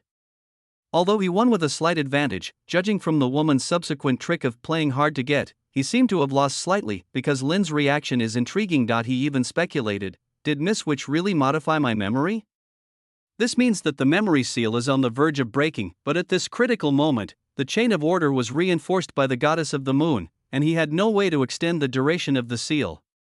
He could only watch as things went beyond his expectations. In desperation, Miss Witch could only resort to this last resort. Isn't it just pretending to be pitiful? Isn't it just playing hard to get? Isn't it just to arouse the desire for protection and guilt in men? This is not a difficult task. Don't forget, I am you 100,000 years from now. You can do it, and so can I. You won't, and neither will I. What, as the Witch of the End, don't you feel ashamed and your image ruined by doing such a thing? Yes, there are some, but the other party is his only believer, so it's no big deal. Moreover, putting aside the two identities of a prisoner of the Pantheon and the Witch of the End, and without looking at her from the perspective of gods, she has another identity that may have long been overlooked by people. Woman. That's right, before she met Lin, she was a woman who had never opened her heart to any member of the opposite sex, and since you are a woman, it is normal to want to act unreasonably and coquettishly with others sometimes. Are you awake? When Joshua slowly woke up from his coma and opened his eyes, he heard a familiar voice in his ears. Looking at the dark and empty old factory in front of him, his brain had not yet reacted. What is this place? Why am I here? Joshua took a deep breath, but was choked by the thick dust in the air and started coughing. The air quality in the lower city is so poor that it cannot be compared with the upper city where the nobles live. The violent coughing finally brought him back to consciousness and he woke up completely. I still remember that before I lost my memory, I was the one closest to Lin En and heard him say that sentence very clearly. I am the limb replacer. That guy is a limb grafter. How is that possible? The fourth prince. Joshua looked extremely shocked and angry. On the one hand, he was afraid of his current situation. After all, every night when he closed his eyes, he would see the scene of Eunice's tragic death in front of everyone. Although he was unwilling to admit it, he was actually full of fear of Lin En deep in his heart. On the other hand, it feels incredibly ridiculous. Let's take a step back. Even if he is a limb grafter, doesn't he understand what kidnapping a prince means? Especially since he is the prince ranked 5th in the Hollyoaks selection organization. there is a high possibility that he will become the king of this country in the future. Linen's action, especially taking him away in front of countless people in public, was undoubtedly a slap in the face of the royal family. Even Saint Laurent Virgin Islands, whose parent-child relationship was very cold, would never allow such a thing to happen. It is very likely that the entire city has been under martial law at the moment, and all major forces have begun to hunt him down and encircle him. Under such circumstances, this guy actually has the leisure to talk to me. The fourth prince, Joshua, immediately tried to break free from the chair, but found that his hands and feet were tightly bound by black silk thread. "Let me go." He clenched his teeth, suppressed the fear and anger in his heart, and tried to maintain his dignity as a prince. However, the other party did not respond to his request. Not only that, in the moonlight, Joshua vaguely saw that this guy was looking at him with a grim look. He was clearly smiling, but there was no trace of smile in his eyes. It made him shudder, just like a butcher looking at a pig to be slaughtered. The last time I saw Lin with such a look was at the door of the mandated Punisher headquarters. He looked at himself like this at that time, and then said, "Are you very proud?" Then, the situation took a sharp turn for the worse. Could it be possible that this guy was planning to do something crazy again? Joshua's heart was pounding, thinking of this. His strong desire to survive prompted him to speak. "Whatever you want to do, think carefully before doing it. Hosting a prince is an unforgivable crime. I hope you can stop and not make a mistake, otherwise, what else?" Linen patted his face and said with a smile, "According to what you said, it's already a capital crime anyway. In that case, what does it matter if there are a few more charges? For example, torturing and killing a prince?" Joshua's body was shaking slightly, and the trembling coming from deep in his heart made him almost unable to maintain his dignity. The hatred between the two may have been irreversible from the beginning. After all, he had personally participated in the incident of depriving him of the divine factor in his body, and he also participated in the subsequent persecution of the Bartleon family. Later, he even forced Eleanor to draw blood repeatedly for his own experimental research. As for this morning, they colluded with the Imperial Parliament to force Ivester to abdicate and threaten Lin's freedom and life, which intensified the conflict to the extreme. Come to think of it, it was strange that I could wake up alive. Having said that, it is still human nature to fear death. At least after realizing that he would not die easily, a glimmer of hope suddenly ignited in the heart of the fourth Prince Joshua. "Aren't you afraid of death at all?" He took a deep breath, trying to calm the tension and panic in his heart. "Brother and sister have just reunited, and we don't know whether our father is dead or alive. In this situation, can you really abandon all your retreats and risk your life just for a moment of pleasure?" After saying this, he stared at the profile of Lin, trying to detect a touch of emotion in his expression. However, as time passed, Joshua's heart sank bit by bit. "Do you think I'm going to die here because of something as trivial as this?" As if realizing his purpose, Lin shook her head. "A small matter?" Joshua seemed to find it a little ridiculous. "Are you saying that killing a member of the Imperial Parliament in the street and kidnapping the prince is a small matter that does not warrant death?" He looked at Lin in disbelief.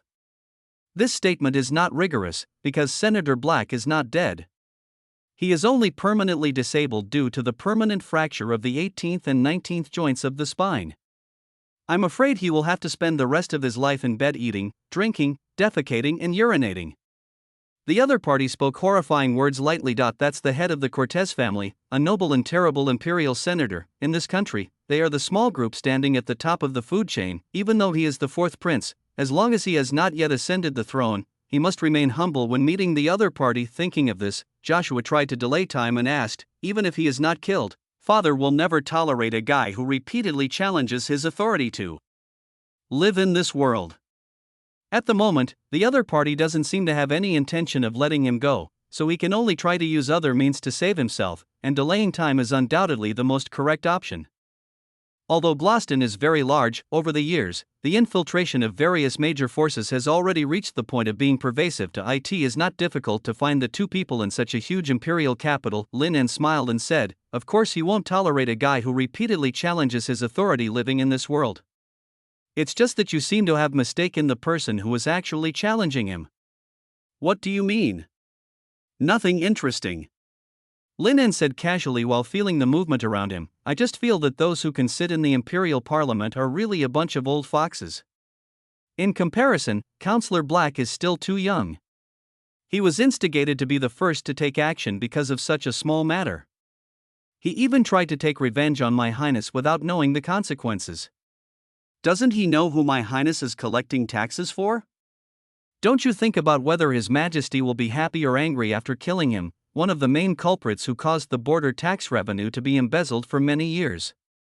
He seemed to be talking to himself, or explaining something to Joshua. The relationship between the imperial parliament and the emperor can be considered as a subordinate relationship, but can also be considered as two clearly distinct lines. After all, the power struggle between the royal family and the nobility has never stopped since ancient times.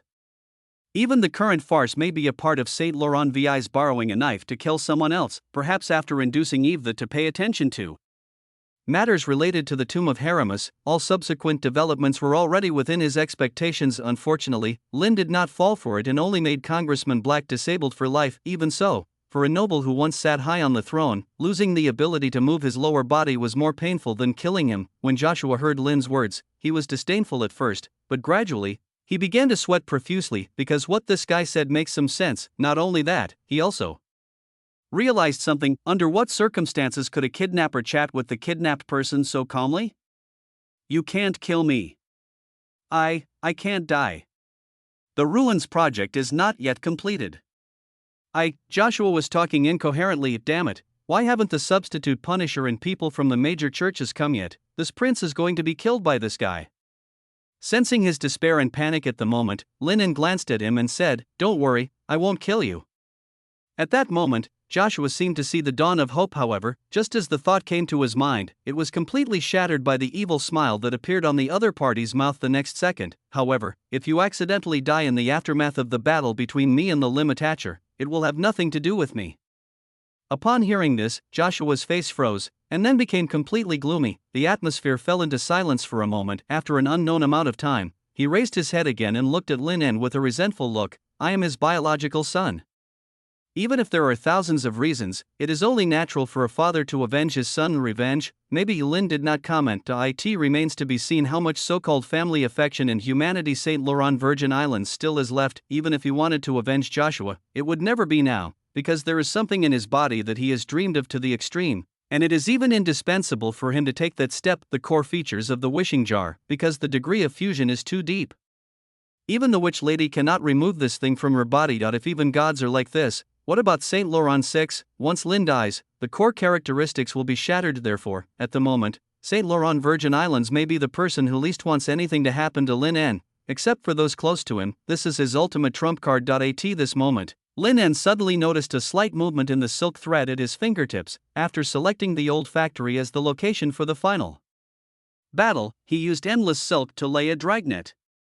If any creature within a radius of 500 meters stepped into it, he would receive feedback immediately. Thinking of this, his eyes narrowed slightly. "It seems that a guest has arrived. Your Excellency, do you have any idea?"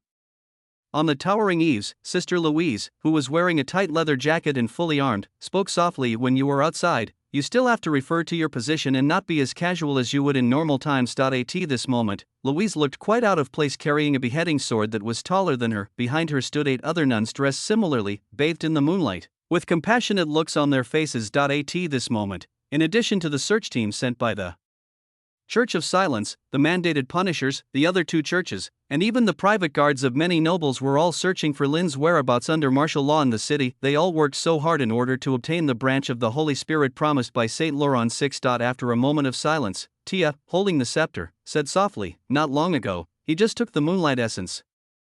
Therefore, I, who have a very high affinity with the power of the moon goddess, can vaguely sense his approximate location.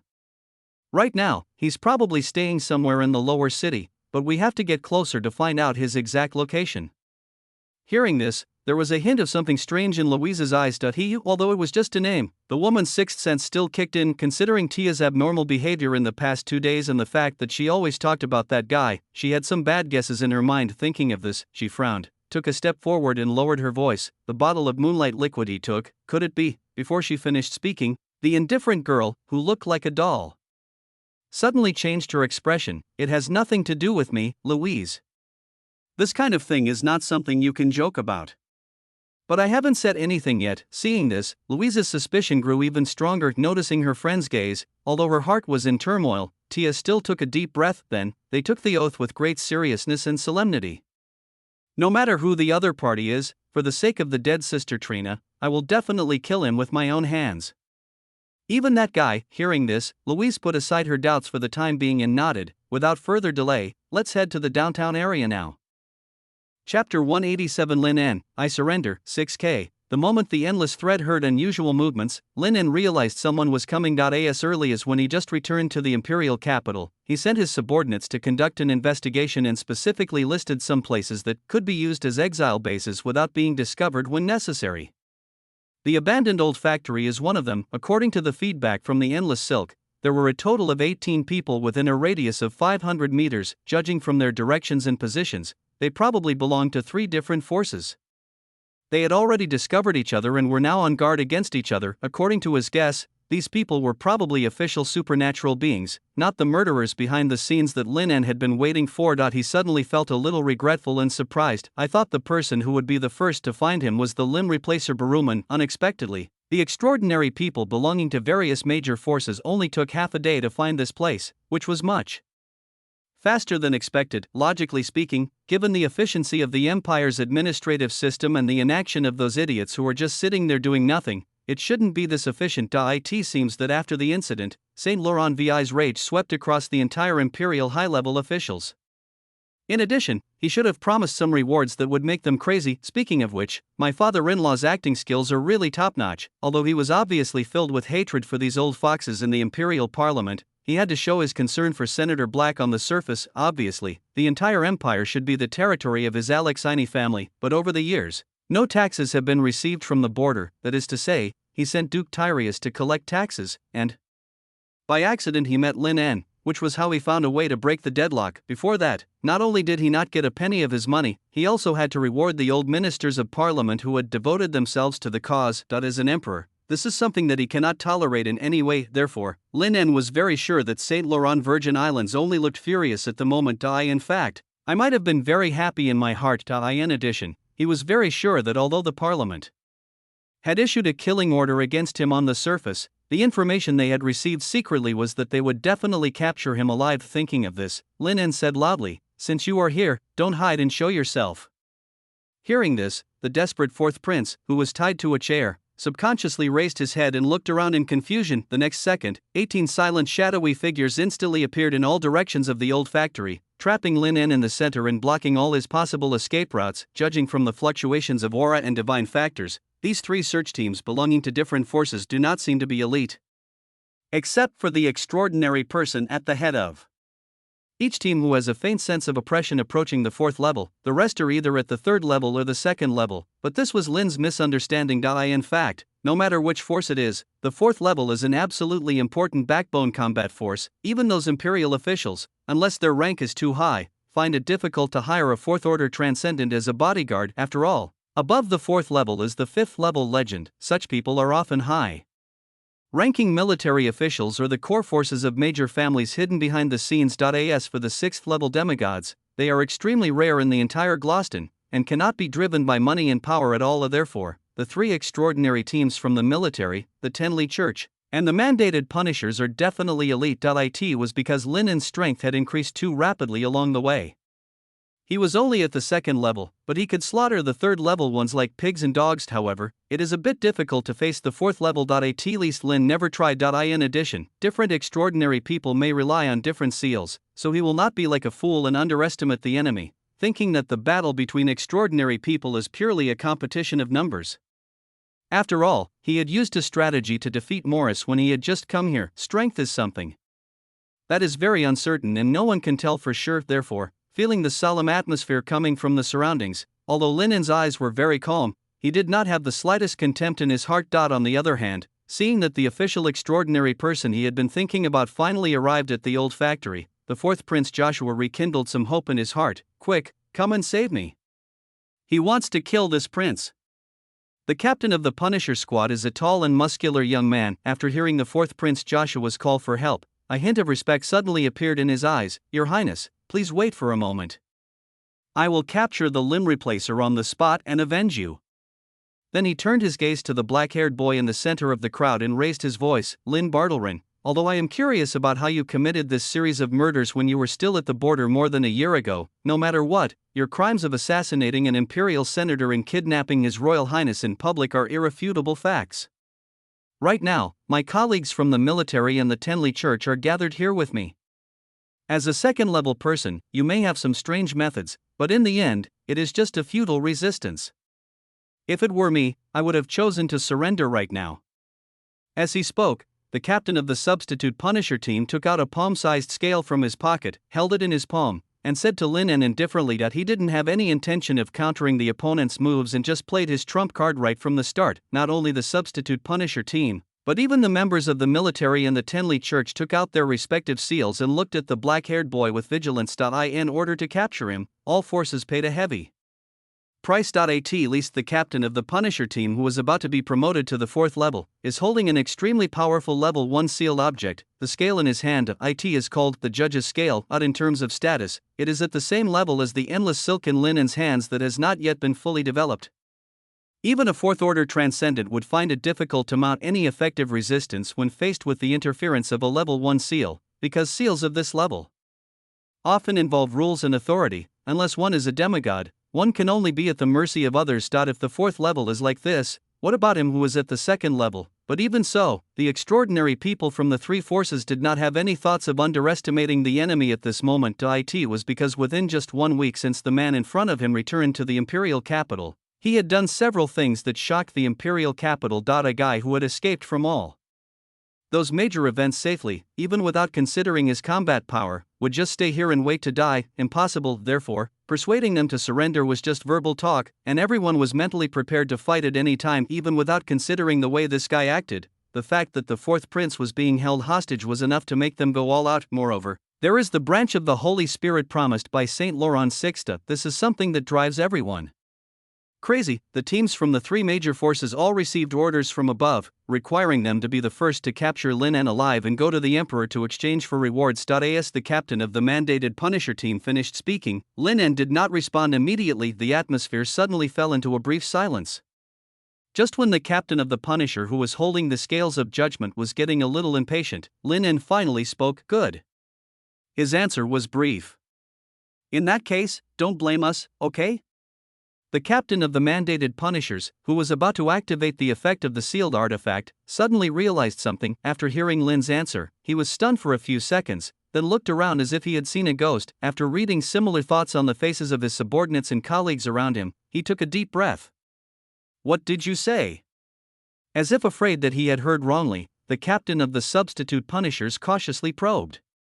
"I said, I surrender."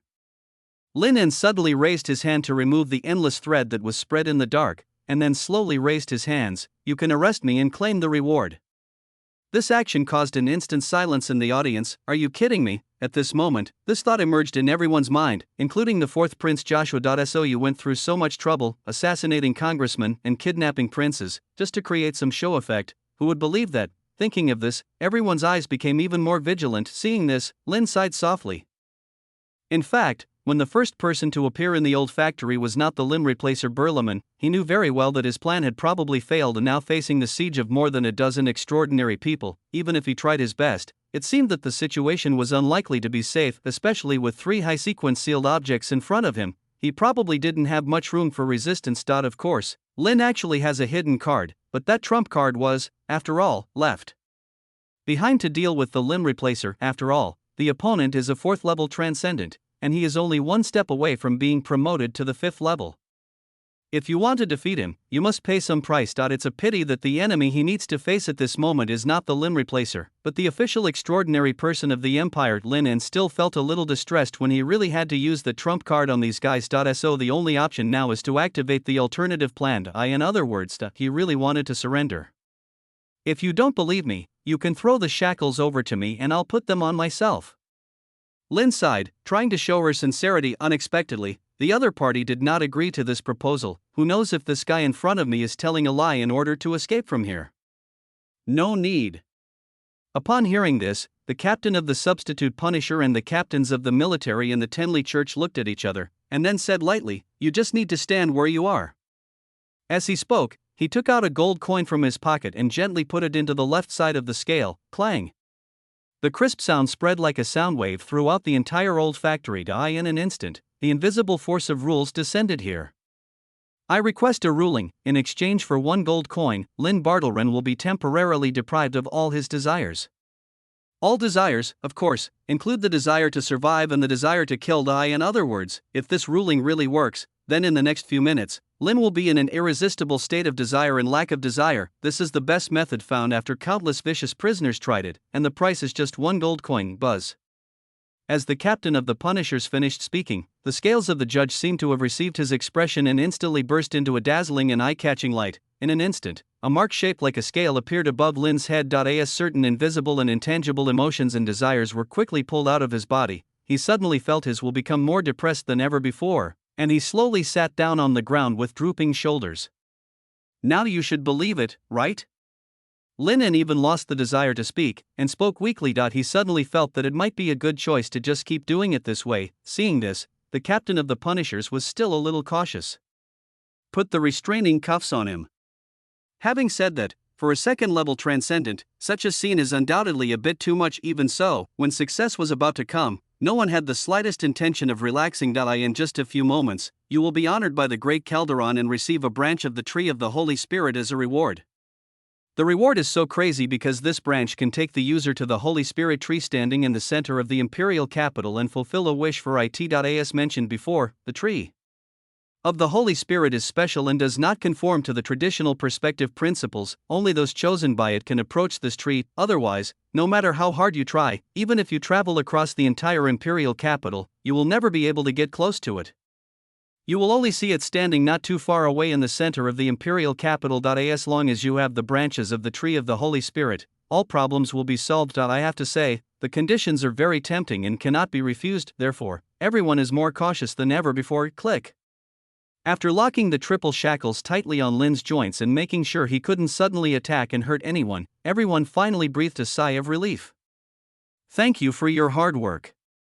The captain of the substitute Punishers and the extraordinary people from the military and the Tenley Church bowed. However, the expected polite words did not come. He looked up subconsciously, only to find that the captains of the two forces were looking at each other with expressions that implied vigilance and a hint of caution. What are you still hesitating about? Let this prince go. The fourth Prince Joshua did not notice the strange atmosphere. He was immersed in the joy of coming back to life and shouted loudly. After this escape, he cherished his life even more and vowed to stay in his research institute for the rest of his life and never come out again. Not only that, in order to relieve his anxiety, he decided to dissect 20 virgins when he returned home tonight to soothe the fear in his heart, the kind without anesthesia. Your Highness, please be patient, I will do it for you. Wait a moment. Just as the Punisher squad was approaching Joshua humbly, Lynn, who was being monitored by several people, spoke again. Hearing this, the substitute Punisher team frowned and said, "Shut his mouth." Yes. The member of the Punisher standing by was ready to take out a piece of cloth and stuff it into Lynn's mouth. Of course you can block my mouth, or even sew it shut. This is the right of the winner. Lynn said in a weak voice, however, you can block my mouth, but you can't stop the suspicion in other people's hearts. If I were you, I wouldn't do such a stupid thing. Without anyone noticing, the Liar Eater's invisible waves slowly swept across the entire place. For some reason, after hearing what this guy said, the captain of the substitute Punishers felt a hint of agreement in his heart. No, what am I thinking? He was about to interrupt this smooth-talking guy, but what came out of his mouth was another sentence. Do you have anything else to say? You too, didn't you divide the spoils equally? Lynn sighed and said dejectedly, unequal distribution of spoils, joke, as extraordinary beings loyal to the Empire, they receive salaries from the Empire and support from the people. How could they share the spoils with murderous maniacs like you? However, before he could respond, Lynn continued to analyze the situation in an extremely depressed tone. Although I don't know what St. Laurent Virgin Islands promised to your superiors, I think it must be extremely precious. Only the first force to capture me alive can get this reward. Was it predicted? The captain of the Punishers was suddenly shocked. But in the final analysis, there were 3 forces that arrived at the old factory in the first wave. In addition to you, the Punishers, there were also the military and the Tenley Church. Although you keep claiming that the other party is a colleague, it is a matter of interest, especially for such an enviable reward. The mere relationship of colleagues is not enough for them to give it to someone else. As far as I know, there seem to be some historical conflicts and disagreements between the military and you, the Punishers, that have not yet been resolved. There are even some frictions between you and the Tenley Church. After all, there is only one reward, and I am only one. Lin En whispered weakly, no matter which side, if they do not receive the reward from His Majesty after escorting me back, they will be punished by their superiors. As a first-hand witness at the scene, he not only did nothing, but also gave away the credit. This is a serious dereliction of duty. What on earth do you want to say? At this moment, the captain of the Punisher finally realized the seriousness of the problem. Lin tried to grin, but having lost all desire, he found himself unable to even smile. So he could only sigh helplessly. I want you to have a fight. Hearing this, the captain of the mandated Punishers could no longer hold back. Are you kidding me? Do you think this little trick can, however, this time, before he could say anything high-sounding, the captain of the extraordinary people affiliated with the Tianli Church interrupted him in a very calm tone. No, this guy has a point. 10 minutes later, when the lost desire returned to his body, accompanied by a barely perceptible click sound, Lin En's hand slowly broke free from the shackles. After all this time, the thumb dislocation method is still as useful as ever. Lin En stood up slowly, looking at the messy old factory and the dozen or so figures lying unconscious on the ground, and couldn't help but smile. Since ancient times, open conspiracies have always been difficult to resolve. At least for the extraordinary people from the three forces, the orders from their superiors and the temptation of rewards from the emperor himself made it impossible for any of them to allow the other party to take away the credit. Even though everyone knew that this was Lin En's plan, they still couldn't stop themselves from getting involved. This, coupled with the influence of the Liar Eater, led to this chaotic battle. You devil! At this moment, the fourth Prince Joshua was almost scared to death. From his perspective, the joy of a comeback just emerged in his heart, but before he could escape, he had to watch the sky reverse the situation with just a few words and become the winner again. In my impression, only evil and corrupt demons have such means. It's so scary. Help, help! However, at this moment, Lin En was not in the mood to even pay attention to him. The fourth Prince Joshua must die. It's not just that people dislike him, because in the subsequent plot, the Ruins project he led seriously affected the future direction of the world. Therefore, Lin En wanted to try to nip it in the bud and see what impact it would have on the deviation of the plot. Just as this thought came to my mind, a noise suddenly came from behind me. Lin turned around instantly, a strong warning sign coming to his mind. With the help of moonlight, he saw a second-level extraordinary person wearing a black robe of the Tenley Church, who should have been lying on the ground with his life or death unknown, but was now trembling and slowly crawling up from the ground. His eyes were bloodshot, hiding uncontrollable hatred and murderous intent. Deep-seated malice and hatred swept over. This creepy feeling is enough to make some weak-willed beings faint instantly. Although there was no reason, a guess immediately emerged in Lin En's mind the moment his eyes met. The person in front of me is the limb replacer, Human, the fourth-level transcendent who believed in evil and cruelty. Ever since the day Lin and Kuschestein became enemies, it was destined that a situation like this would happen. At this moment, the black-haired boy who was truly exercising justice was despised by everyone and was nailed to the pillar of shame as a limb grafter. However, the being who committed such heinous crimes somehow mixed into the group shouting for justice, dressed in the black robe of the Tenley Church, looking like a human being. This is an extremely ironic scene. Finally found you. P.S. As long as you keep moving forward, the road will continue to extend. Chapter 188. In front of her, the overwhelming malice attacked Lin as if it had substance. The bright moonlight shining in the old factory even created a clear distinction from the aura around him, and it became slightly distorted. The scarlet eyes were fixed on Lin, with hatred and murderous intent undisguised. Lin frowned. I see. The vague warning of danger that had been lingering in my mind since just now actually came from here. It seems that even the Tianli Church did not know that its internal affairs had been infiltrated long ago, so that the devil, wearing their religious robes, followed all the way here. The limb replier, Human, although he has not seen the true face yet, Lin En is very sure that the person in front of him is the real murderer of the serial murders that he has been looking for. The atmosphere suddenly became tense. After all, the other party is a fourth-level transcendent, and it is very likely that he has even reached the threshold of being promoted to a fifth-level legend. If I had really let him take that step, I would probably have died here today. After all, he is a strong man of the same level as that bitch Irina. Lord Kuschestein asked me to say hello to you. An unclear voice came from the young man's mouth. Really? Lin sneered. The grudge between the man and the god had been formed at the Sauron Mountains, especially when he gave him a fully loaded crown of thorns before leaving. Although not fatal, it is extremely insulting. After all, he was really hurt by the beating, and he rolled around on the ground in Lin En's spiritual world without any grace. He didn't even succeed in his revenge in the end, and just said a few harsh words and left. If they are of the same level and rank, then it is not the case with Kushistein's tyrannical character. Even if he was beaten by a god of the same level, he would never swallow this humiliation and would take revenge even if he went crazy, and Lin En is just an ant-like human being, which makes him even more crazy. But this guy is always protected by a 6th-level demigod. Even after the Battle of Mount Sauron, a terrifying aura that frightened him was faintly emanating from the other end of the evil curse. Right now, they are in the imperial capital of Gloston, where security is extremely perfect, far away from the demons, and even have the protection of the 3 gods and the Holy Spirit tree, so they have no idea where to start. Fortunately, at this moment, as a believer in evil abuse, the limb-receiving person finally found an opportunity to be alone with him. Half a step to the 5th level versus the 2nd level, there is a loss of control. Thinking of this, the limb replacer flashed and rushed towards Lin En, who was not far away. Clang!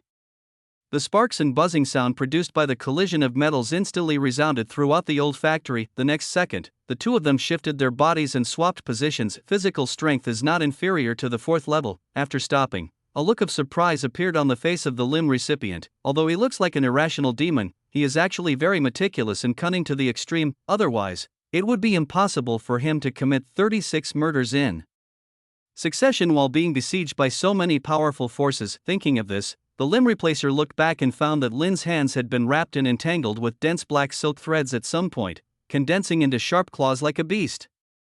The sparks produced by the collision between the two people just now were produced in this way. The power is weaker than expected, however. This is under the premise that the other party does not use extraordinary abilities and seals. Feeling the slight numbness in his palms, Lin En estimated the difference in strength between the two sides. If it was just a physical collision, I would probably win in 3 minutes. However, the power of most extraordinary people themselves is insignificant, and only the type of extraordinary ability and the number of divine factors are the key to distinguishing the strong from the weak. If both sides used all their extraordinary abilities to fight, with my level 2, I probably wouldn't be able to last more than 3 rounds. However, as Lin said before, victory or failure in a battle is not simply determined by numbers and abilities, but also involves strategy, luck, off-field, and other factors. Therefore, he did not feel that he was really as powerless to fight back as he had expected. Lin suddenly recalled the means he had used to force Kushistein to enter his body. It's just like it sounds. Most of the extraordinary people who believe in evil and cruelty are of the same nature as the demons they believe in, and they don't have much brains. Therefore, you only need to provoke the opponent to gain the upper hand in the next battle. Thinking of this, Lin En smiled and said,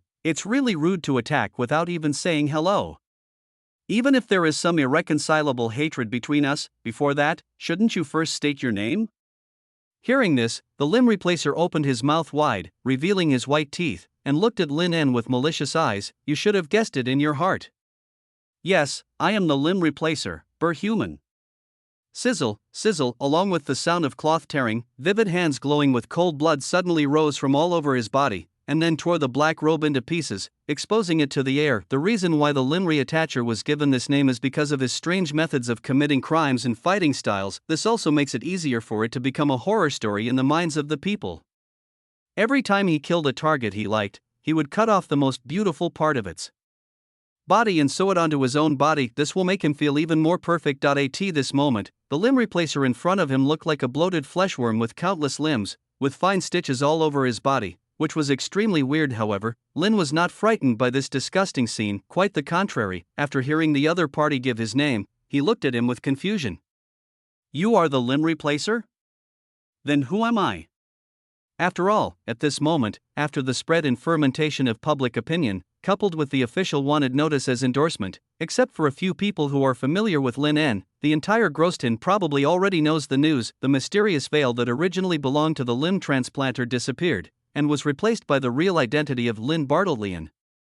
The vast majority of people are just passive receivers of information, domesticated by authoritarianism. They will only blindly believe in news from above. Therefore, in their eyes, the youngest son of the Bartlett family was the culprit of a series of murders. This is also consistent with the word-of-mouth tradition among the people. Being exiled to the border with the title of the shame of the nobility, he is therefore resentful and wants to take revenge on society.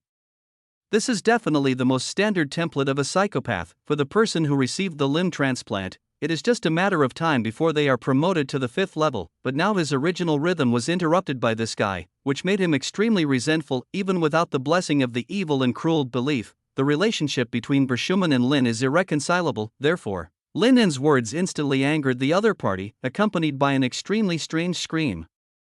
An invisible supernatural power suddenly erupted. The scream was like an extremely sharp steel needle that instantly pierced into Lin's brain and stirred it vigorously a few times. Instantly, intense pain swept over him, making Lin dazed for a moment. It was at this moment that the stitched limbs of the recipient suddenly became sticky and slippery, and instantly pierced the air like a tentacle, heading towards Lin's throat. The Needle of Evil Thoughts is an extraordinary ability unique to the belief in evil and cruelty. Even at a high level, it is considered a powerful single-target control skill. The moment the ability is activated, if there is no similar ability to protect or counter, or a seal to resist mental attacks, there is a high probability that one will fall into pain and confusion and lose the will to fight. Most of the people who had been dismembered before died from this move. There were only a few extraordinary people from the military who had relatively strong wills and were able to barely put up a fight. Boom! As the limbs of the recipients sank into the ground, strong smoke and dust splashed up. It's a pity that there was no real feeling of hitting the target. Being avoided, Bishuman's eyes were instantly fixed on the distance, and then he felt a hint of pain. A black thread as thin as a hair, stretched as hard and sharp as a sword, pierced his shoulder, leaving scarlet blood spots that slowly fell to the ground. Not affected? The limb replacer was not distracted by the pain, staring coldly at the boy in the distance. Or maybe he is wearing a high-level seal for protection? Neither. Lin En in the distance chuckled, and then his figure flashed again. The next second, the place where it had just stopped was smashed to pieces again by several limbs. Let's be honest. Didn't your boss tell you? After dodging the opponent's attack again, Lin En laughed strangely, then jumped high, controlled the endless silk to weave a spiral spear in the palm of his hand, twisted his body and exerted force, throwing it out like a rainbow. This level of pain is like giving me money. Call out. The piercing sonic boom, accompanied by strong winds, instantly broke through the distance and space. The limb transplanter calmly manipulated his limbs, which could be deformed at will, and pieced them together perfectly to form a human shield. The moment it penetrated the flesh and blood, the black spear seemed to have pierced into a piece of stagnant colloid, and all of its kinetic energy was instantly absorbed. The next second, Lin En tilted his head slightly, and then saw an invisible air cannonball brush past his face and sink into the wall behind him. Boom!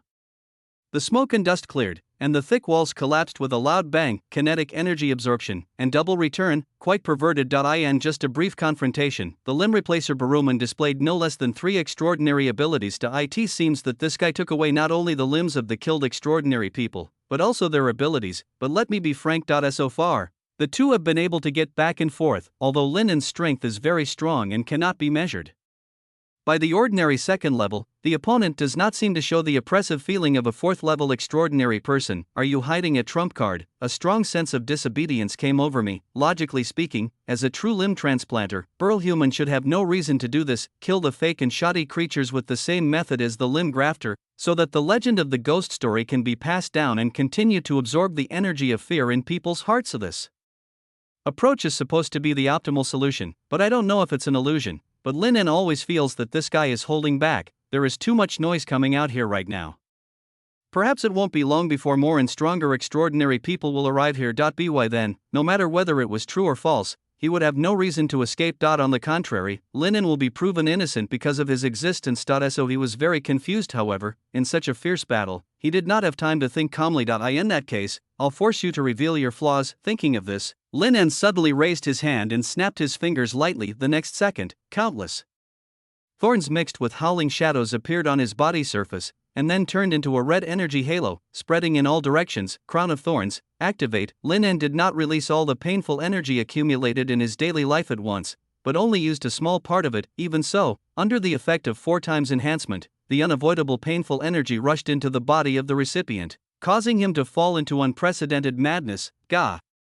Along with the inhuman scream, all of Balshaman's limbs began to shake wildly like tentacles and twitch continuously. There is a flaw. Lin En slowly raised his right hand. Although he still felt a sense of disharmony in his heart, he was not the kind of person who would hesitate because of unfounded ideas. The next second, the endless thread condensed into a thick, long spiral knight's spear and fell into the palm of his hand. Twist and throw, the black shadow flashed by, accompanied by the sharp sound of flesh being torn, and under the strong control of the crown of thorns, Baruman's body flew backwards uncontrollably. Bang! With a muffled sound, under Linen's gaze, the monster with countless limbs sewn together all over its body was nailed to the wall by a spear. Blood flowed out. Not only that, the stitched limb that had just caused Linen some pressure, now retracted into Balshaman's body in a very tacit manner with a rustling sound. The limb replacer, who looked as strange and disgusting as a fleshworm, disappeared. With such serious injuries, it seems he won't live long. Lin walked slowly up to him. After looking him up and down for a while, he frowned. I asked this for show effect? After losing to a level 2 player like me, do you have any last words? Lin was still trying to provoke him. As a 4th level transcendent, it is certainly impossible for this guy to be defeated so easily. Upon hearing this, Barshuman, who was nailed to the wall, oozed blood from his mouth, but not only did he not show any anger, he even showed an evil look. Do you think that if you irritate me, you can make me lose my mind and gain the upper hand in the battle? Lin didn't answer, just looked at the other person quietly, but secretly, he was holding on to the hidden time tightly, ready to trigger the dodge effect of the invincibility frame at any time. In fact, from the beginning, I was not fooled by your provocation. Barshuman said coldly while coughing up blood. The reason why I came to you is because this is also part of the plan. Also, you seem to have always regarded me as someone stronger than you, which is actually not wrong. And this means that no matter which aspect, I am much stronger than you, an alternative 2nd level person. That includes perception, of course. At this point, an intriguing smile appeared on Barshuman's face. At this moment, because all the sutured limbs had been retracted into the body, he looked like just an ordinary transcendent wearing the black robe of the Tenli Church, with a spear piercing his chest and nailed to the wall. On the ground not far away, there were more than a dozen unconscious transcendents lying quietly. Some of them were even affected by the fight between the two men just now, and their life or death was unknown. Even the 4th Prince Joshua had fainted long ago. This scene looks like an extremely bloody murder scene. Lin seemed to have thought of something and couldn't help but frowned. Someone is coming. Barshuman's voice slowly fell like a whisper. At the same time, the glass windows in the distance suddenly shattered when the slender figure bathed in moonlight slowly descended like a moon goddess. Time seemed to stop. At that moment, Lin read unprecedented disappointment and anger in the girl's eyes, and a hint of barely perceptible sadness.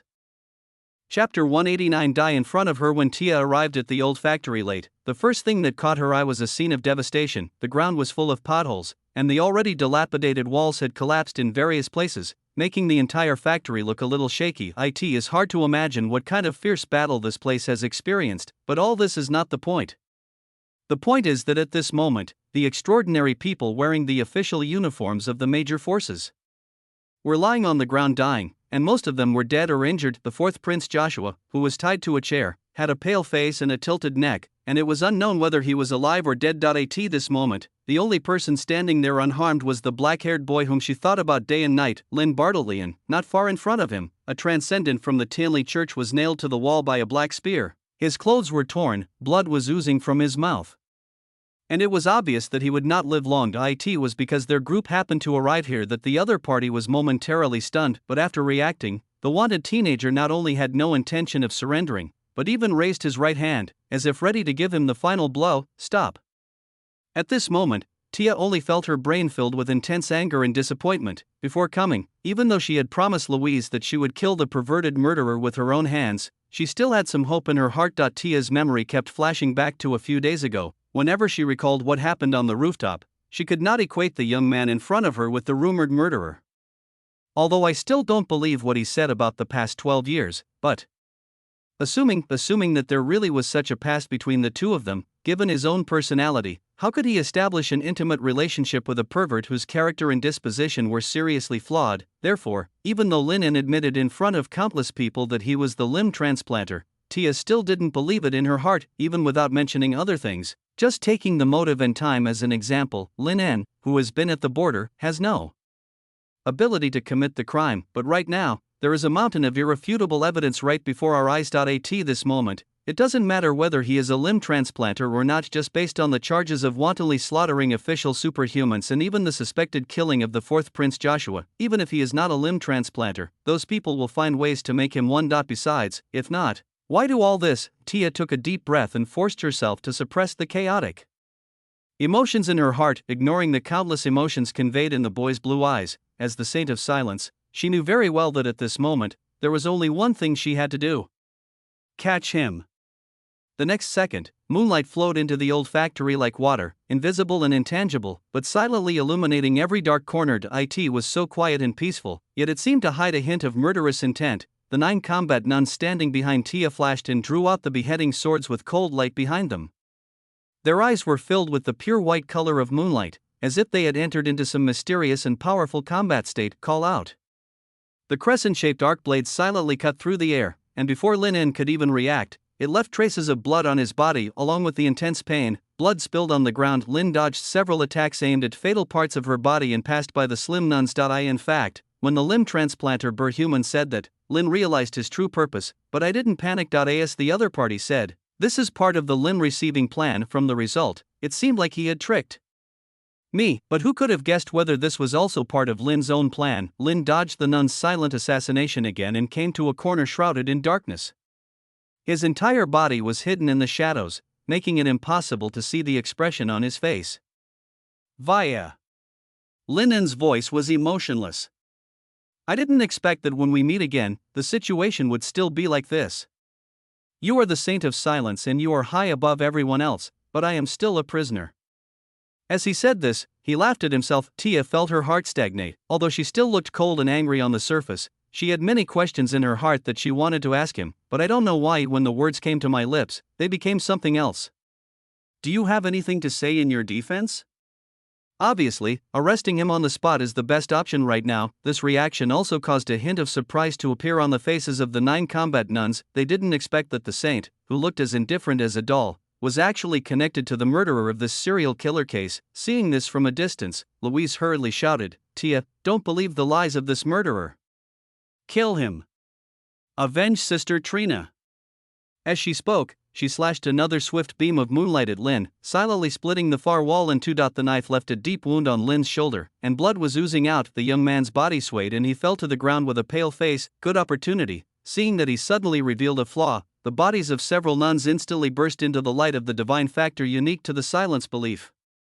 Their speed and strength instantly soared by several levels, and they flashed in front of Lin En. At this moment, there were 6 long swords above, below, left and right, tightly blocking his room to move forward or backward, like a gradually closing in on a big net, intent on beheading the culprit on the spot. In fact, at this time, Lin En had at least 3 ways to escape from the desperate situation.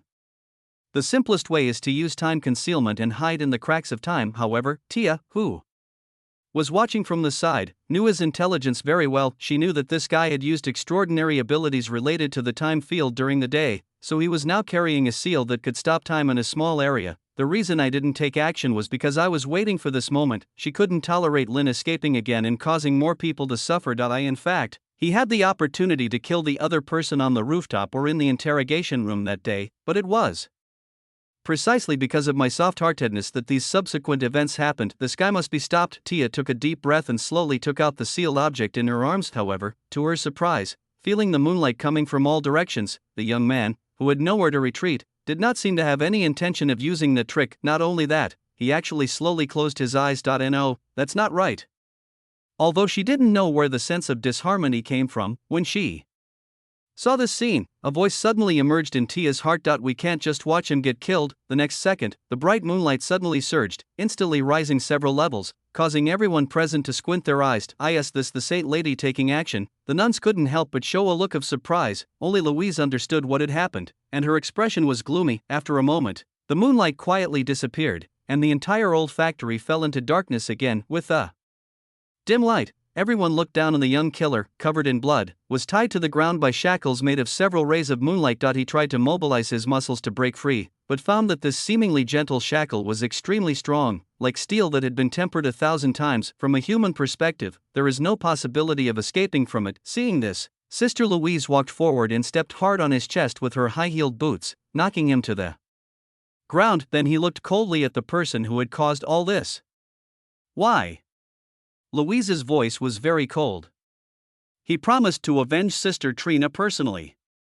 If he misses this opportunity, he will never have another chance once he is taken over by the people in the Imperial Parliament.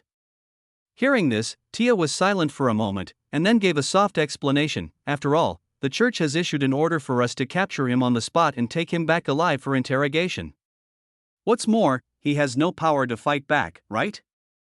Looking at the black-haired boy handcuffed by the moonlight shackles, her eyes were slightly dazed for a moment, and then became cold and serious. Lynn Bartlerin, don't bother thinking about escaping anymore. I won't give you any chance. Just stay here like this. As the culprit of the limb reattachment series of serial murders, although your fate has long been determined, you should save some energy before the final judgment. This is good for both of us, don't you think? Feeling the other party's extremely cold gaze, Lennon gave up the option of continuing to struggle. In fact, it is not difficult to clear suspicion, but he suddenly had an idea and thought of the task assigned to him by the witch lady. After a long silence, Lynn spoke slowly. Okay, I won't move. He smiled a little. Seeing this, Tia's crystal pink lips moved slightly, as if she wanted to say something, but she finally suppressed the impulse in her heart. Although Louise on the side was dissatisfied with the outcome of the treatment, she thought that this guy would most likely be hanged on the gallows, so she temporarily gave up the idea of arguing. Then everyone began to clean up the battlefield. Several nuns began to treat the extraordinary people who were still alive at the scene even. So, the situation is extremely urgent. Apart from those people, the fourth Prince Joshua is the most serious one. Although he still had vital signs, for some reason he was unable to wake up. If he really died here, things would be troublesome. Thinking of this, Tia took another look at Lennon, who was kneeling quietly on the ground, and took a deep breath. The charge of murdering a prince is still too severe.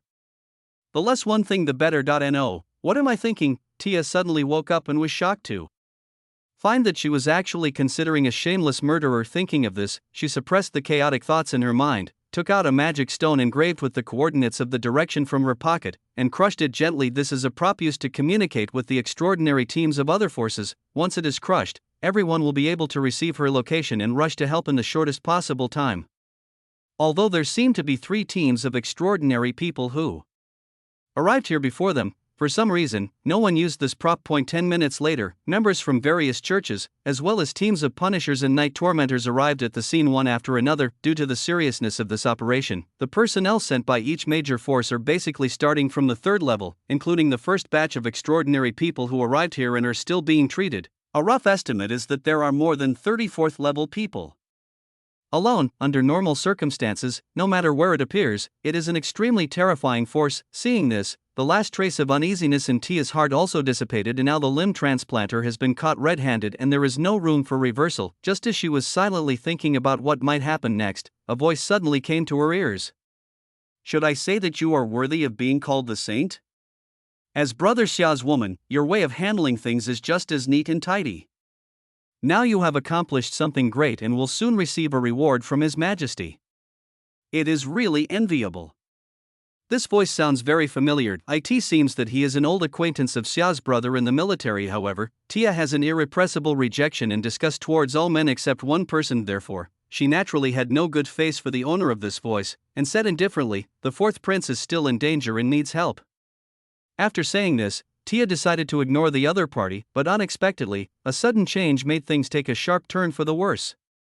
No hurry. The voice came from a distance, and the figure moved like a venomous snake in the darkness and shadows, approaching Lennon quickly. We just received an order and need to temporarily change the established strategy for the limb grafter. Change strategy?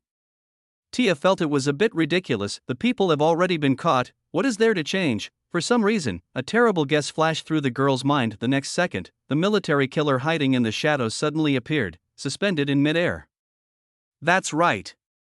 The other party looked down at the black-haired boy who was tied to the ground by the moonlight shackles. Change the original capture alive to execute on the spot. This is the original order from the superior.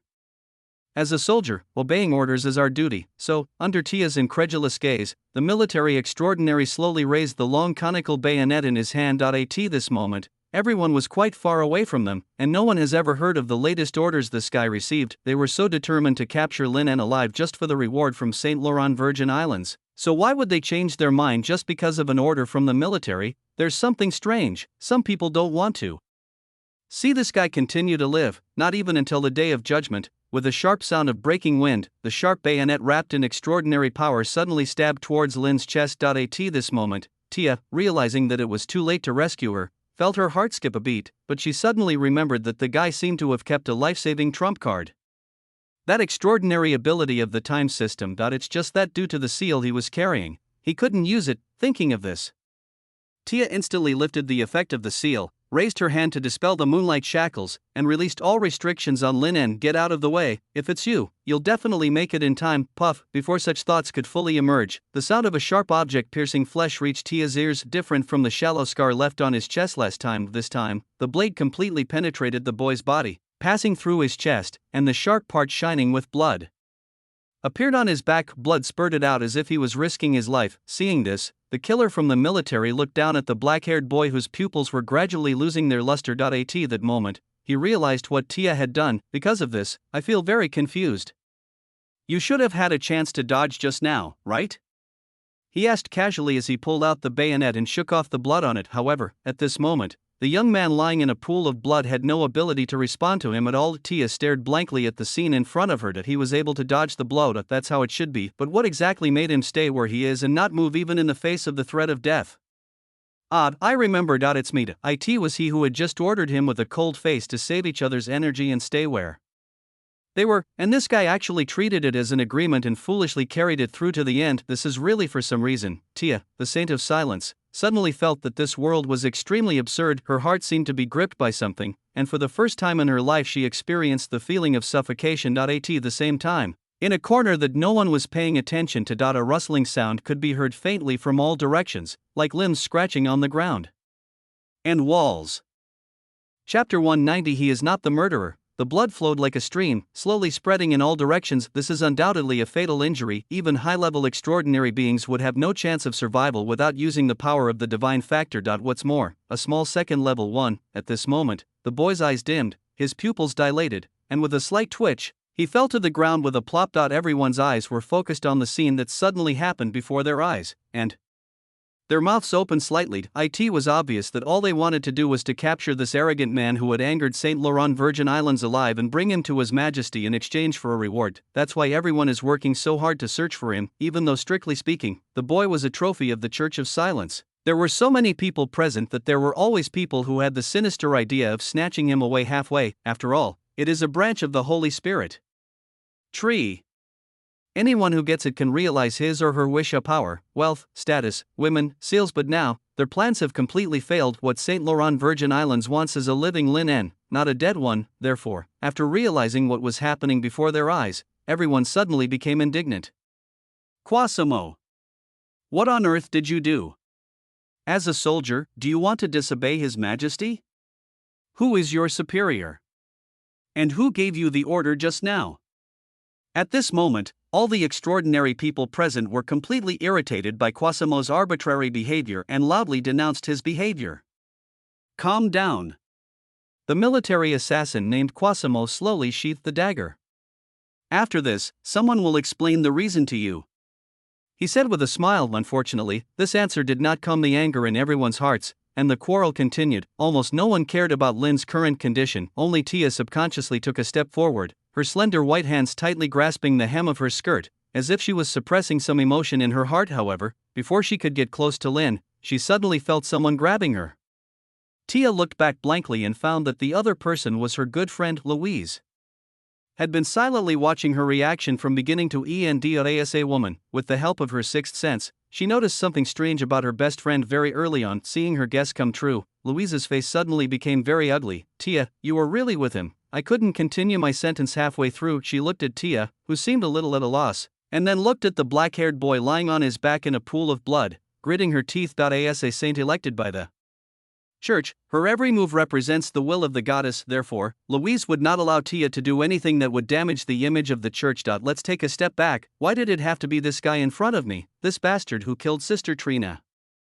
Louise, who was raised by nuns since childhood, is now in unprecedented torment. Obviously, she seemed to have misunderstood the relationship between Tia and Lin En. He's dying, Louise. Tia tried to maintain her usual cool and indifferent tone. It's a pity that from the faint trembling in her voice, it can be heard that she is not as calm as she seems. Just let him die. Louise interrupted her and grabbed her wrist tightly, trying to bring her back to her senses with the pain. Wake up, Tia. He is the limb replacer. The heinous murderer. If you choose to sympathize with him, where will you put the innocent people he killed? People like this shouldn't live in this world. And you, as the saint of silence, are you planning to do something inappropriate in front of so many people? Besides, even if we save him now, what will happen? When he is tried, will our high and mighty saint lady condescend to go to the execution ground in person to rescue him again? Louise showed unprecedented anger at Tia's reaction at this moment. Fortunately, at this moment, everyone was collectively condemning Quasimo's behavior, and she kept her voice very low, so no one cared. This sentence seemed to be a revelation, and instantly made Tia's body stiff. Yes, even if I rescue him now, what would it matter? You will die eventually. It is better to die now than to be arrested and tortured. Although Brother Xiao's methods last time were bloody, they were ultimately not worthy of being compared to the truly cruel methods of those nobles. What's more, I have always wanted to find an opportunity to cut ties with him and return to my original life. Isn't now the best time? Apart from himself, the only other person who knew about it died here. No one will ever know what happened again. For a moment, Tia fell into confusion and struggle. Seeing her facial expression at the moment, Louise breathed a sigh of relief, and then continued to persuade her. The moonlight ceremony will be held in about a week. As the only one in this church who can be blessed by the goddess, you are an indispensable part of the ceremony and must maintain both physical and mental cleanliness. Since these people are fighting so hard, why not just leave it to them? After it's over, we can relax and welcome the celebration in the best possible condition.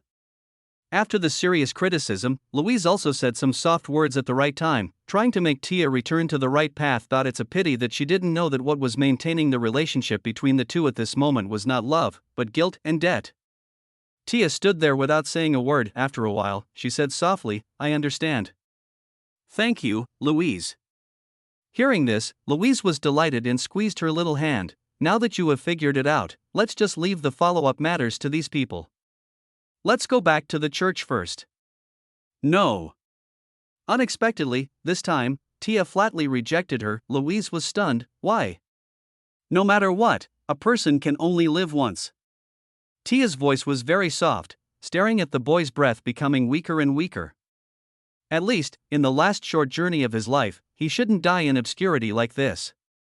If someone has to put an end to his life, I hope that person will be me. Hearing this, Louise fell into a long silence. After an unknown amount of time, she sighed softly, count me in, but this does not include the subsequent funeral process. Thank you, Louise. Tia glanced at her and showed a hint of gratitude. On the other hand, the dispute and quarrel over the limb transplant recipients has not yet ended, and not only that, because the temptation of the branches of the Holy Spirit was shattered, many extraordinary people present were provoked by Quasimo's actions and rolled up their sleeves as if they were ready to fight. Forget it, you are no match for me. As a military superhuman, Quasimo, who successfully assassinated Lin, glanced at the superhuman. This group of people belonged to the Abundance Church all along. They seemed to have been drooling over the Holy Spirit tree, and even privately believed that it was the tree of plenty described in the church scriptures. However, due to the majesty of Saint Laurent Virgin Islands, they had never declared so in public. You seem confident? The extraordinary person from the Church of Plenty said coldly, what if we also take into account the people behind me?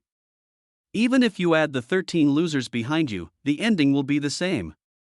Extraordinary people who come from the military are often more powerful than those from other forces. It's not that the number and quality of the divine factors surpass them, but in terms of combat skills, the military extraordinary people who have been fighting with the demons on the battlefield for many years are better at chaos and killing. Hearing this, the extraordinary person of the Church of Plenty frowned and said, what nonsense are you talking about?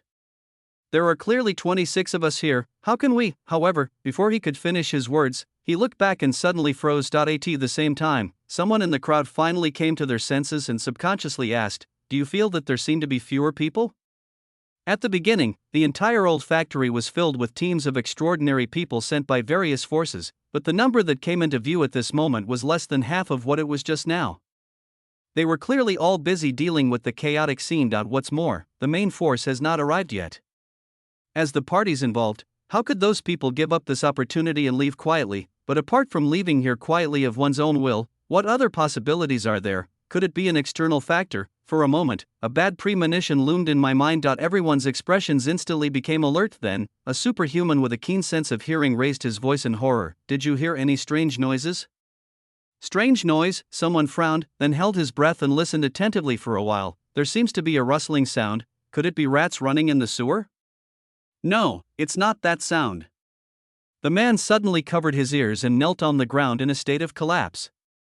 That's that, everyone's eyes were focused on him. This person's condition is very strange at the moment. Not only that, ever since the limb transplanter was executed on the spot, the surrounding situation began to become a little weird. As extraordinary beings, they often come into contact with extraordinary events related to sealed objects and polluters.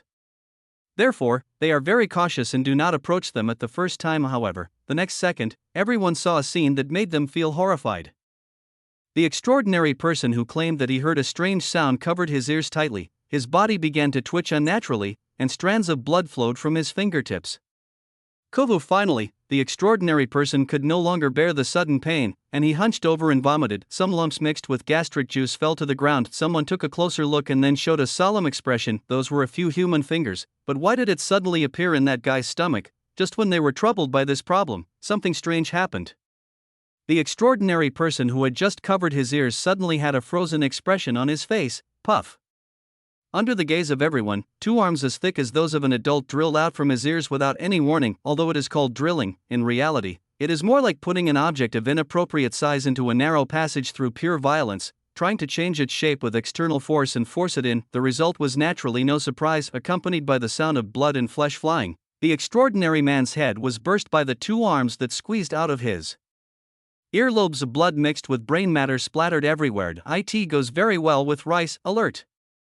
In just a moment, the military extraordinary person Quasimo, who had a relaxed look on his face just now, instantly became serious. In front of so many fourth-level transcendents at the scene, he was able to kidnap half of the people silently and even curse and pollute them invisibly, unless the other party has a higher rank, or a more terrifying and strange seal. Whatever the possibility, it's not good for them. At this moment, everyone's eyes were fixed on the two arms that emerged from his ears. After killing the extraordinary person, the two connected arms did not die with him. Not only that, but with the support of its fingers, it began to crawl forward in a winding manner like a living thing. Because of the friction between the nails and the ground, a faint rustling sound was heard. Seeing this scene, everyone's expression changed again. Where is it going to climb? Next goal, or is it from its creator?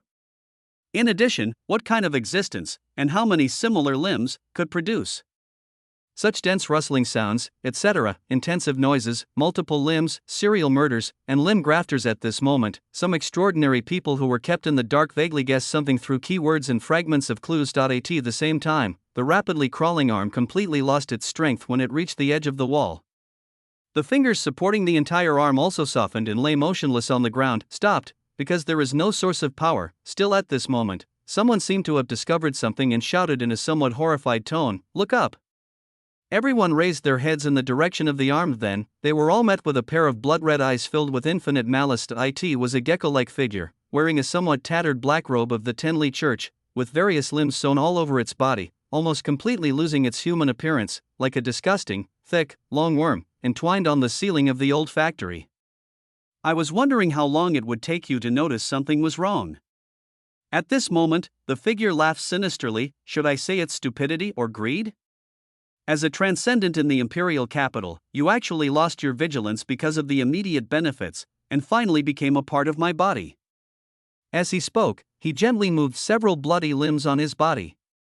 Judging from the skin color and degree of decay, it seemed that they had been installed not long ago. Then, accompanied by the sound of limbs scratching the walls, a dark curtain of dull light slowly enveloped the entire old factory. It was like an indestructible barrier. No one could escape before the ritual was completed. On the other side, someone in the crowd finally murmured in a difficult tone, "Are you the real limb transplanter?" "That's right." Bershuman smiled sinisterly, gnawing at the flesh of one of the limbs, crawling back and forth like a centipede. "That guy is not the murderer at all. The reason he made such a fuss was just to lure me out. It's ridiculous that the only guy who really wanted to do something was killed because of your infighting. But I have to thank him. Thanks to him for making such a big fuss that you, a group of fourth-level extraordinary people, were gathered here at once. This just happened to meet my promotion requirements and saved me the trouble of hunting you one by one later." As a thank you, when this is over, I'll replace your left hand with that boy's. Chapter 191. Please don't die. The moment Tia heard the limb replacer's words, she froze in place. My brain seemed to have crashed at this moment. It was clearly the common language of Saint Laurent, and every syllable was understood, but for some reason, when it was put together into a whole sentence, it made her feel unprecedentedly confused. What is he talking about? Isn't that guy a limb grafter?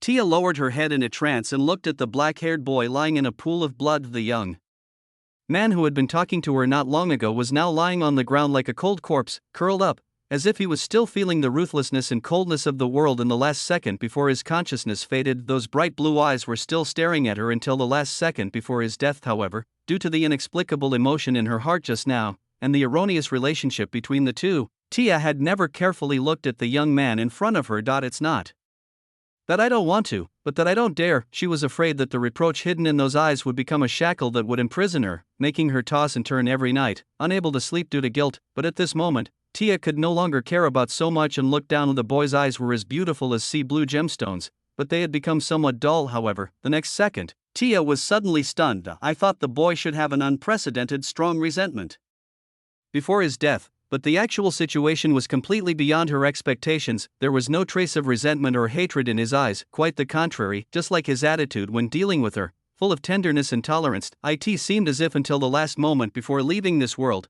the boy had never had any malice towards anything. Perhaps the only regret is that I wasn't able to have a good talk with her. Then Tia looked up at the disgusting monster perched on the ceiling, and a feeling of absurdity and unreality came over her. Yes, he looks so clean and handsome. How could he be related to the dirty and ugly limb replacement person? Why am I so sure that he is the one who received the limb? What is wrong with this world? Tia stood there blankly. It was not until the limb replacer's words, "The only guy who really wanted to do something was killed because of your infighting," reached her ears, that the delicate balance that was barely maintained by countless emotions in her mind was broken. This sentence was like the last straw that broke the camel's back, ruthlessly and fiercely tearing off her last layer of disguise. It seemed as if it was laughing at her stupidity, and also as if it was feeling sorry for the young man in front of it. Until this moment, a strong sense of pain and tearing finally came to her heart, causing Tia's fair and tender little face to lose all its color in an instant. The pain was so intense that she almost fainted. It's clear that the two of them have just met each other not long ago. It was obvious that I hadn't brought him anything except quarrels and hurt. I obviously owe him enough. Why did things turn out like this? What on earth have I done? Tia subconsciously closed her eyes and let out a cry of pain. Even if the boy's eyes had looked at her with more hatred before he died, she felt that she would not have collapsed like this. But it doesn't happen. This moment, Tia tightly grasped the fabric of her clothes on her chest, like a drowning person, taking deep gulps of oxygen. But she could not suppress the sadness in her heart no matter what.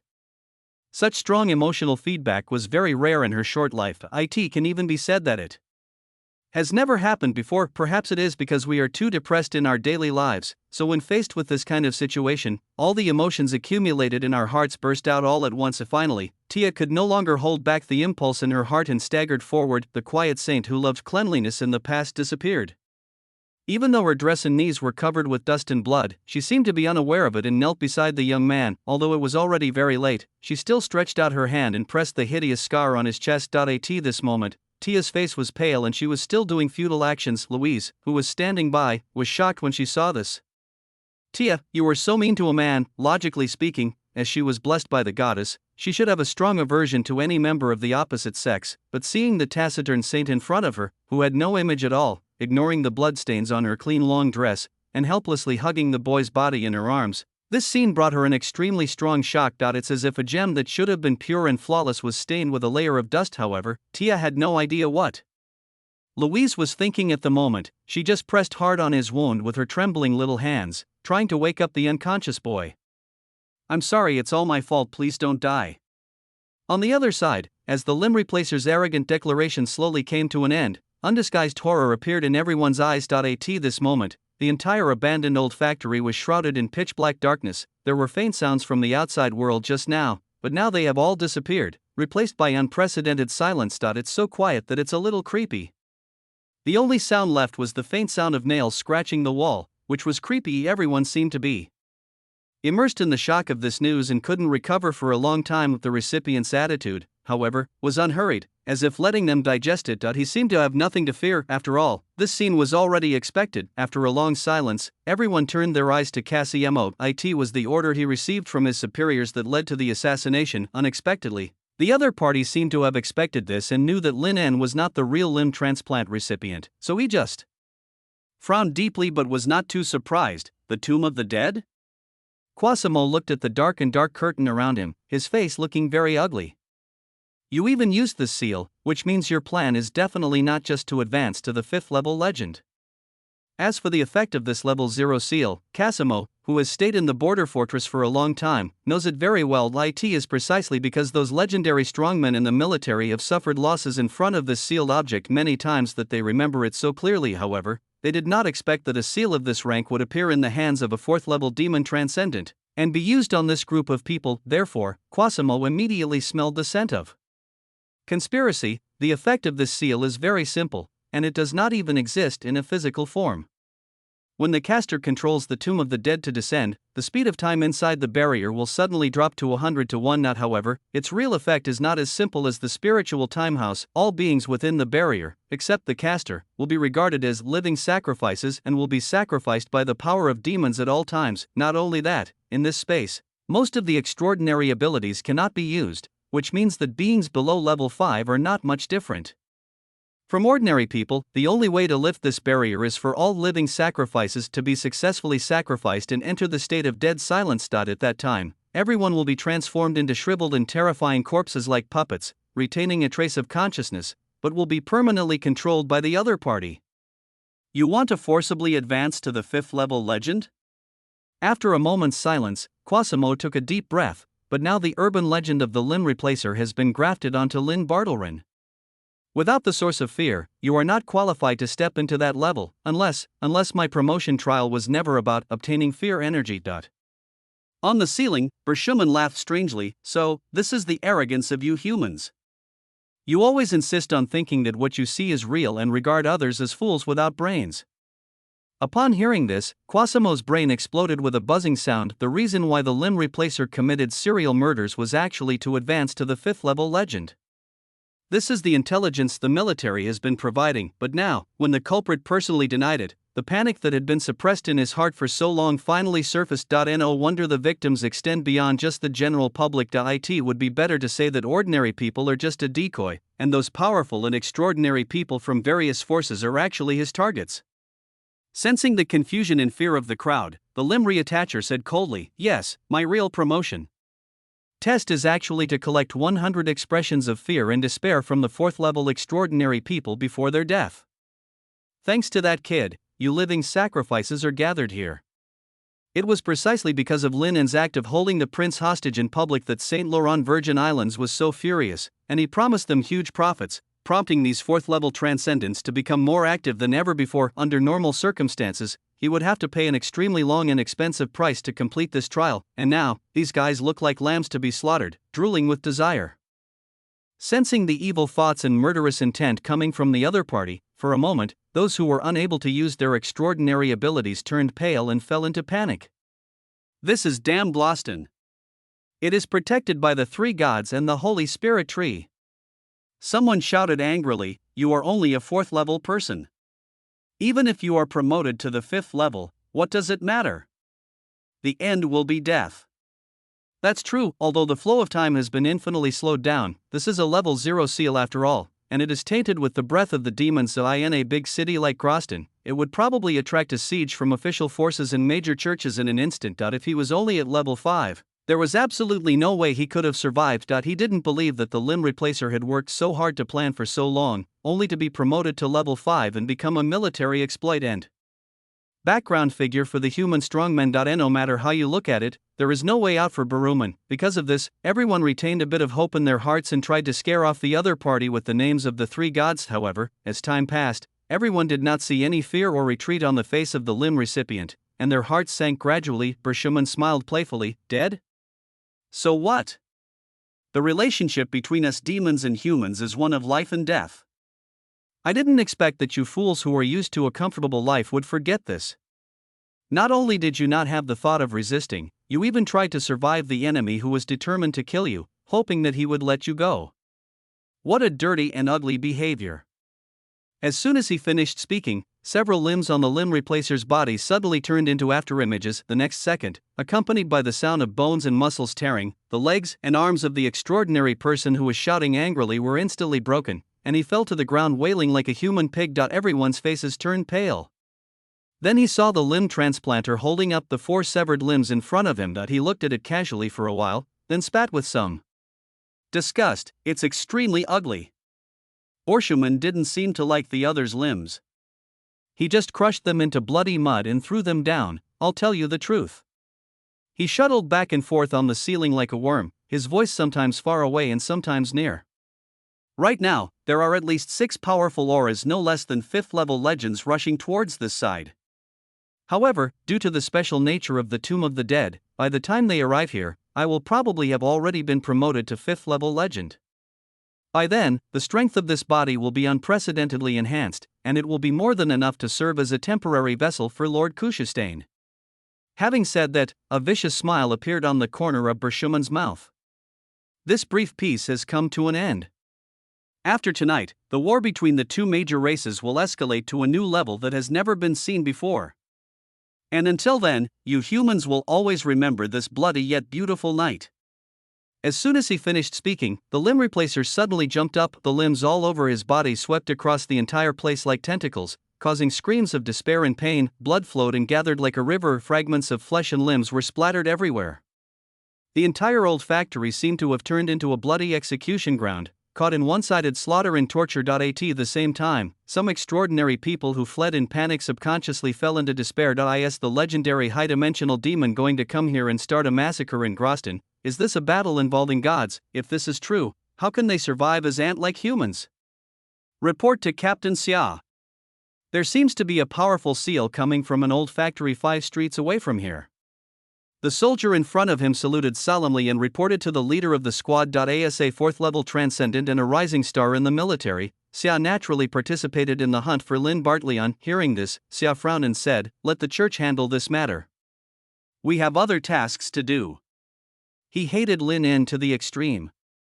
Now that he had a reason to push him to the execution ground, Xia would naturally not let him go, and he had a hunch, once that guy dies completely, all the abnormal situations that have happened around him recently will disappear. For example, the strange changes that occurred in Tia. Although he didn't think she would betray him, the fact that she had a vague relationship with another man was something he could not tolerate.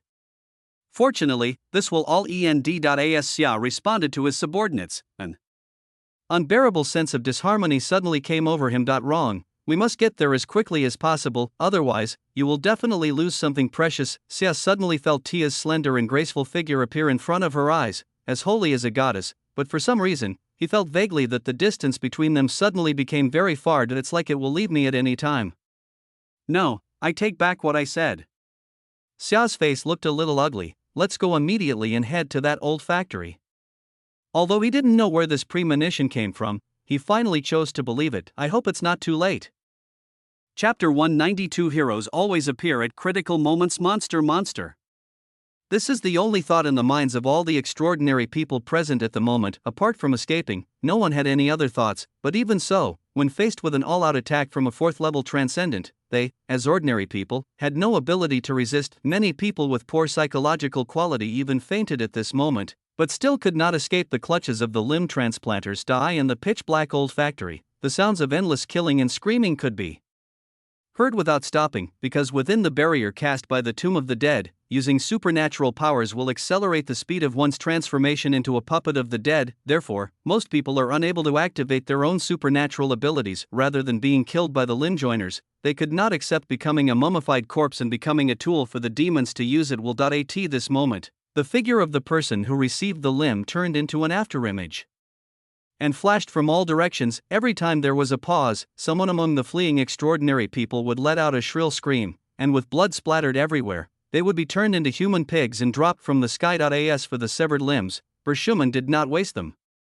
He would simply piece together any material he thought was good. Everyone's mood gradually fell into despair. Trapped in the barrier cast by the level 0 seal, they had no way to escape. However, due to the different speed of time flow inside and outside the Tomb of the Dead, the possibility of waiting for reinforcements was completely eliminated. 2 minutes passed inside, But only 1 second passed outside. If you really have any lucky ideas, that would be the most stupid thing to do, he he he. Borsheman laughed strangely and manipulated countless limbs on his body, selecting the targets of the ritual roughly and bloodily. What a pleasant wine! Give me a perfect performance for my promotion. In the eyes of gods, the power of faith that extraordinary people can provide is far stronger than that of ordinary believers. The same is true for Borsheman at this moment. In order to advance to the 5th level legend, he must absorb the fear and despair of 100 4th level warriors. Such a promotion trial is more difficult, which also means that after reaching the 5th level, his combat power and the number of divine factors will be stronger than that of an ordinary legend. It's just that. No one can imagine it, such a promising transcendent being was actually just a disposable tool that would be destroyed after use by the demons. Even Borsheman himself was prepared for this. The promotion to the 5th level was not for strength, but simply to elevate the status of this body, allowing the king of evil and cruelty to descend on Gloston in the most powerful possible manner. The cruelty and viciousness of the demons are far more terrifying than humans can imagine. However, at the moment, no one was in the mood to think about this matter. Quasimo dodged a thrust with a stern look on his face, cold sweat slightly seeping out of his forehead. Before coming here, he never imagined that things would develop to this point. Although he didn't think that Kushestein could really descend successfully, the greater probability was that he would be killed by powerful people from all directions the moment the effect of the Tomb of the Dead ended. But that only applies to the outside world for him, and all the extraordinary people trapped in the barrier at this moment. This is an unbreakable deadlock. The time, the place, and the people were all right, but nothing was on their side. The only outcome may be to become a part of the person who transplanted the limb, or to become a walking corpse controlled by others. But he didn't want to die yet this moment. Borsheman, whose body was covered in blood and body parts, suddenly let out a scream accompanied by the sudden expansion of an indescribable evil aura. The limbs that were sewn to the body began to sway gently like water plants in a strange and disgusting posture. This scene made Quasimo dizzy, and the cold sweat on his forehead became more obvious. This moment, after devouring more than a dozen 4th level warriors in a short period of time,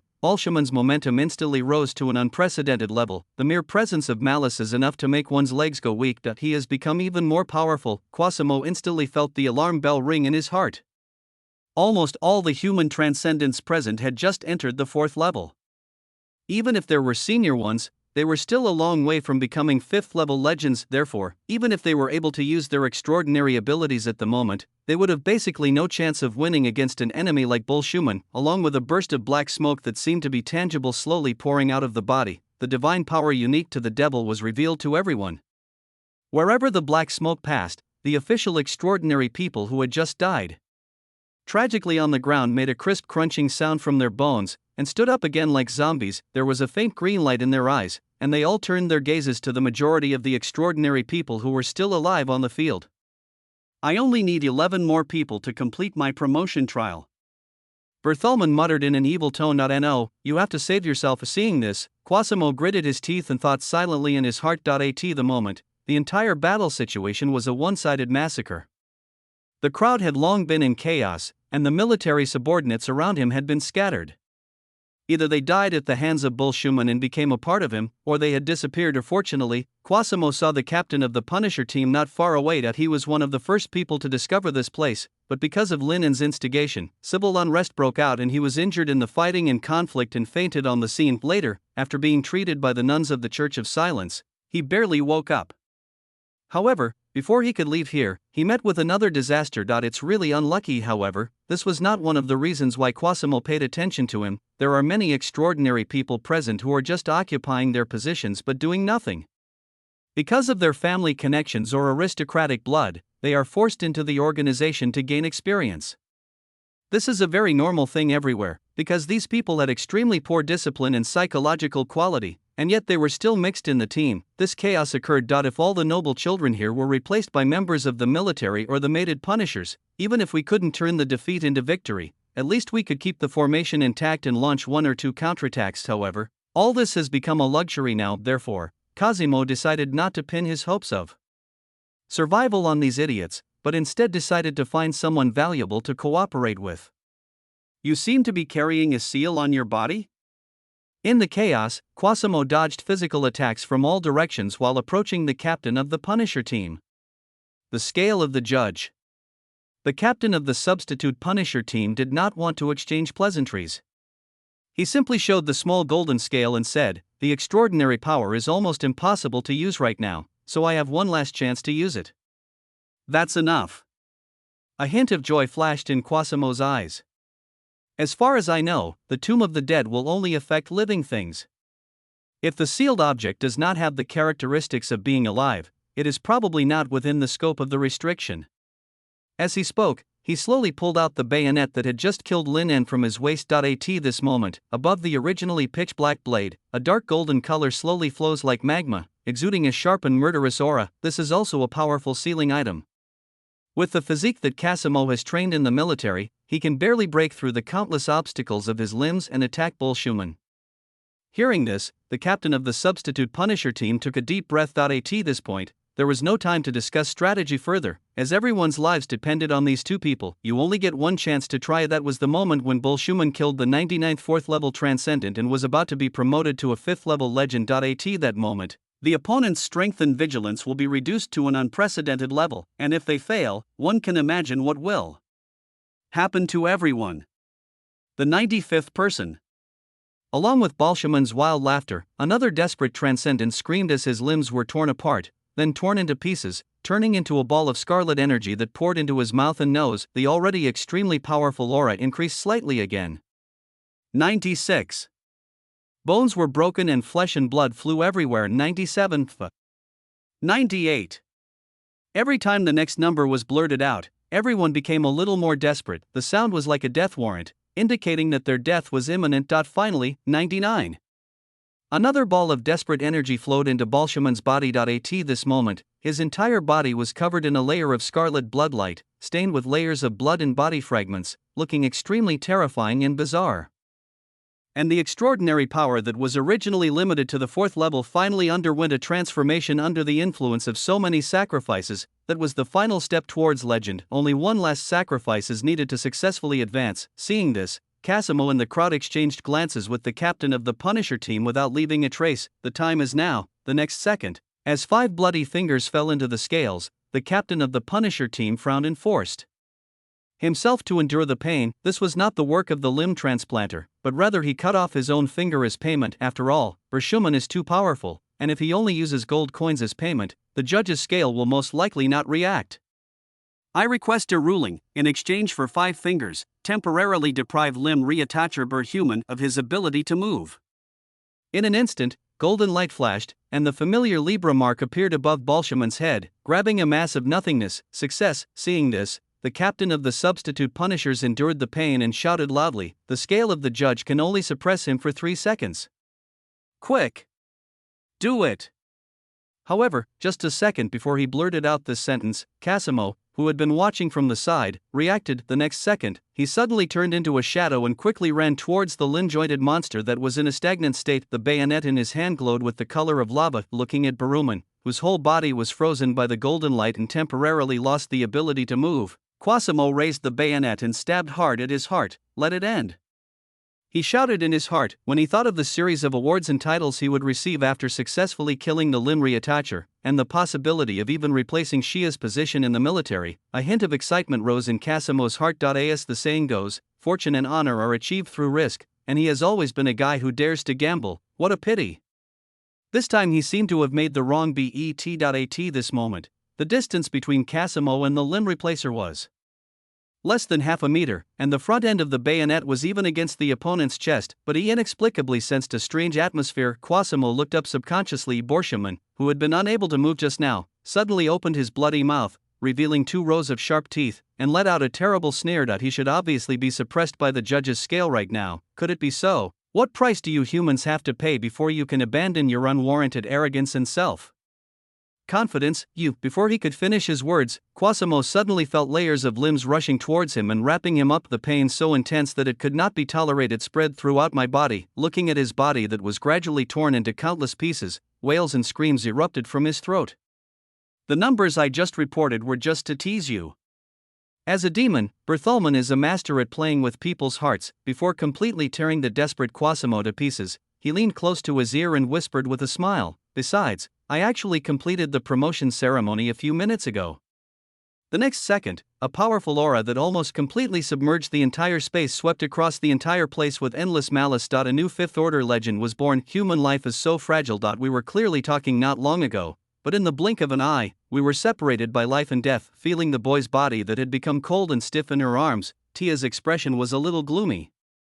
Having experienced several extreme emotional shocks in just over 10 minutes, she was now in an unprecedented numbness. Or in other words, the heart is dead. It's not because of superficial reasons like love. After all, such a relationship had never developed between the two of them, and even Tia herself had not thought about it in detail. The reason for this situation is simply because of her personality. As the Saint of Silence, she possesses compassion and moral standards far beyond those of ordinary people. Don't just demand this of yourself, but also demand it of the people around you. This results in Tia's self-blame and guilt after doing something wrong being much greater than that of ordinary people. Maybe no one will punish her, or even take it to heart. There was no way Kotia would be able to get over this hurdle in her mind. Her conscience will torment her all the time and prevent her from pursuing happiness. This is the case with some small matters, let alone matters that involve life and death. For Tia, who was born in the elf royal court, life is the most precious thing in the world, simply because everyone only has one. That's why Lin's death had such a profound impact on her. It would be fine if he really was the murderer, but he is not. Not only that, he even endured worldly slander and, like a lonely ascetic, embarked on the journey of tracking down the murderer alone. After much difficulty, he caught the murderer, but in the end, he was labeled as the culprit by his own group. In the end, he died in the dirty schemes of those nobles. From beginning to end, I did nothing except watching him die in front of my eyes. Oh, it seems that I did do something, for example, forcing him to stay where he was allowed to be, allowing Quasimo's bayonet to pierce his chest without hindrance. From this point of view, I am also an accomplice in his murder. This is beyond doubt. Certainly, the most crucial point is that until now Tia has not been able to figure out whether the 12 years of memories that Lin talked about are true or false. Although she always deceived herself and thought it was just a lie from that guy, but only she herself knew how much doubt she had deep in her heart. What if the guy wasn't lying? In the past 12 years, he and I really had a past, and we were even lovers. If this is true, how desperate was he when he left this world after being backstabbed by the woman he once loved? Tia, who has a strong ability of empathy, doesn't even dare to consider this possibility. Once she thought about it carefully, her worldview might completely collapse. I am such a despicable woman. Tia gently pushed aside the strands of hair on the boy's forehead, trying to remember his face forever in her heart at the last moment. You must atone your sins, the girl whispered softly. It's not for anyone to see, just to give the boy an explanation. Thinking of this, Tia, regardless of her bloody hands, gently picked up the boy's body and handed it to Sister Louise, who was standing aside and watching the surroundings. The people from the Church of Silence were relatively far away, and with the temporary protection of the sealed object, therefore, Bolshuman only occasionally cast vicious glances over here, and did not take any action. But now that he has been promoted to the 5th level, the seal can no longer work on him. I'm afraid it won't be long before the massacre spreads to the members of the Church of Silence. So Tia didn't want to hesitate any longer. As the captain of the search team, she is responsible for the safety of her team members. Not to mention, before his death, he was condemned by thousands of people, endured countless contempts and insults, and died unjustly. In this case, his body cannot be left restless even after death and become a part of the person who receives the limb, even though the person is dead. Everything seems too late and everything is in vain, but this was the last thing Tia could do for him. Let Lin's body leave this bloody slaughterhouse safely and be buried decently, even if it would cost her life. Thinking of this, Tia took a deep breath. Although the limb grafter has been promoted to the 5th level, things have not progressed to the point where they cannot be reversed. Later, when the king of evil and cruelty is about to descend into his body, I will seize the opportunity for you and open a crack in the tomb of the dead. It won't last long. You must seize the opportunity and take him away from here to seek help from the church. Her voice was cold and resolute, as if she had never been so determined. Seeing this, Louise, who took over the boy's body, was stunned, and then said anxiously, Tia, the nuns have taught you a lesson countless times. Tia turned her back to her and slowly raised the moonlight scepter in her hand. When you are outside, you must address your position. It has come to this point, and you are still entangled in this. Although she was very panicked, Louise still changed her words. Saint, your life safety is the top priority. Don't sacrifice yourself here for nothing for us, otherwise. Before he could finish his words, he was interrupted by Tia again, only this time, there was a hint of tenderness in her voice. Since you call me Saint, how can I bear to watch you get hurt by this damn ugly guy? The next second, the quiet and soft moonlight flowed slowly in all directions like a stream. Louise stared blankly at the scene in front of her, hugging the boy's cold body, unable to say anything. At this moment, everyone's attention was focused on Tia. However, there is a corner that they don't pay attention to. Suddenly, the boy's index finger trembled slightly. I'm recommending a friend's book, it's pretty good. Chapter 193. The boy's embrace is so warm. Is this what it feels like to be a 5th level legend? At the moment of promotion, the powerful force that emerged from his body gave Borschumann the illusion of sitting high in the clouds, as if he had the power to decide life and death over all living beings in the world. At this moment, the limb replacer, wrapped in blood-red light, suddenly grew in size and his face became hideous, as if he had undergone a second evolution after being promoted to the 5th level. The life essence of the extraordinary person will be transformed. From this moment on, he was completely separated from ordinary creatures and was qualified to embark on the road to the top. But the next second, a hint of clarity appeared in the crazy eyes of Borschumann. He knew very well that he was merely qualified. This current state of mind that looks down on everything is just an illusion, an imbalance in mentality caused by suddenly gaining powerful strength. As someone who had met the king in the endless demonic abyss, he knew very well how terrifying the existence at the pinnacle was. Just one look is enough to kill him thousands of times. Therefore, it only took a short moment for Borschumann to come back to his senses from the joy and arrogance of his promotion. Looking at the old factory where blood flowed like a river, broken limbs and bones were everywhere, mixed with human groans and screams from time to time.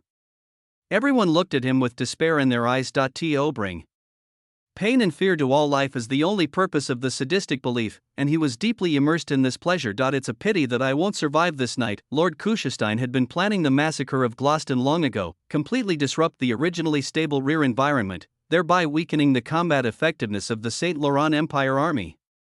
Although the possibility of failure is very high and this is only part of the plan, he has stumbled to this point, and even he himself did not expect that he is only one step away from success, just as those extraordinary people said before. As a 5th level legend, although he is extremely powerful, he is not enough in Gloucester with the presence of the Three Gods Church and the Saint Laurent royal family. Don't have any doubts, after all, this is the home base of the Saint Laurent Empire. And no matter how badly they were beaten by the demons on the battlefield, how many key battles they lost, and how their front lines were retreating, this point could not be concealed. There is no need to even send out those 6th level demigods hiding behind the scenes. Just a few 5th level legends of the same level as him, carrying 1 or 2 high level ceiling objects, can eliminate him on the spot without affecting the people. But if promotion to the 5th level is just a process and not a result, then the nature of the matter is different. Once he serves as a vessel and allows the true king of evil and cruelty, Kuschestein, to descend here, Gloucester will cause chaos. Whether or not Grostin will trigger a divine descent in order to fight against him at that time is still unknown. In the best case scenario, if 1 or more gods choose to descend, Gloucester will become the first battlefield of the conflict. In comparison, the commotion Lin caused at the border was nothing short of insignificant. After all, he was only at the 2nd level at that time, and he only carried a trace of the will of the king of evil and cruelty. Even so, the battle with the creation demon still destroyed the entire mountain, and now, although Kuschestein is not here in person, he can use the 5th level legend as a container, and he is still countless times more powerful than he was at that time. This is a real war between gods. No leader would want to see a war between gods unfold in the capital of his country. Thinking of this, Borschumann took a deep breath. As a container, he had already prepared himself for the next second. The madness and malice in the eyes of the limb recipient faded a little. The killing stopped temporarily. However, looking at the scene before them, none of the surviving extraordinary people present showed any joy of surviving the disaster in their eyes. Quite the contrary, their extraordinary intuition told them that something more terrifying and troublesome was about to happen. UN**NT and %UN% at a certain moment, Borschumann, who was perched on the ceiling, suddenly recited in a low voice the obscure demon language. Not only that, the scarlet eyes regained clarity, and a hint of unprecedented fanaticism and piety emerged. The language was like an evil curse, causing all the extraordinary people who heard it to have piercing pains in their ears and dizziness. Endless mumbling and screaming could be heard in their minds, causing them to have extremely strong self-destructive tendencies. It's like some kind of ritual, but also seems like spiritual pollution, since the limb receiver himself is a devout believer of the king of evil and cruelty, and this was a plan that had been made long ago. Therefore, the entire Advent ceremony seemed extremely simple, far less cumbersome and complicated than the ceremony that Lin En had performed at that time. The next second, a terrifying aura that was countless times more powerful than that of the person who had received the limb suddenly exploded. Boom! The momentum swept across the entire place like a violent hurricane. The fear that originated from the soul emerged from the depths of the heart, causing everyone to subconsciously collapse to the ground. Even some people with poor psychological quality were so frightened by this unprecedented force that they died suddenly with foam at the mouth and their livers and gallbladders broke. What on earth happened? Could it be that the terrifying existence is really going to trigger a divine descent? Are the demons crazy? At this moment, absolute power brought about a desperate gap. The crowd didn't even have the time to resist. They just wanted to save their lives and escape from the tomb of the dead immediately. However, compared with the limb replacer, how much more cruel is the legendary king of evil and cruelty? Countless lives have died at his hands.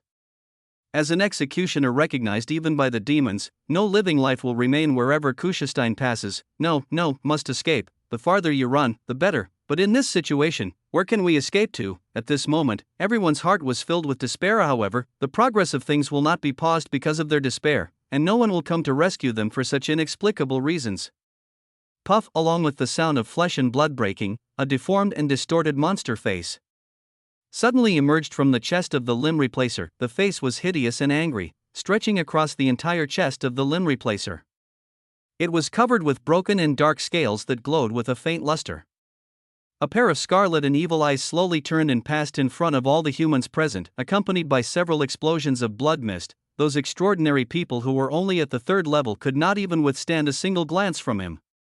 Their bodies instantly deformed and exploded. Seeing this, the hideous face let out a hoarse sneer. Bertholman, you did a great job. Very strong, feeling that Kuschestein's consciousness had crossed the boundaries of space and reached the tomb of the dead, Tia's palms broke out in cold sweat. Even so, she still tightly grasped the moonlight scepter in her hand and did not step back. As a fourth level transcendent, being able to possess such strength at this age is already the best. Tia doesn't think she would lose to anyone except Xiao. However, in front of the fifth level legend, they were ultimately unable to mount an effective resistance. After all, even Xiao relied on her to help with the seal, and only then was he able to kill the fifth order legendary demon named Lord of the Dead Souls. What's more, she is alone at the moment, but the enemy's level is far beyond the fifth level and is approaching the level of gods. Even if you try your best, you can't win. But her original purpose was not to defeat the opponent, she just needed to seize the fleeting opportunity and open a crack in the tomb of the dead. Not long ago, Quasimo died at the hands of the limb replacer because of his arrogance, so he needs to be more cautious now. The incomparable demonic power swept across the ground like a tornado, causing natural disasters. Tia took a deep breath while trying to steady herself. Even though the other party has simplified the descent ceremony to the extreme, it still takes some time for Kuschestein's power and consciousness to be fully integrated into Bolsheman's body. Before that, in order to prevent the ceremony from being interrupted, he would be on high alert. What's more, in the tomb of the dead, except for a few sealed objects, most of the extraordinary people are unable to use their extraordinary powers, and with the lessons learned from the incidents of Casimo and the captain of the Punisher, those who survived did not dare to act rashly for the time being. Fortunately, there was one thing that was beyond Tia's expectations. For some reason, the divine factor in her body was not suppressed, nor did she show any tendency to transform into a dead being. Perhaps it is because of the special existence of the goddess of the moon, or for some other reason, that Tia became the fish that slipped through the net. So, what needs to be done is actually very simple. Seize the moment when Bershuman's vigilance is the lowest and launch an attack with your strongest means. It's not that I think as a fourth level person I can destroy the other parties plan. Just as Tia had expected at the beginning, the reason she was so selfless was just to atone for her sins. It's not for the purpose of doing something nice for others to see. I just want the boy to leave this world with a clean conscience, so as not to be tortured and desecrated by demons after death. So, when exactly will the vigilance of the limb reattacher and the high-dimensional demon reach its lowest point? The moment the ceremony is completed, the moment when the power completely flowed into Bolsheman's body, but he had not yet been able to use it. That was the chance to launch a fatal attack. The girl tightly grasped the moonlight scepter in her palm, staring intently as she felt the power of the king of evil and cruelty rising like a sprint, without any sign of weakening. At a certain moment, the emerald green eyes lit up slightly. At that moment, Tia, who had extremely keen perception, suddenly realized that the powerful demonic power stopped growing after reaching a certain critical point. At the same time, a strong sense of crisis arose in my heart. She knew very well that this was a sign that the king of evil and sadism had successfully taken over Bolsheman's body. So it's now, the next second, as the bright moonlight suddenly lit up, Tia's temperament suddenly became holy and ethereal, and her already indifferent expression became even more divinity, as if she was gradually transforming into a powerful existence. The moonwhite robe fluttered slightly, and the Invisible mysterious power was gently yet cold, slowly wrapping around her whole body, making her float gently into the air like a baby returning to the mother's womb. The bright white moonlight seemed to be real at this moment, enveloping Tia's body, like a full moon pouring out its bright light, appearing in the dark and gloomy old factory. Everyone's eyes widened slowly, and their gazes were focused on her at the same time. At this moment, she was simply the incarnation of the moon goddess. Curled up in the bright full moon, suspended in the sky, fatally dispelling the haze of despair in the tomb of the dead. Even Kushestein, who was far away, had a hint of gloom and surprise in his eyes when he saw the moon slowly rising. Beatrice? The strange face on the limb receiver's chest let out a low roar. Obviously, the sudden change plunged him into unprecedented shock, which was beyond his original expectations. This is an extremely tricky situation. If it was the bright moon goddess who came in person, her divine descent ceremony would probably be interrupted in an instant. After all, this is Gloucester, the home ground of the three gods. However, now that things have come to this, how could Kushestein, who has been planning for so long, back down because of such an inexplicable thing? Even if the three gods came in person, they could not stop him from bringing a terrible disaster to Gloucester. At this moment, despite the sluggishness and strangeness brought by occupying the body of the person who had just received the limb, the incomplete Kushestein suddenly jumped up, with blood flames burning all over his body. His endless limbs were spliced into a pair of giant hands that covered the sky, and he grabbed towards the direction of the moon. However, before he attacked, Tia already had a sign. Feeling the extraordinary power in her body filling up this illusory huge full moon, she leaped back lightly, as nimbly and gracefully as a fish. Her emerald green eyes were brighter than ever. The enemy's panic showed that her choice was not wrong. In this case, go ahead. Gazing at the illusory yet real moon in front of her, Tia opened her pink lips slightly. The next second, this incomparable huge full moon, like a meteor from outer space, came suddenly, with a deafening roar and whistle, as if it was going to crush the space, and rolled over the pair of devil claws that Kushestein had condensed. Boom! Rift, the rift in the tomb of the dead has been opened. The moment those two extremely terrifying forces collided, the aftermath instantly swept across the entire venue. While Louise was doing her best to maintain the state of the seal, trying to protect the people of the Church of Silence from the violent explosion and impact, she was pleasantly surprised to find that the part of the dark curtain closest to them suddenly cracked. Looking out through the gap, the lights of Gloucester could be vaguely seen. That is the path to life. Just one more step forward and you will be able to escape completely from the conspiracy and whirlpool of the whole incident. Quick! Get out now! Louise did not choose to be the first to leave, but decided to stay and cover the others. Several nuns did not hesitate, lifting their skirts and quickly stepped into the crack. Watching her subordinates leave one by one, Louise's anxiety and tension subsided a little. All in all, in this incident, the Church of Silence may have suffered the least losses and preserved most of its manpower, but even so, she didn't feel relieved at all. Because it is still unknown whether the person she cares about most, her best friend Tia, is dead or alive. As a clergyman, she knew very well that Tia had different meanings to the church and the goddess. If anything happened to her, the entire church would be shaken. It was because of that man that Tia. Thinking of this, Louise suddenly remembered that the guy seemed to still be lying on the ground, and her eyes subconsciously looked towards his position. Although she hated the guy who made her best friend act weird, she still decided to follow Tia's request and take his body out intact. But the next second, Louise stood there in a daze, as if she had seen a ghost. The reason is simple: the black-haired boy who had been lying quietly in a pool of blood not long ago had now disappeared from the spot. At the same time, the violent streams of light and explosions died down, and the duel between the Saint of Silence and the King of Evil seemed to have come to a conclusion. You are not her. You are definitely not her. Amid the aftermath and shock of the collision of forces, Kushestein laughed maliciously. Although all the limbs of his body were destroyed by the bright and sacred power of the moonlight, it was just a drop in the bucket for him. Not only that, he also saw that the other party was weaker than ever before. Perhaps that woman does have some connection with Beatrice, but unfortunately, there is a gap in the nature of their power. It couldn't even cause any effective harm to him, and only had a slight impact on the tomb of the dead, letting a few ants escape, but these were irrelevant in the subsequent massacre. Ahem! With a painful cough, Tia's slender and thin body fell rapidly from the sky. At this moment, her pale face was bloodless, and large mouthfuls of blood flowed from the corners of her lips, dyeing the originally white robe scarlet. Feeling the sense of weightlessness enveloping her whole body and the whistling of the breeze in her ears, her beautiful eyebrows gently relaxed. Really, even after doing this, the guilt in her heart was not relieved at all. The person is already dead. Even if you do a lot of good things, they can't be conveyed at all. and everything is in vain. I'm sorry, but I couldn't say it until the end. At the last second before falling to the ground, Tia opened her pink lips slightly and spoke to someone unknown. She slowly closed her eyes and prepared to meet her end. However, the expected severe pain did not come. On the contrary, the next moment, she suddenly felt herself falling into a familiar and warm embrace. At the same time, the boy's gentle voice came to my ears. Although I have never had any complaints against you from the beginning to the end, if this can make you feel a little better, well, I forgive you. Leave it to me next. Chapter 194, Lin N, the Master of Destiny. No.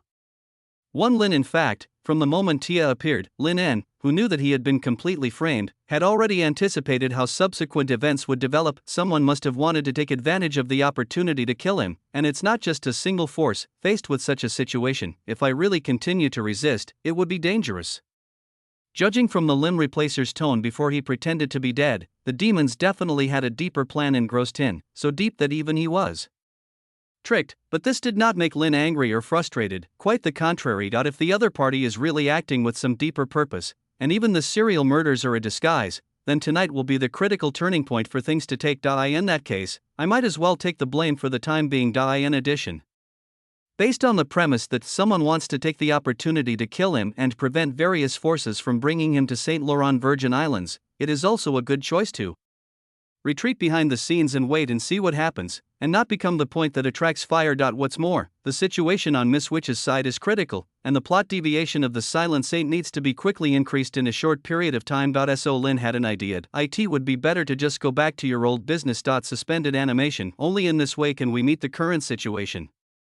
But this time, under the watchful eyes of the public, he was more particular about his micro-manipulation techniques. When the assassination attempt comes, the opponent must leave a wound on your body that will make the doctor exclaim, if it was a few millimeters off, you would be dead.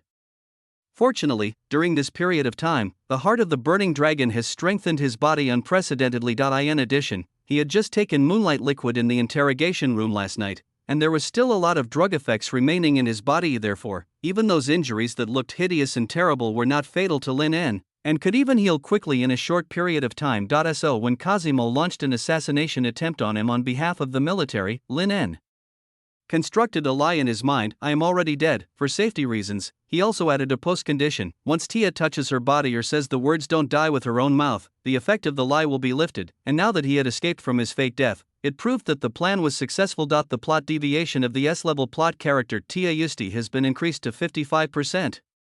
Looking at the messy scene in front of him, a pleasant electronic prompt sound rang in Lin N's ears. After careful calculation, ever since he drew his abilities on the train back to the capital, the sky-high price of 10,000 points in the next draw has been daunting for him. Fortunately, I have finally found a way to quickly collect points. I'm afraid it won't be long before I can acquire new extraordinary abilities. Feeling the slender and soft body in his arms, Lin N thought silently. Besides, perhaps he is the only man in the world who can hold her like this. I didn't expect that her but is quite perky. However, Tia didn't seem to realize that she was being taken advantage of. Due to the rapid fall just now, the moonlight scepter slipped out of his hands, and now his hands were empty, with nothing in them. Therefore, when a person is suddenly caught while falling, he or she will most likely subconsciously hug the other person's neck, as if a drowning person is grabbing the last straw, and now, she was hugging Lin N's neck in such an intimate and ambiguous posture, looking at him in a daze. After all, Tia didn't want to die at all. The reason for making such a sacrifice was just to give Lin N an explanation. From her perspective, he should have been dead, with no possibility of resurrection. But when the black-haired, blue-eyed boy appeared in front of her again in such a dramatic situation, Tia's heart still skipped a beat. There is nothing more joyful than getting back what you lost. Especially for Tia, the young man in front of her made her feel more indebted than ever before. You're not dead? At this moment, Tia's entire body was stained red with her own and his blood. She was seriously injured, looked pale, and even her voice was weak. The eyes looking up at the boy were brighter than ever before. At one point, Lin N was even infected by the deep satisfaction in her eyes and thought that this girl was extremely beautiful. This is not an illusion. In terms of character attributes and character arc alone, Tia at this moment seems to have broken free from the responsibilities of being the heroine and the control of the world's will, and has gained self for a very short time. This is a sublimation of personality and setting, reaching the same level as Eve Saint. The cold girl who was like a doll in the past disappeared, and was replaced by a warm personality. Maybe from this moment on, the girl named Tia Yuhesti is truly alive, not just a mistake born in the goddess container as in the original book. Well, sorry for making you worry. There was a moment of silence, and for some reason Lynn avoided the girl's gaze and carried her towards Louise behind. After all, I am not worthy of her gaze at all, everything is just a show in the order of the witch lady, that's how it should be. Therefore, there was absolutely no reason for me to react to her beyond the scope. As for Tia, seeing that Lynn suddenly fell silent, she did not ask any further questions. After all, the two of them have never had a peaceful relationship, but now that things are at a critical juncture, everything is becoming a little different. Tia was held motionless in Lynn's arms, without trying to break free or resist. Her two little feet swayed gently in Lynn's arms as he moved. It's a novel experience. I thought that until I died, I would never have a similar experience with any man. Even if there is, it will only be with Brother Xia, but now doesn't seem to be the time to think about this. Kushastain, who had just been hit by a full-charged dark moon, was now covered in blood and his wounds were healing rapidly. I didn't expect that the blow that overdrew my life still didn't pose a threat to him. In this case, there is only one outcome for everyone trapped in the tomb of the dead. Although I've already said it, I still want to tell you. Tia gently hugged Lynn's neck. I'm sorry that I couldn't bring you out alive. At this moment, the two finally walked in front of Louise. Tia also showed a look of apology towards her good friend who stayed behind to cover their retreat and did not have time to escape from the tomb of the dead. Perhaps knowing that everyone would die soon, he spoke more and showed the two of them a side of himself that no one had ever seen before. Hearing this, Louise was silent for a moment, then sighed softly. Although I doubt your choice, who makes you my good friend? It's a pity that we won't be able to see the church avenge Sister Trina. She gently held Tia's body in her arms and glanced hatefully at Kushastain in the distance. It's strange, for some reason, the two girls accepted their fate with great calmness. Don't worry, you won't die. The sudden words brought Tia and Louise back to reality. When the two girls looked to their side at the same time, they found that the boy had walked away into the distance without them noticing. Is it him? It's him. The moment Lynn's figure appeared in front of Kushastain, every cell in his body roared madly, not resentment or anything, but it is a joy that comes from the heart. Whenever he thought of the disastrous defeat at the Sauron Mountains and the successive humiliations he had suffered from the ants, Kushastain was in constant emotional torment. He wanted to see him again all the time and let this ant pay for the shame he had left on him. Kushastain, who has a long life, can no longer remember the last time he had such deep emotions towards a being, but I don't have any impression at all, because most of the beings that caused him such anger have disappeared from the world. Among them are many gods and powerful sealed objects with independent consciousness.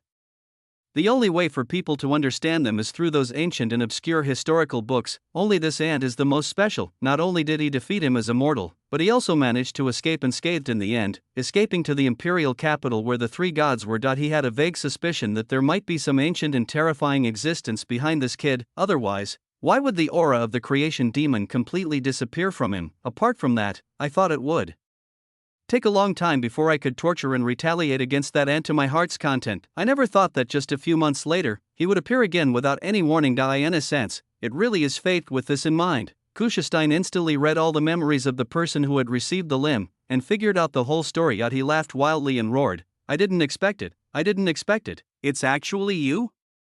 Lynn walked slowly to the front of the King of Evil and looked up. At this moment, after absorbing the power and will of Kushastain, the already hideous and terrifying limb replacer became much larger, as tall as a small building, and covered with all kinds of limbs like a reptile. Seeing that he didn't reply, Kushastain's crazy smile became even more intense.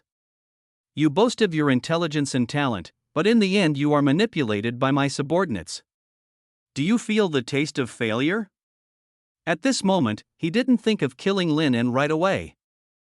Just killing him would be too easy for this kid. Just as he had said in the curse he had placed on him before, he would be made to experience all the pain in the world, and then be nailed to the deepest part of the endless demon abyss and tortured for 100,000 years. It will be a long time before the Tomb of the Dead is no longer effective. Therefore, Kushastain was not in a hurry at all, and for the first time ever, he even showed an attitude similar to that of an old friend greeting an ant. The remaining extraordinary people around were now gathered in a corner, trembling, seeing that the guy who came back from the dead was actually talking to this extremely terrifying existence. I couldn't help but feel even more terrified. After hearing these words, Lin, who had remained silent until now, finally spoke. He looked up at the huge creature perched on the ceiling. It seemed that he was not frightened by its breath. Instead, he sighed softly, being played around with? Lin seemed to be talking to him, or muttering to himself. In a sense, you are right. As far as the limb attachment incident is concerned, it seems that I have been led by Brilhuman from the beginning to the end. As the words fell, the atmosphere fell into silence for a moment. Kuschestein's eyes widened, as if he had not expected that he would admit his failure so readily. There was no trace of the expected broken defense and frustration on his face. It's like talking about a topic that has nothing to do with you. This was completely different from the impression he had of a crazy and extremely arrogant antis this because he feels that he is not far from death, so he wants to say some nice words to win his favor in the hope of being spared. How stupid! Kuschestein roared loudly and waved his limbs all over his body. He was just about to speak. Unexpectedly, the other party interrupted him and continued the previous topic. But Kuschestein, sometimes you have to distinguish the relationship between the host and the guest. Clearly, the demon before his eyes was a high-dimensional demon of the same status as a god. Even though it was not its original form and its strength was not even 1/10 of its peak, it was still enough to slaughter him numerous times by using a 5th-order legendary as a vessel. But Linen's tone at this moment really seemed like two old friends reminiscing about the past. This instantly aroused the violent emotions in Kuschestein's heart. "What did you say?" The sound of limbs scratching came from all directions, like a devil's sound piercing the ears, causing everyone present to cover their ears in pain. Objectively speaking, Brilhuman did play me in his hands, that's true. Linen slowly put his fingers into his pockets, but that's only because I gave up the idea of playing a game of wisdom and strategy with him. In other words, from the beginning I didn't intend to play along with him, so naturally I didn't bother to consider questions like, is there a trick here? Then, dear Kuschestein, please use your little brain and think carefully about it. Under what circumstances would a man known for his wisdom give up the means he is good at? I remember there was an old saying that seemed to be used to describe this situation. As the young man's calm voice fell, the whole audience fell into silence and stillness. Kuschestein's scarlet pupils were filled with strong malice and cruelty, but even so, everyone still read a hint of absurdity in his emotions. In the face of absolute strength, all conspiracies and tricks are useless. He opened his bloody mouth, revealing his sharp white fangs. Are you saying that you have reached this point now? The king of evil and cruelty suppressed a laugh in his throat, as if he couldn't help laughing at what this ant said. The answer is correct, but unfortunately there is no reward. Lin also looked at the other party with a smile. At the same time he drew from his pocket the Pinez card. This was the high sequence seal that Avist had rewarded him with back at the border. According to Ms. Milani, there are 54 cards in the deck. Once you collect them all, you will know the secret of becoming a god. Apart from that, the effect alone is extremely amazing. Each card is as powerful as a seal, with different abilities and effects depending on the suit and number. The bigger the card, the stronger the effect. The card in Lin's hand is even more special. In his opinion, this is the biggest joker, but in the eyes of others, this is just the smallest card. The 2 of spades. It is obvious who is right and who is wrong, considering the sound Lin heard when he first picked up the cards. Logically, this should be the most powerful card in the entire deck, but Lin N had only activated the Endless Silk form from beginning to end. Although it is highly versatile, in his opinion, it does not exhibit the so-called miraculous effects at all and can only be regarded as a good sealing item. Therefore, as early as on the return train, Lin tried to dig deeper into the cards and gain something, but just when he was about to make further attempts, the erotic mark that Eva had placed on him suddenly took effect, causing extremely exciting things to happen between him and Her Royal Highness the Princess in the carriage. Fortunately, after returning to the imperial capital, Lin N studied it more or less in his spare time and gradually figured out the true use of this card. Just as I guessed in the carriage at that time, only a small amount of supernatural power is input into the cards to activate the first form, which is the Endless Silk mode, and if you want to reveal its true face, you need to pour all your extraordinary power into it and activate the second form. Lin named it the Dramatist mode. Buzz.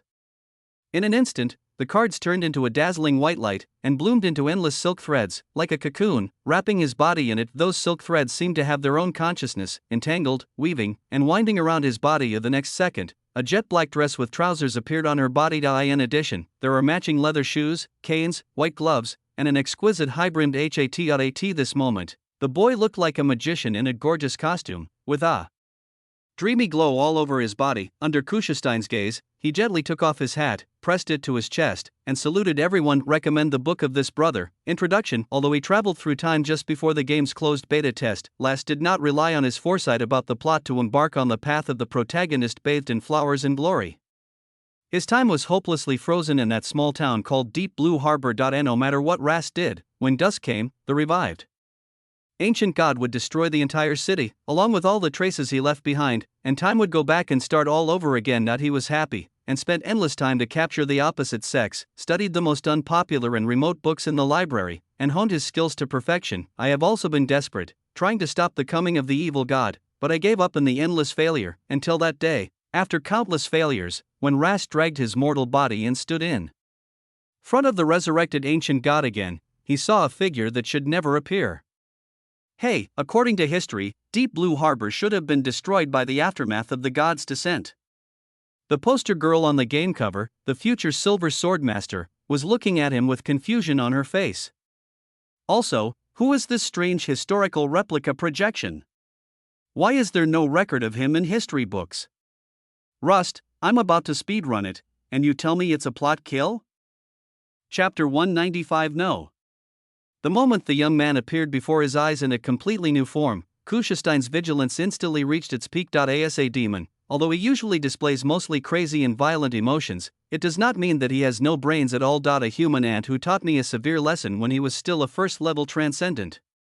Even if I am in a desperate situation now, I must never let my guard down against him. The reason is simple. I haven't noticed any despair on his face yet. Even under the double destruction of himself and the creation demon, he still survived. If that's the case, how could it be possible to die here so easily? Even if it means death, I will definitely resist. However, the container that Kuschestein has descended into now is countless times more powerful than Lin at that time, and the authority and power it possesses are far greater than at that time. Although it is still far from reaching its peak, it is more than enough to deal with these ants. The only ones who are qualified to be his opponents are the gods who also come to stop him by divine descent. So when he realized that after using that card, Lin and Zora still remained at the second level, he immediately revealed a mocking smile. At this moment, it looked like he had merely changed into a new outfit and lighting effects for a more ostentatious look, and nothing had changed in essence. I only need to raise my hand slightly to kill him completely. Thinking of this, Kuschestein laughed uncontrollably. Is this your backup plan? A meaningless change of clothes?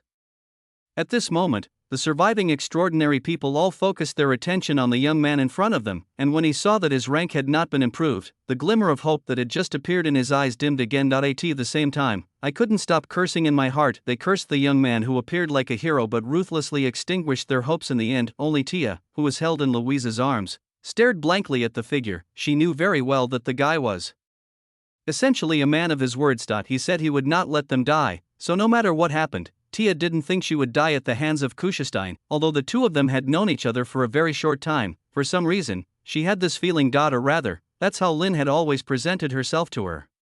But what exactly should a mere second-level cultivator do, and what should he sacrifice to defeat this indescribably powerful monster before him? In Louise's arms, Tia's index finger moved slightly, as if she wanted to raise her hand to stop it, but she had lost all her strength. In the end, you can only be like a bystander, helplessly and distraught as you watch the other person walk to the end alone.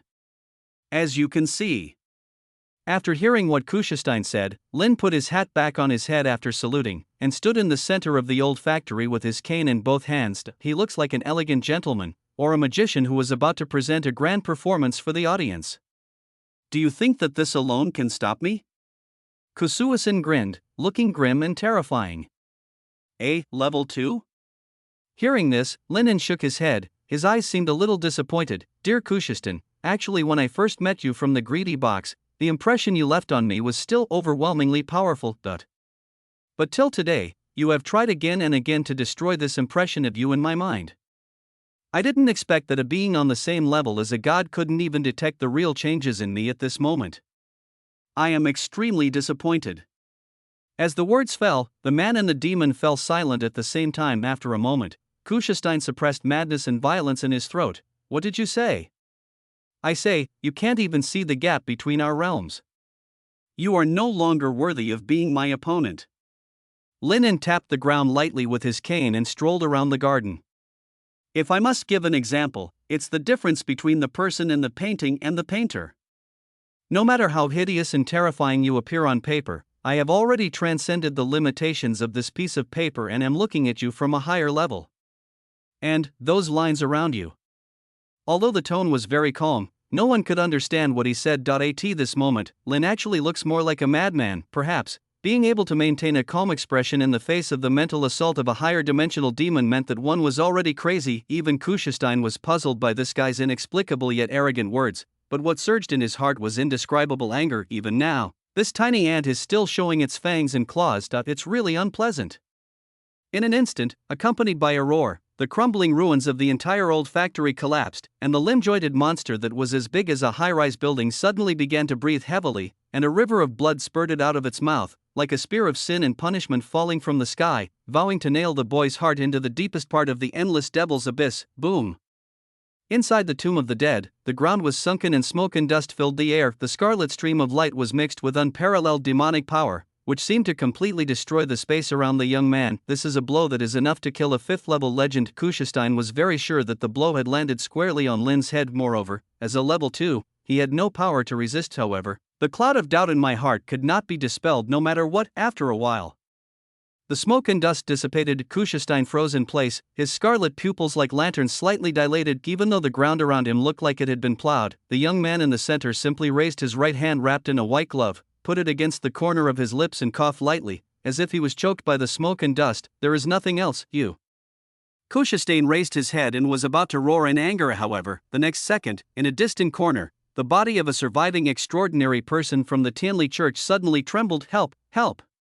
He covered his face in panic and found that his body, which had been intact just now, was now crumbling like quicksand. However, the people around them had no other thoughts except horror at the scene before them. Everything that happened tonight has already exceeded the upper limit of what they can bear right now. He has no other thoughts except to survive. So how could he possibly lend a helping hand to a guy he doesn't even know?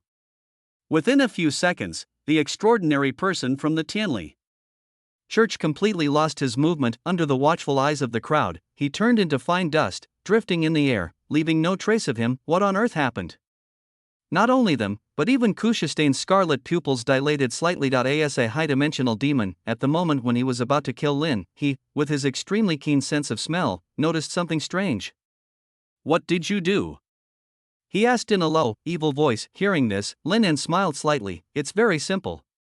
If death is a kind of fate, then what I just did was to transfer the death that originally belonged to me to that guy. In other words, Lin, who should have died, escaped such a fate through the power of grafting. But the extraordinary person from the Tianli church was not so lucky. After bearing Lin's death, he naturally had no room for resistance and received his lunchbox in an instant. At this moment, Lin, in terms of combat power and statistics alone, is still far from being a match for Kuschestein. But so what? Sometimes, the factors that determine victory or defeat have nothing to do with combat effectiveness. Lin Bartolian is now truly in a higher realm. If you don't believe it, at this moment, those invisible threads surrounding everyone, which only he can see, are the best proof. Spatial authority? No, in terms of combat methods, this is more like a damn trickery approach. Are you a believer in the prisoner of fate? Kuschestein seemed to have noticed something, and his expression suddenly became extremely interesting. Prisoner of fate. This is the 5th time I have heard this word in this period of time. Judging from the name, his existence might be related to his current strange state. I just don't know what happened in the past. Not only the puppet in the cellar, but even Kuschestein in front of me seems to have a deep connection with the other party. However, now is not the time to think about such things. If you want to know why, my skin, which is now broken like porcelain, is the best proof. On the other side, Kuschestein, who was still immersed in shock, instantly noticed the abnormality of Lin. After all, the opponent only blocked his attack instead of defeating him head-on. The belief in tricks is like this. It often has many strange and mysterious means of self-protection, but the means of frontal attack are extremely weak. In other words, this is a belief that is extremely biased. Not to mention, you don't have much time left, do you? Kusuasin grinned, his face ferocious and terrifying. You are only at the 2nd level, but you want to get involved in the authority of God. To be honest, the fact that you didn't die on the spot shows that you have a strong will. He was right in saying this stuff. It's just that Lin's current strength is too weak. In other words, the quality of the container is too fragile. Even if he was a 5th level legend today, he would not have to pay such a heavy price. Lin touched the broken skin on his face and felt like a shaky engine, roaring at full power. The result of doing this is naturally disintegration. Being able to survive a blow from Kuschestein was something that a 2nd level cultivator couldn't do without paying a price. You're right. After noticing his collapsing body, Lin seemed calmer than anyone expected. So, I'll make it short. The next second, the boy's blue eyes turned to the monster with bared fangs and claws floating high in the sky. Kuschestein, could you please leave for now? Think about it carefully. There has never been a life and death relationship between us. The only conflict was the one at the Solon Mountains. Compared to the old feud between humans and the hatred and murderous intentions towards the gods, an insignificant ant like me is not worth your concern at all. As for me, whether the Saint Laurent Empire will be conquered by the demons, and what the future of this continent will be, to be honest, considering the ridiculously short lifespan of humans, these issues are not worth my attention at all. If I hadn't had to, I wouldn't have gotten involved with you at all. So, put aside your anger, and you will find that there are no irreconcilable contradictions or conflicts between us. Do you want to beg for mercy? Kuschestein uttered a low laugh. Lin and shook her head. I hope both of us can take a step back and not make things too awkward. It's really strange. He roared and moved his limbs all over his body. I didn't expect that the lunatic who dared to show his claws in front of the devil would actually choose to compromise with me. This is really, so, what's the answer? I refuse. Kuschestein slapped the ground with his limbs, causing a violent vibration. You are now my prey on the chopping block. How can a hunter compromise with his prey in this world? He laughed wildly, with deep malice suppressed in his throat. At the same time, he stared intently into Lin's eyes, trying to detect panic in them. However, all this was in vain. After hearing Kuschestein's words, Lin, whose body was about to collapse, supported himself with a cane. However, his face was very calm and he even sighed softly. The negotiations broke down. Lin tapped the ground with his cane. In that case, there is only one way to go. The answer is simple: become mortal enemies. Do you think that just relying on the improvement brought by that seal, you are qualified to be compared with me?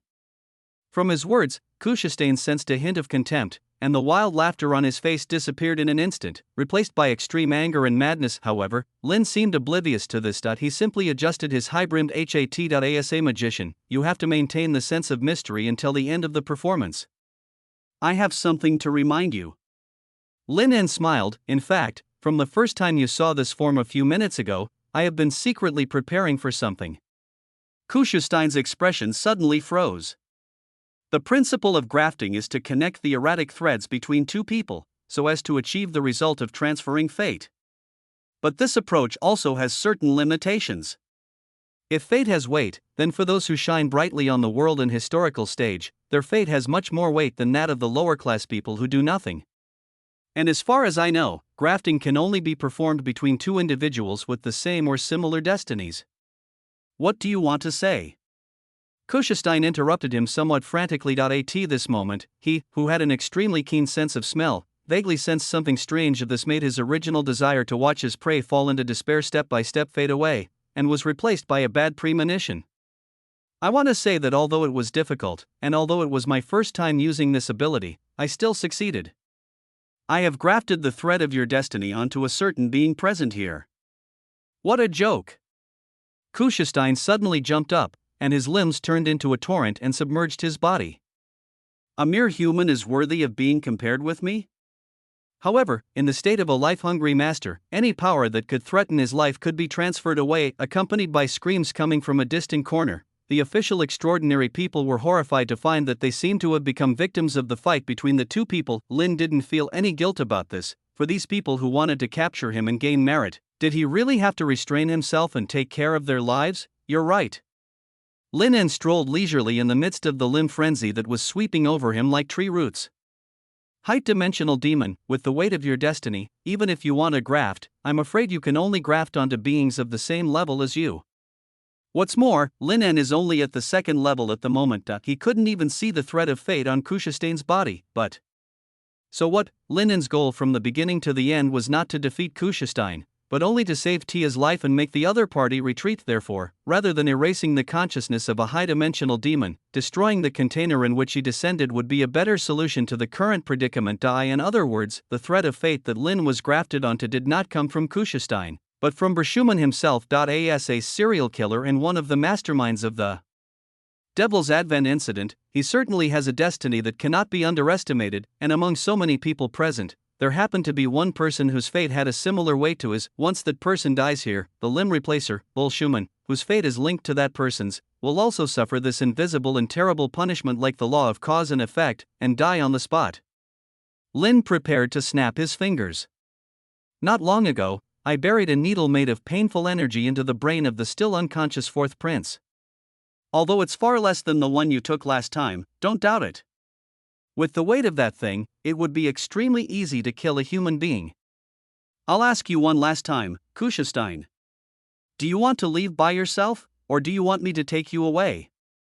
At this moment, the calmness and playfulness on the face of the king of evil and cruelty disappeared, replaced by scarlet anger and murderous intent.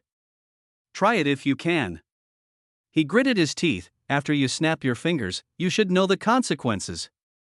You humans are always talking about benefits and costs. If you can't even survive, and all you get in return is my temporary retreat, do you accept such a price? Only? Lin seemed to disagree with what he said and shook his head. How can I describe this as only when I am able to protect the people I cherish at the last moment of my life? Okay, stop talking nonsense, Lao Ku. It's your turn to make a choice. You're dreaming. Ant, we'll fight to the death. Thinking of this, Lin sighed slightly, then he slowly raised his hand. At this moment, a girl's urgent cry suddenly came from a corner in the distance. That voice revealed unprecedented panic and despair. Don't want. Bang. The plot deviation of the S-level plot character Tia Yusti has been increased to 37.55%.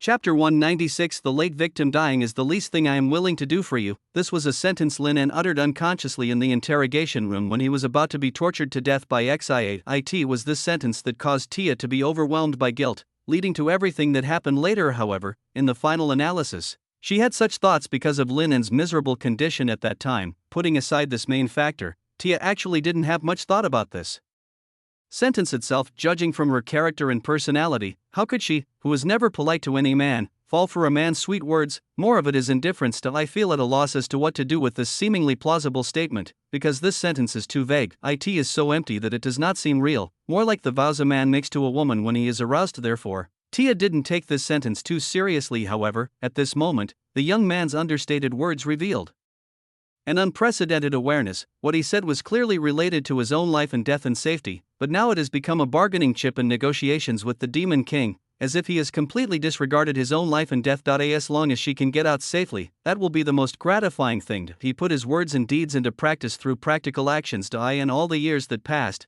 Tia had never encountered a similar existence. Why are there such people? When she came to her senses, she found that she was already in tears. Even though she just knew that the guy was wrongly accused, Tia's eyes only turned slightly red. Although he was overwhelmed by a strong sense of guilt, he did not shed tears. At this moment, she felt a sour and oppressive feeling accumulating in her heart, which was slightly sweet, yet somewhat torturous. This was the first time she cried for AMA and I. In fact, Tia is not the kind of woman who cries easily, and she rarely cries on weekdays, but now the crystal tears could not be stopped, and they slid down her fair face in big drops. I should have realized it earlier. Given his character and the promise he had made, it would be impossible for him to buy them a chance of survival from the hands of the king of evil and cruelty without making unimaginable sacrifices. But she, such a despicable woman, seemed to have deliberately ignored this point and allowed him to go to fight the enemy alone, while she and Louise enjoyed his protection and care with peace of mind. That's disgusting. It's so despicable. I was obviously happy for his awakening just a while ago, but now I have to watch him embark on another dead end. At this moment, Tia's slender white fingers were clenched tightly into a ball,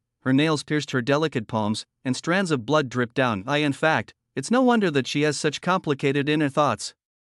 Just look at what that guy Lin did. The great rescue in desperate situations always brings tears to people's eyes. Not only did Lin wake up at the crucial moment, he also made a heroic appearance in a way that impressed everyone. Just imagine it: a young magician strolls leisurely in the old factory, dodging the opponent's fatal moves with a nonchalant attitude, disregarding his own life and death, and negotiating with a terrifying high-dimensional demon in an equal or even condescending manner. Normal people can't even remain calm in front of his aura. As for the bargaining chip, it was his own. Life, is there anything more fascinating than this scene? Even if it wasn't Tia, if any other woman was here, even the eldest Princess Helena came here to experience the scene before her, it would be impossible for her heart to remain calm. At least 9 out of 10 women will fall on the spot. At least for Louise, after what happened just now, her previous disgust and bad thoughts about him completely disappeared, and the prejudice in her heart was also swept away. But when she saw Tia's appearance, at this moment, her heart couldn't help but skip a beat. At the same time, under the gaze of the two girls, the boy slowly raised his right hand. After his description just now, they roughly understood the role and effect of this ability. Tio put it simply, Balshaman's life is now tied to the fourth prince's. Once Lin snaps his fingers, both of them will die at the same time. As for Kushestein, without a suitable container as the material for his descent, even as a high-dimensional demon, he could not cross such a long and distant time and space to have an impact on Grostin. The matter was completely settled here. Linen's decisive shot blocked all the opponent's retreat routes, but Kidia looked pale and confused, because she knew very well that this move not only blocked all of Kushestein's escape routes, but also cut off all his chances of survival. Before this, when Tia learned that Linen was not a limb transplant recipient, she felt relieved. If this is the case, judging from the fact that he assassinated the imperial senator but did not kill him, and kidnapped the prince, if the third princess forced him with force, and if she secretly operated as the Saint of Silence, there is a high probability that he would survive the trial. As long as people are alive, there is still hope. But at this moment, Linen not only had to risk his physical collapse to change the fate of a fifth-level legend, but also had to kill Joshua with his own hands. Naturally, Tia felt extremely disgusted with the fourth prince, an evil scientist who conducted a large number of human experiments in private, but he is a prince after all, and once Lin kills him, he will be completely charged with a crime that cannot be cleared, and there is no reason for him to survive. This is also something that makes Tia feel panic. Therefore, the moment she saw Lin raise her hand, she screamed subconsciously, "Don't want!" The voice was trembling and panicked, as if the person in front of him would disappear at any time. After all, Kidia was still a step too slow. In other words, for the boy who was arrogant to the core, no one could change the decision he made. Bang! At the moment the snap was made, the fourth prince Joshua, who had been protected in the corner, suddenly twitched and twisted his body, as if he had an epileptic seizure, and foamed at the mouth. A moment later, accompanied by the stench of incontinence, his head tilted and he completely lost his breath. An extremely noble prince of the empire died so casually in a transaction and negotiation between a man and a demon, died by Lin's snap of fingers. He fell into a coma without even saying a word or making any attempt to resist, as if he was a stray dog on the side of the road that was kicked to death. Time seemed to freeze at this second, the angry and ferocious expression on Kushestein's face froze in an instant. He slowly lowered his head and looked. The monster's body, which was as tall as a building just now slowly crumbled and disappeared like dust. At the same time, his powerful and abundant demonic power seemed to have received the urging and summons from his main body again, and rushed towards the space channel in an unstoppable manner. Everything seemed so familiar. It was as if the scene that happened in the Sauron Mountains more than 2 months ago was being recreated and reproduced exactly in Gloston. How could they be so similar? It was not until his consciousness was pulled away by the overwhelming attraction that Kushestein came to his senses. Across the extremely chaotic space channel, his huge scarlet eyes, which could almost cover the entire sky, cast a glance full of resentment and murderous intent at Lin Yen. It happens again. It happens again. Obviously, no matter from which angle you look at it, you are the stronger party. If they were to fight head-on, even if there were 10,000 Linens in front of him, he could easily wipe them out, but it was exactly the same as last time. This feeling of being unable to use the power made Kushestein almost explode. This was the first time that he was defeated twice in a row by the same person. Lin Bardoldlian. I'll remember you. In the end, Kushestein didn't say anything cruel or memorable. He seemed to have finally accepted his fate. At the moment when the spacetime channel was about to close, he spoke in a low voice with gritted teeth across a long distance, much calmer than expected. It seems that the next time we meet, it will be a fight to the death. As the old factory fell silent again, Lin thought silently as he stood in the middle of the mess. At the moment, he seemed to have made enemies with 2 god-level beings, the King of Evil and the Moon Goddess. 100,000 years later, anyone else would probably be feeling unprecedented pressure at this moment, but Lin looked calm. Compared to those, he has more important things to do right now. With a flash of light, the magician's clothes disappeared and turned back into the Pines card, which fell into his pocket. This time, the cost of forcibly using the dramatist mode was also revealed. Crack, crack. As tiny cracks appeared, Linen's body surface was like broken porcelain, as if any gust of wind could completely break the balance that he barely maintained in his body. But even so, he had no intention of dying here, just like what Lin had always done. This incident was also a gamble. A gamble with one's life. The stakes are Tia's fate, judging from the results. The plot deviation of 37.55% means that he won the bet. Not only did she madly gain system points, but the witch lady had probably also broken free from the chains that symbolized the goddess of the moon.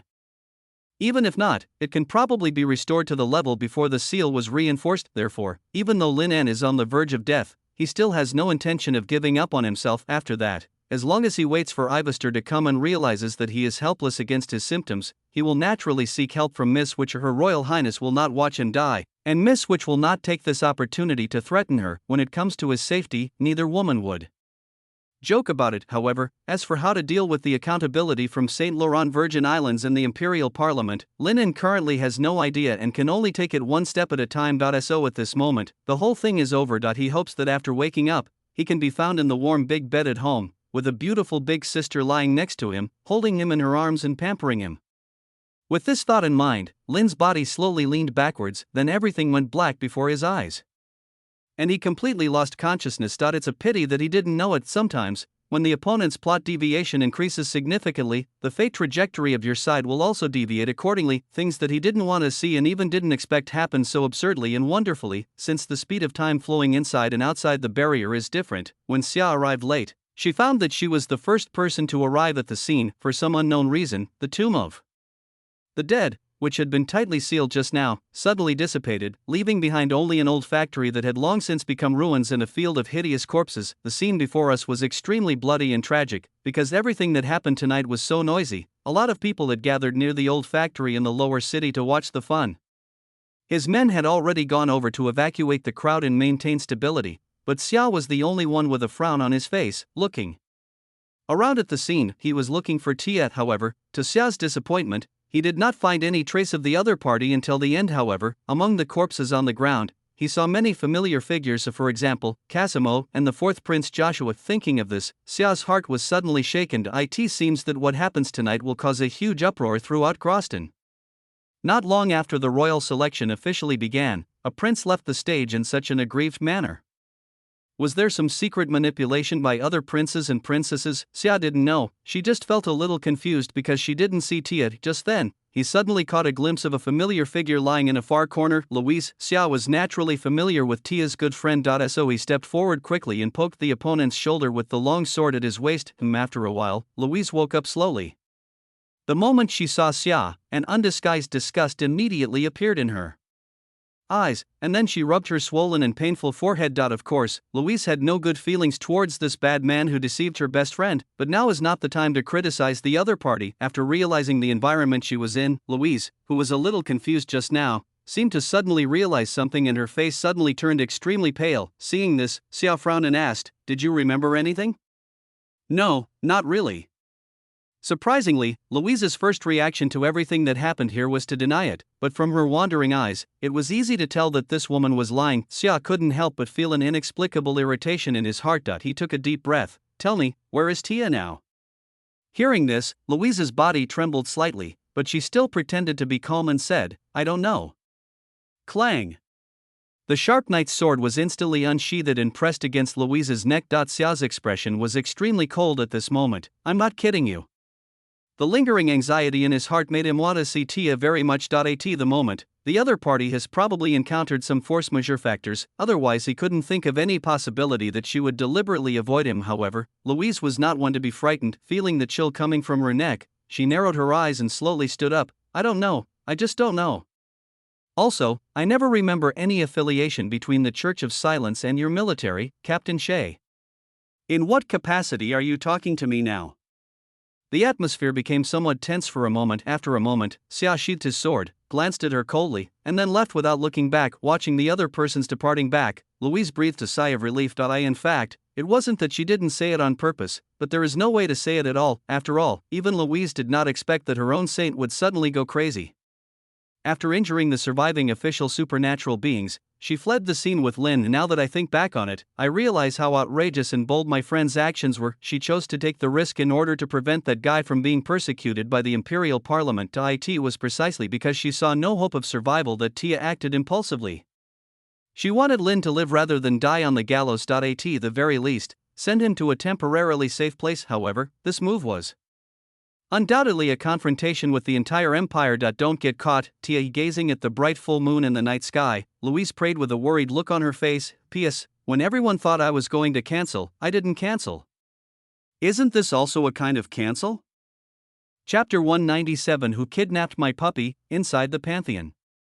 Click, click, click. The fine and clear sound of shattering echoed in the empty hall, instantly bringing the Witch of the End back to her senses from her thoughts. When she realized what had happened, a strange look suddenly appeared on her face, full of unprecedented surprises and wonders. Obviously, even she had never expected that the chain of order would change again not long after the seal was reinforced. It was clear that before this, he had just been cut off from all means of communication with his own believers and could only stay alone in the hall waiting for the result. I never thought that in the blink of an eye, there would be results. Judging from the extent to which the chains of order were broken, the deviation of fate this time seemed to be far beyond his expectations. The Witch Lady looked at the clearly visible deep cracks on the reinforced seal with satisfaction. Although the power of the seal still gave her a headache, at least she had recovered a small part of her strength. According to the Witch of the End's estimation, the power she can use now is about twice as much as before the seal was reinforced.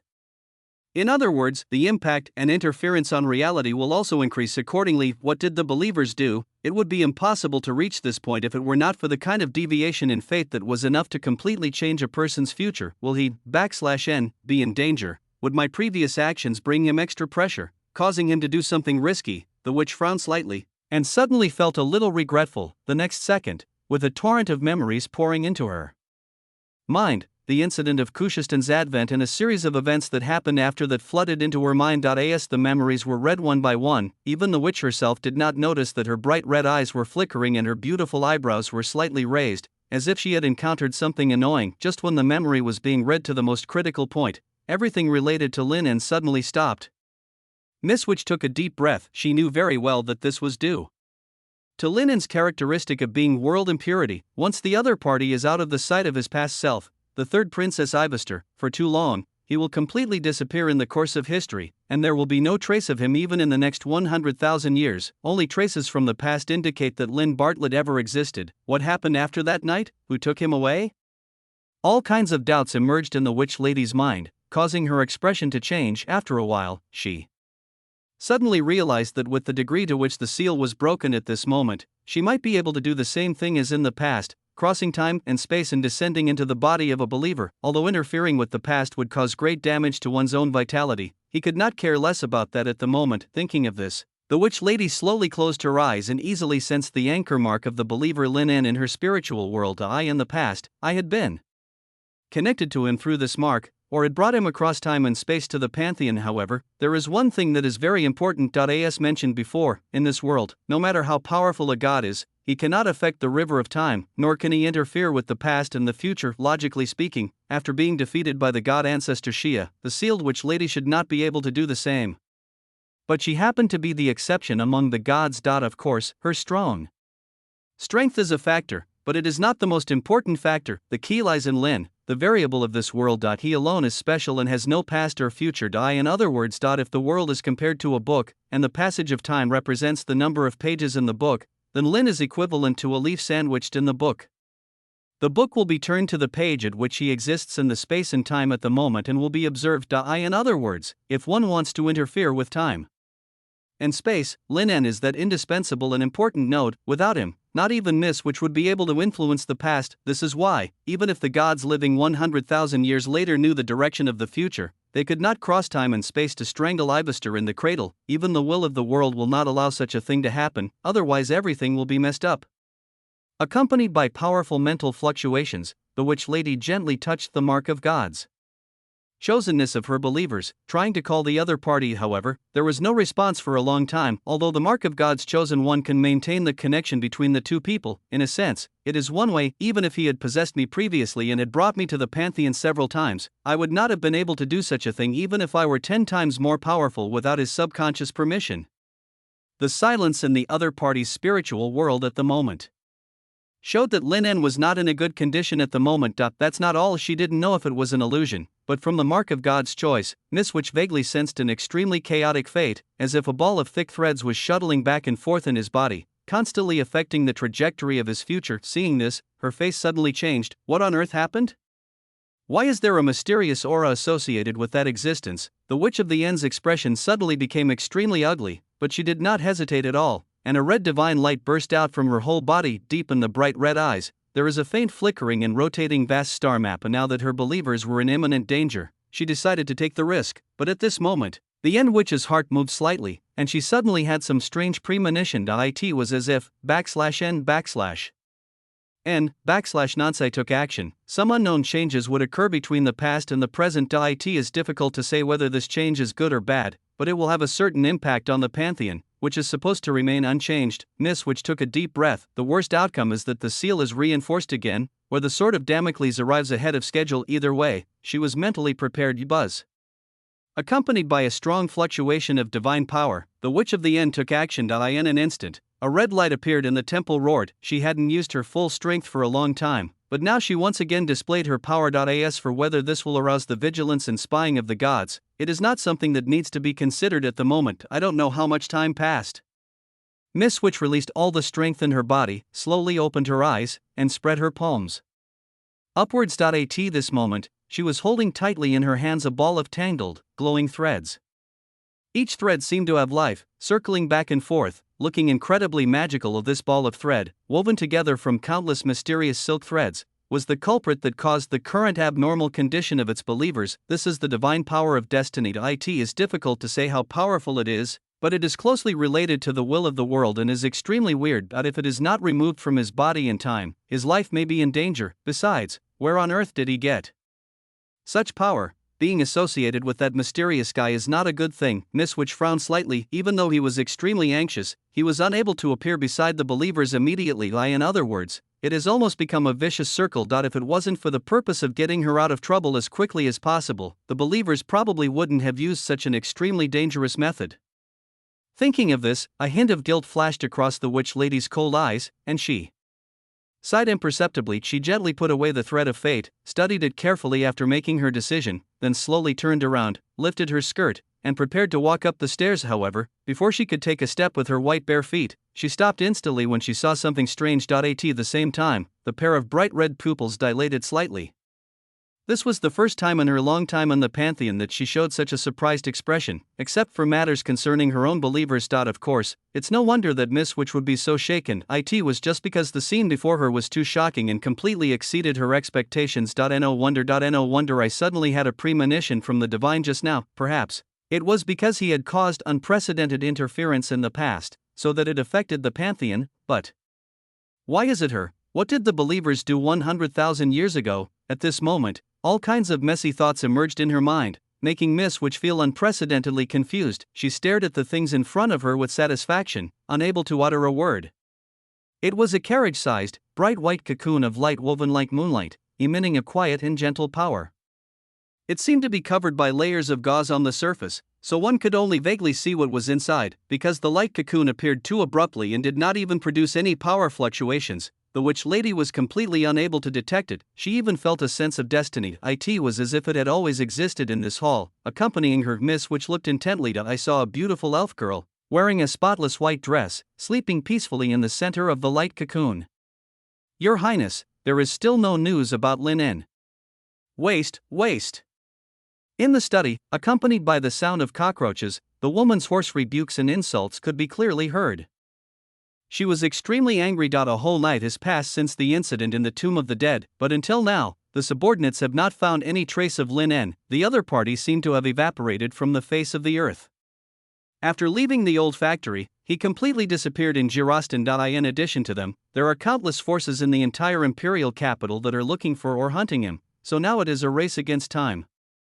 Any delay will put him in danger, therefore, East, who was already in a very bad mood, completely exploded and gave these idiots a severe lesson. Seeing this, the subordinates were terrified and dared not say a word. Perhaps it was because that guy was not around that the princess had turned back into the irritable and arrogant woman she used to be. Or maybe she had never changed from the beginning to the end. But Lin En's existence concealed this, but just when everyone was pretending to be smart. A little genius suddenly had an idea. Greya raised her voice slightly and said, "Your Highness, I heard rumors that the saint of the Church of Silence also disappeared with Lin En. Is this, as the words slowly fell, the expressions of everyone present froze, and then they looked at Greya with eyes that seemed to want to strangle him to death." Greya smiled. "Damn it, are you really stupid or just pretending to be stupid? Why bring it up at this time? Regardless of how much truth there is in this, don't you know what kind of personality your Highness has?" As expected, the next second, accompanied by a suffocatingly cold pressure and murderous intent, East's bright red eyes looked over. "It's gonna be bad." Everyone was filled with grief, however. Now that things have come to this, there is nothing they can do. They can only curse Greya as a stupid teammate in their hearts and pray that His Highness will spare their lives. Unfortunately, right now, she still needs the help of these subordinates. 3 days.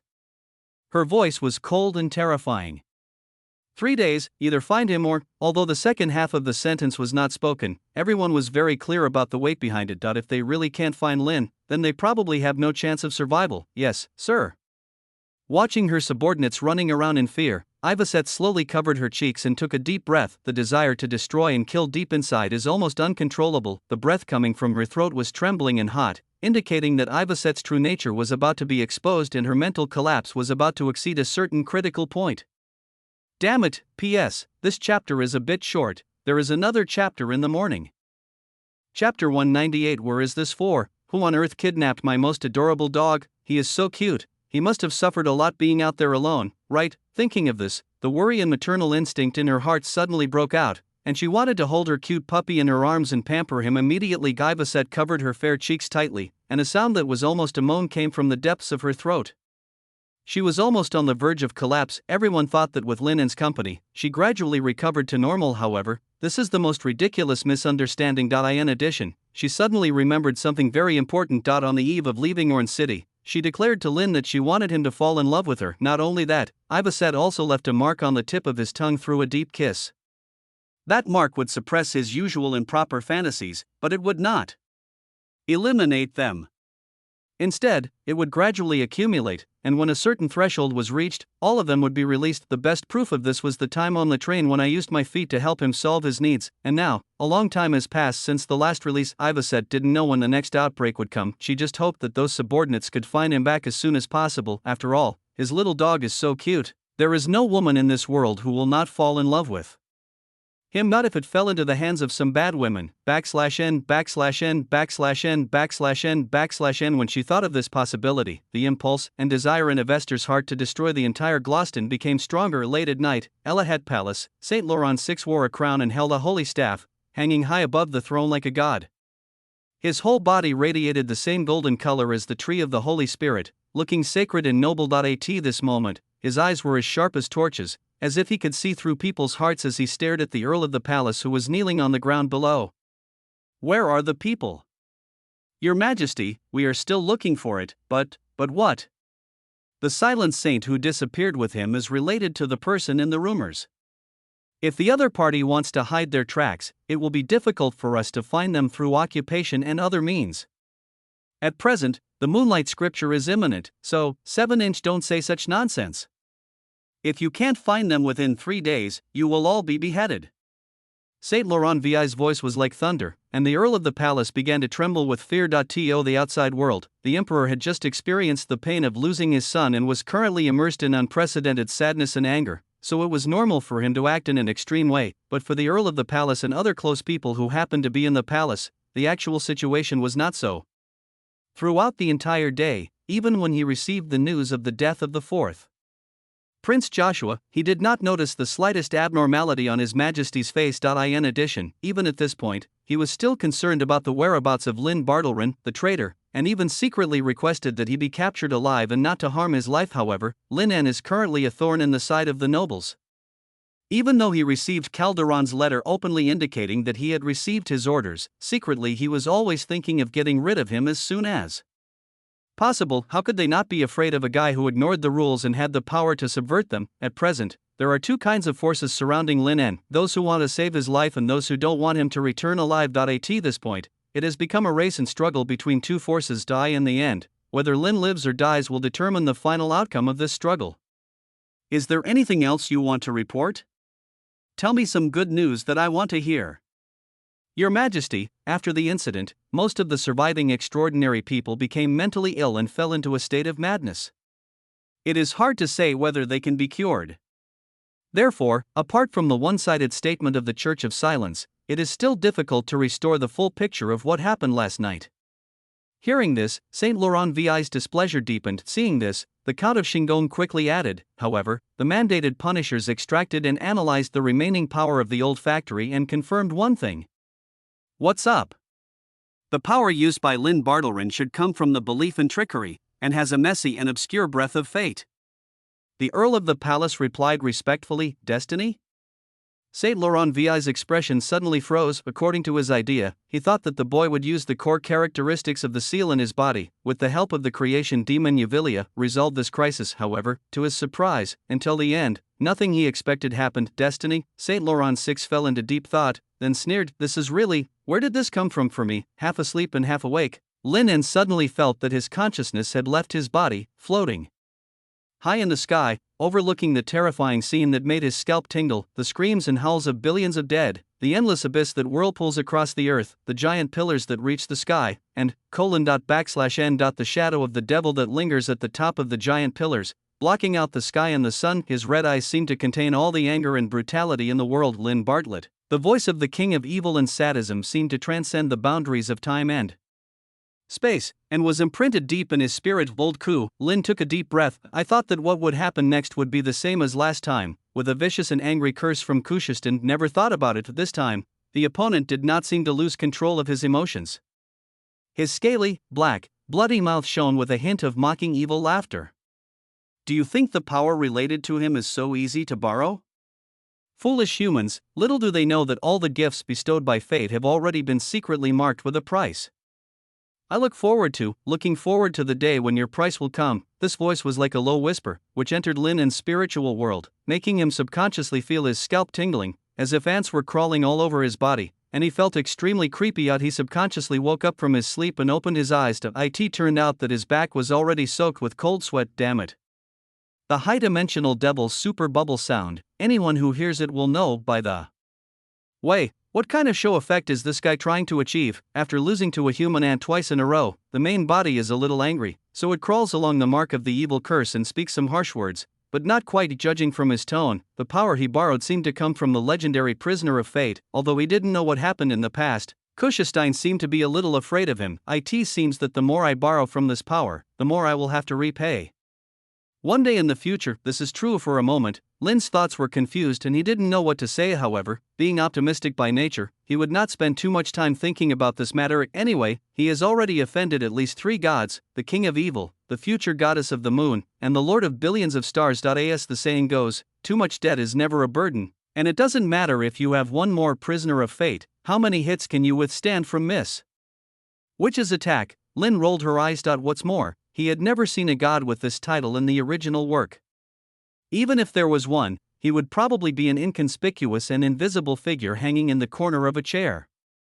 After finishing his thoughts, Lin En turned his attention back to reality. It was not until this moment that he was gradually swept over by the numbness and tingling all over his body, and he couldn't help but frown after realizing that his body was having difficulty even with the most basic movements. Lin sighed slightly. Not dying is already the best outcome, most likely. Miss Witch rescued him. I don't know how Her Royal Highness the Princess negotiated with her, and whether they had a quarrel. Thinking of this, Lin En suddenly became aware of a faint and refreshing fragrance and a faint warm breath coming from beside him. It seemed that there was a woman sleeping next to him. Yes, it, your highness. Hissed. Lin only felt a hint of heat on the tip of his tongue, as if the mark of lust that had once made him look so ugly in front of Ivaset was about to erupt. It's exactly the same as what I thought before I fell into a coma. When I woke up, there was a warm big bed and a hot big sister lying next to me to serve me. There was a sly smile on his lips, and a hint of fiery emotion in his blue eyes. I don't know what kind of reward Her Royal Highness the Princess and Miss Witch will give me since I have done such a big thing this time. Thinking of this, Lin En moved his body with some difficulty, and in the dark environment,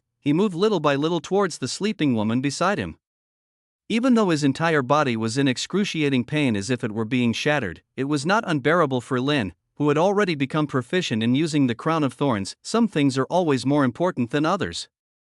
After a while, when Lin buried his face deeply in the woman's chest, he took a deep breath quite comfortably, as if he was completely alive after working hard all night. This was the reward he earned, Lin thought happily, but the next second, his expression suddenly changed. Something is wrong. This is not the scent of Her Royal Highness the Princess. Compared to the aggressive feeling like a rose, this body fragrance is as quiet and indifferent as an orchid, like a pair of cold little hands. Soothe the restlessness in your heart invisibly. Afia? Melanie?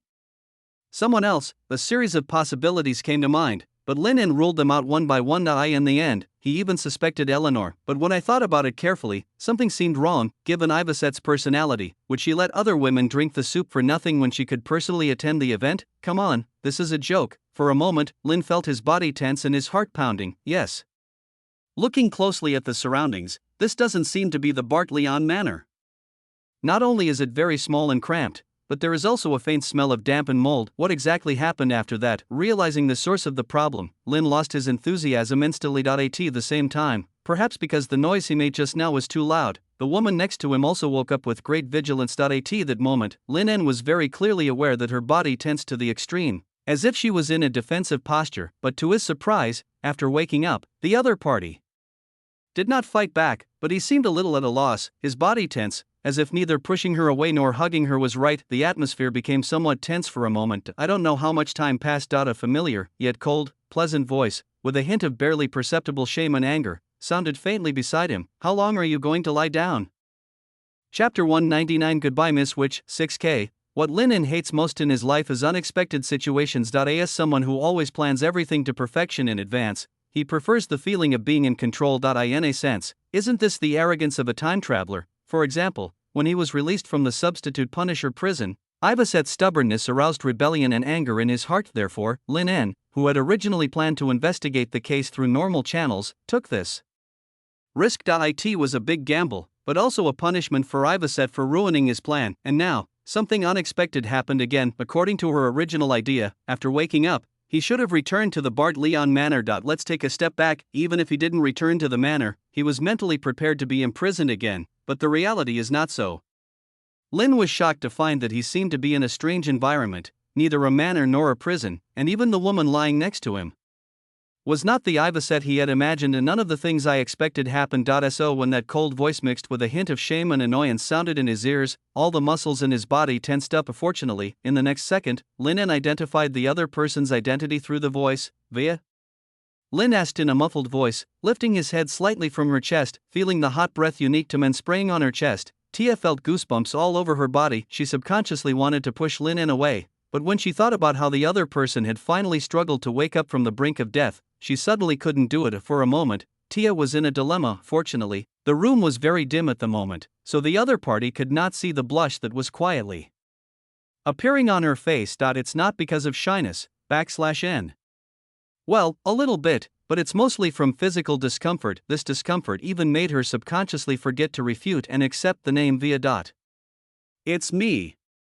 You get up first. I can't move.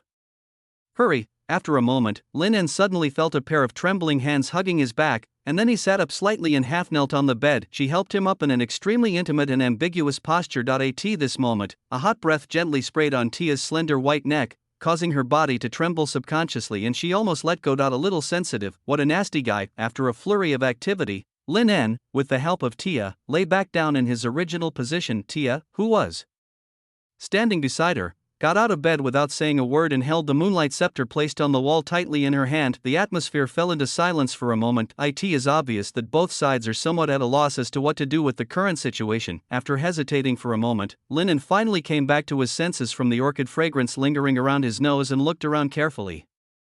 This seemed to be a hotel room. The furnishings inside were extremely simple. Under normal circumstances, it was not the kind of room that two people of noble status would ever stay in. Except for the migrant workers and mercenaries, most people may not be able to accept such an environment. Since the soundproofing of the room was not very good, the two of them could even vaguely hear the noise coming from upstairs. They were mercenaries who had lived here for a long time, and were satisfying their desires on the cheap prostitutes. It's totally normal under normal circumstances, but it is particularly embarrassing right now. With the dim moonlight, Lin noticed that Tia, who was leaning on the bed, tilted her head to the side, and a hint of exquisite light pink appeared on her elf-like pointed ears hidden under her soft chestnut hair. He couldn't help but take a deep breath. Now it's time to sort out the situation according to the original development of the matter. After resolving the incident of Kissestein's arrival in the old factory, he would soon be picked up by Ivest, who arrived late. Given Her Royal Highness's character, after something like this happened, she would definitely stay by his side all the time. She was merciful by not recreating the imprisonment play scene in Orange City. So the current situation shouldn't be like this. In other words, things started to go wrong from the moment he was picked up by Ivest, who arrived late.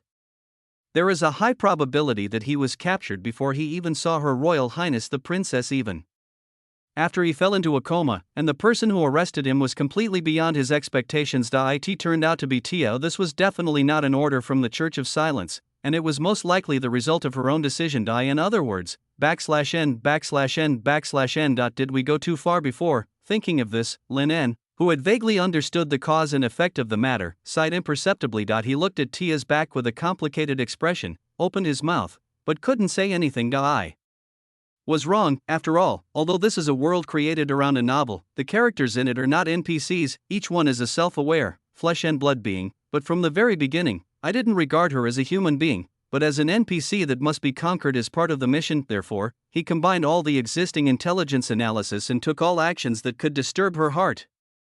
Judging from the results, these actions have been very effective, but he forgot one thing: Tia is not a secondary heroine in a gal game, and the game does not end after she chooses all the correct options. Let's take a step back. Even in a gal game, there will be an epilogue after you successfully conquer the female character. So he can only blame himself. Lin did not consider that, given Tia's character, after she developed strange emotions towards a strange man who was willing to sacrifice for her several times without hesitation, would she subconsciously do something out of the ordinary due to her long-suppressed spirit and personality? For example, in order to prevent him from being put in danger, they would go against the authorities regardless of the consequences and take him away from the scene, just to save his life. Thinking of this, Lin sighed imperceptibly. Calm down, this is just a mission. If it weren't for these people, the future witch lady wouldn't have ended up in such a miserable way. We need to clearly distinguish who was the enemy and who was the friend. Lin tried to harden herself, from the beginning to the end. His purpose was to gain Tia's trust, make her open up to him, and then use the moment of fall to transform her into an obedient puppet. While rescuing Miss Witch from the chains of order, she can also vent her anger and revenge, but the emotion lingering in his chest made him feel a little uncomfortable. What exactly is that? He doesn't know. For a moment, Lin, who used to do things efficiently and effectively, was unexpectedly caught up in some strange entanglement and self-reflection, but Tia on the other side didn't know what he was thinking. Why don't you say a word? It was obvious that the few times they met before, he seemed to have endless things to say and always stayed close to me, but keeping silent now made Tia feel a little at a loss. Now, 2 full days have passed since the advent of Kushustan. In the past 2 days, Tia has been taking the unconscious Lin to the lower city to avoid pursuit and assassination from various forces. The whole city is under martial law now, and it is extremely difficult to leave Grostin. Even Tia is a little at a loss and can only take one step at a time. Fortunately, Gloston was much larger than one could imagine. If she wanted to hide her tracks, even the church would not be able to track her down. After all, Lin actually killed a prince at that time. His wanted posters are now posted all over the streets, and even his own image appears on the portraits. In addition, from the pursuers who were dealt with in the past 2 days, we learned that the upper class of the entire Grostin is currently divided into 3 major factions. The first faction, led by Saint Laurent Virgin Islands, wanted to capture him alive. The second group was the nobles who wanted to erase Lin's achievements and execute him on the spot for murder. The third group is the fence-sitters who just want to watch the fun and not mind the trouble, or who have some hidden agenda and just want to muddy the waters. Things are starting to get complicated. Even Tia didn't expect that her momentary impulse would lead to such a series of consequences, but surprisingly, when I had some free time these 2 days, I would stare at the unconscious guy from time to time, and I didn't feel any regret in my heart. Occasionally she would think of Brother Xia, but then she would be brought back to reality by Lin, who was whimpering and having a nightmare, and she would take out a handkerchief to wipe the sweat from his Forehead fate is really amazing. In fact, until now, she still couldn't figure out why she was so impulsive at that time. Is it because of the guilt and indebtedness in my heart? Is this alone enough to make one disregard one's own safety and reputation, save a madman who murdered the prince, and wander around the world with him? Something seemed to be going wrong, however. The continuous rush of days had left her with no time to think about the current situation and the relationship between the two. At this moment, Tia was extremely tired. That's why she fell asleep beside him unconsciously just now. Unexpectedly, even in the dream, the guy's figure still appeared before my eyes. Now, Lennon finally woke up from his deep sleep, but Tia was a little overwhelmed. Judging from the other person's expression, that guy didn't seem as happy as he thought. Did I do unnecessary things? Thinking of this, Tia's face turned slightly pale. Fortunately, the next second, he sighed, after doing something like this. Have you ever thought about what you should do next? After all, someone like me is not worth it for you to do this. Lynn seemed to be hinting at something. However, Tia did not hear the hidden meaning of these words. Is he thinking about me? Thinking of this, the slight nervousness that had just emerged in Tia's heart disappeared instantly. It seems that the efforts of the past few days have paid off, but even so, the relationship between the two was not cordial. So she said calmly in a voice pretending to be indifferent, I just want to feel at ease. It's not for you, don't be so sentimental, but even so, I am very moved. Hearing this, Tia's small hand holding the moonlight scepter gradually tightened, and her pointed ears under her long hair trembled slightly without leaving a trace. Fortunately, the dark environment concealed her momentary loss of composure. After a long silence, she slowly stood up and walked towards the door without looking back. I'll go out and take a look. But then she seemed to feel that this sentence was a bit stiff, as if she didn't want to talk to him, which made the atmosphere a little cold. What's more, that guy is still a patient at the moment. Every time I get sick, I always feel a little insecure. After thinking about it from her own perspective, Tia added in a slightly more relaxed tone, and I'll be back soon. Good. Watching her leaving back, Lin lay quietly on the bed, the girl's delicate body fragrance still lingering at his nose. After a moment, he began to try to communicate with the mark of God's chosen one in his mind. Recently, my communication with Miss Witch has been limited to parchment. The last time we met in the Pantheon was just after the Wishing Jar riot. It hasn't even been a month, but it feels like a long time. Late at night, Tenley Church. This moment, in the center of the magnificent and grand hall, Cardinal Connor was standing in the endless star tracks cast in metal, looking down with an indifferent expression at the rising and setting of stars and the movement of the sun and the moon. The statue behind him, symbolizing the Lord of billions of stars, is faintly glowing with brilliant starlight, mysterious and infinite. After an unknown amount of time, the sudden footsteps disrupted the movement of the star track and awakened Bishop Connor from his meditation. Looking at his subordinates who hurried over, his expression was very calm. What's the matter? Your Majesty, there is still no trace of Lynn Bartlerin. The subordinate looked humble. Also, the Imperial Parliament seems to have noticed something and ordered us to send more extraordinary people to join the search. After all, Gloucester is so vast that even the most insignificant lower city area covers an area as large as 4 cities of Warren. Even if all the extraordinary people of the church were sent out, if special means were not used to eliminate them, the search would be like looking for a needle in a haystack. Hearing this, Cardinal Connor smiled slightly and said, Have those old foxes discovered it? Yes, they seem to have noticed the church's inaction in hunting down Lynn Bartlerin. The subordinate nodded, but hesitated to speak. Are you also curious that I am not interested in hunting down Lin N, even though there is an irreconcilable conflict between him and the church? I am a little curious, Your Majesty. Cardinal Connor slowly walked down the steps from the Star Track. He is the enemy of the church, there is no doubt about that, and the speed of his growth is far beyond our expectations. The sooner we eradicate him, the less harm he will cause in the future. It's a pity that those old foxes in high positions are too confused to understand one thing. What's up? Although I don't know the reason, His Majesty seems to want to protect this kid. If so, he won't die no matter what. At least he won't die in this matter.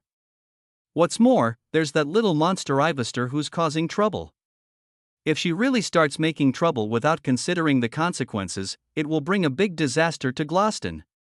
Upon hearing this, the subordinate's face froze. Fortunately, Bishop Connor continued quickly, but from this incident, we can also see some clues.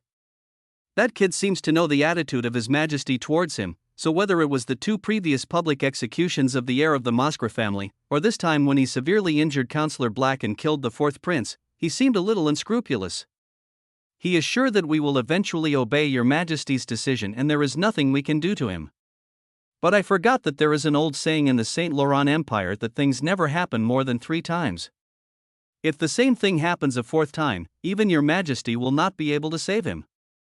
After a moment of silence, the subordinate continued to ask, "So what the church has to do next is to wait for the 4th incident to happen?" "No."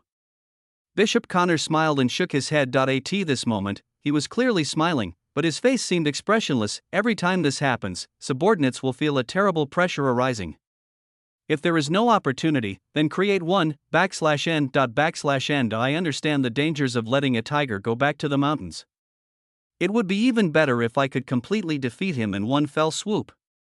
So, what should we do? Those extraordinary people who survived the Tomb of the Dead are still being rescued?" "Yes, except for the nuns from the Church of Silence. The others were either frightened unconscious by the limb grafters or are still in critical condition due to severe injuries." "In other words, everything that happened that night is just the opinion of the Church of Silence?" "That's right, Your Majesty." Bishop Connor narrowed his eyes and was silent for a moment. Then he pointedly said, "Get rid of them." Obviously, he was referring to those extraordinary people from various forces who were still unconscious. The wounded are now being rescued intensively. It would be extremely easy to catch them all in one fell swoop. Perhaps it can be achieved with just a fire, but the subordinates were stunned when they heard the order. Noticing his confusion, Bishop Connor said calmly, "Just do it." He didn't think of explaining anything, he just gave the order. "But among those who survived, there are also extraordinary people from the church." "Yeah, I understand." A simple and easy to understand answer made the other party instantly understand the meaning behind it. I felt a little chilly for a moment, however. As a subordinate, he had no right to oppose Bishop Connor and could only obey the order and leave. Bishop Connor watched his subordinates leave without saying a word. The reason for dealing with all the surviving extraordinary people was just to erase all traces of what happened that night. As for the silent church, :n/Neuron Saint is missing and there is a high possibility that she is an accomplice in this incident, not to mention the confessions of those nuns. From a legal perspective, the credibility is greatly reduced. Once there are no witnesses, the truth of the matter depends on how they want the truth to be presented.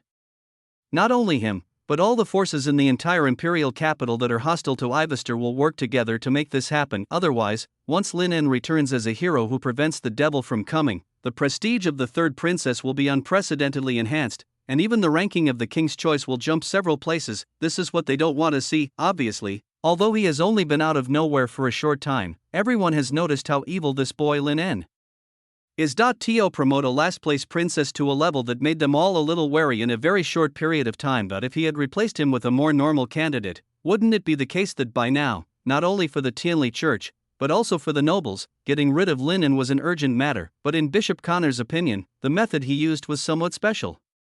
The weakness that could actually kill him with one blow had actually been exposed long ago. That was a scene that happened in the council hall a few days ago. Because the young man was too aggressive, Bishop Connor did not choose to attack when he was at his most rampant.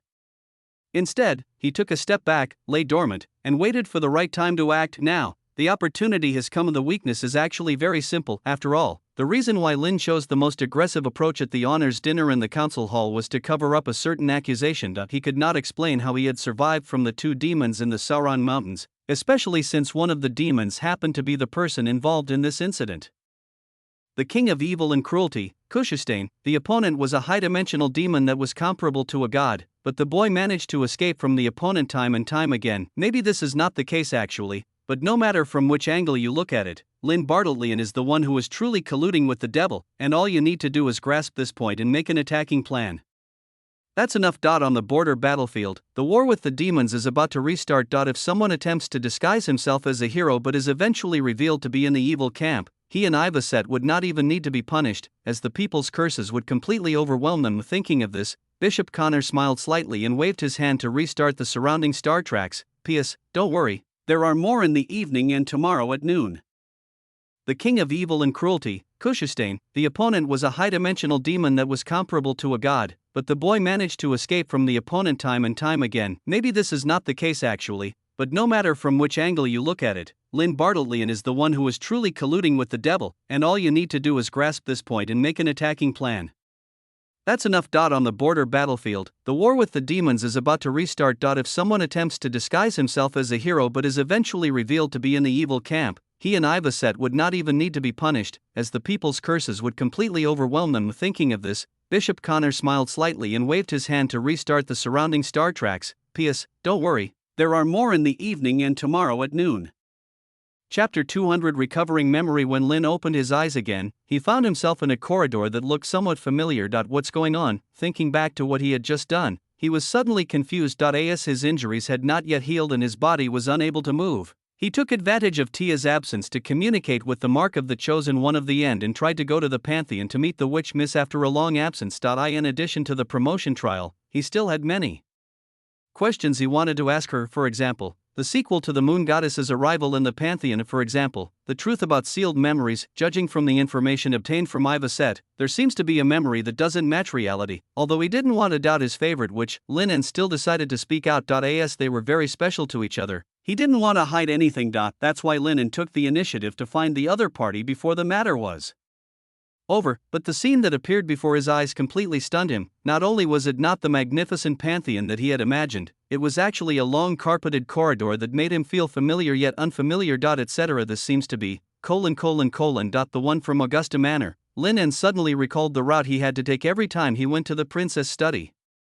Although he did not stay in the manor for a long time, this memory is very important to Lin and is hard to forget. But why? I was clearly in a mercenary hotel on the outskirts of the lower city of Gloucester just a second ago. So how did I end up back in Orange City in the blink of an eye? Lin subconsciously looked out the window, only to find it was pitch black. At the same time, a faint call seemed to come from a room in front. What the hell is Miss Witch doing? Lin felt confused, but didn't think much about it. He walked quickly towards the place where the princess study was in his memory. Crackle as the door was slowly pushed open, he walked in without saying a word. Then, an unexpected scene appeared before my eyes. In the study stood a white-haired woman with a cool temperament, wearing a long skirt as thin as a white gauze, faintly covering her graceful and attractive body curves and private parts.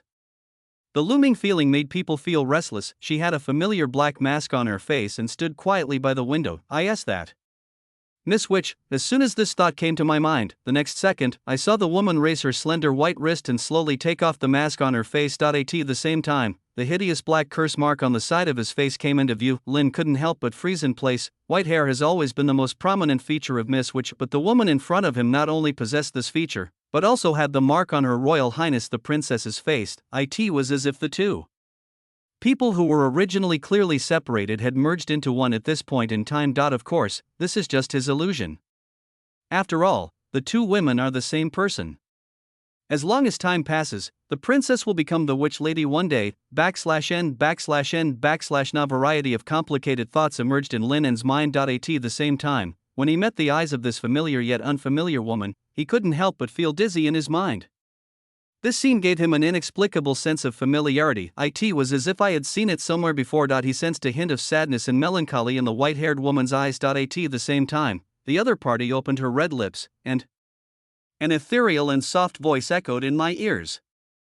When I was 4 years old, the woman walked towards Lin with her bare, crystal-clear feet and light lotus steps. While recounting her miserable and dark past, she gently took off her clothes, revealing her graceful body before his eyes. As the familiar fragrance came to his face, Lin only felt the other person's soft and hot body gently pressing against him. He subconsciously hugged the white-haired woman in his arms. At the same time, an unprecedented sense of disharmony came to my heart, accompanied by a faint tingling pain in my mind. That's right. I seem to have seen the scene before somewhere. This should be a scene that I will never forget. But why? /n feeling the woman's warm breath like orchid and musk, and her alluring red lips just within reach, I felt an urge to kiss her. But the one in front of me is the witch lady that I respect and admire. Instantly, the tingling sensation in my brain intensified. At the same time, countless fragments of memory seemed to break through the cage and flooded into his mind in an instant. Dungeon interrogation, fake hypnosis, thorn collar, good dog, holy relics, stockings, rewards, dating, confession, crying, rescue. All the forgotten past came to mind. Lin felt as if he had suffered an unprecedented mental shock, as if his entire worldview had collapsed. His eyes went dark and he fainted. The white-haired woman who was originally lying in his arms noticed something was wrong and reached out to hug his limp body. At the same time, a hint of dissatisfaction suddenly appeared in his eyes. She could feel that the lovely believer was just a little bit away from lowering his head and kissing her. However, the last step was not made. While holding Lin En, who was unconscious due to the sudden recovery of his memory, the white-haired woman waved her hand. Gently, the dark magic pattern on her face quietly disappeared, and her naked body, which had been naked just now, was now covered by the tattered black gauze dress again. At the same time, the scenes in the surrounding Augusta Manor disappeared like a mirage, and the magnificent and sacred pantheon came into view again. That's right, this woman who possesses characteristics of both parties is naturally Miss Witch in disguise. And what just happened was exactly what Ivester did to Lin in the night. Before she left to deal with the Level 0 sealed object incident, staring at the boy with his eyes closed, she remained silent. After a long time, he let out a side eye. In fact, Miss Witch has always been a little jealous of Ivaset because everything that happened in the memory is just a memory, and the one who was truly there and experiencing the reality with him was, after all, that woman. Therefore, this time when the believers took the initiative to communicate with the pantheon, she had an idea and created the scene in front of her, not only to experience what the woman had experienced, but also to use the scene as a medium to break the memory seal she had imposed. Of course, the Witch of the End doesn't want to unlock the sealed memories of her believers so quickly. It was because he was tricked by that woman YV set. In any case, the seeds of doubt had already been planted in the believers' hearts, and they came here precisely to inquire about this matter. So instead of hiding it, it is better to be honest. This way you can still keep the initiative in your own hands. When Lin En woke up again, he found himself lying on a warm big bed. Woke up? A woman's cold voice came that he sat up subconsciously and looked to the side. This moment, Miss Witch crossed her legs and sat elegantly on the chair beside the bed. Noticing that he had awakened, she slightly opened her red lips and closed the book in her hands. Looking around, I found that the scene just now had switched to the pantheon that was so familiar in my memory. Lin En couldn't help but feel a little strange. The guy just now, and he was about to ask where the woman who had both Her Royal Highness the Princess and Miss Witch in common had gone. Unexpectedly, before he could finish, the witch interrupted him with a cold voice. What just appeared in front of you was just an illusion. Only by replaying the most impressive scene before your eyes can the seal of memory in your mind be broken.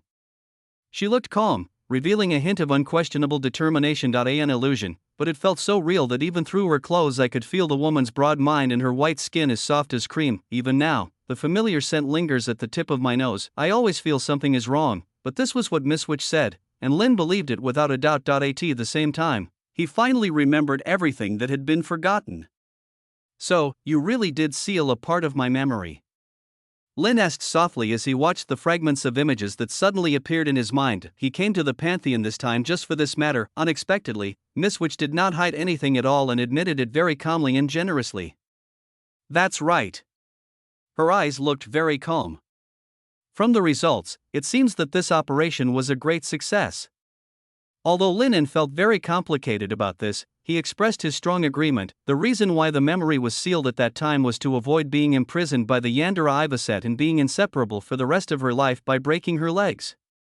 The fact that he can now move freely around Grostin is the best proof of this. Sure enough, you know yourself best. However, when he thought about the imprisonment play, mouth-to-mouth feeding, and rewards on the train, which were all things that the witch lady had done to him, Lin En couldn't help but feel a strange emotion in his heart. I always feel so astringent.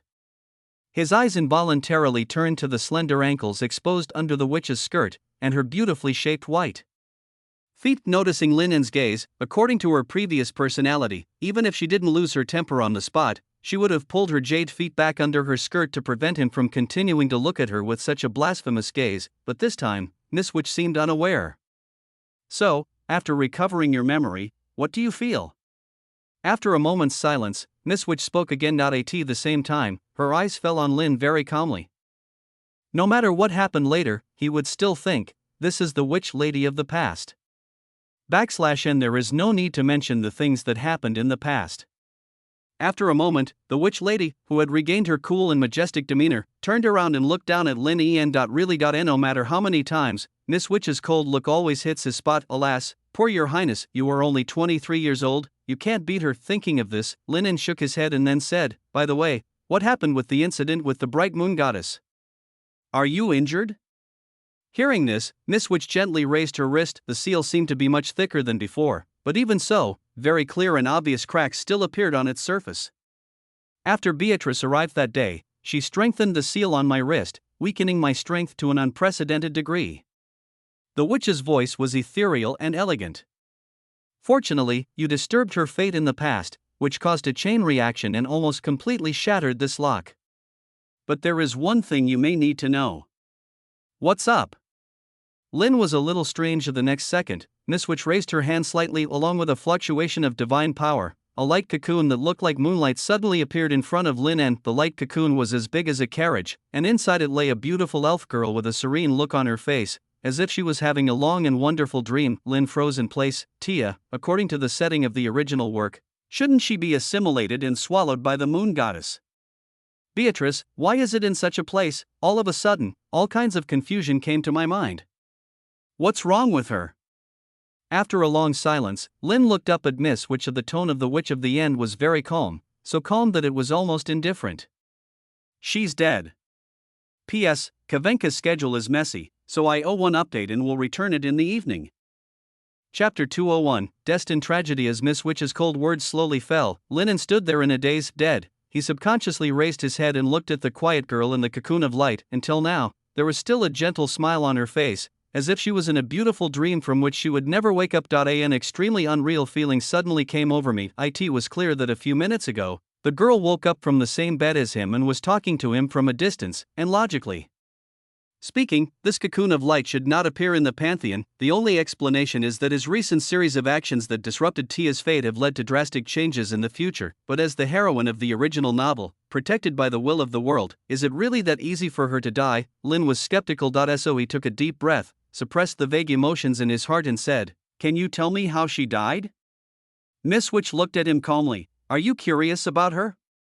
A fatal question. Tia is a woman, and a very beautiful one. No matter what, Miss Witch and Ivester are still the same person after all, and have not changed much in essence. If we ignore the strong possessiveness in her bones, which is the same as Ivaset's, because of her cold and noble appearance, then Chun Chun is courting death. Once I say yes, I'm afraid Tia's body will be crushed to ashes. In fact, for Lin N, this issue should not be a problem that he hesitated about at all. After all, the relationship between him and Tia was that of exploiter and exploited from the beginning to the end. However, at this moment, the inexplicable feeling of depression in my heart is not false. Perhaps, when he thought he had used the other party's guilt to achieve his goal, he was also unknowingly affected by similar emotions to I. In the final analysis, if it weren't for his existence, Tia should have followed the original trajectory of the world line, become a couple with Xia, and live a carefree life. The premise is that she can regard the second-generation Bright Moon Goddess and herself as the same person, but now, not only is her future self imprisoned in the pantheon, she is also dying quietly for unknown reasons. This is definitely not the ending a heroine deserves. Lin En shook his head. Curiosity is not the right word. I am just a little confused as to why the future Bright Moon Goddess died so casually. Is there a trick? He is lying. As a woman, her sixth sense allowed her to tell at a glance that what Lin En said at the moment was not true. However, the witch lady just looked at him deeply, and finally chose not to expose him. The future goddess of the moon, \n\n\n\n.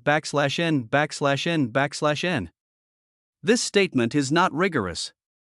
She, Tia Yusti, is strictly speaking just a part of the moon goddess. A mistake that was born in the container and should not exist. Lin nodded. Although it was described very clearly in the original book, in his opinion, the so-called fusion was more like devouring and occupying. After the Moonlight Codex, the original Tia disappeared forever, and was replaced by an imposter named Beatrice. However, due to her noble goddess character and the fact that Tia's body has not changed, this minor mental flaw has been ignored by readers. Seeing that Lin En understood what she meant, the witch lady continued softly, according to the original trajectory of events, Tia's spirit was too weak at that time, so she was annihilated by Beatrice without any resistance and assimilated into her part. But because of the things you did in the past that disrupted her destiny, her future has also changed. What has changed? Lin asked subconsciously. The witch lady said calmly, for unknown reasons, Tia Yusti was not assimilated and swallowed by the Bright Moon Goddess during the Moonlight Sacred Ceremony. She seemed to have awakened a strong sense of resistance. Even Beatrice was helpless against her. As a result, she played a role similar to the second personality for many years to come, which had a great impact on the goddess. The most obvious point is, she was supposed to be the hero Xia's partner, but she did not build a close relationship with him as planned in the original world line. How is it possible? If the world is a book, then every character in the book has his or her inevitable fate. Then Tia's destiny is to become a member of the harem of the hero Xia. This is her greatest value and reason for existence as a female character in the book. Therefore, even though Linen has been trying to change the trajectory of her destiny during this period, he could sense from the beginning to the end that the invisible hand of the world's will was constantly correcting the impact he caused. Even if it cannot be eliminated now, there will always be a chance to do it in the next 100,000 years. After all, Lin does not exist in the future, only in the present. But Ketia rejected all of this. She gave up her duty as the heroine, which was tantamount to going against the will of the world. But from ancient times to the present, no one who goes against the will of this world has ever had a good ending. No wonder the world's will no longer favors her. Noticing Lin in silence, which continued to speak in a cruel voice, because Beatrice and she have been in the same container for too long. The two consciousnesses have actually shown a tendency to merge, which has caused Beatrice to feel unprecedented panic. Finally, she asked for help from the future Shay and separated herself from this body. Perhaps out of venting her anger, Beatrice did not let her off easily, but tortured her for tens of thousands of years herself, until Tia Uhesti's consciousness completely dissipated, and then she was sealed in the Pantheon. This is the saddest portrayal of Tia's long yet short life. From the beginning to the end, she seemed unable to escape the fate of being a mistake, being played around by Beatrice, and finally ending in tragedy. But is all this really a tragedy for her? Looking at the smile on the girl's lips in the light cocoon, Lin suddenly felt a little suspicious. Perhaps given her personality, she never truly hated anyone until the very end. Let's not talk about these irrelevant things. The witch lady waved her hand gently and put away the light cocoon. You seem to have maxed out the second level limit of divine factors. I will help you strengthen it while I have time. Also, quickly complete the last step of the advancement trial. After you reach the third level, I will grant you a new ability to make up for your weakness in combat. As she spoke, a strong red light suddenly burst out from her body. Lin seemed somewhat satisfied. The last step? Hearing this, a trace of coldness flashed across the witch's eyes, and she stopped what she was doing with a bad look on her face. You didn't forget the task I assigned to you at the beginning, did you? Pin. Has not been forgotten. Lin came back to his senses and shook his head. The original mission was to make Tia open up to him in the shortest possible time, and then use the moment of fall to transform her into a puppet. At that time, Beatrice, who descended into this container, would also be affected by the filthy curse and become a slave who obeyed his orders. Such a huge plot deviation is enough to break the chains of order in Miss Witch's hands. The most important point is that this behavior satisfied her desire for revenge against Xia and others. This was something that was planned from the beginning. The only thing he couldn't refuse was Miss Witch's order. As if she noticed that the believer was feeling a little depressed at the moment, unexpectedly, the witch lady did not reveal Avist's unreasonable side. Although she was a little angry in her heart, she appeared calm on the surface. Actually, whether you do it or not, the outcome will not change. Because, /n. This is a tragedy destined by fate. A doomed tragedy. If you think about it carefully, it seems to be true. If he did nothing after returning to reality, it would lead to the first bad ending, which is the tragedy of having Beatrice strip away his consciousness and tortured him for tens of thousands of years. Once the moment of fall is used, in the second bad ending, Tia will become a walking corpse, or even just a pitiful victim in the battle between the two goddesses, and no one will care. Perhaps her fate was destined from the moment they met, but if you think about it carefully, it doesn't seem to be entirely correct. Let's take a step back. Even if they had no contact with each other from the beginning, according to the original plot, Tia would still have her consciousness annihilated by Beatrice in the Moonlight Book. In other words, there is no option that can allow her to reach a perfect ending. Lin took a deep breath and subconsciously clenched his fists. I see. P.S. There will be another update tomorrow at noon. Chapter 202. If that's the case, I'd rather die outside the corridor. Feeling the cool night breeze, Tia, who was a little confused just now, gradually became sober for a moment. All kinds of incredible emotions surged into my heart. Apart from the lost 12 years of memory, this was the first time in all these years that she had done such a rebellious thing. Although it was rebellion, it had actually already violated St. Lawrence law. Strictly speaking, she is now a fugitive wanted by the whole city. Just like Linny and I in the past, this would have been unimaginable. That he had been busy running around for the past 2 days, or taking care of the unconscious Lin and was exhausted, so he had no time to think about what to do next. But just now even Lin mentioned this point in person, so she subconsciously took it into consideration. I will eventually return to the Church of Silence. Not to mention that it is actually the second home that raised me. Take the upcoming moonlight ceremony as an example. As the silent saint, she had been exposed to the world since she was a child and knew that she existed to serve the goddess since the day she was born. The moonlight scripture is a ritual in which successive saints dedicate their entire bodies and souls to the goddess in order to obtain purification. At that time, all believers who believe in silence will witness the holy signs of God's coming with their own eyes. This is an opportunity, but also a responsibility she cannot shirk. But now, the silent saint, who should have been staying indoors to prepare for the ceremony, was fleeing around Groston with a thug who killed the prince, trying to avoid being hunted down. Tia no longer dared to think about what kind of situation she would face after returning to the church. Of course, what she feared most was seeing Brother Xia showing disgust and disappointment towards her. Are you scared? Of course, after all, before the night she chose to take Lin En away, she was still the high and mighty saint lady, living a happy life, spiritually rich, with people she loved and who loved her. However, at this moment,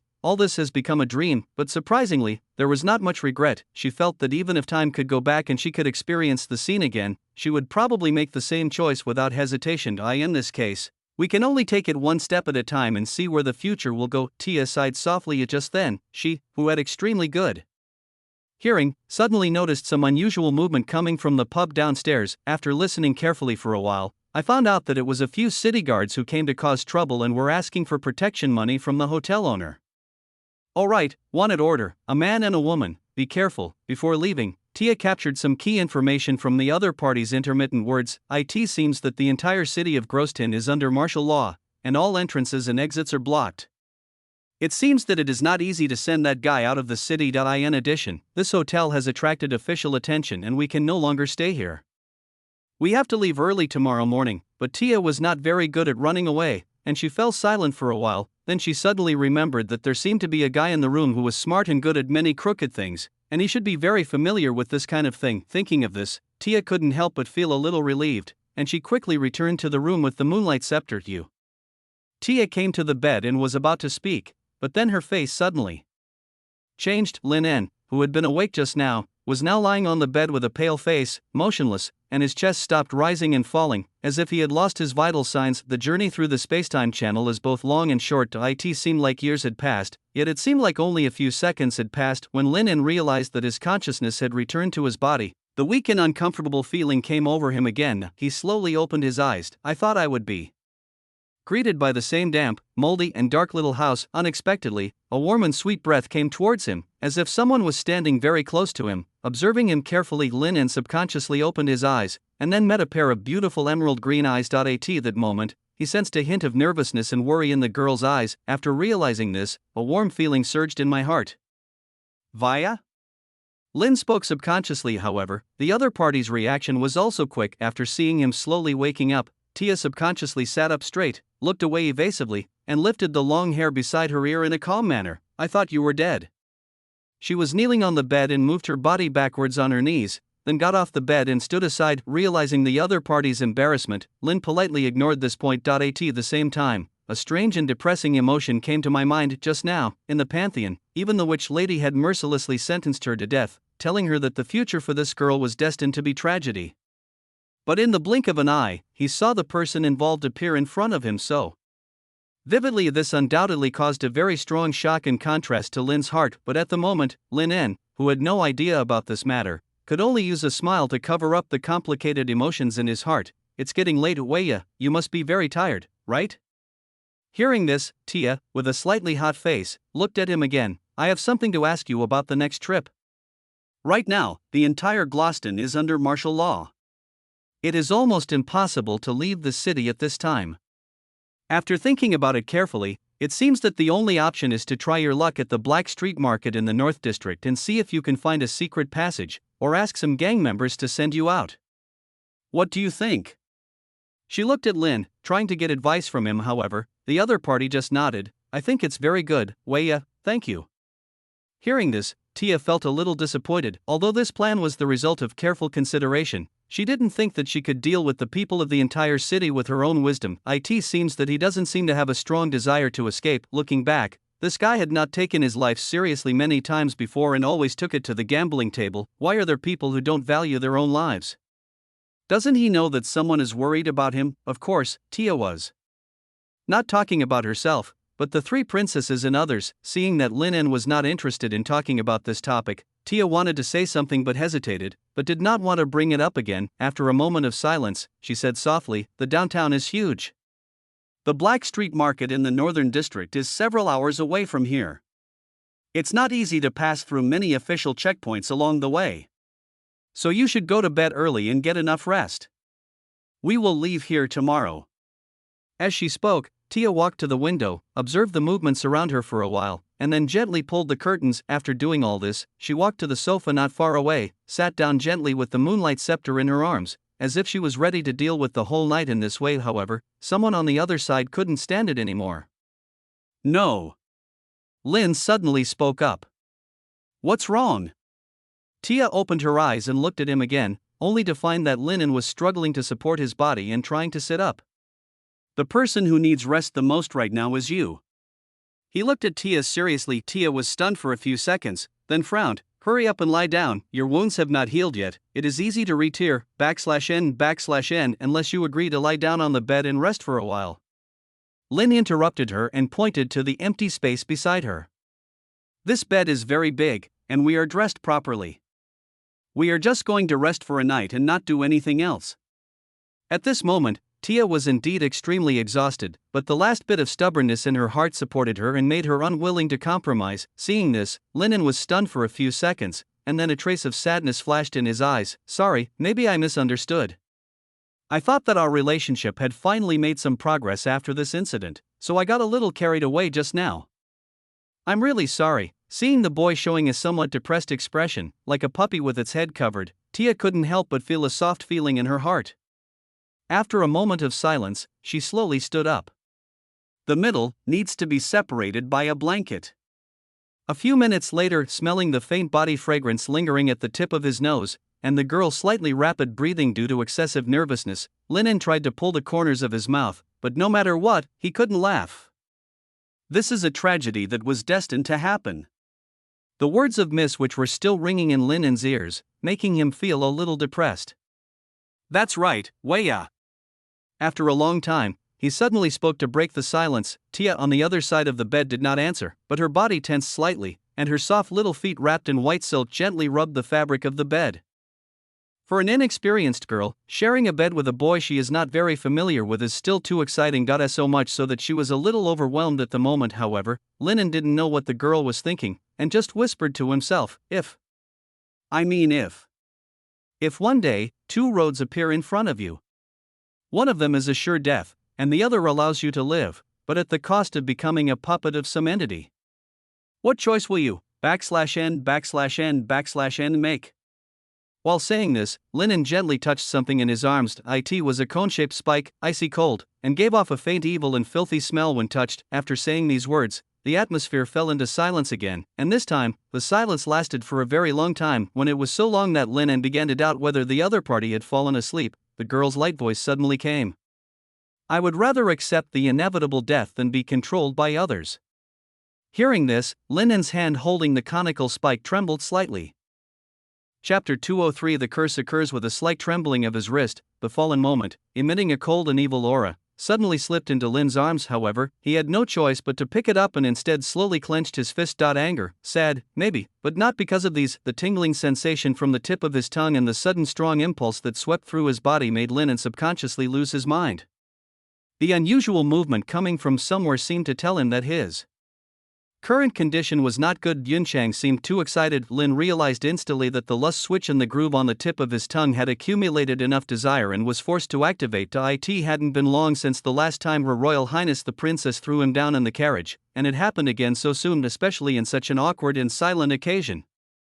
Perhaps Ivaset didn't think so much when she set up this mark, and thought that Lin En would always be with her. I never expected that only a week after arriving on the return journey, this guy would cause chaos in the entire imperial capital and even be reduced to running away. What she didn't expect was, the woman who had been with him when the mark struck for the second time was not herself. A fate is really amazing. However, at this moment, Lin En had no intention of lamenting these little things. He was immersed in the depression of Tia's unknown fate in the previous second, but in the next second his mind was full of thoughts of pressing the beautiful girl in white stockings under him and raping her until she cried, because the only way to break this mark besides holding it in by force, is to release it all at once. No, but if he really did that, he would destroy the affectionate persona that he had worked so hard to build. Yun Chang, stop showing off. Lin bit the tip of his tongue, letting the pain and the taste of blood fill his mouth, trying to wake himself up, but the faint body fragrance coming from the tip of his nose was urging him all the time to commit a crime against the girl next to him. At this moment, his reason was struggling fiercely with his animal nature, even the body was shaking slightly. However, Tia, who was lying on the other side of the bed, had no idea what had happened to Lin En, but as time went by, she, who was very nervous at the beginning, gradually relaxed. Her little feet wrapped in white silk were gently raised, and the tips of her toes were painted with light pink nail polish, which looked quite cute. The fatigue caused by days of running around and overdrawing strength surged up like a tide after Tia relaxed her vigilance. Not long after, her breathing gradually became long and deep, and she seemed to have fallen into a deep sleep, but she didn't notice. Not long after she fell asleep, a figure slowly crossed the barrier of the quilt and leaned over to look at her. The other person's eyes wandered over the girl's delicate body wrapped in a moon-white robe. Her breasts that were beginning to take shape and her slender waist that could be held in one hand made him almost lose his mind. Further down, there are slender legs wrapped in clean and smooth white stockings, revealing a healthy skin tone. Seeing this, the man's already hot breathing became even more rapid. At this moment, the girl is completely defenseless and is at the mercy of anyone. Finally, he could no longer bear the desire and impulse brought by the mark, and lowered his head deeply, wanting to suck the girl's sweet and soft tongue into his mouth. However, at the last second before it was about to happen, the girl who was immersed in her sleep suddenly frowned. Brother Xia. This call was like a bucket of cold water poured over one's head, instantly waking one up. The man seemed stunned, and no one knew what he was thinking. He was silent for a few seconds, and then he sighed imperceptibly. The wrist that was originally hanging above the girl's chest also paused, then changed direction, slowly moved to her pointed ears, and tidied up the girl's messy hair. After doing all this, the young man struggled to move his injured body back to the other side of the bed and continued to struggle with the desires in his body, but he didn't expect it. Not long after the call, the girl didn't know what she dreamed about, and her brows, which had been tightly furrowed just now, gradually relaxed. At the same time, he was mumbling something. Lin? She seemed to be asking, and then repeated it in a soft voice as if to confirm, Lin.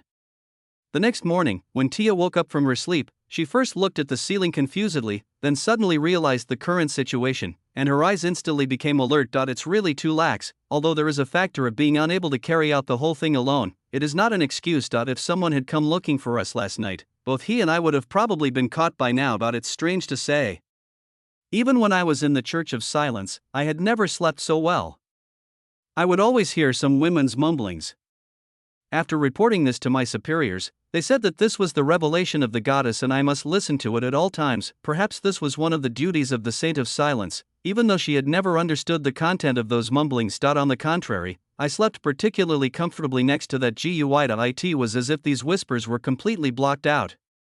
But this is hard to say for sure, it is just her guess, and the specific situation needs further testing. Thinking of this, Tia slowly sat up, gently stepped her white silk feet into her short boots, then stood up and tidied her long hair, then turned around and looked towards the bed. Then she froze. I slept soundly, but the boy next to me didn't seem to be the same. He was lying on the bed, sweating and pale, looking very weak, and even his lips were bitten with teeth marks and were bleeding slightly. Are you okay? Tia's heart skipped a beat, thinking that his injury had flared up again, but she didn't have any moonlight liquid on her at the moment, and the only bottle she had was given to him in the interrogation room before a fine.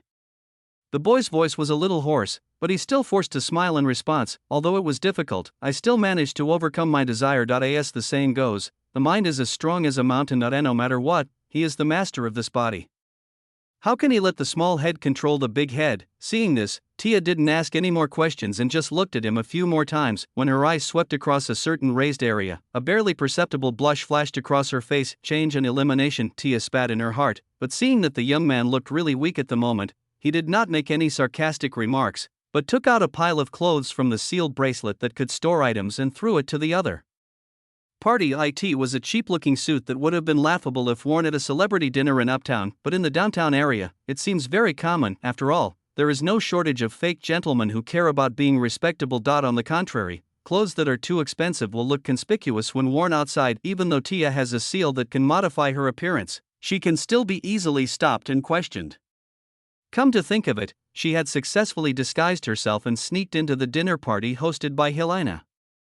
She was considered an old hand at this, even Linen was inferior to her. I'm sorry, Weya, but I really can't move now. When I was thinking about how to get to the Black Street Market in the Northern District, I could faintly hear Linen's helpless words. Then Tia realized that for a guy covered in wounds, putting on clothes was an extremely difficult challenge. Thinking of this, she bit her lower lip lightly and fell into a brief silence. If he were allowed to walk on the street in his original clothes, he would probably be arrested on the spot by the official supernatural beings who rushed over in a hurry. But she had never tried to change clothes for someone in her life. Could it be that this difficult and unknown escape journey is about to end before it even begins? No, I have gambled everything, even the reputation and responsibility of the Silent Saint. How could it end here? Finally, after a long silence, Tia put down the moonlight scepter in her hand with a wandering look. Let me help you. 10 minutes later, a young gentleman with ordinary appearance was walking slowly on the street with a smile on his face, supported by a woman wearing a women's hat.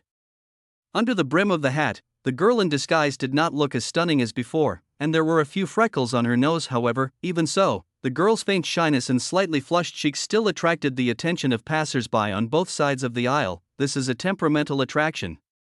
Why are they all looking at me? Tia, who played the role of a young wife, lowered her head slightly and lifted her long hair from her ears. Hearing this, Linen smiled and puffed out her chest proudly, because Weya is the most beautiful no matter where she is. Smooth talk.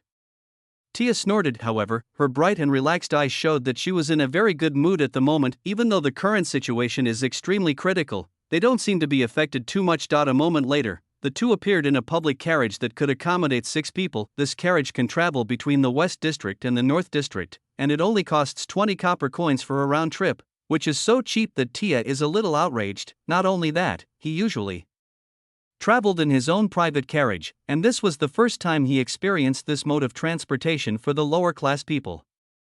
Linen shook his head. The real lower-class people would not be willing to spend a week's food money on a place like this. Hearing this, Tia was slightly stunned, then pursed her lips. It's not that I don't believe what Linen said, I just think it's a bit unrealistic to live for a whole week on 20 copper coins. As the Saint of Silence, she also went to the areas under the jurisdiction of the church to distribute relief food, accompanied by people around her. According to what she knew at the time, the situation of the poor did not seem to have reached this point. Noticing the girl's thoughts, Linen smiled but did not refute. This world is so cruel. Sometimes, it is not a bad thing to have some naive ideas in your heart. After the two entered the carriage, they found that there were only 2 empty seats, so Linen left the window seat to Tia and sat next to the stranger. At this moment, besides them, there were 2 other couples sitting in the carriage. One couple looked to be in their 60s, while the other couple was about the same age, both very young. Seeing that the last 2 guests were also a couple, they immediately cast friendly glances at Linen and Tia. Lin smiled and nodded in response. Tia, on the other hand, was not very good at interpersonal relationships. She just lowered the brim of her hat slightly and rubbed the ground lightly with the toes of her boots. After a moment, the carriage started slowly. Since the road conditions in the downtown area are not very good, there are occasional bumps in the road. However, not long